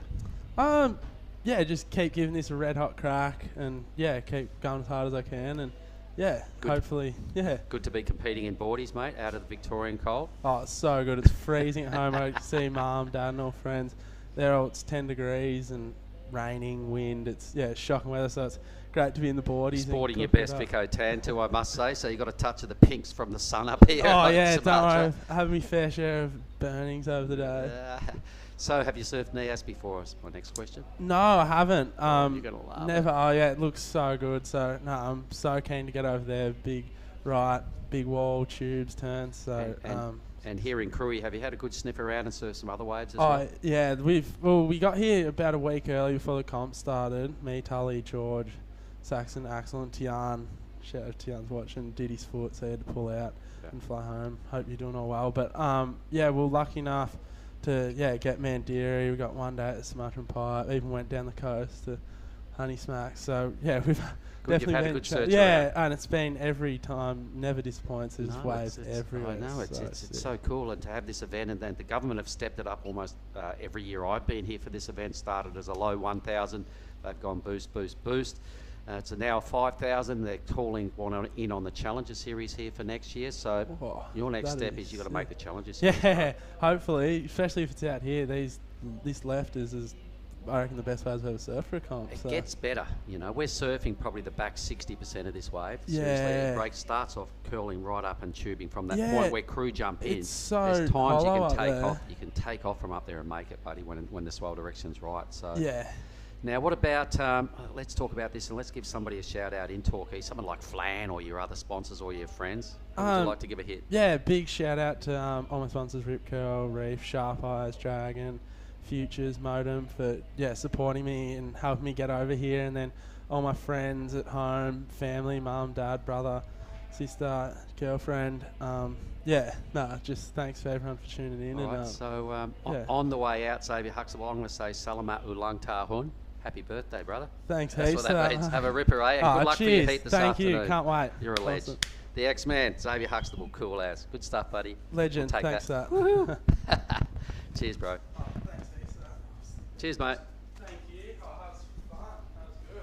Good work. What a fella. All right, you win another heat. We'll do it again, Xavier. Do you reckon you knows Ringer? Happy birthday. Wow, 20. No longer a teenager. No. Do you reckon he knows Ringer? Of course. Of course he would. T-Ray, of course. Yep. Those Vicos, they're a tight mob. I loved my time living down there for all the crew in Victoria. Cheers, thanks for having me a long time ago. We're now halfway through this heat. Billy Stammen has made his way into the lead. Not a high-scoring heat. The best number is a 4.83, which Katut Argus first wave of the heat. So not a lot of damage has been done on the scoreboard.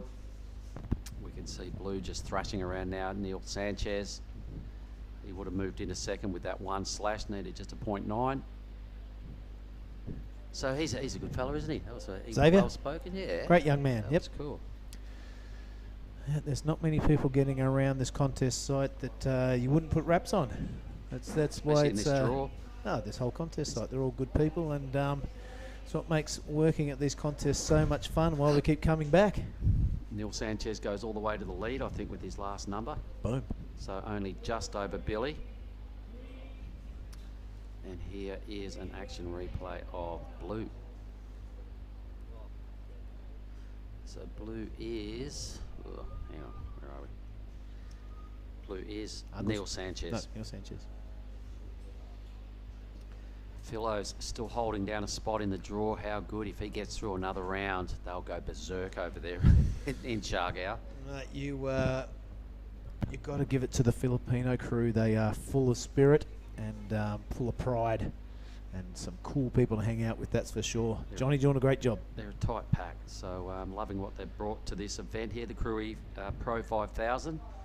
On the men's side of the draw, it's going to be a long day. We're going to finish up and lock away 21 heats today, which we kind of had to do to stay ahead on the format stakes, because we've got 4 divisions. 2 of them have not bounced down yet. That's our Pro Junior men's and women's. So yep. They were all frothing around this morning, just licking their lips, looking at the waves, wanting a piece of it, and they're going to have to wait at least another day. Get in line, grommets. I reckon tomorrow's grommet o'clock. Grommet o'clock, you reckon? I reckon. Yeah, well, this morning was ladies' morning, and could be grommet o'clock tomorrow. So no matter where you're watching around the world, make it tune in for tomorrow's action. We don't know what time that is around the world. No, we haven't. Tried to do my calculations, but I've come up short. We haven't actually been given a format for tomorrow or a start time, but I imagine it'll be a pretty early call again, a 6:30 call. So I imagine the organisers will be pretty keen to kick into the junior rounds, and I think tomorrow will be the day. 10 minutes to go. The best score is still Katura Gus, so he would need a very low number. There it is, a sub 1 point ride for second. Farun, not far off. His opener was a 3.93. So this heat is absolutely wide open. Anybody can win this heat. A low scoring affair in the first 15 minutes. Good. Varun's run has been pretty good, hasn't it? Almost, he's within touch of the round of 16. He's just been flying under the radar since that result went his way the other day. The dual, the sort of interference call, unfortunately, for that Japanese surfer. Misha Marginson, a tough one as well. Happened a couple of mornings ago, but we'll forget about that and we'll look ahead, because there's good things coming up this afternoon, and that is the round of 16 of the men. One more round to get through, one more heat to get through this round, and I can tell you who's in it. Reef Hazelwood will feature next in the red. Wow. Made Ariana, the Indonesian, in blue. Kori Nishi in white out of Japan, and the Brazilian Leo Casal. Oh, that's going to be a ripper. Yep. Reef Hazelwood, an absolute polished performer, and Leo, our new favourite Brazilian. Yeah, 17 years old, travelled here by himself, and he's doing the rounds, and he's probably just doing it for maybe a bit of pocket money and some experience. Can't keep the points, but here is green. Billy Stammen upside down. Yep, that was a great first turn from the New Zealander. Stylish cut back into the fuller zone of the wave there. Hits a bit of a speed bump, so decides to pull the jack button. He won't care about that, the back end of that wave. He got 2 good hits on early on a big wave in a low scoring heat. We'll go into the lead and we'll have a pretty, a good lead with only 8 minutes remaining. Billy kind of cracked it twice on a bigger wave. That's the theory, to get some sort of respectable number. So he'll potentially have 2 scores similar and rocket into the lead.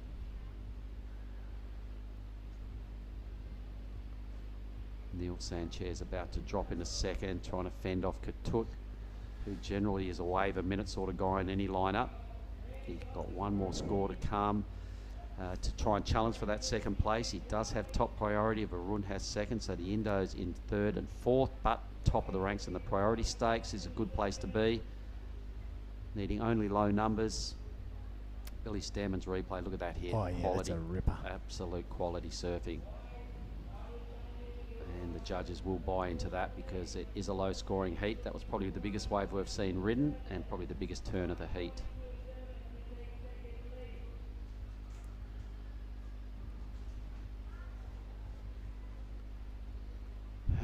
So someone like we just interviewed, Xavier Huxtable, seems like he's been around for such a long time and he's just turned 20. Eh? Yeah, well, he got the first spotlight turned on him when he was about 13 or 14. And so he's been around for that long. A good 6 or 7 years. So there goes Billy back into the high fours. So being just a two-turn wave, one really squared up hit and just a sort of a cutbacky turn dropping in, and that would be his. So that second score was the 4.87. There we go.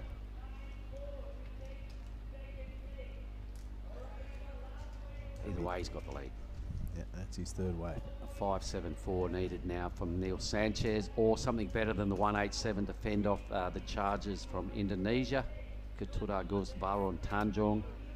6.5 minutes to stamp a claim for a position in the round of 16. There's a lot at stake here. There's a big difference in prize money and points.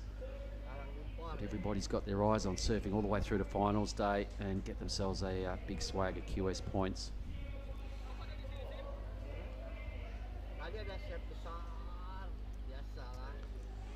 Time of the afternoon, mate. It must be a nightmare up there in the judging area. We can see the glare that's shimmering away out there, and it strikes pretty hard in that judging tower.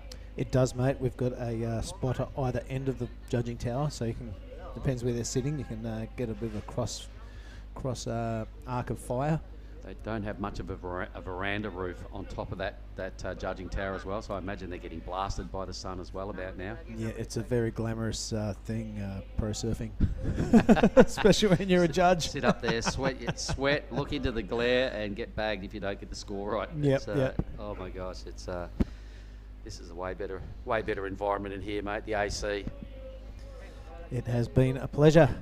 It sure has. Thanks for Tippy and Tim for giving us a role, and Will Hayden-Smith representing the WSL, putting it together and bringing our team back together after a couple of years, getting the troops back, the band on the run pretty much. Yeah, it's been a weird couple of years, but the reunion, after seeing everyone, seeing Dickie from Chamaja and Wayam Pitcher and Aria, all those guys, Laporte and Gogo.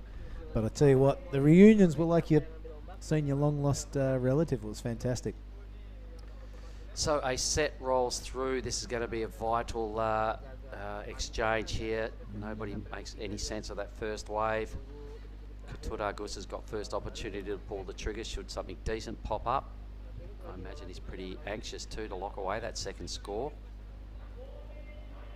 So maybe that was a wide swinging set. You can see three of the surfers come back into picture. Ketut and Varun have sat there for quite a while without a wave.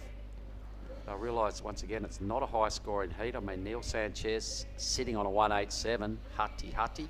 I'll tell you what, Ketut Gus is the danger man right now. He has ice running through those veins. He's been in this position a lot of times before, and he is the guy to watch with priority. 4 minutes remaining and needing kind of just to stand up and do a turn to take second place. He could sit on that priority for quite a while as long as Neil doesn't get a set wave. Well, I can see some lumps moving to the right of screen, pushing wide down towards caddy zone. And look at Ketut there, right on the heels of look like blue. Billy Stammen won't be happy with his scoreline either. We know he's a seasoned professional. Packing a couple of fours going into the next round. He'll want to leave this heat brimming with confidence and a bigger number than what he's previously put together. Although he's done some vicious surfing, he'll want to go into the beach with something better than he's already done. So I reckon he'll get another wave. He'll find something out there.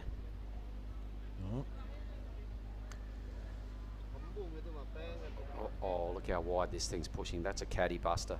It's heading down to the channel, mate. We've seen the caddies get swamped a few times today. Boards going everywhere. This is Ketut Argus. A bit of boogie boarding to kick things off. Oh, is it worth it? Following the Kelly Belly ride and only one turn. Goodness. That may have been it with 2 minutes and 44 left on the clock. He needed a .94. Does he get marked down for the boogie board start to that wave, Billy? Yes, 100%. You don't get scored until your hands leave the rails. Okay. All right. Well, it's still touch and go whether he's going to get it. He does. They've thrown him a generous 2.17. Oh, wow. So he moves in a second. Sanchez now 3.11 is the requirement. 2 and a bit minutes. Varun's got top priority of 3.08, most doable. Now, does Ketut just sit wide and hope for a wide one where he's by himself and the other boys out of position? He's probably going to have to do something Or crazy like that because he's going to get 4th priority. Yep. Yeah, it looks like he's going the inside. Or just hug the reef and hope for a little grinder. Yeah, yep. Look at him. He's doing the tiger. Uluwatu crawl. So he got that little thrash away, so that was basically his 2.17 there, and then gets blindsided. So here he is, the little inside reef hugger we were talking about. He's smart, he's good, he's a crafty competitor. This is Ketut Argus to his feet on probably his final wave with 90 seconds remaining. He gets 1 turn around, he gets 2 turns away, and looking to get on that open face again just for a little bit of garnish on the end of the meal. He finds it and spreads it, and that is Ketut Argus maybe solidifying his 2nd position. That was a smart move. Yep. Had to get away from the other guys. Potentially had to get rid of his 2.17. He's done both those things. So a crafty move from Ketut Argus. He'll throw a bit more heat on Sanchez and Tanjung. 1 minute exactly. Varun sat there for a long time with priority. I want to see him ride another wave and answer this challenge. This was so smart. He been well drilled by Dylan, the national coach. So that was a really clever move. Gets 2 turns away and then gets a little bonus on the end of this wave. Bit of a half SAR. Look over his shoulder. Yep, I reckon I've done the job. Good work. All right, so we must be down to about 30 seconds right here and now. The back end of heat 7. It's flat. It's dead flat. Varun's going to come in with 1 wave. Oh. Not looking good for Neil as it looks like his 3rd priority. So this looks like Sanchez. It's a replay. Yeah. Oh, no. He must have caught another wave late under our guard. He kind of did not click with that end bowl. 2 seconds to go. Varun can pretty much just have to let that go and just cop a 1 wave heat and go, geez, got away from me. He's young. He's got his dad in his corner still. He rolls with Bronson, so there's a bit more learning to be done for Varun. Tough luck. That's competition. We'll be right back in a moment with Heat 8.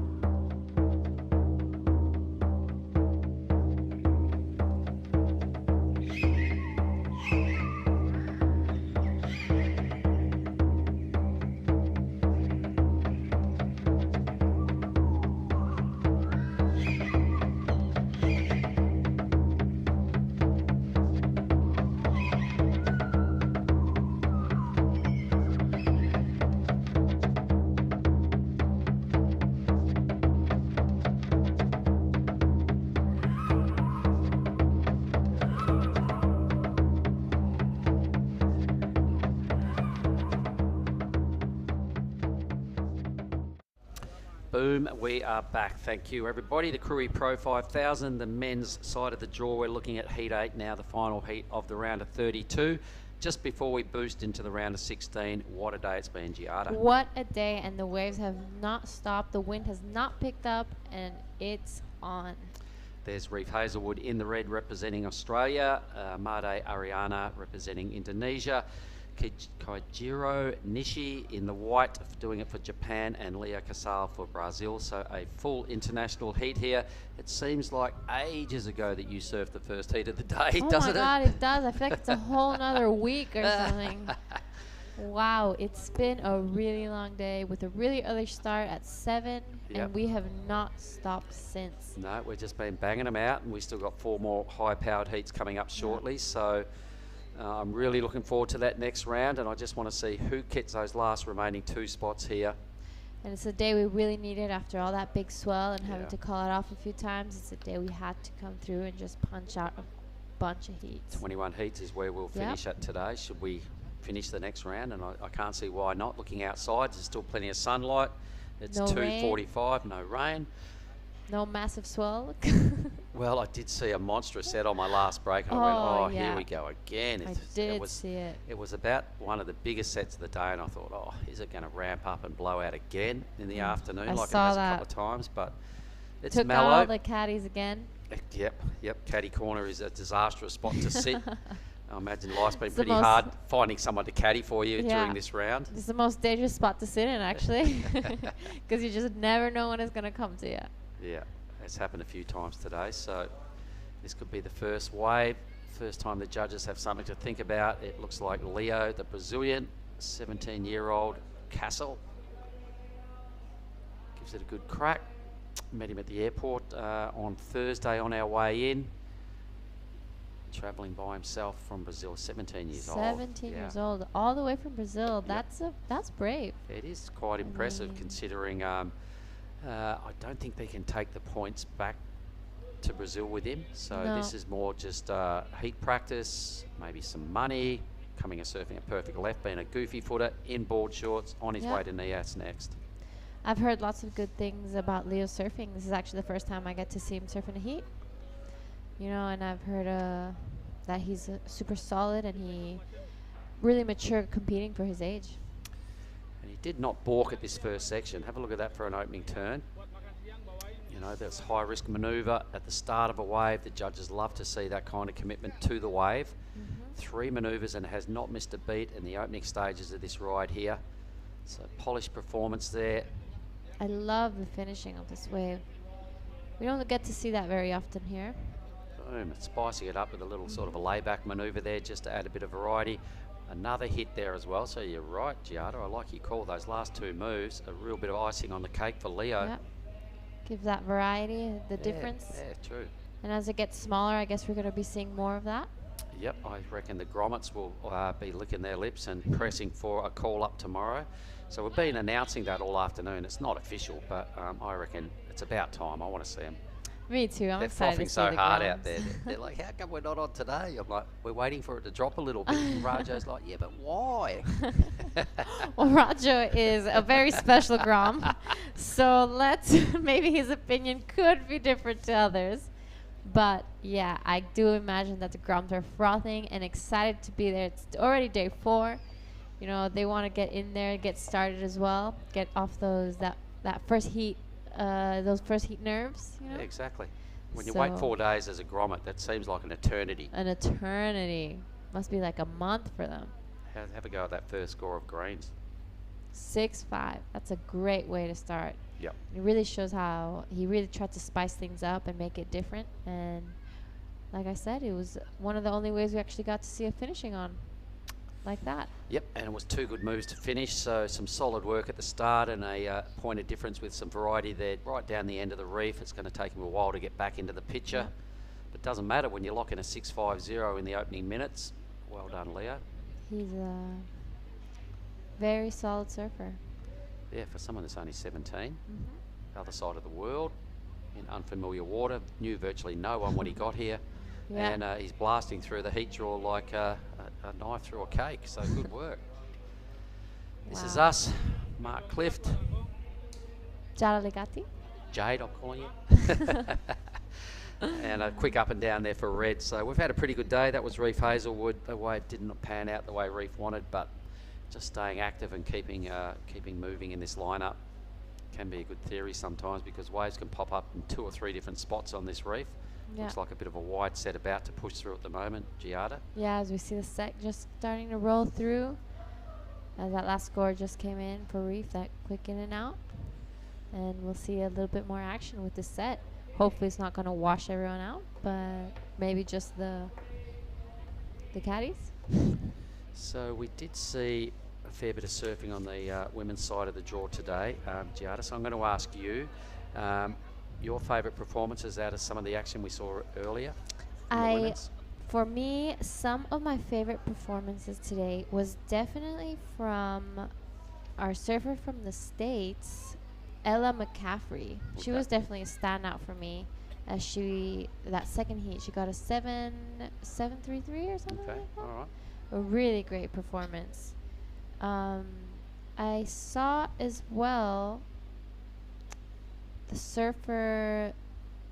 What's her name? Safi Vet. That's right. I remember she had a 2-turn wave where she got like well and truly in the 6 range somewhere. Might have even pushed towards the 7. I think she was a 7.5. I think Safi was a 7.5. Here goes Hazelwood. Check out Reef here. Nice. Looks like outside corner Uluwatu. Gets to the inside track, jams his first opening move. Look at him like a cat just ready to pounce on this next section. He's got to hit it early. He does. He's sturdy on his feet. He disappeared in the wash. I think he's taken a claim right there for a completion, because I reckon it was a pretty good job to land on his feet and reappear, wave towards the judges going, I got it. So the score will reflect that. A 2.93 doesn't get credit for that finishing move. Yeah, for sure. Pity. Here's the action replay again, but you watch Reef here. Actually, that was his first. He did get a wave earlier. So this is his second score, so maybe it's not in yet. Maybe that's it. And no reward for that second move. No, I think he did get a wave earlier. They haven't scored it yet, so we're just waiting for Reef last wave, as the last heat's winner is going to be joining. Yeah, let's bring him today. in here. Yeah, beauty. Here's Let's do this, Billy. Thanks, Giada.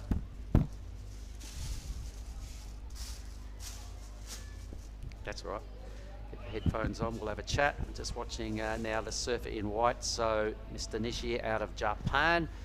The 2 Japanese surfers in 3rd and 4th at this stage, but into the AC unit here with me, Billy Stearman. It's quite nice in here, isn't it, buddy? It's nice and cool in here for sure. Good. It's steaming hot outside. Yeah, it's warm out. It's like a bath paddling in too. You're just going through the hottest water, but it's nice. Okay, so Billy Stearman, winner of the last heat, mate. Life and things are on track pretty well for you here at this year's Krui Pro so far. Yeah, it's been pretty good. I was actually pretty sick yesterday, so yesterday's heat was a bit of a battle for me, but yeah, fortunately I feel a bit better today, and the surf's kind of pumping out there, and it's heaps like home, so I'm loving these long left-handers. There you go. And noticing a couple of your early waves, they weren't long waves, but the quality of the surfing you did with 2 solid hits on each wave, you know, that was the point of difference that shone for me in that heat, and you really know your stuff, and I just saw quality on those couple of waves on the road. Yeah, it was pretty tough out there. Like none of us got any good waves, and there was kind of just big wide ones coming through, and in between the littler ones were kind of fun, and I was trying to pick off the better waves, but I knew I just had to better my 4 or my 1 that I had as a backup. So yeah, I managed to do that, and I guess the experience is paying off there. So how did you get crook? Was it a food issue or what went down, a stomach thing? Yeah, I think it was a bit of a food issue. I haven't been to Bali for a few years now, so since the last time I was here actually, so I think it's just a bit of a climate change, and the food and things like that kind of hit me, but yeah, I'm feeling a lot better today. So have you come from NZ to be here? Yes. Okay, so you've gone from what sort of degree water to here? Oh, I don't even know. It's like 4-3 booties at home. There's a crazy storm going on at home right now, so luckily I've missed that, but yeah. Got some good waves out here today. Into some 29 degree water, mate. Blistering afternoons at about 32 degrees. So the hydration and the sunburn, how's all that stuff treating you as well? Yeah, not too bad. Yeah, like I said, I've been sick, so I've kind of been inside the last 2 days, and the aircon, just relaxing, trying to save my energy. But yeah, it's definitely hot out there. I'm sunblocking up, and yeah, just trying to stay hydrated. So let's get this stat right. You've won the national title a record amount of times, and what is that stand at now? 8. 8, my goodness. Wasn't there a recent one gone on, and did somebody just climb over the top of you recently for the title? Yeah, Daniel Farr, actually, who I'm travelling with at the moment. He unfortunately lost earlier, but yeah, we had a good battle in the final, and he did. I was winning the whole heat, and then he got a wave at the end and did this huge punt and jumped me for the national title, which is his first one, which was cool to see, you know. but it's good to have that competition at home. I love competing against whoever at home, and it's good to have those battles in New Zealand. Well, you've been flying the NZ flag for a lot of years at almost the highest level, and pretty much doing a fantastic job representing NZ really well. Who's coming through the ranks that are ready to take over the baton from you and make a charge for the top? Yeah, there's a few here. Elliot's here. Daniel Fars, he hasn't competed on the QS for a while, but it's good to see him make a few heats. We had a good Kiwi contingent in Australia this year with Safi Vedi, Levi, Kehu, and yeah, we had a lot of fun travelling together, and kind of we got that Kiwi vibe together, and we had a lot of fun on tour. And I think Kehu's doing really well at the moment. Obviously, Kehu, I noticed him as a junior once during a subway event in WA. Really caught my attention.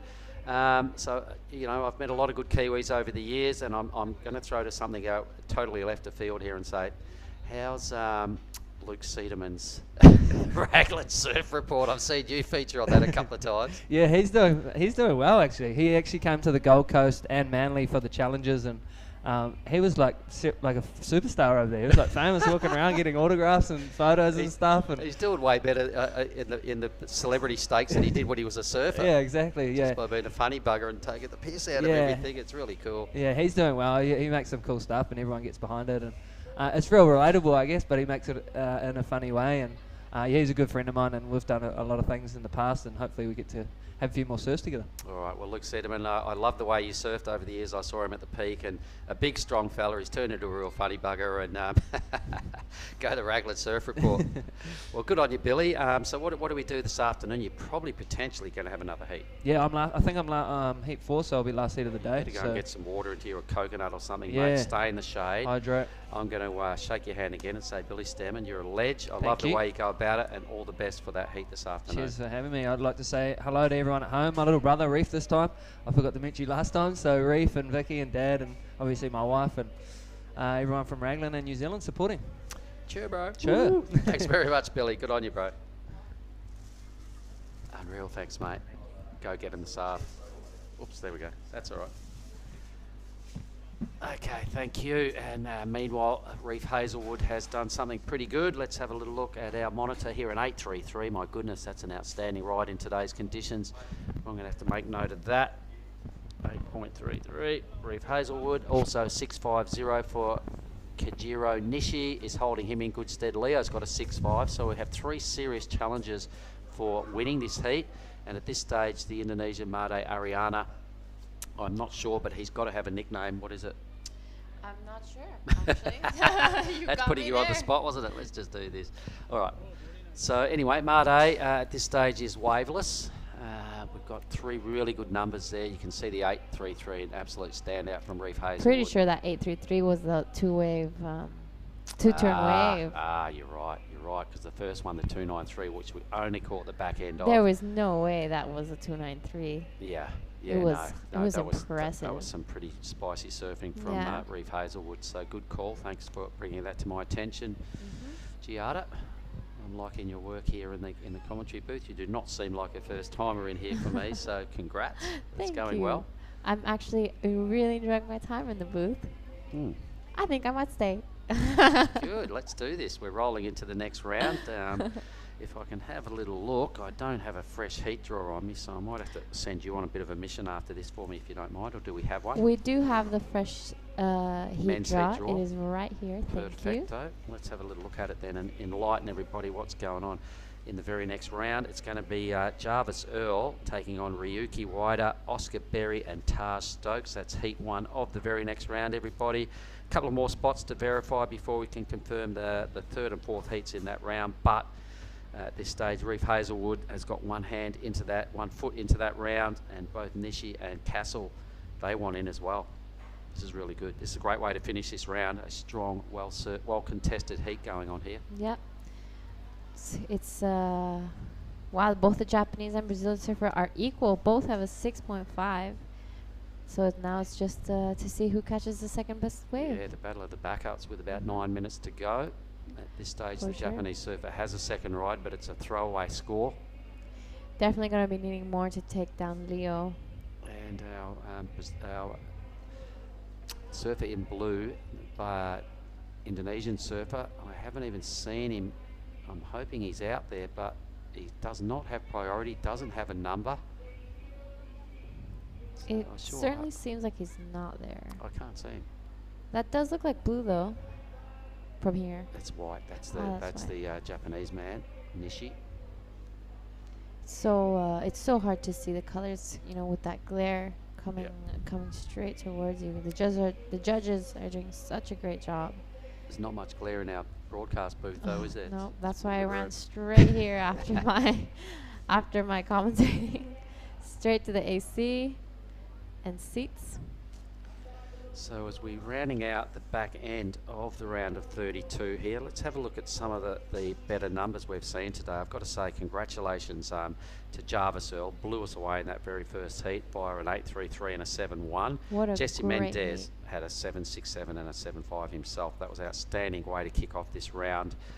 Looking in further on, I can see Harry Phillips went berserk a couple of times with some big squared up 12 o'clock hits for a 7.83 and a great performance in Heat 4. Then Heat 5, Rio came in and just shut everyone down and made everybody look a little bit ridiculous with a 9.5 and an 8.27, you know. He's got the blinkers on for CT, a job on the CT, and he's heading that way, every bit of it. Xavier Huxtable did a really good job in Heat 6. We've just seen Billy Stearman nailed down a very business-like approach in Heat 7, and the 8.33 from Reece Hazelwood in this heat is holding him in good stead to become a top 16 surfer. All right, 7 minutes to go. I'm pretty sure Blue isn't even out there. Either that or he's way up the point sniffing hard somewhere, but if he was, he'd have priority, so it's leading me to think he's not out there. I really don't think he is. Maybe something must have happened in the last heat or during He's a been free serve. injured, maybe he'd mistimed it. But Not sure. hope that he's okay. And Maybe he's tucking into a Nazi in the restaurant and forgot. started early with the bin tags. Possible. Anyway. But it's a 3-horse race at this stage, and it is a well-contested heat. The fact that we've only seen one wave ridden by Green, it's a ripper. Nishi, they're right there neck and neck for second position. Yeah. Hazelwood will really want to Extend his consolidate lead. and delete the 293 and just fend these other two off because he knows they're both good surfers. Yeah, just to confirm his position in the next round. All he needs is another wave like that first one. That'd be handy. What Here we great go. They're on surfing. the hunt. So Leo in green got the first wave of the heat. He's been most quiet for the next kind of 15 minutes. And he'll need something up to the tune of a 2.38. Was that our surfer in blue just What was now? that, Blue? So what the hell's he doing right down there? There was a third Yeah. surfer there. Nice pickup. Anyway, here goes Leo. Our Brazilian surfer, Take us through it, Giada. as he just starts off this wave. It doesn't start off exactly as he would want. Oh, almost slips up. As now the wave starts to pick up and he grows and just hits it at the top. Amazing and controlled surfing from our Brazilian surfer as it stands up again on the inside. And Wow. he sticks it. Wow, that was amazing. A little jump claim, I would say. Judging by the flick out, his body language is suggesting he really likes it. He I reckon likes it. I think the judges will like it too. Oh my God! It's like this Here we wave. have Like the replay. there was a little mess up at the start of this, and he would have considered himself pretty lucky to recover. Yeah. Right about here, we'll see something go on, which is a little bizarre. You can see his back foot came off completely, actually. But then look at the determination from there on. This Yeah. next section, he just totally hits it, squared it, nails it. It's gone right on back in the groove, and he gets another section very similar and gets up and does it again. Amazing surfing from our Brazilian surfer, Leo Casal. Goes to first with his score for sure. Almost didn't make it to Krui. Didn't have a ride. Didn't have a ride, but we had his board. So if Yeah. he didn't make it, I was His going boards have. I was going to have a board sale or a new quiver of Tokoros. There, All right. 860. Oh my goodness, I've got to write that down. Highest wave of the heat right there from our Brazilian surfer Leo Casal, and everything I've heard about him is true. Then he So is far, so good. a very good surfer. So now Hazelwood, after being sitting at the top of the tree feeling quite comfortable, will be looking over his shoulder. He would have heard the number with 3.5 minutes to go. Nishi has top priority. That will also be worrying Hazelwood. This could turn around pretty easy. It could turn disastrous for Hazelwood because we know Nishi is a former winner here. There he But here goes Hazelwood. So what do you like about this one, Giada? Let's have a look at it. Well, it's definitely one of the biggest waves we've seen in this heat. And judging from the last one, we know that Reef can definitely handle those waves. Wow, I would have been pretty impressed if he landed that. So it was turning into a similar opportunity to his last wave, a big wave with a hit and a difficult finish. That time won't get credit for the ending. Just went a little bit sideways and gets deleted off the screen right there. So he may improve on his 293, but it's definitely not enough to fend off Nishi. Chasing only a 477. And with priority now at the Be back. Nervous Reef Hazelwood right I here. would be very nervous being Reef and start paddling for my life to try get out there. As we see Reef's replay. So in hindsight, maybe picking on the biggest waves hasn't been ideal for Reef. I think he does improve on his 293. Really needed to make that to fend off Nishi. Yeah. The little error there has left the door open for the Japanese surfer. It's a 4.43, so he does improve. It does improve. It does make the requirement a little higher for Nishi, but nothing he can't do. No, we know that. Yeah. And he's still got 2 minutes to do it. So Hazelwood will get up there, get in his face, sit side by side with him and keep him honest and try and push him off the spot, maybe try and paddle him too deep or something, some little sneaky tactic like that. Just under 2 minutes remaining in this heat. Wow, what a heat. All surfers got at least the lowest score of the, was a 6, you know? Yeah. All surfers got 6s and 8s.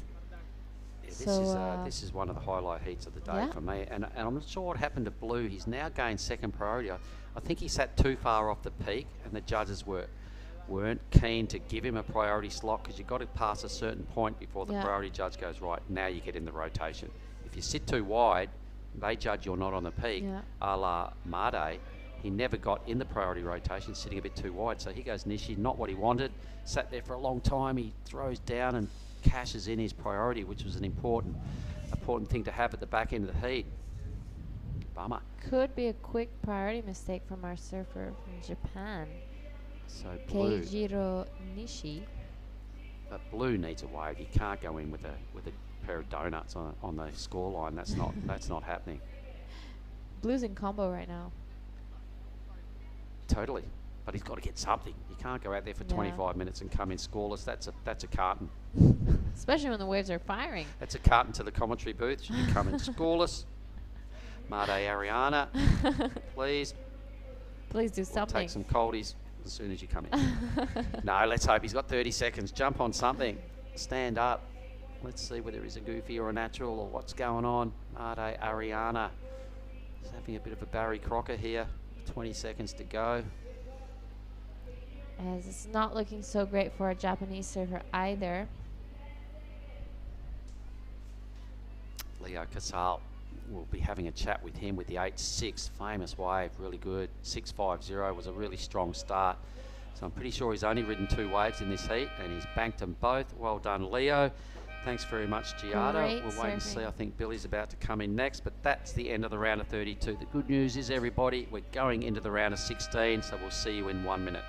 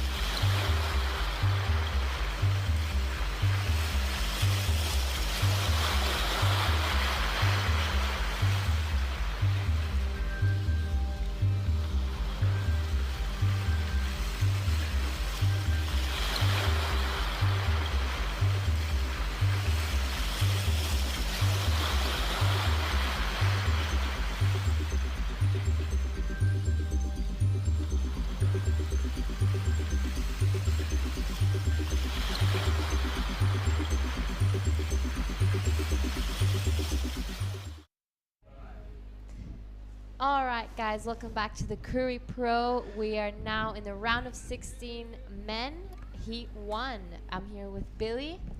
Yes, good to be back, and good to see you in the driver's seat, Jada. Thank you. We're in this heat. We have Jarvis Earl from Australia, Ryuki Waida from Indonesia, Oscar Berry from Australia, and Taj Stoke from Australia as well. Wow, these names getting more familiar as the pointier the end comes to this round. Jarvis Earl, a real standout this morning with that good-looking tube. They could have been yesterday. It's all blurring into one. Ryuki, a solid performance. Oscar Berry, always vertical and excellent. Taj Stokes, these guys have surfed a couple of times already today, so the heat will be on. You know, these guys must start getting really tired. You know, there's a lot of current out there. It's big, and you know, with your nerves always on point, it starts to really get to you. As we see the first ride from White, Oscar Berry, just a quick in and out. Didn't like what he saw. Right on. Yep, they are professional athletes, though. That's what they train for. Exactly. You're right. They all, I'm sure, came prepared and trained for this. Some have already been here for a week or so. I've heard others for 2 even. Living off rice and chicken or fish. And good times. This looks like a bit of a replay for our surfer in red. This is Jarvis Earl. Starting off beautifully and finishes off that wave. I love Jarvis's style. That wave was a 5.67, and here we have our surfer in green, which is Taj Stokes. We're still waiting for this score, which I'm sure is actually going to be a very good one, as this is a bigger set.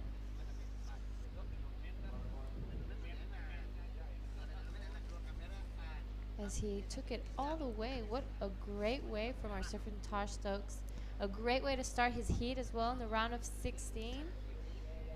And so, Billy, what'd you do on your break? On my break, I kind of chilled out and went to the competitors area. Had a good talk to Ketut Agus, who did that really smart inside last-minute wave on his heat on the way to a second place. As we look at Ryo Waida going absolutely bananas on that medium-sized inside runner. Sorry, Ryuki Waida. My apologies. Oscar, one turn. Wow, this heat started off really action-packed. It's one after the other. Here we have Ryuki Waida's replay. I love that turn. Just straight upside down, all the way to the inside. And I like the variety as well, keeping it different and spicing things up. That's a very good point. There was 3 different turns on that wave. I know judges like that.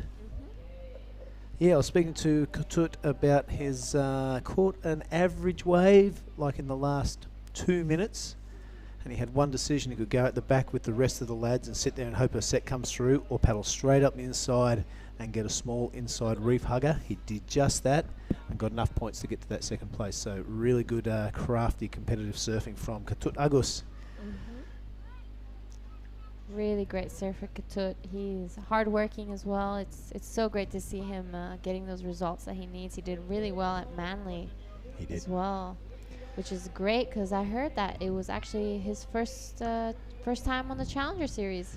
Right on. That's good to hear. So super happy for our surfer Ketut Agus representing Indonesia.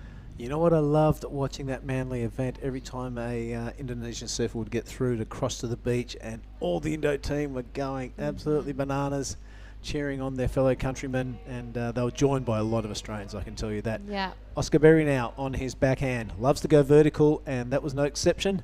A little too vertical. Oscar Berry. What can you tell me about Oscar Berry? I actually do not know much about him. This is the first time I've seen him go around, but I'm quite impressed. His name has been around Australia for quite a while. A pretty lucrative junior career, but this is the first time I've seen him in flesh. It's pretty impressive, isn't it? Yeah, very impressive. I've definitely had him in the post-heat interviews a few times now, I think, 1 or 2 times. So it's a good sign. Yeah. I hope for him it might continue. Jarvis Earl as well, such a standout in this event. He's been heat after heat, just showing so much talent and such a young age as well. And that's the beauty of these QS 5000s. I mean, the Challenger Series, it's all the established names, and you do know a lot about the surfers there. And the CT, you pretty much know every surfer inside out. But the QS 5000s and stuff, it's a chance to get to know these surfers whose name you may have seen flitted around, or some brand new names, and you get to see how they perform and get to meet and hang out with them. So it's a really cool kind of step up sort of a thing.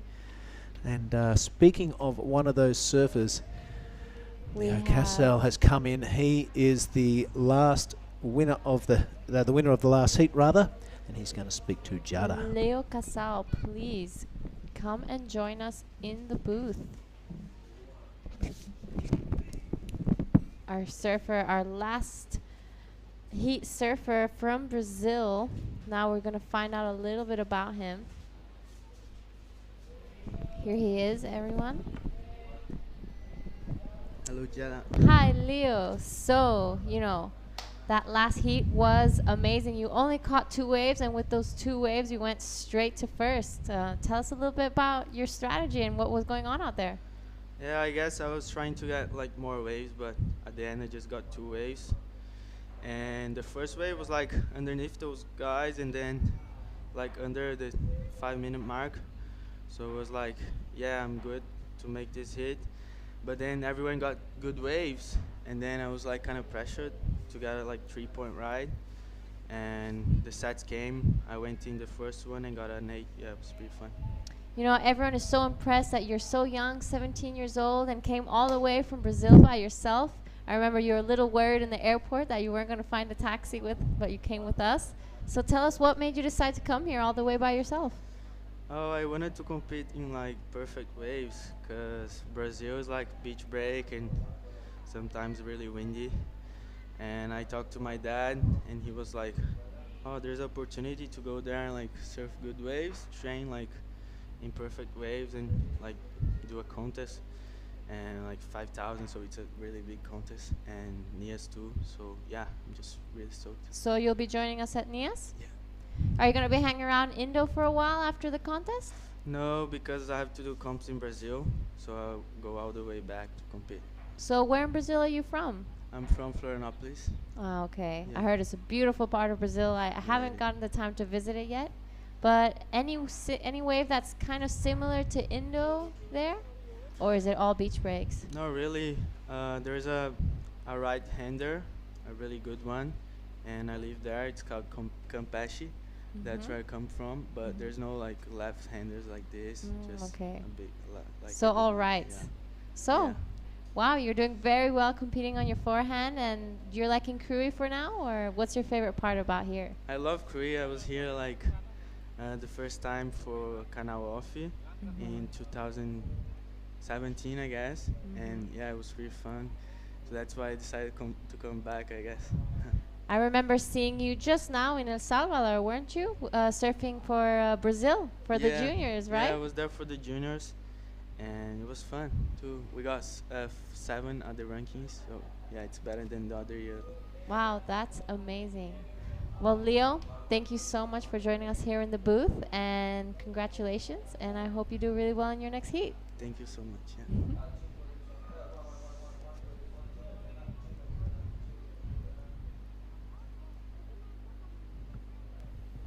Hello.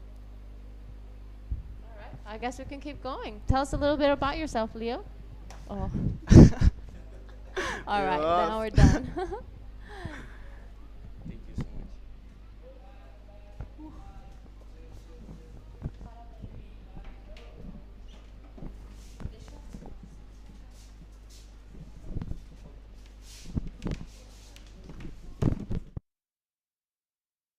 That was our surfer Leo from Brazil, only 17 years old, and all the way from Brazil came here by himself. Thank you so much for joining us as we get our Billy back on. All right, it is swapping microphones and rearranging the deck chairs here in the commentary booth.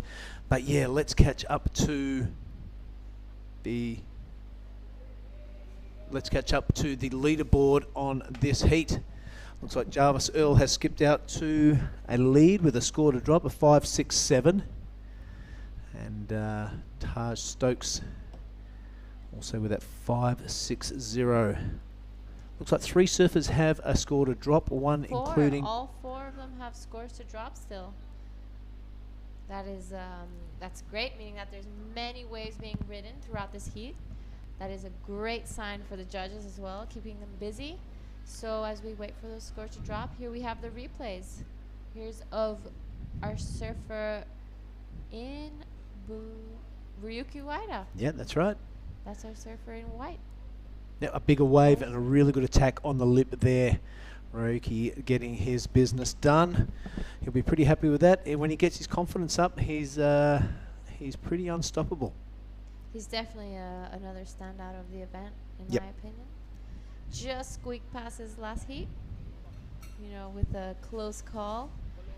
The surfer in third needing a score. As we see, this is Taj Stokes, the Australian surfer. Yep, getting pretty hard to see in the glare. It must be a nightmare for the judges. This camera angle is better. We can see the colours before the sun burns out our retinas. But 12 and a half minutes to go. Let's take stock. It is Ryuki sitting out there with priority, and Taj Stokes with second priority. By the look at that leaderboard, Jarvis Earl is pretty safe up there, with Stokesy needing an 8 to take that first position. Someone on their backhand, it could be Ryuki? Ryuki again. This kid is paddling like he has motors on his board. I have never seen someone catch so many waves out here in the heat. Yeah, that is pretty crazy, and the priority now goes to Taj Stokes.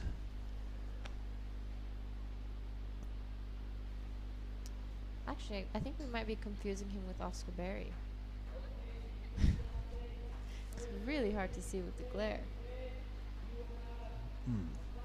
Yeah, the green and the blue have Ryuki just lost priority, so I would say that would have been Ryuki on That the was last wave. Definitely Ryuki. Yep. And Ryuki's last wave coming in at a 6.2, taking him straight to second. And Jarvis dropping a 7.93 while we were on the break. This is great surfing going on for the round 16 heat 1, as this is Taj Stokes. Wow. back on track, but coming unstuck on that first turn attempt, that big lip line floater attempt.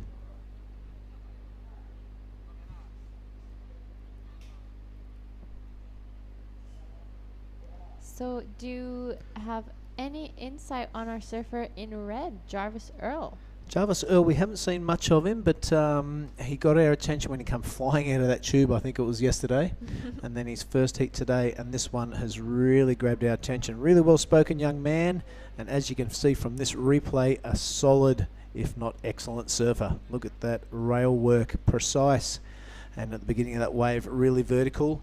Does it again. This is Jarvis Earl. We mistakenly call him Earl Jarvis, but no more. He's a Red Bull kid, I'm pretty sure, so those guys don't muck around with their athletes. No. And look at that form like that. There is no wonder he's been snapped up by the big companies. A big closeout Rio section at the end. And the no claim, looking pretty good. Wow, amazing surfing from our surfer in red, Jarvis Earl. Australian. Do you know from where in Australia? I don't. This is the first time we've seen him. I'm pretty sure he did tell us, but over the 100 or so interviews we've done so far, it escapes my memory. As we come down to less and less surfers, we'll have some more information on for you guys. Wow. Day 4. What an event so far. You know, I was speaking to some of the locals here, and they say that it's actually rare to see Krui so big. Really? So busy with so many people? Yeah. Righty on. It was quite funny. I was walking through the competitors area before, and I saw some ladies there. You know, elderly ladies posing for a photo, throwing the shakas in the full Muslim outfit. It looked fantastic. I've learned a new one. Here in our world, doing an L with your finger means loser, whereas here it means lampung. Oh, lampung. Okay. So this is lampung and the little heart as well. I've learned how to make a little heart. Hey, you never stop learning. Learning every day with all those selfies, you got to pick something up. But yeah, on the past 3 years of this event, I have never seen such a big crowd. That's good. Interest in surfing is building. Yeah, of course, nothing happening for the last 2 years around this area. Yeah. And then all of a sudden, a big punch in the face with the QS 5000 and a whole lot of weird-looking bullays and hard-working Indonesians getting around. Everyone's desperate to be around people, I guess. Yeah, you're right. All right, 8 minutes left in this one. It is Jarvis Earl with a really handy lead and priority. He'll be happy with the way things are going. Roeki Waiida, a 6.20 and a 4.80. He'll be wanting to get rid of that 4.80 for sure. He won't be happy with that. Taj Stokes, he only needs a 5.41 to take that second position. And Oscar Berry, although he needs a 7.13, he is more than capable. 7.5 minutes remaining. Oscar Berry doing very well in the last heats. Just needs to find that rhythm and find the right wave to make him step back in, and he'll be ready to go. As we see Jarvis Earl, the heat leader, taking this one off. Beautiful front carve, top to bottom, with that glare in the back. This is a beautiful image. Again. Wow. What a great surfer. His timing is impeccable. Oof. What? Wow. So much talent from such a young age. Taking this one all the way in. Great reading of waves, you know. Yeah, he's picked an absolute beauty. It's given a bonus section right down the end. He's not just doing cutties, he is smacking the life out of those lips. Trying not to swear there, I'm getting so excited. Jarvis Earl really lighting up here in Krui. Look at that body language, a bit of a Kelly Slater nose wipe. He knows he's got the job done. Wowee. He really must be feeling really good after that one. impressive stuff. I'm loving it. Here we have the heat replay. Wow, such a great wave from our surfer in red. Yeah, really precise moves, aren't they, Jada? Really Yeah. slicing the lip, no awkward parts, no downtime, and no wobbling in between maneuvers. Judges love that sort of stuff. Rail-to-rail surfing is knocking out the ribs on the wave, and he just continues on his merry way through this inside section. Bit of a stall there so he can hit the lip, and he does. That was probably the most impressive turn of the wave. Really getting things going here late in the afternoon. Pesisir Barat in the region of Lampung has never looked so good, with Jarvis Earl going bananas here in heat number 1 of the round of 16. We've got 3 more heats to go, then we'll most likely knock it on the head. As it's only 3:30. Oh yeah. Only. Started at 7. Well, we've got a fair way through that men's draw. I'll just check the notifications. So We've got some great heats coming up. In the heat 2, we have Takuto Ota from Japan. Jesse Mendes from Italy. wow, the performer. Harry Phillips, Australia, and Mike Clayton Brown. Mike Clayton Brown, I think we've seen him 3 times today. Maybe we saw him once yesterday and twice today, but nevertheless, he's done a hell of a lot of paddling and a whole lot of surfing. And so is this dude, Taj Stokes. Good looking first turn. Really vertical, brings it down without any problems. So with the second turn, spies a bit of a crumbling lip here, and that wind change has really opened up a few more sections where you can hit the whitewater, and is really taking advantage of it now. This is Taj Stokes. running through the inside section, starting to line up. This wave showing different faces during the day, and you have to adapt and you have to overcome, and you have to give yourself a big round of applause like Taj does there. Awesome. Great to see the guys feeling it. Looking for a 5 for 1. Come on. So what do you think, Willie? Do you think he's going to get it? I'd give it to him. He's a nice bloke. Oh, I'd give it But to it him doesn't too. matter what I think. It matters what the judges think. But this was an impressive first turn. He hits the lip on that one. He also slices just underneath on that one. It takes a lot of skill and also a bit of a foam rebound on the third. Fourth one just showing that patience as we've been talking about all day. And that snap in the pocket is really beautiful to watch. So is that, and generates his own speed and projection down the line. And he was happy with himself, and why wouldn't you? If I ever surfed a wave like that, I'd give myself a round of applause too. Me too. I'd agree, especially in the heat. You know, it's a great way to start off as we see our surfer Oscar Berry. Wow. Great surfing. Yeah, Oscar, super surfer, really vertical, right in the lip, but he knows that was a smaller wave. It's not going to garnish him that 7.13. So the body language there suggests he's not happy with it. He's going to get out there and try and get a better wave. Meanwhile, this is Ryuki Waida on a set wave, just running down the line to get that first turn in. As we see this wave starting to build up for him, patience as he's waiting. Wow, what a great wave from Ryuki Waida. Wow, as he hits the sections at the top, he's smacking those, well, waiting to smack those lips. For now, it was just quickly pulls off. Yeah, he disappeared between that white water and we thought he'd fallen off, but then all of a sudden popped out the back of the wave. So maybe had a couple of spicy turns at the end. Roki looking to solidify that second position. This is Oscar plying his trade on that medium-sized wave. They were pretty two handy turns at the front. Maybe this is the beginning of the wave we saw the end of before. This was definitely the money turn. Oh. So maybe this is what we've seen before. So that turned out to be quite a handy little wave. Yeah, it was much longer than I remember. As here is where we started seeing. Yeah, I believe that was the money turn of that wave. Great surfing from Oscar Berry. As here we see Ryuki's Waida's replay again as he goes down the line to set up for his first turn. As he tries not to mess around in between turns, straight to the next, and is patient and waiting. I don't think this wave was exactly what he was expecting it to be, but this is where it really picks up. As he finishes off, disappears behind the whitewash, and we see him pop at the back. Awesome. All right, I'm anxious to see where those scores fall. Jarvis is not going to hang around to see what the judges think. He's going to get busy, and that's a good tactic to employ. Bit of a wobbly turn, but there is only 55 seconds left.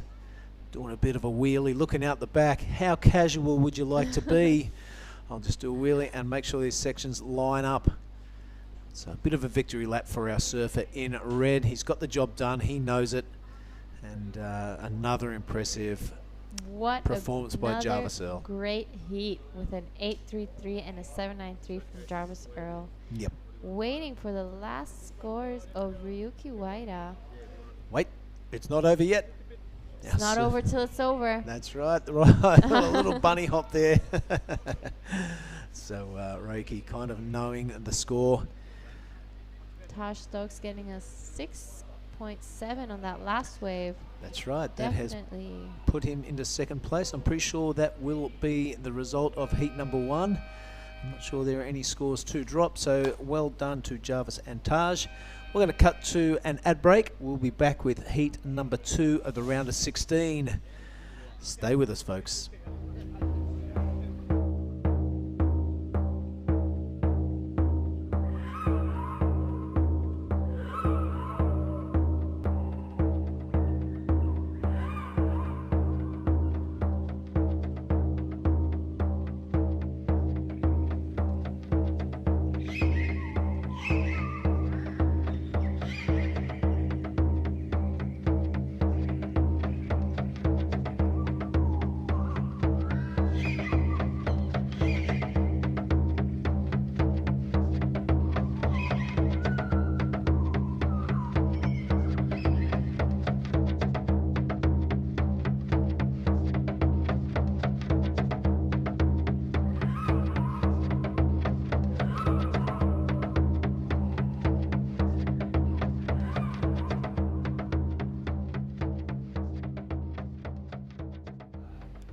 And we are back. The drums are sounding outside, and next to me now is Mark Clift in the hot seat. Welcome back, mate.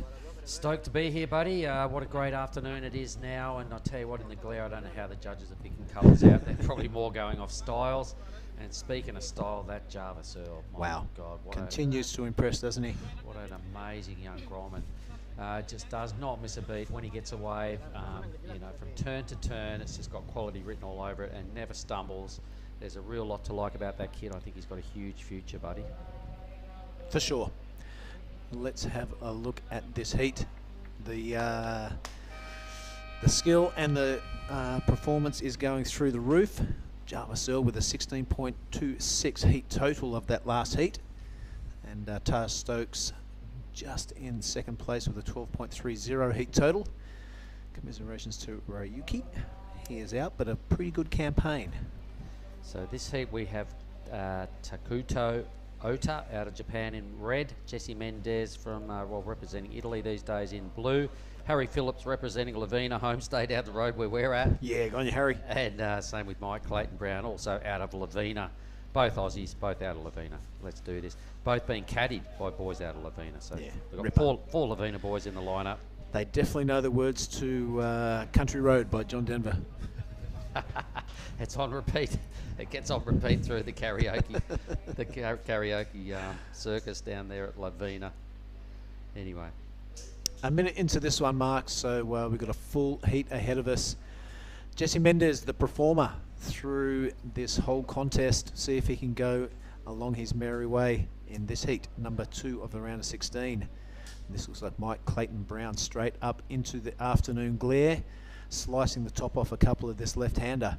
A few ribs showing their faces. That not sure starts to waft around, but it has presented a few sections to hit as opposed to that nice clean offshore. And it's interesting to watch when you see it live, okay? We're watching a screen here and it's a little difficult to see the full picture, but when you go outside and you stand there and you look at the whole ocean, as we watch Mendez, you just can see how far up the point these guys have taken their takeoff zone, mate. Right It's well to the left of the judging tower, and Mendez kicking off again with just some epic surfing. Off the CT, onto a QS 5000, so there's no nerves for Jesse, and he surfs that way just like a seasoned campaigner. There he is, waving to the judges. Go and cop a load of that, fellas. Jeez, I hope he wasn't just asking for a 1. He won his first 3 heats, copped a second this afternoon behind Java Searle, which is no disgrace, and he's out there now trying to stake a claim for a man-on-man quarterfinal is where we go next after this round. Wow, it's come around really quickly today, hasn't it? We've got through a lot of heats, that's why. When I was talking to Giada before, I said, geez, it seems like such a long time ago that she paddled out for the first heat of the morning. Well, it does too. And when you look at it that way, it's been a massive day.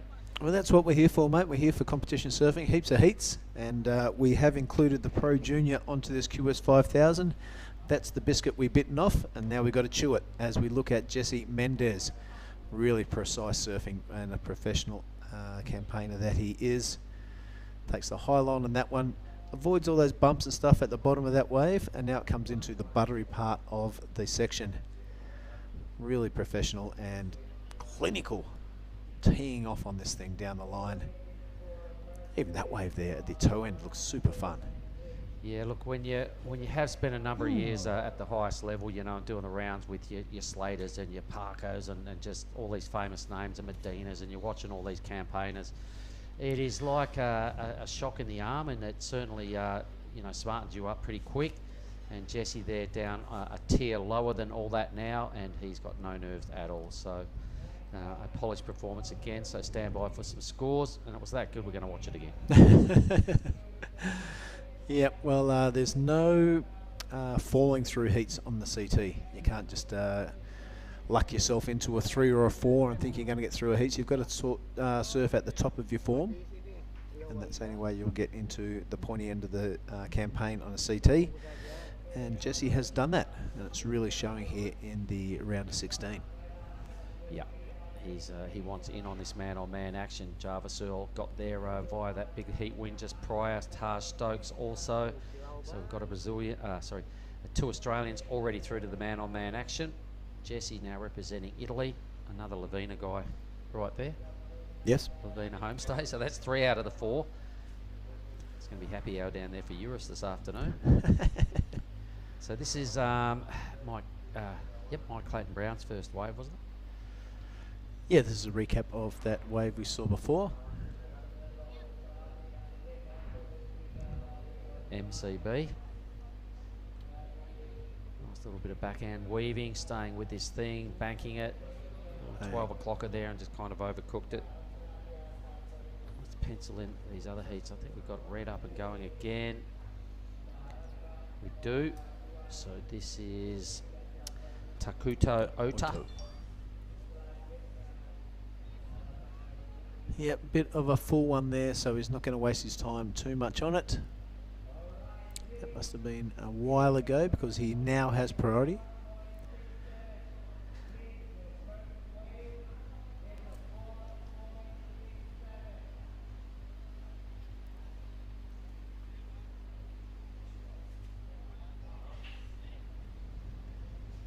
So we'll just wait for those scores to drop, especially the one from Jay Mendez. The Italian really going to town.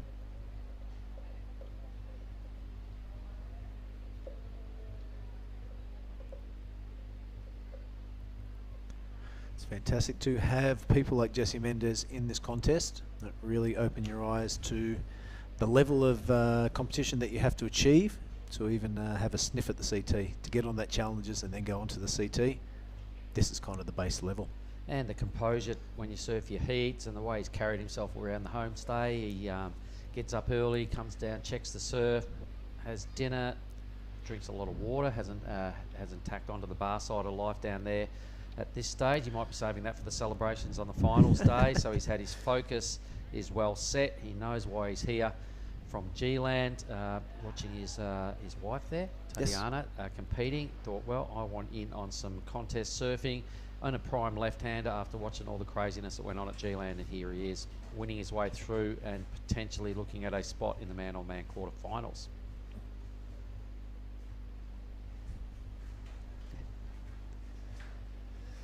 So Jesse put together a 7.93 for that opening wave. It was a long one. It was a lot of turns. You saw him turn around and give the judges his thoughts when he gave him a little bit of a check that. He goes blue now, so MCB again. He's in second. His first wave locked in at a 4.67. Yep, Mike Clayton Brown in the green. Cracking the lip off 3 times in a row. And a bit of a check turn now. This inside section starting to really run and offer up some scoring potential. Bit of a 2-for-1 here, ends it off beautifully and rides out front of the whitewater. A bit of a flick the board out claim. Take a bit of that gear. And out the back is our Japanese surfer. That's a really good first turn from Mr. Otto. And a second crack there, also repeating the dose but coming unstuck on the bottom. Takuto Otto. And another one of my favourites who is waveless at this stage, but he does this every time, Harry Phillips. He likes to pace himself, so here goes the big fella right now. He's got a magic carpet under his feet. We're on about this surfboard of his because it's the brownest board. It's the brownest board in the competitors' area. It's got more creases than anyone else, stuck together with a bit of tape. And he loves this thing. So he's got a big, hefty backhand belt on him. He's one of the heavier set guys, and he uses that to his advantage. You can see what I'm talking about. Yeah, that was a heavy crack. He loves to blast through lips. Fortunately, didn't quite get the back end of that wave right, but he won't mind that one bit. He's all about quality over quantity is Harry, and he'll get back out there plenty of time to contest another number. Good stuff, 16.5 minutes. Everybody's off and racing now in this heat. It is heat 2, the round of 16. 2 more heats to go to finish off a very productive day down here at Tanjung Setia in southern Sumatra, the west coast province of Lampung. Digging it. Thanks to the government for putting the event on. They want to upgrade it again to go from a 5,000 up to the Challenger Series. So they're looking at this event closely and seeing what they need to do to make that upgrade. So cheers for having us to the government there of the province of Lampung. Billy's just gone down with a coughing fit. Here goes Jesse. Look at him go. Facing the wave, the goofy footer. He's streaming down the line, yet to get a scoring manoeuvre in, but does so right now. The wave cleans up for him. Boom, crunches it, but just overcooks it. And one of the first times I've seen Jesse make a little fumble. So uncharacteristic, but when you're sitting on a 7.93, you've got plenty of time to get back out there and work on something more substantial. Good stuff, Jesse.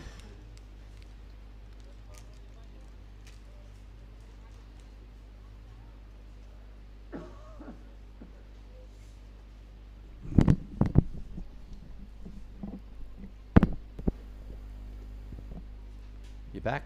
I'm back. Sorry about that. I was just choked on my water. Well, you're not used to drinking water. That's the problem, Billy. No, it's not bubbly and it's not amber. So you can see the problem. Coconut this afternoon coming your way, mate. Don't worry. All right. So no priority at this point. Nobody is back on the peak. So that's a pretty important part of the deal. So let's see who regains top priority up the point. The boys are taking off a long way south of the judging tower at the moment, so this lower tide's doing the break favours. It's definitely starting to just produce more often up there, so this is really good. And what a great decision to push through to these 4 heats as well and keep us well ahead of the curve on the format side of life, Billy. And tomorrow we have no input as to what's going on, but we do have 2 divisions that are untouched at this stage, so I'm thinking tomorrow could be junior day down here at the point. Yep, let's hope so. Grom morning. Junior Fest. men's, junior women's. We just have to try and keep Mark Clift out of the commentary booth when Rajo barrels surfing, so he doesn't get too carried away. No, I'm getting Rajo in here. Win, lose or draw. I've already told him I'm going to ask him some questions, and I'll get to a real funny one in a moment if we get a break here. But there was a time when I was surfing last year at Super Suck with Ra, and Rajo is a barrel genius. We're talking Rajo barrel from Lakey Peak here. An absolute genius in threading barrels. He goes out there and he gets this pretty long, like a 7-second tube this day, first wave out halfway out at Super Suck. I'm on the beach watching. And that night I said, so Rajo, did you get any good barrels today? And he said, nah. And I said, well, what about that 7-second thing this morning? He goes, that wasn't a barrel, that was a tube. And I said, well, excuse me, what's the difference between a tube and a barrel? He said, well, tube is when you get a long drainer and you've got a weave and it's tight and it's long. I said, that's a tube. A barrel is when you stand tall and your arms are out wide like that. He said, that's a barrel. Oh, wow. I said, oh, right, you just enlightened me forever on the difference between a tube and a barrel. We'll interview Rajo Barrel a little later on tomorrow morning, but I think we have an interview coming through now from Oni with the winner of the last heat. Okay, we got the winner of last heat. We got Jarvis Hill. How you doing, mate? Yeah, I'm good. I was stoked to get a few good waves in the last heat and get the win. Stoked. I love this guy surfing, man. So, what's your strategy? What's your plan to get a score like that? Yeah, I've just been patient and sitting for the ones that run along the reef and just tagging it, making sure to finish them at the end. Okay, we're looking forward to see you surf a next heat again. So good luck. Thank you. Well, Oni Onwa there. I'm not sure who's the biggest rock star, Jarvis Earl or Oni. Well, Jarvis Earl is creating his own band out there, a band of favourites and a band of supporters, because he's just chipping through this field like it's easy peasy. It does not look like he breaks a sweat. Well, sign me up to the fan club. He's really quality, and he's a Red Bull team rider, mate. They do not mess around when they sponsor people. So at this stage, MCB in the lead with the 6.33 and the lowly 4.67 backup, but the 7.93 from Jesse Mendez is going to hold him in good stead.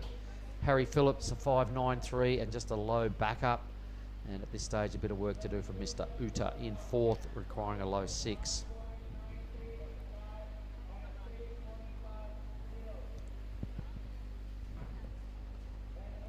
So how's Jarvis, coached by Louis Egan?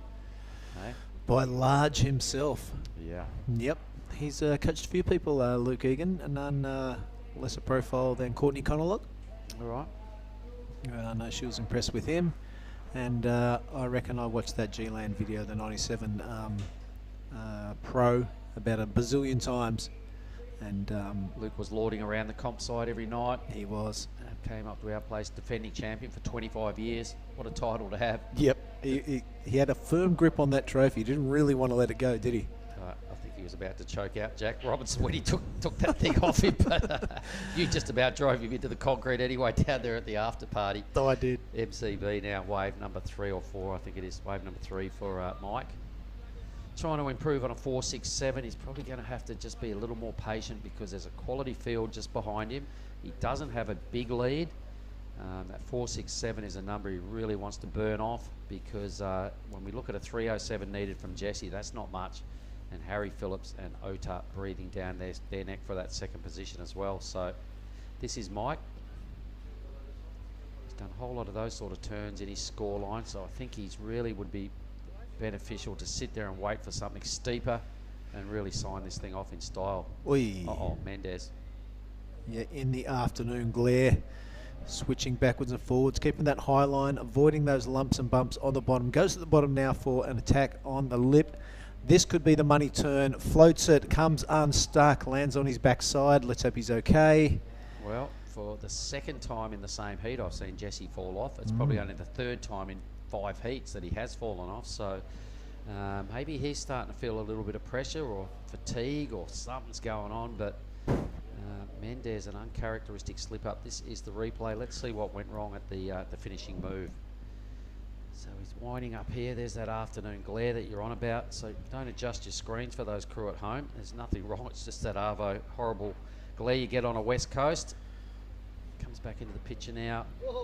He saw this section. He eyeballed it and he paid it plenty of attention, but just leant perhaps a little too far off the side of the rail there and could not regain his composure. Down he goes. I reckon he bailed out. It was enough to go back to first. 3.87. Perfect. All right, so 0.8 now ahead of MCB, who's trying to still improve on that 4.67. Hazza needs just over 5, and Ota in the red needing a high 6. Yeah, well, you don't want to underestimate Mike Clayton Brown. He came up with the best wave of the heat in the last round to take out Jack Thomas, and that was in the dying minutes of the heat. So there's no putting your sword away at any time with that man in the background. All right, 8 minutes to sort this one out. So a good thing for the Japanese surfer there in Ota. He's got priority. He's got 8 minutes. You can see him there in the red rash vest on the inside position, sitting shoulder to shoulder with him. It's big Harry Phillips. Hazza needs just a 5, as you can see on your screen there, everybody. So the stage is set for another great finish here. Following this heat 3 of the round of 16, we will see Rio Wider. He just watched his brother lose in the dying moments there. He'll be pretty keen to keep the Wider name in the draw. Katut Argus will also surf in the next heat. Xavier Huxtable, birthday boy, and Reef Hazelwood, 2 Australians to round out heat 3.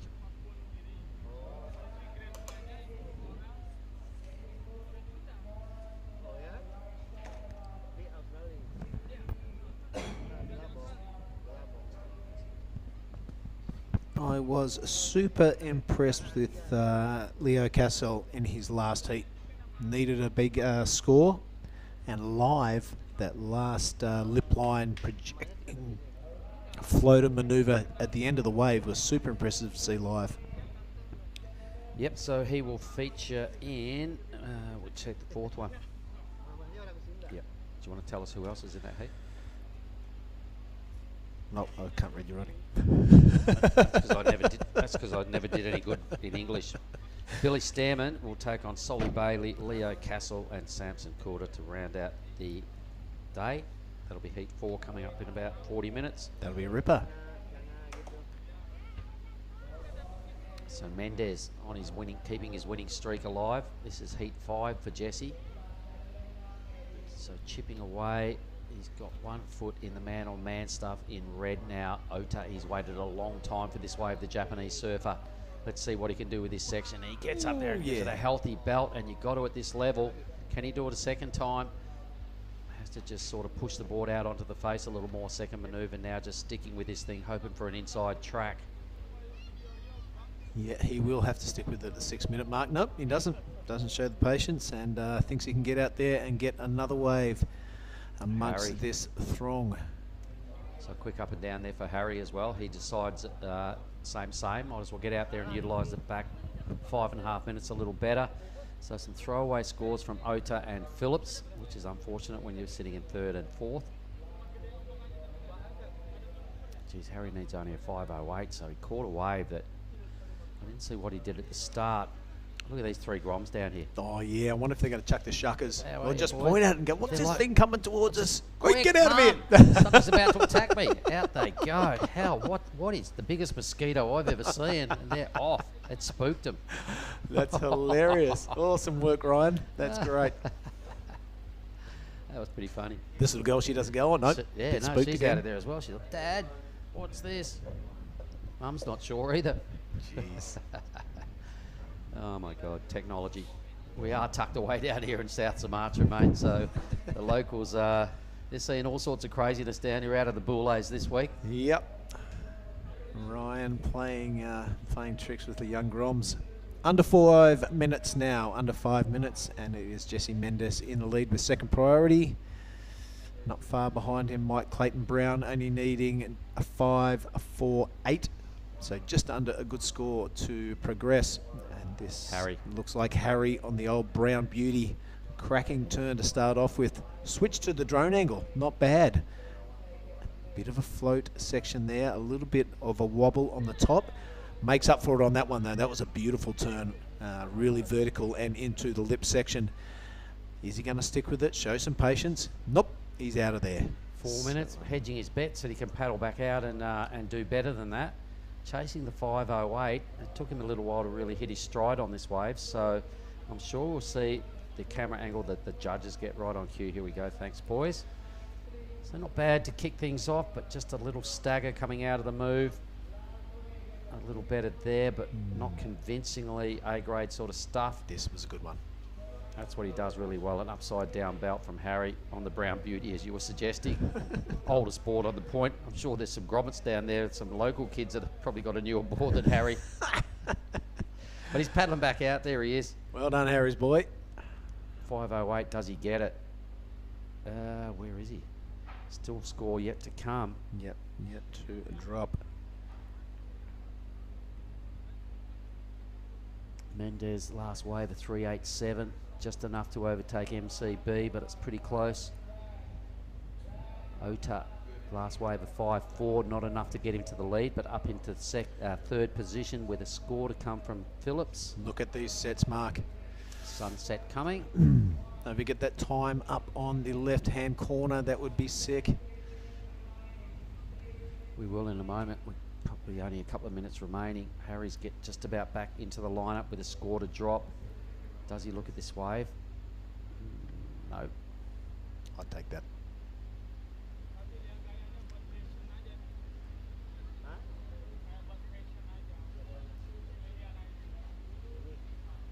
Right, so the next heat waiting up the point there, ready to get going. So Harry will be pretty keen to hear that score from the beach announcer. Still not in. It's a 5.08 he needs. He did some pretty good work. The third hit was his trademark upside down belt. The judges have been rating it. The score's not in yet. Not yet. He's still sitting on that 5.93 and the 3.50, which were the first two waves that he caught. Is young Harry Phillips. They're having a good look at it on the replay screen, I would imagine. Yep, they certainly are. That's why it's taking a while to get this number through. It must be close to the mark.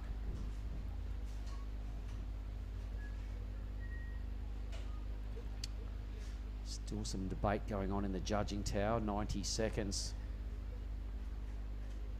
Does Harry get through? Does he take down MCB? Well, there's two Lavina surf camp guys there in first and second. Harry wants to be one of them. And she's not over yet. It looks like Mike Clayton Brown with priority has put his nose up at that one. This looks like our Italian surfer Jesse Mendes, familiar style. I struggle to call him Italian. Well, that's who he's representing. I know, but years of surfing under the Brazilian banner. Some pretty good surfing once again, non-fuss sort of stuff here from Jesse. Just business as usual. It looks fantastic from this angle. That's how easy surfing can be, and how beautiful it can look as well. That's a great angle from our drone pilot. Well done, Ryan. That is super stuff. So Jesse getting a really handy wave within the last minute of this heat. Sure was. Wowee. So that'll improve his 387 guaranteed. Yeah. And extend the lead. Right behind him, MCB keeping his second placing intact. Finishing that one off, yes, no. Harry moves into Quite- second. Oh, wow, he Ladies got and it. Gentlemen. 5-1-3 he got. Whoa. That has replaced his 3-5-0. He needed These scores to drop, though, however, for Mike Clayton Brown. He's got one more to go. Needs That a wave we just saw. 4-7-3. Okay, so Team Lavina 1-2-3 at this stage. Wow. So also a good score for Mendez to come through with 5 seconds remaining. The only thing I know out of this is Ota will finish last and Mendez first. Second and third, there's a bit of a arm wrestle between MCB and Harry Phillips. So we might give you a little bit of a break, Billy Hangan, and we'll be right back with Heat 3 shortly.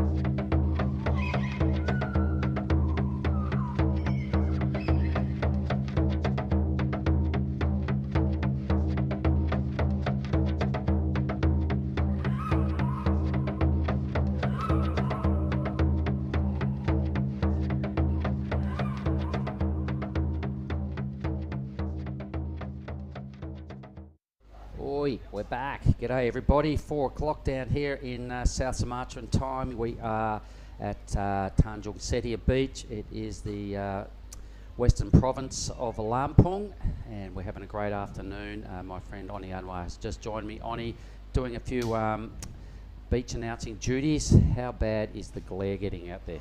Yeah, it's really hard to call which color are they, but lucky I have a really nice good glass so I can see it. Sometimes I'm helping them correcting. But it's funny though, because sometimes I can't kind of see it, and then the judges can't see it that well, but they doing hard work over there. So all good. All right, so this heat we have Rio Wider in the red, representing Indonesia. We have Ketut Agus also representing Indonesia in the blue. Then 2 Australians, really famous and strong, kind of juniors. Xavier Huxtable, it's his birthday, 20 years old today, surfing in white, and Reef Hazelwood, a sort of a seasoned campaigner, but still a young dude. Reef there in green. Hey, how good is this? Mark, this is just getting better and better, isn't it? Look, the level of surfing's been outrageously good since the first heat of the round of 32 hit the lineup, buddy. 2 more heats to round out the heat, the round of 16. It's been exceptional surfing. All the boys are stepping it up, and they've got a great wave to showcase their skills on. And none better today than Rio Wider, who is in this heat with a 9.50 on his last effort and a high 8 as well. So the score is still about to drop for Mike Clayton Brown here, MCB. Here you go. It was Harry Phillips who is sitting. The judges are working overtime up there. They're still checking replays. It's Ty there standing up. I've got all So the hard other to see judges. even the screen too, Mr. Must be. Mark. So we're still yet to confirm second place on that last heat. I will totally pencil in Jesse Mendez as the winner, and he still had a score to come there at the end to confirm, and I reckon consolidate the lead for sure. Ohato finishes 4th. Depends on this number right here as to who gets second. It must be right on the money and really close. What do you need? Oh, geez, I can't even remember. I think it was a 4.73 by Yeah, you memory. need a 4.73, And correct. look at these numbers coming through, mate. It's right there, which is why it's taking ages. A Oh, 4.93, so he will go into second. Yep, that's Harry, I'm pretty sure, and Harry will probably cop a 3rd placing here at this stage. It hasn't been confirmed on our. Oh, he's also have a Let's see if we can fire that up and get. Nah, I don't think it's enough. Maybe it's just under. Maybe he needed a 5. All right, so it is showing Harry Phillips finishing in second. Yeah. Big fella. This is pretty slow, this one though. All right. I better just leave that out for the time being. Still yet to confirm that. I think he got it because I think he needed a 4.73 was the last time I glanced at the screen. Yeah. We'll make all that official in a minute. We're waiting for some action to happen in Heat 7.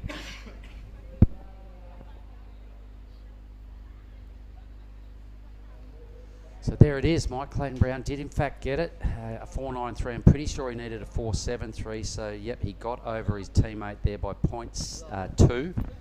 So he was chasing the 4.73. So congratulations, Jesse Mendez, a really great scoreline there. MCB, a narrow victory over Harry Phillips, and that is the way it goes. So well done, MCB.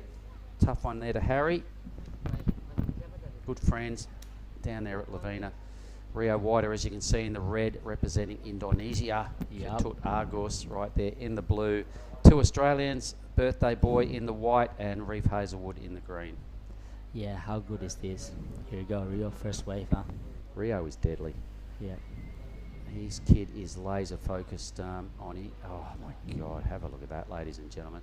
We know he does a lot of work in the gym to strengthen himself and give himself every opportunity to achieve his dreams.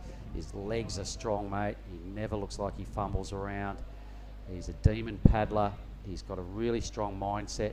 When Billy was interviewing him before in here and he said, okay, Rio, so you know, where are you going? What are you doing? You're obviously a lot of pressure on your shoulders. How are you coping with the pressure? He goes, you know what? I just try and get better every day. Obviously, so he's given us straight away his short-term goal, get better every day. In the same breath, he said, obviously, I want a gold medal and I want to make the challenges, the CT and win a world title. Ooh. So in the same breath as telling us his short-term goal, get better every day at everything you do, he also said his long-term goals, win a gold medal, make the CT and become a world champion. What a nice dream, huh? Got to dream big to make it happen. Here goes Hazelwood.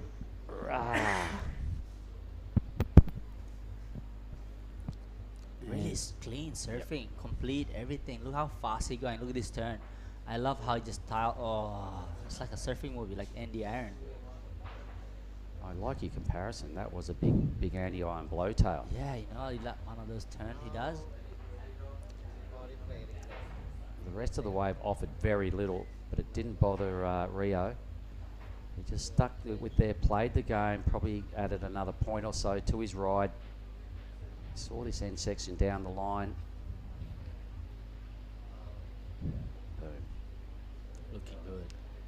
Really strong start, a good polished finish, pretty lazy wave in the middle section, but a 5.5, I reckon he got 5 of those points off the first turn. Yeah.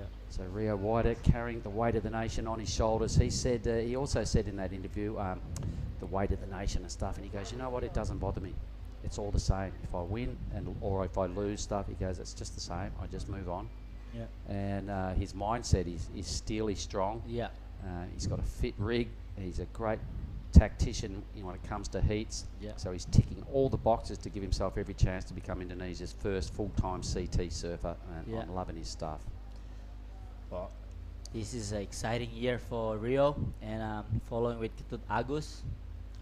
And an exciting year for Indonesia. I think the Bronson. whole nation's sort Yeah. of sensing something big happening here. You know, Yeah. up with that victory in Manly, and we went to G-Land, and it took him a couple of days later. He fronts up in G-Land, beats Toledo first heat. Yeah. My God, you should have seen what was going on at the opening ceremony. Yeah. I mean, everybody wanted to pick with Rio. He was the hit. Slater was there. Everyone was there. Who did everyone want to get a photo of? Rio Wider. Yeah. It was crazy.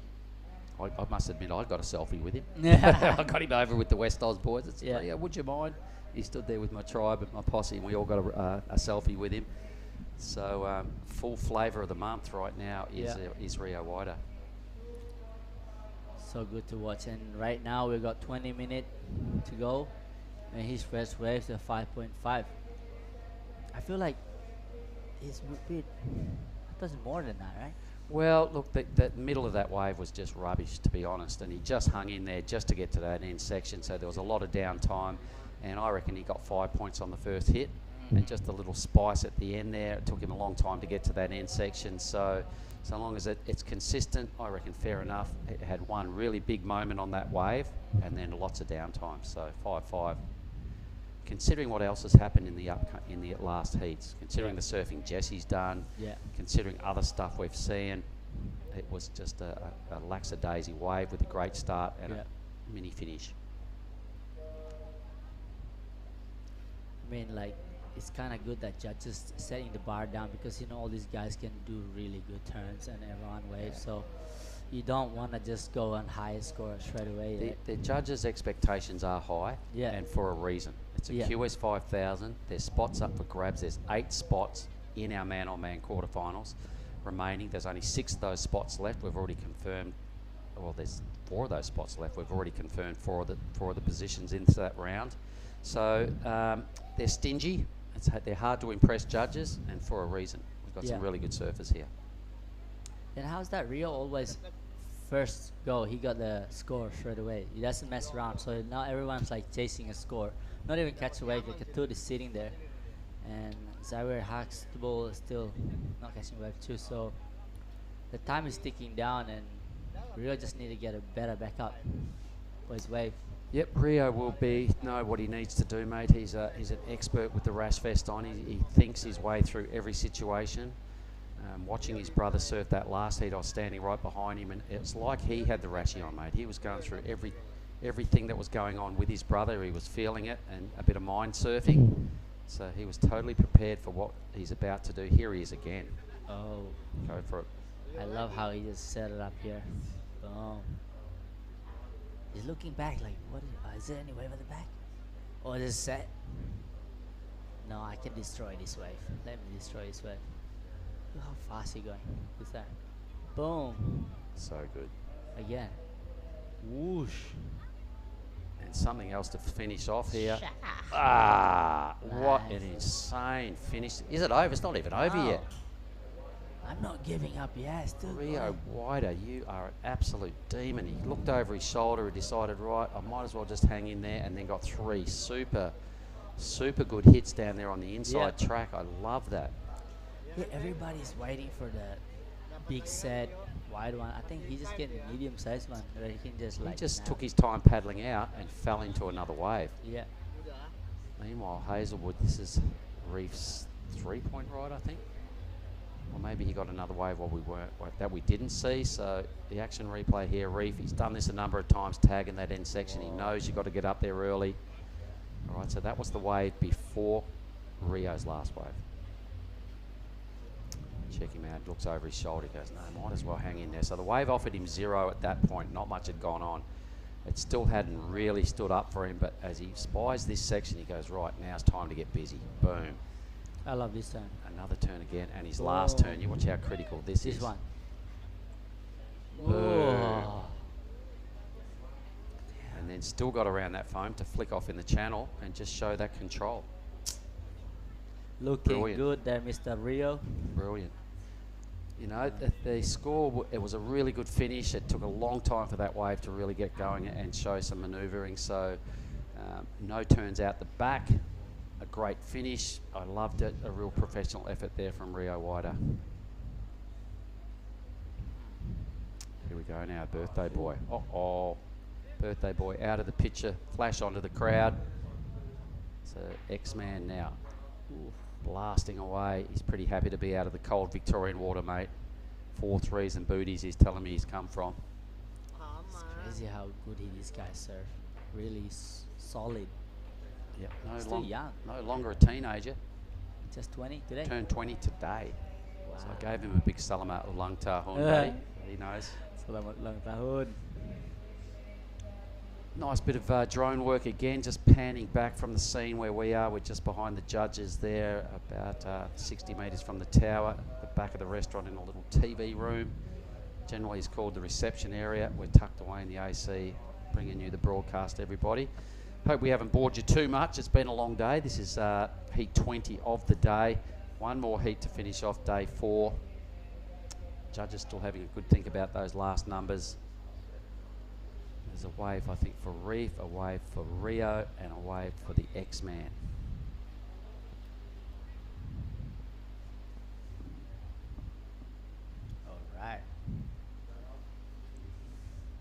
scoreboard in front of us. I think there's a little bit delay.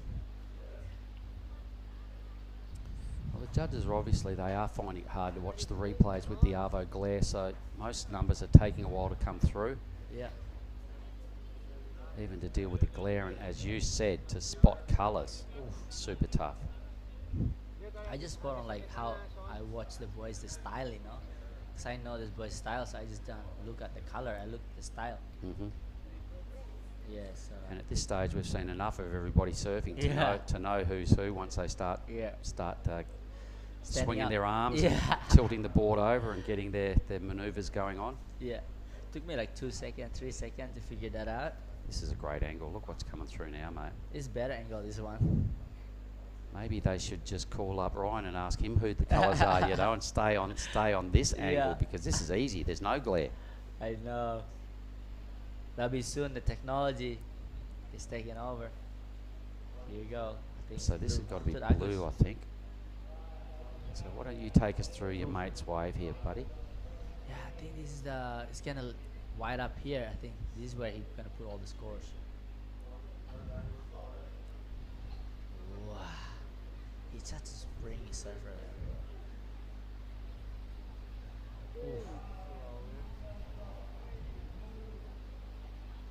All right, so that was Katut's first appearance, his first wave of Heat 3, the round of 16.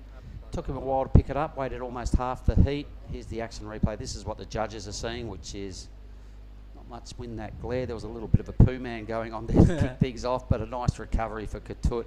Started blasting as he got his opportunities down the line. Pretty tidy. Solid, I think he gets a good, strong end move here. Boom. That would have looked great from the judging tower, and showing that control to ride back out in front of the whitewash. Well done. Look at that, the 767 for Rio. So those three spicy moves right down the line. Very little happened early on in that wave, if you remember, and then just blew the back out of the end section. So 767, Rio on his killing way through the draw. Has already got the two highest scores of this matchup. The X-Man with a 5.1 for Xavier. I think Reef still has a number to drop as well. No, maybe not. The three stands in blues, greens column and top priority, but we do have a number to come for blue. Takes him all the way to second with a 5.67. Both the Indonesian surfers in first and second. You've got to be happy with that, Oni. I'm so stoked. Oh, change again. Reef did get a second wave. Yeah. There it is, the 617. So an Aussie goes back into second position. Katut Argus now needs a 351. Xavier, the birthday boy, a 408. Plenty of time. But here's the replay of Reef's wave.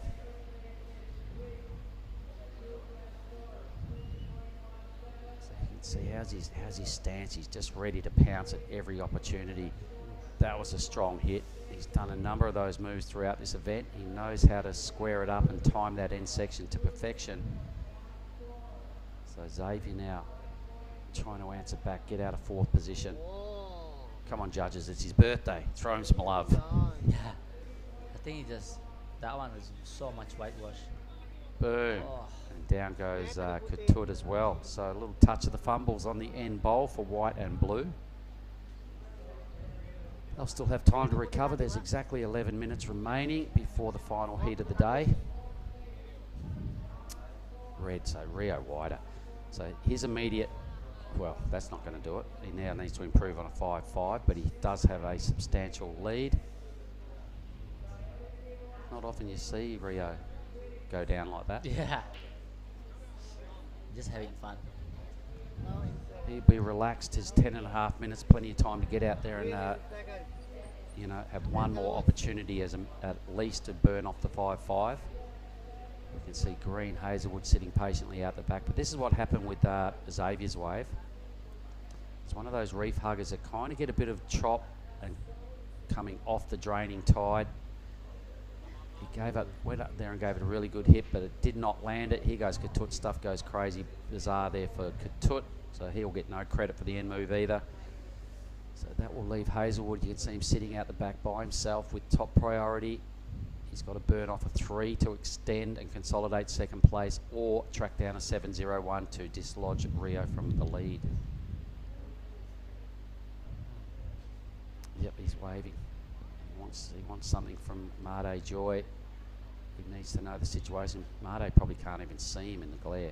Yeah. He's still waving. He can't be spotted by Made. That's what's going on. Green, he's now getting some input.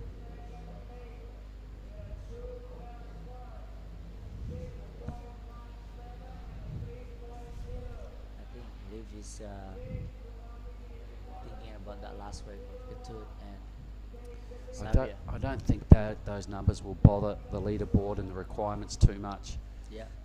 Neither of them finished their rides. It wasn't, great surfing, so they'll both have to just regroup.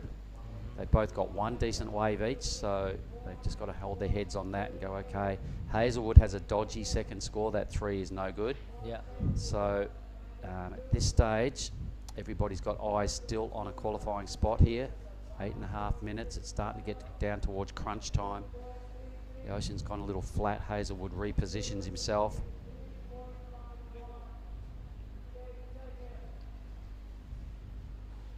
Rio picking up second priority. We can see right there, green and red. The backdrop's looking really cool. This is the beach they call Tanjung Setia, everybody. South Sumatra in the Krui province, the west coast province of Lampong. Great point break. So you see how Rio's sitting really hugs the reef, closer to the reef, because those waves are actually bowling better. As the medium sets come through. Well, he is coming in the reef more. He's a major tactician. He knows what he's doing with the rashi on. He rarely makes mistakes. His wave choice is generally spot on. He knows what to do once he stands up. So Rio, a big time performer with the rash vest on under all sorts of pressure. Went to G-Land. He beat Felipe Toledo in his very first heat, and had Toledo at a 2-0 advantage on the two matchups, and then Toledo put him out of the draw a little bit later on. So he surfed a lot of big heats. He got, I think, 5th over there in Mexico as a wild card last year. He's won in Manly. He's on a hunt. He can sniff himself a spot on the World Championship Tour. He's well positioned on the Challenger Series. Kid's got a lot of belief going on. He's also in the lead right here and potentially 1 foot in our man-on-man quarterfinals tomorrow. Yeah.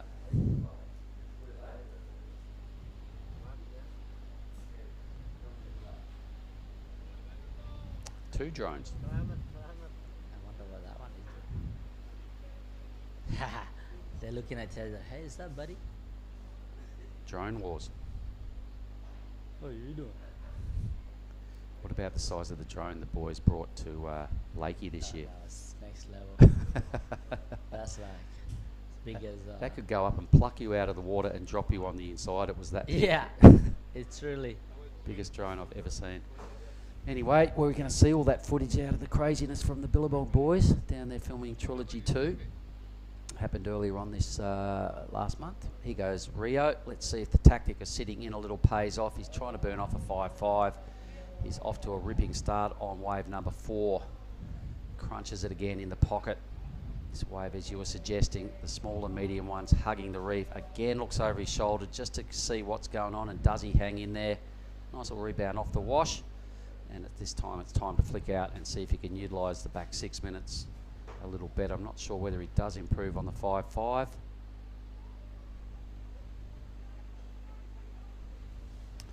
Hazelwood's been most patient. So what do you reckon about this one, Oni? I like it. Really smooth surfing. Yeah. Look at the second one. I think it'll be like a 7 or something. All right, well, let's see if you're right. Maybe high 6 or 7.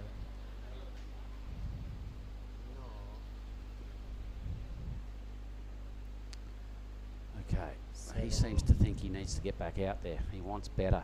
Hazelwood sat there forever with priority. Look at this set rolling in. Yep. Hazelwood ready to pounce. He'll be eyeballing this wave, so he's let the first one go. Wise move. has a good look at this thing, looks down the line and says, yep, I'm all over it. So let's watch Reef Hazelwood. What? Well, he'll lose priority and probably regain it directly. No one else near him. So you'll see they take the P off. They'll probably drop it straight back in a moment. There's no one else within Krui. There he goes. Gets priority straight back. So I guess nothing lost or gained right there for Reef. Still holding the outside position with top priority. Huxtable leading a 4.08. Your boy Katut a 3.51. So he probably saw where blue was, had a look down the line and went, nah, I'd rather get priority. Flicked straight off and just playing a smart game himself. Coached by Mark Richardson on the Goldie there out of Palm Beach. G'day, Richo. Oh, Reef. Yeah. He's my coach as well. Who? Richo. Richo, there you go. I train with him a lot. And he was a deadly competitor, so I'm He sending was. some props out to Richo and Bianca and their boy Ty. Good Yeah. stuff, you lot. Ties. I can't wait to see ties on this kind of thing. 6.37 for Rio, so he did burn off the 5.5. Well done, Oni. You were on the money there. Those first two hits, the judges liked it. You were calling high sixes. It Yep. drops right in the middle, so good work, mate.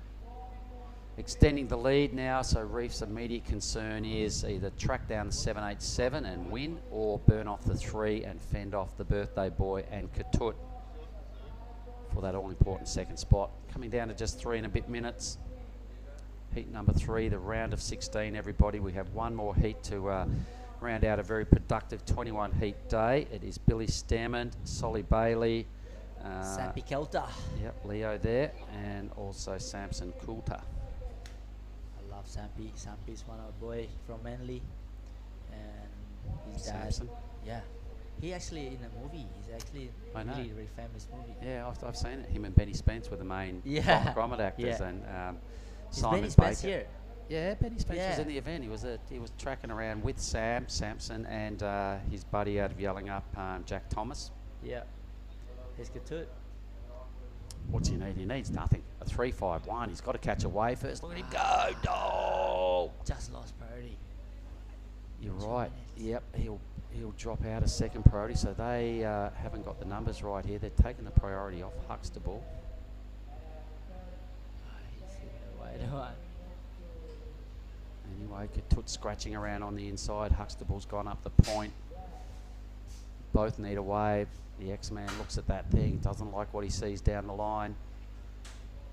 2 minutes, nervous moments. Both third and fourth do not need much to bother Hazelwood out of a qualifying spot here. So Reef's going to have to pull the trigger in a minute. Meanwhile, Xavier, look at this thing he's found. It swung wide. Let's stay with the drone footage. Xavier Huxtable turning 20 years old today. Ooh. This is him. Hangs on for all his worth. Tries a foam Ooh. climb. Does he get around this next section? He needs to, I reckon. Oh, 4.08. All right. Oh, that Reef. And he goes Reef. Deadly. Look at him. Off the bottom, he just looks like a cat curled up, ready to strike.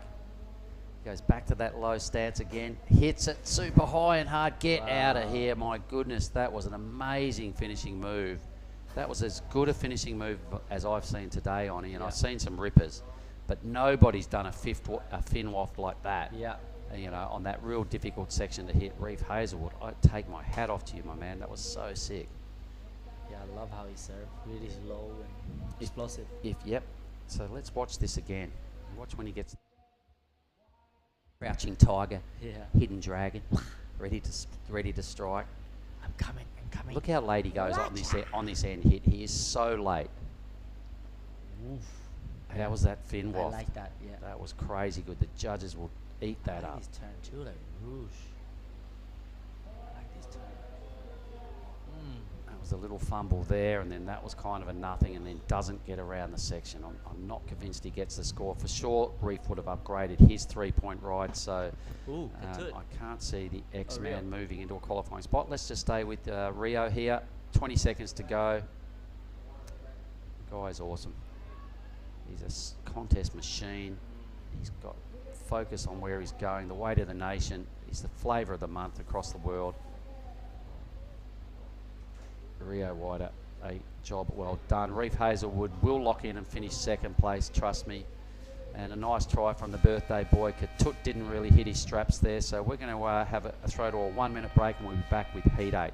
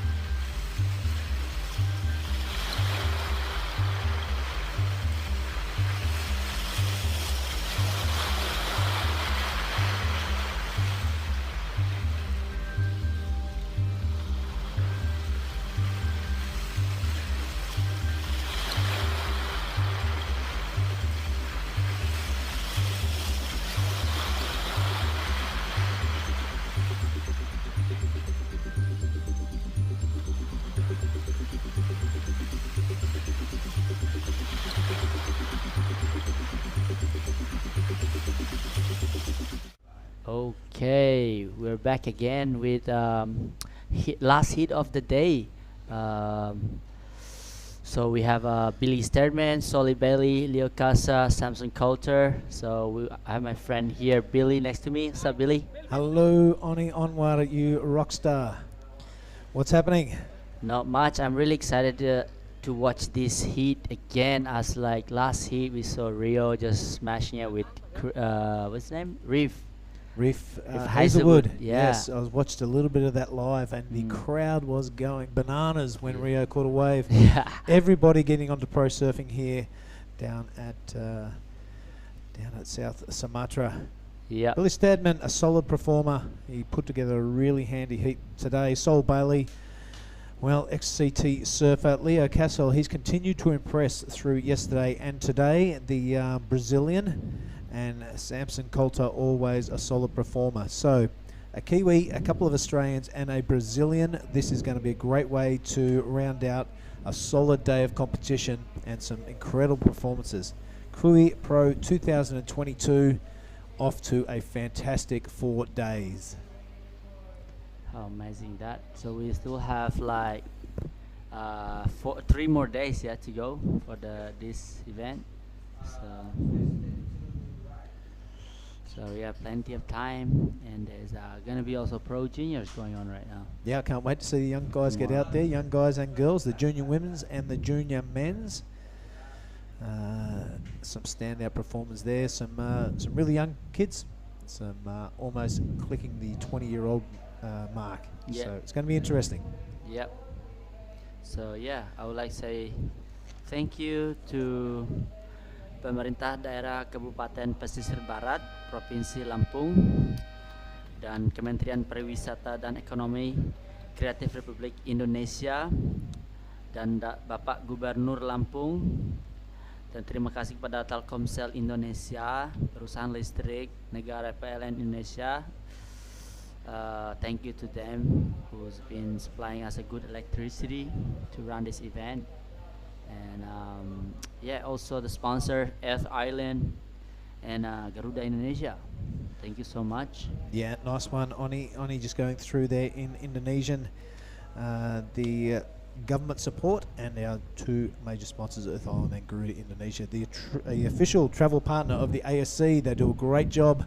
Got us here safe and sound, no hassles, no missing boards, and a good one. Just like heat 4. Let's switch over to the waves of Billy Stedman, Sol Bailey, Leo Castle, and Samson Coulter. He's up and riding now, Sampy. Yeah, I love how Sampy surf. These guys are all really good surfers. So yeah, my dad, the family will be watching now, and Solly Bailey, he's been on fire all this event, and yeah, Billy Stedman in red. Okay, we got the score's not even in yet for last wave Sampy. Yeah, just the minor 1 for that first wave of Samson, and then 1 yet to drop. So we'll see what the judges have got to say. Don't say this is his 3rd wave. This could be a replay of his 2nd. That really getting his groove going on that one. That was a nice opening turn These waves standing up a bit more with that lower tide. This is Sam Coulter going crazy. Samson on a bit of a tear today. His two good buddies have been knocked out in Ben Spence and Jack Thomas. So Samson shouldering the burden of the trio that have been hanging out all week. So nice to watch, Sampy. Let's go.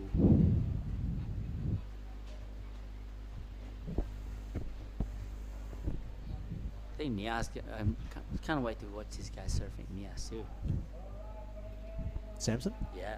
Yeah, righto. I don't know if he's Charges. a big charger, is he? Yeah. Oh, right on. Can't wait to see it. He don't hold back. You know, he's been a good swimmer. His dad is one of Ironman, Steve Coulter. Oh, yeah, right on. Yeah. Yeah, of course.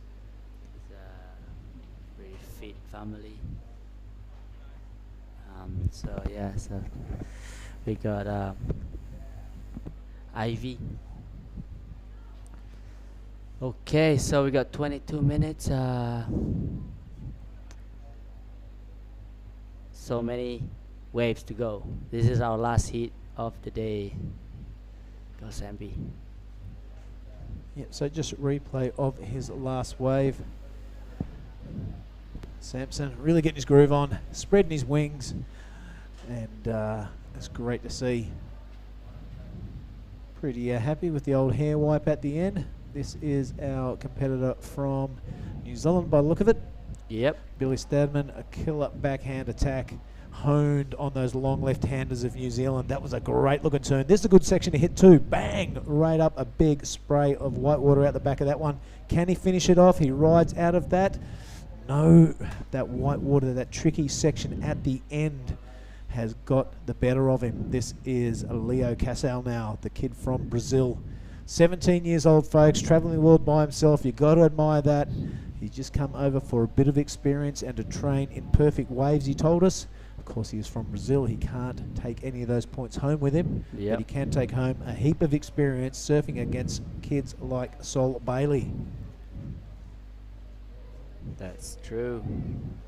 This guy is dangerous. You watch his turn, it's gonna be like, oh. This is his first wave, yeah? And you're looking sharp. Oh, okay. I like Billy's wave, that's really sharp, huh?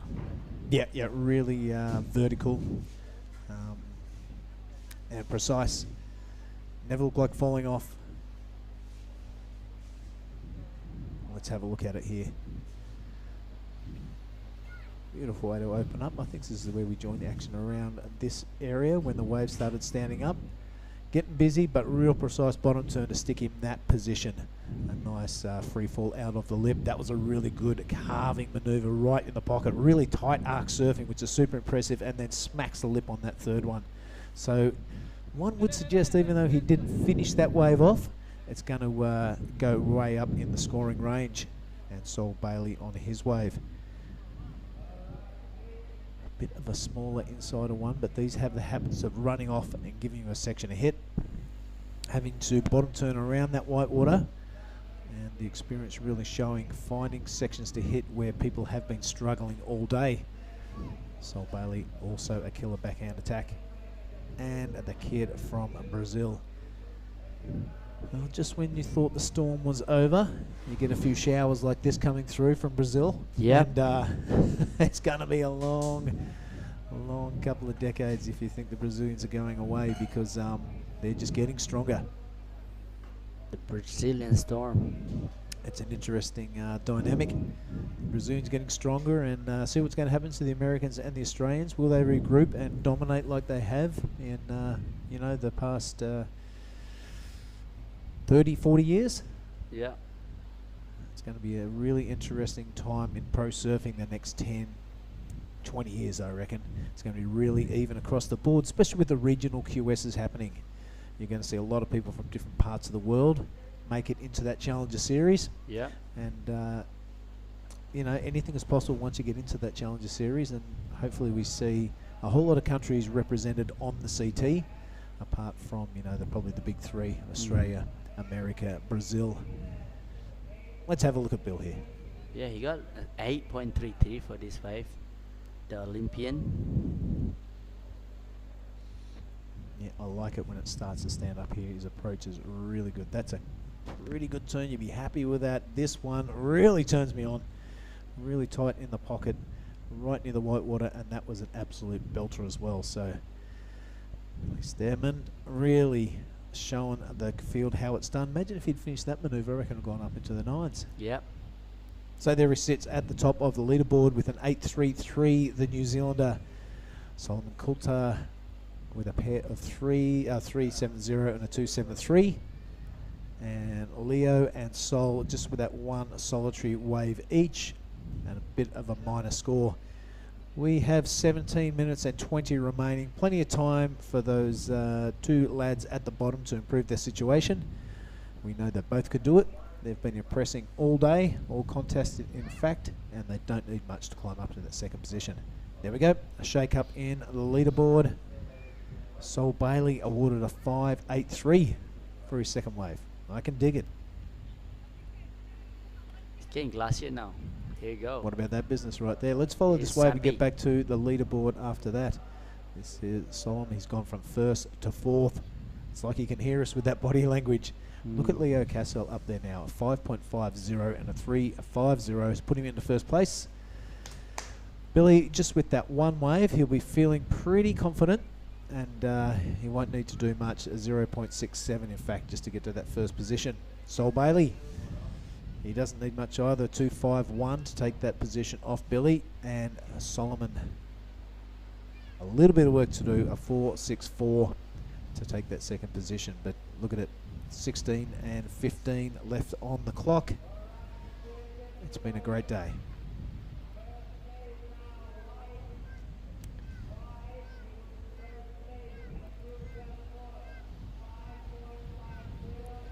So who are you hoping for tomorrow?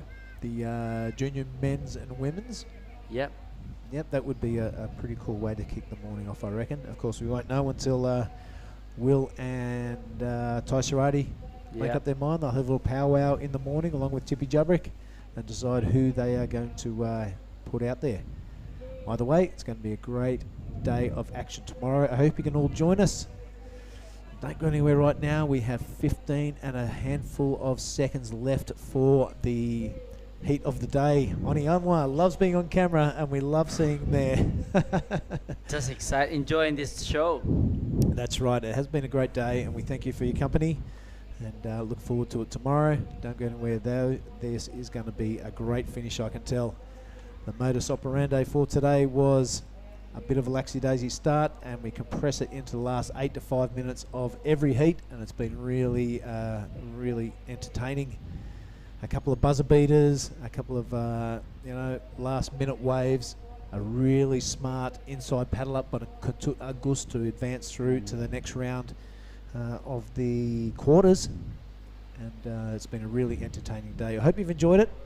We have definitely enjoyed bringing it to you. It's great fun in the morning seeing the women out there playing their trade.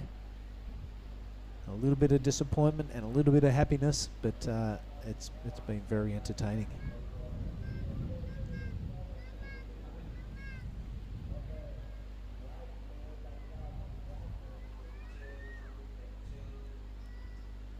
Right, that glare really playing havoc with the judges, I imagine. Still a solid crowd out there, Oni. You were just on the beach commentary. What do you say? Yeah, a lot of officials still, like police also around, just making sure everywhere safe and sound here. Still a lot of local people coming around. It's Monday here. Here it we is go. Monday here, and here goes Leo Cassell, the current heat leader. He's got a 5.50. He'll be looking to get rid of that 3.50. He won't do it with that wave, but he will give up priority to Sol Bailey. Sol Bailey, he's going to cash it in also. Now surfer in blue. Likes the look of this wave. Bit of a check. Cuddy, a rebound off the lip/foam. Sticking this wave by the looks of it, and it looks like it's going to stand up just like his last one. Starting to get the groove going now, getting into the flow of things. Tell by that body language he's happy with it. Can he ride out of that? Hanging away his tippy toes? Not quite. And Billy out the back. Everyone's catching our wave now. Everyone's kicking a goal. That was a nice little section. He split the difference between the two breaking lips. I really like that. He's got his eye in and he's got a tail up. Really hit the lip that time, Monty. What do you think? This guy's good. Bit of a flex at the bottom. Yeah. Bring it on, New Zealand. Come on, bring it home. He's looking for a decent score to sit along that 8-3-3. Yep, the New Zealander, he doesn't want to give up. He's still in first place. Now it will be like a good score for that one. Good backup. Yeah, good backup. Here is Sol. Bit of a replay of his wave. Patient guy, and he knows exactly how to set it up between when the wave's full of water and when it starts to run. It's a pity he couldn't pull off that last manoeuvre, but hey, the lip was right on top of him. His surfboard was above his head, so it was a really hard manoeuvre to pull back. The New Zealander, in fact, he has not put a foot wrong pretty much in this heat. See how he split the difference between those two breaking parts of the wave? Really hard to do and very impressive. This turn was excellent. I really dug it. How's the flex down the bottom? That's sick. All right, beautiful drone shots down here at Pesisir Barat, Lampung. Ujung Bocor. Ujung Bocor, the name of the wave. It's been an absolute pleasure so far, our stay here. Sampi is paddling for this one. He's waiting. Yep, he's taking the priority. Oh, this is white, sorry. Yep, this is Leo. Yep, he is taking that priority. That's a good looking cutback. That's a really good angle from the top here. I really dig it. Has the white bottom turn around that white water. You see how that allows him to snap into the pocket. Really smart surfing by the Brazilian. Finds that pocket again. It's hard to tell how steep that wave is from the top, but it's a super, super cool angle. Starting to break now, and that is about the third kind of cool looking turn of that wave. We'll see how that fits in for Leo. He's got a better that 350. I reckon he may have done it. I really like that drone shot. It's showing us the end of the wave. We haven't been able to see from the land camera. Yeah. All day. So good work by Ryan, our production guy here on the drone. Super good pilot. Here's the front view of it, Oni, as he coughs up a lung.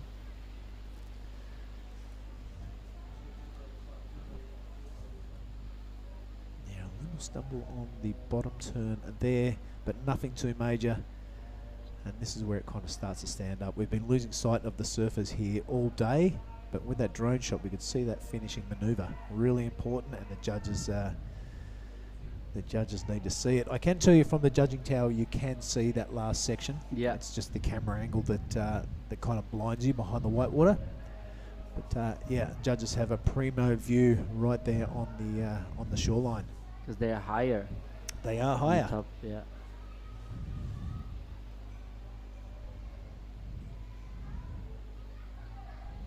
All right, let's have a look at that leaderboard with 9.5 minutes remaining. It is the New Zealand in front with that 8-3-3 and the backup 3-2-0. He'll be looking to get rid of that, and he just has a 6.70 for Billy's last wave. So a heat total of 15.03, quite strong. I reckon once you get around that 16 mark, you're pretty safe to take the heat out. Solomon Coulter has a 6.63. He'll be happy with that, but he'll be looking to get rid of that 3.70. Leo and Sol, they don't need much to advance. A 4.88 for Leo and Solly, a 4.55. People with that caliber of surfing under their belt are very dangerous to have behind you, so Solomon won't be sitting pretty at the moment. He'll be looking to better his situation by getting rid of that 3.70. 8 minutes 40 seconds left. It is Solomon sitting out there with priority. Run me through your highlights of today, Mister. My highlights watching Rio smashing everyone. I love to hear that. Yeah. Also that Jarvis Earl. Yep, some super surfing.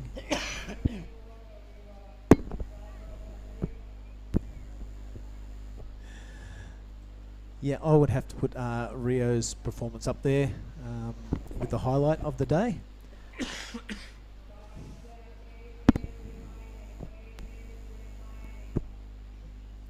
And also, it's great to see the girls in the water this morning. Some real solid performances. I can't wait to see the next round where the seeded surfers come in. Of course, Philippa Anderson, she will be featuring in the next round. Kai Johnson. Yep. Kailani Johnson. They're all going for free surfing now after this contest. I bet they are. That's their job. And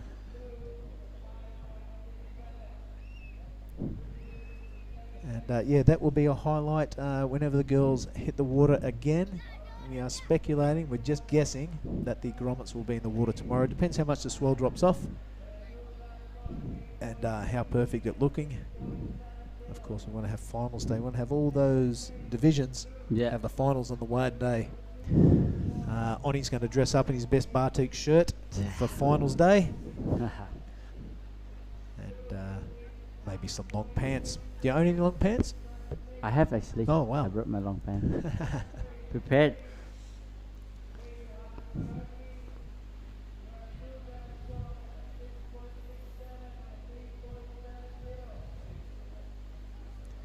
So day 4, this is on the Onwa. My name is Billy Hankins. Great to have your company. There has been disappointment, there's been a few tears, and there's been some celebrations. Of course, it is at the pointy end of the draw for the men, and also the elimination end for the women. So people packing up, going home, or just packing up and going free surfing and getting ready to surf in Nias. Of course, this little mini tour of South Sumatra goes from where we are right now at Krui, and next week we'll be going up to the famous right-hander of Nias. Perfect wave, a perfect wave before the earthquake. You could take it on at 6 to 8 foot. Now it's a fully scary monster. Yeah. So if we get some swell up there, the inside word from the local lads that swell is looking good for direction and size. So we should see some big packing tubes up there at Nias.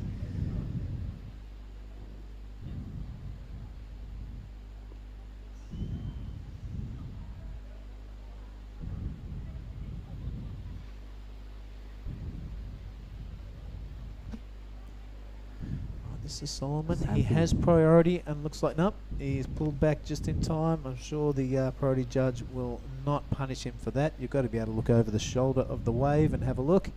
Didn't quite kick his feet. That's kind of an indication. Kind of. Billy Stedman picks up second priority. Just ticking down to the final 5 minutes of the day. Been an absolute belter. It's been a long one. Something like 21 heats or something like that. I don't know. I've lost count. Lost count after 20. Yeah. And, but it's been productive. It's been really cool. We are back on track after that storm front came through the competition site 2 days ago. It was absolutely destroyed. And we're a little bit worried, but for fantastic work from the ASC work crew, Ochin, Tom, and all the crew up there, got us going again. Full day of competition yesterday and a full day of competition today. We are back on track. There'll be none of that nonsense of 4-man finals. It'll be man on man, which is great to see. Also great to see is Billy Stadman not liking the look of what he sees down the line, so he'll bail out of that, turn around and go, maybe this thing has got a bit of a shoulder on it. We'll have a look. Nope, over the top of that.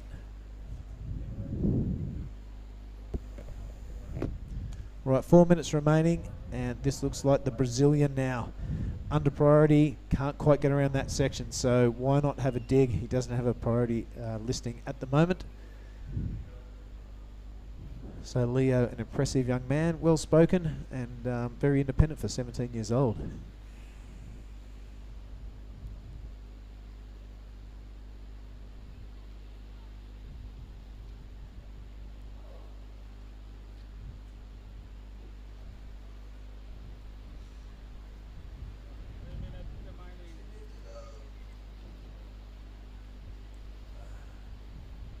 Three and a half minutes. Our production crew has done a great job. Thank you very much, fellas. And all the support staff here. Well done, Oni Onwa. Another good day of calling the action, mate. Thanks for your help on the beach commentary also. And you're doing a bang-up job. Can't wait to do it again tomorrow. Thank you. Get some rest today. And we'll see how this one plays out in the last 3 minutes. All eyes on our surfers in green and white. They have the work to do. They are facing elimination. Solomon only needs a 4.83. He has priority and he's been on fire all day. So do not write this Australian off. The Brazilian needs a 6.0. We know he is comfortable and he is quite capable of doing that. So anything could happen in that last 2.5 minutes. Beautiful vistas are here of the Krui district, Lampung district.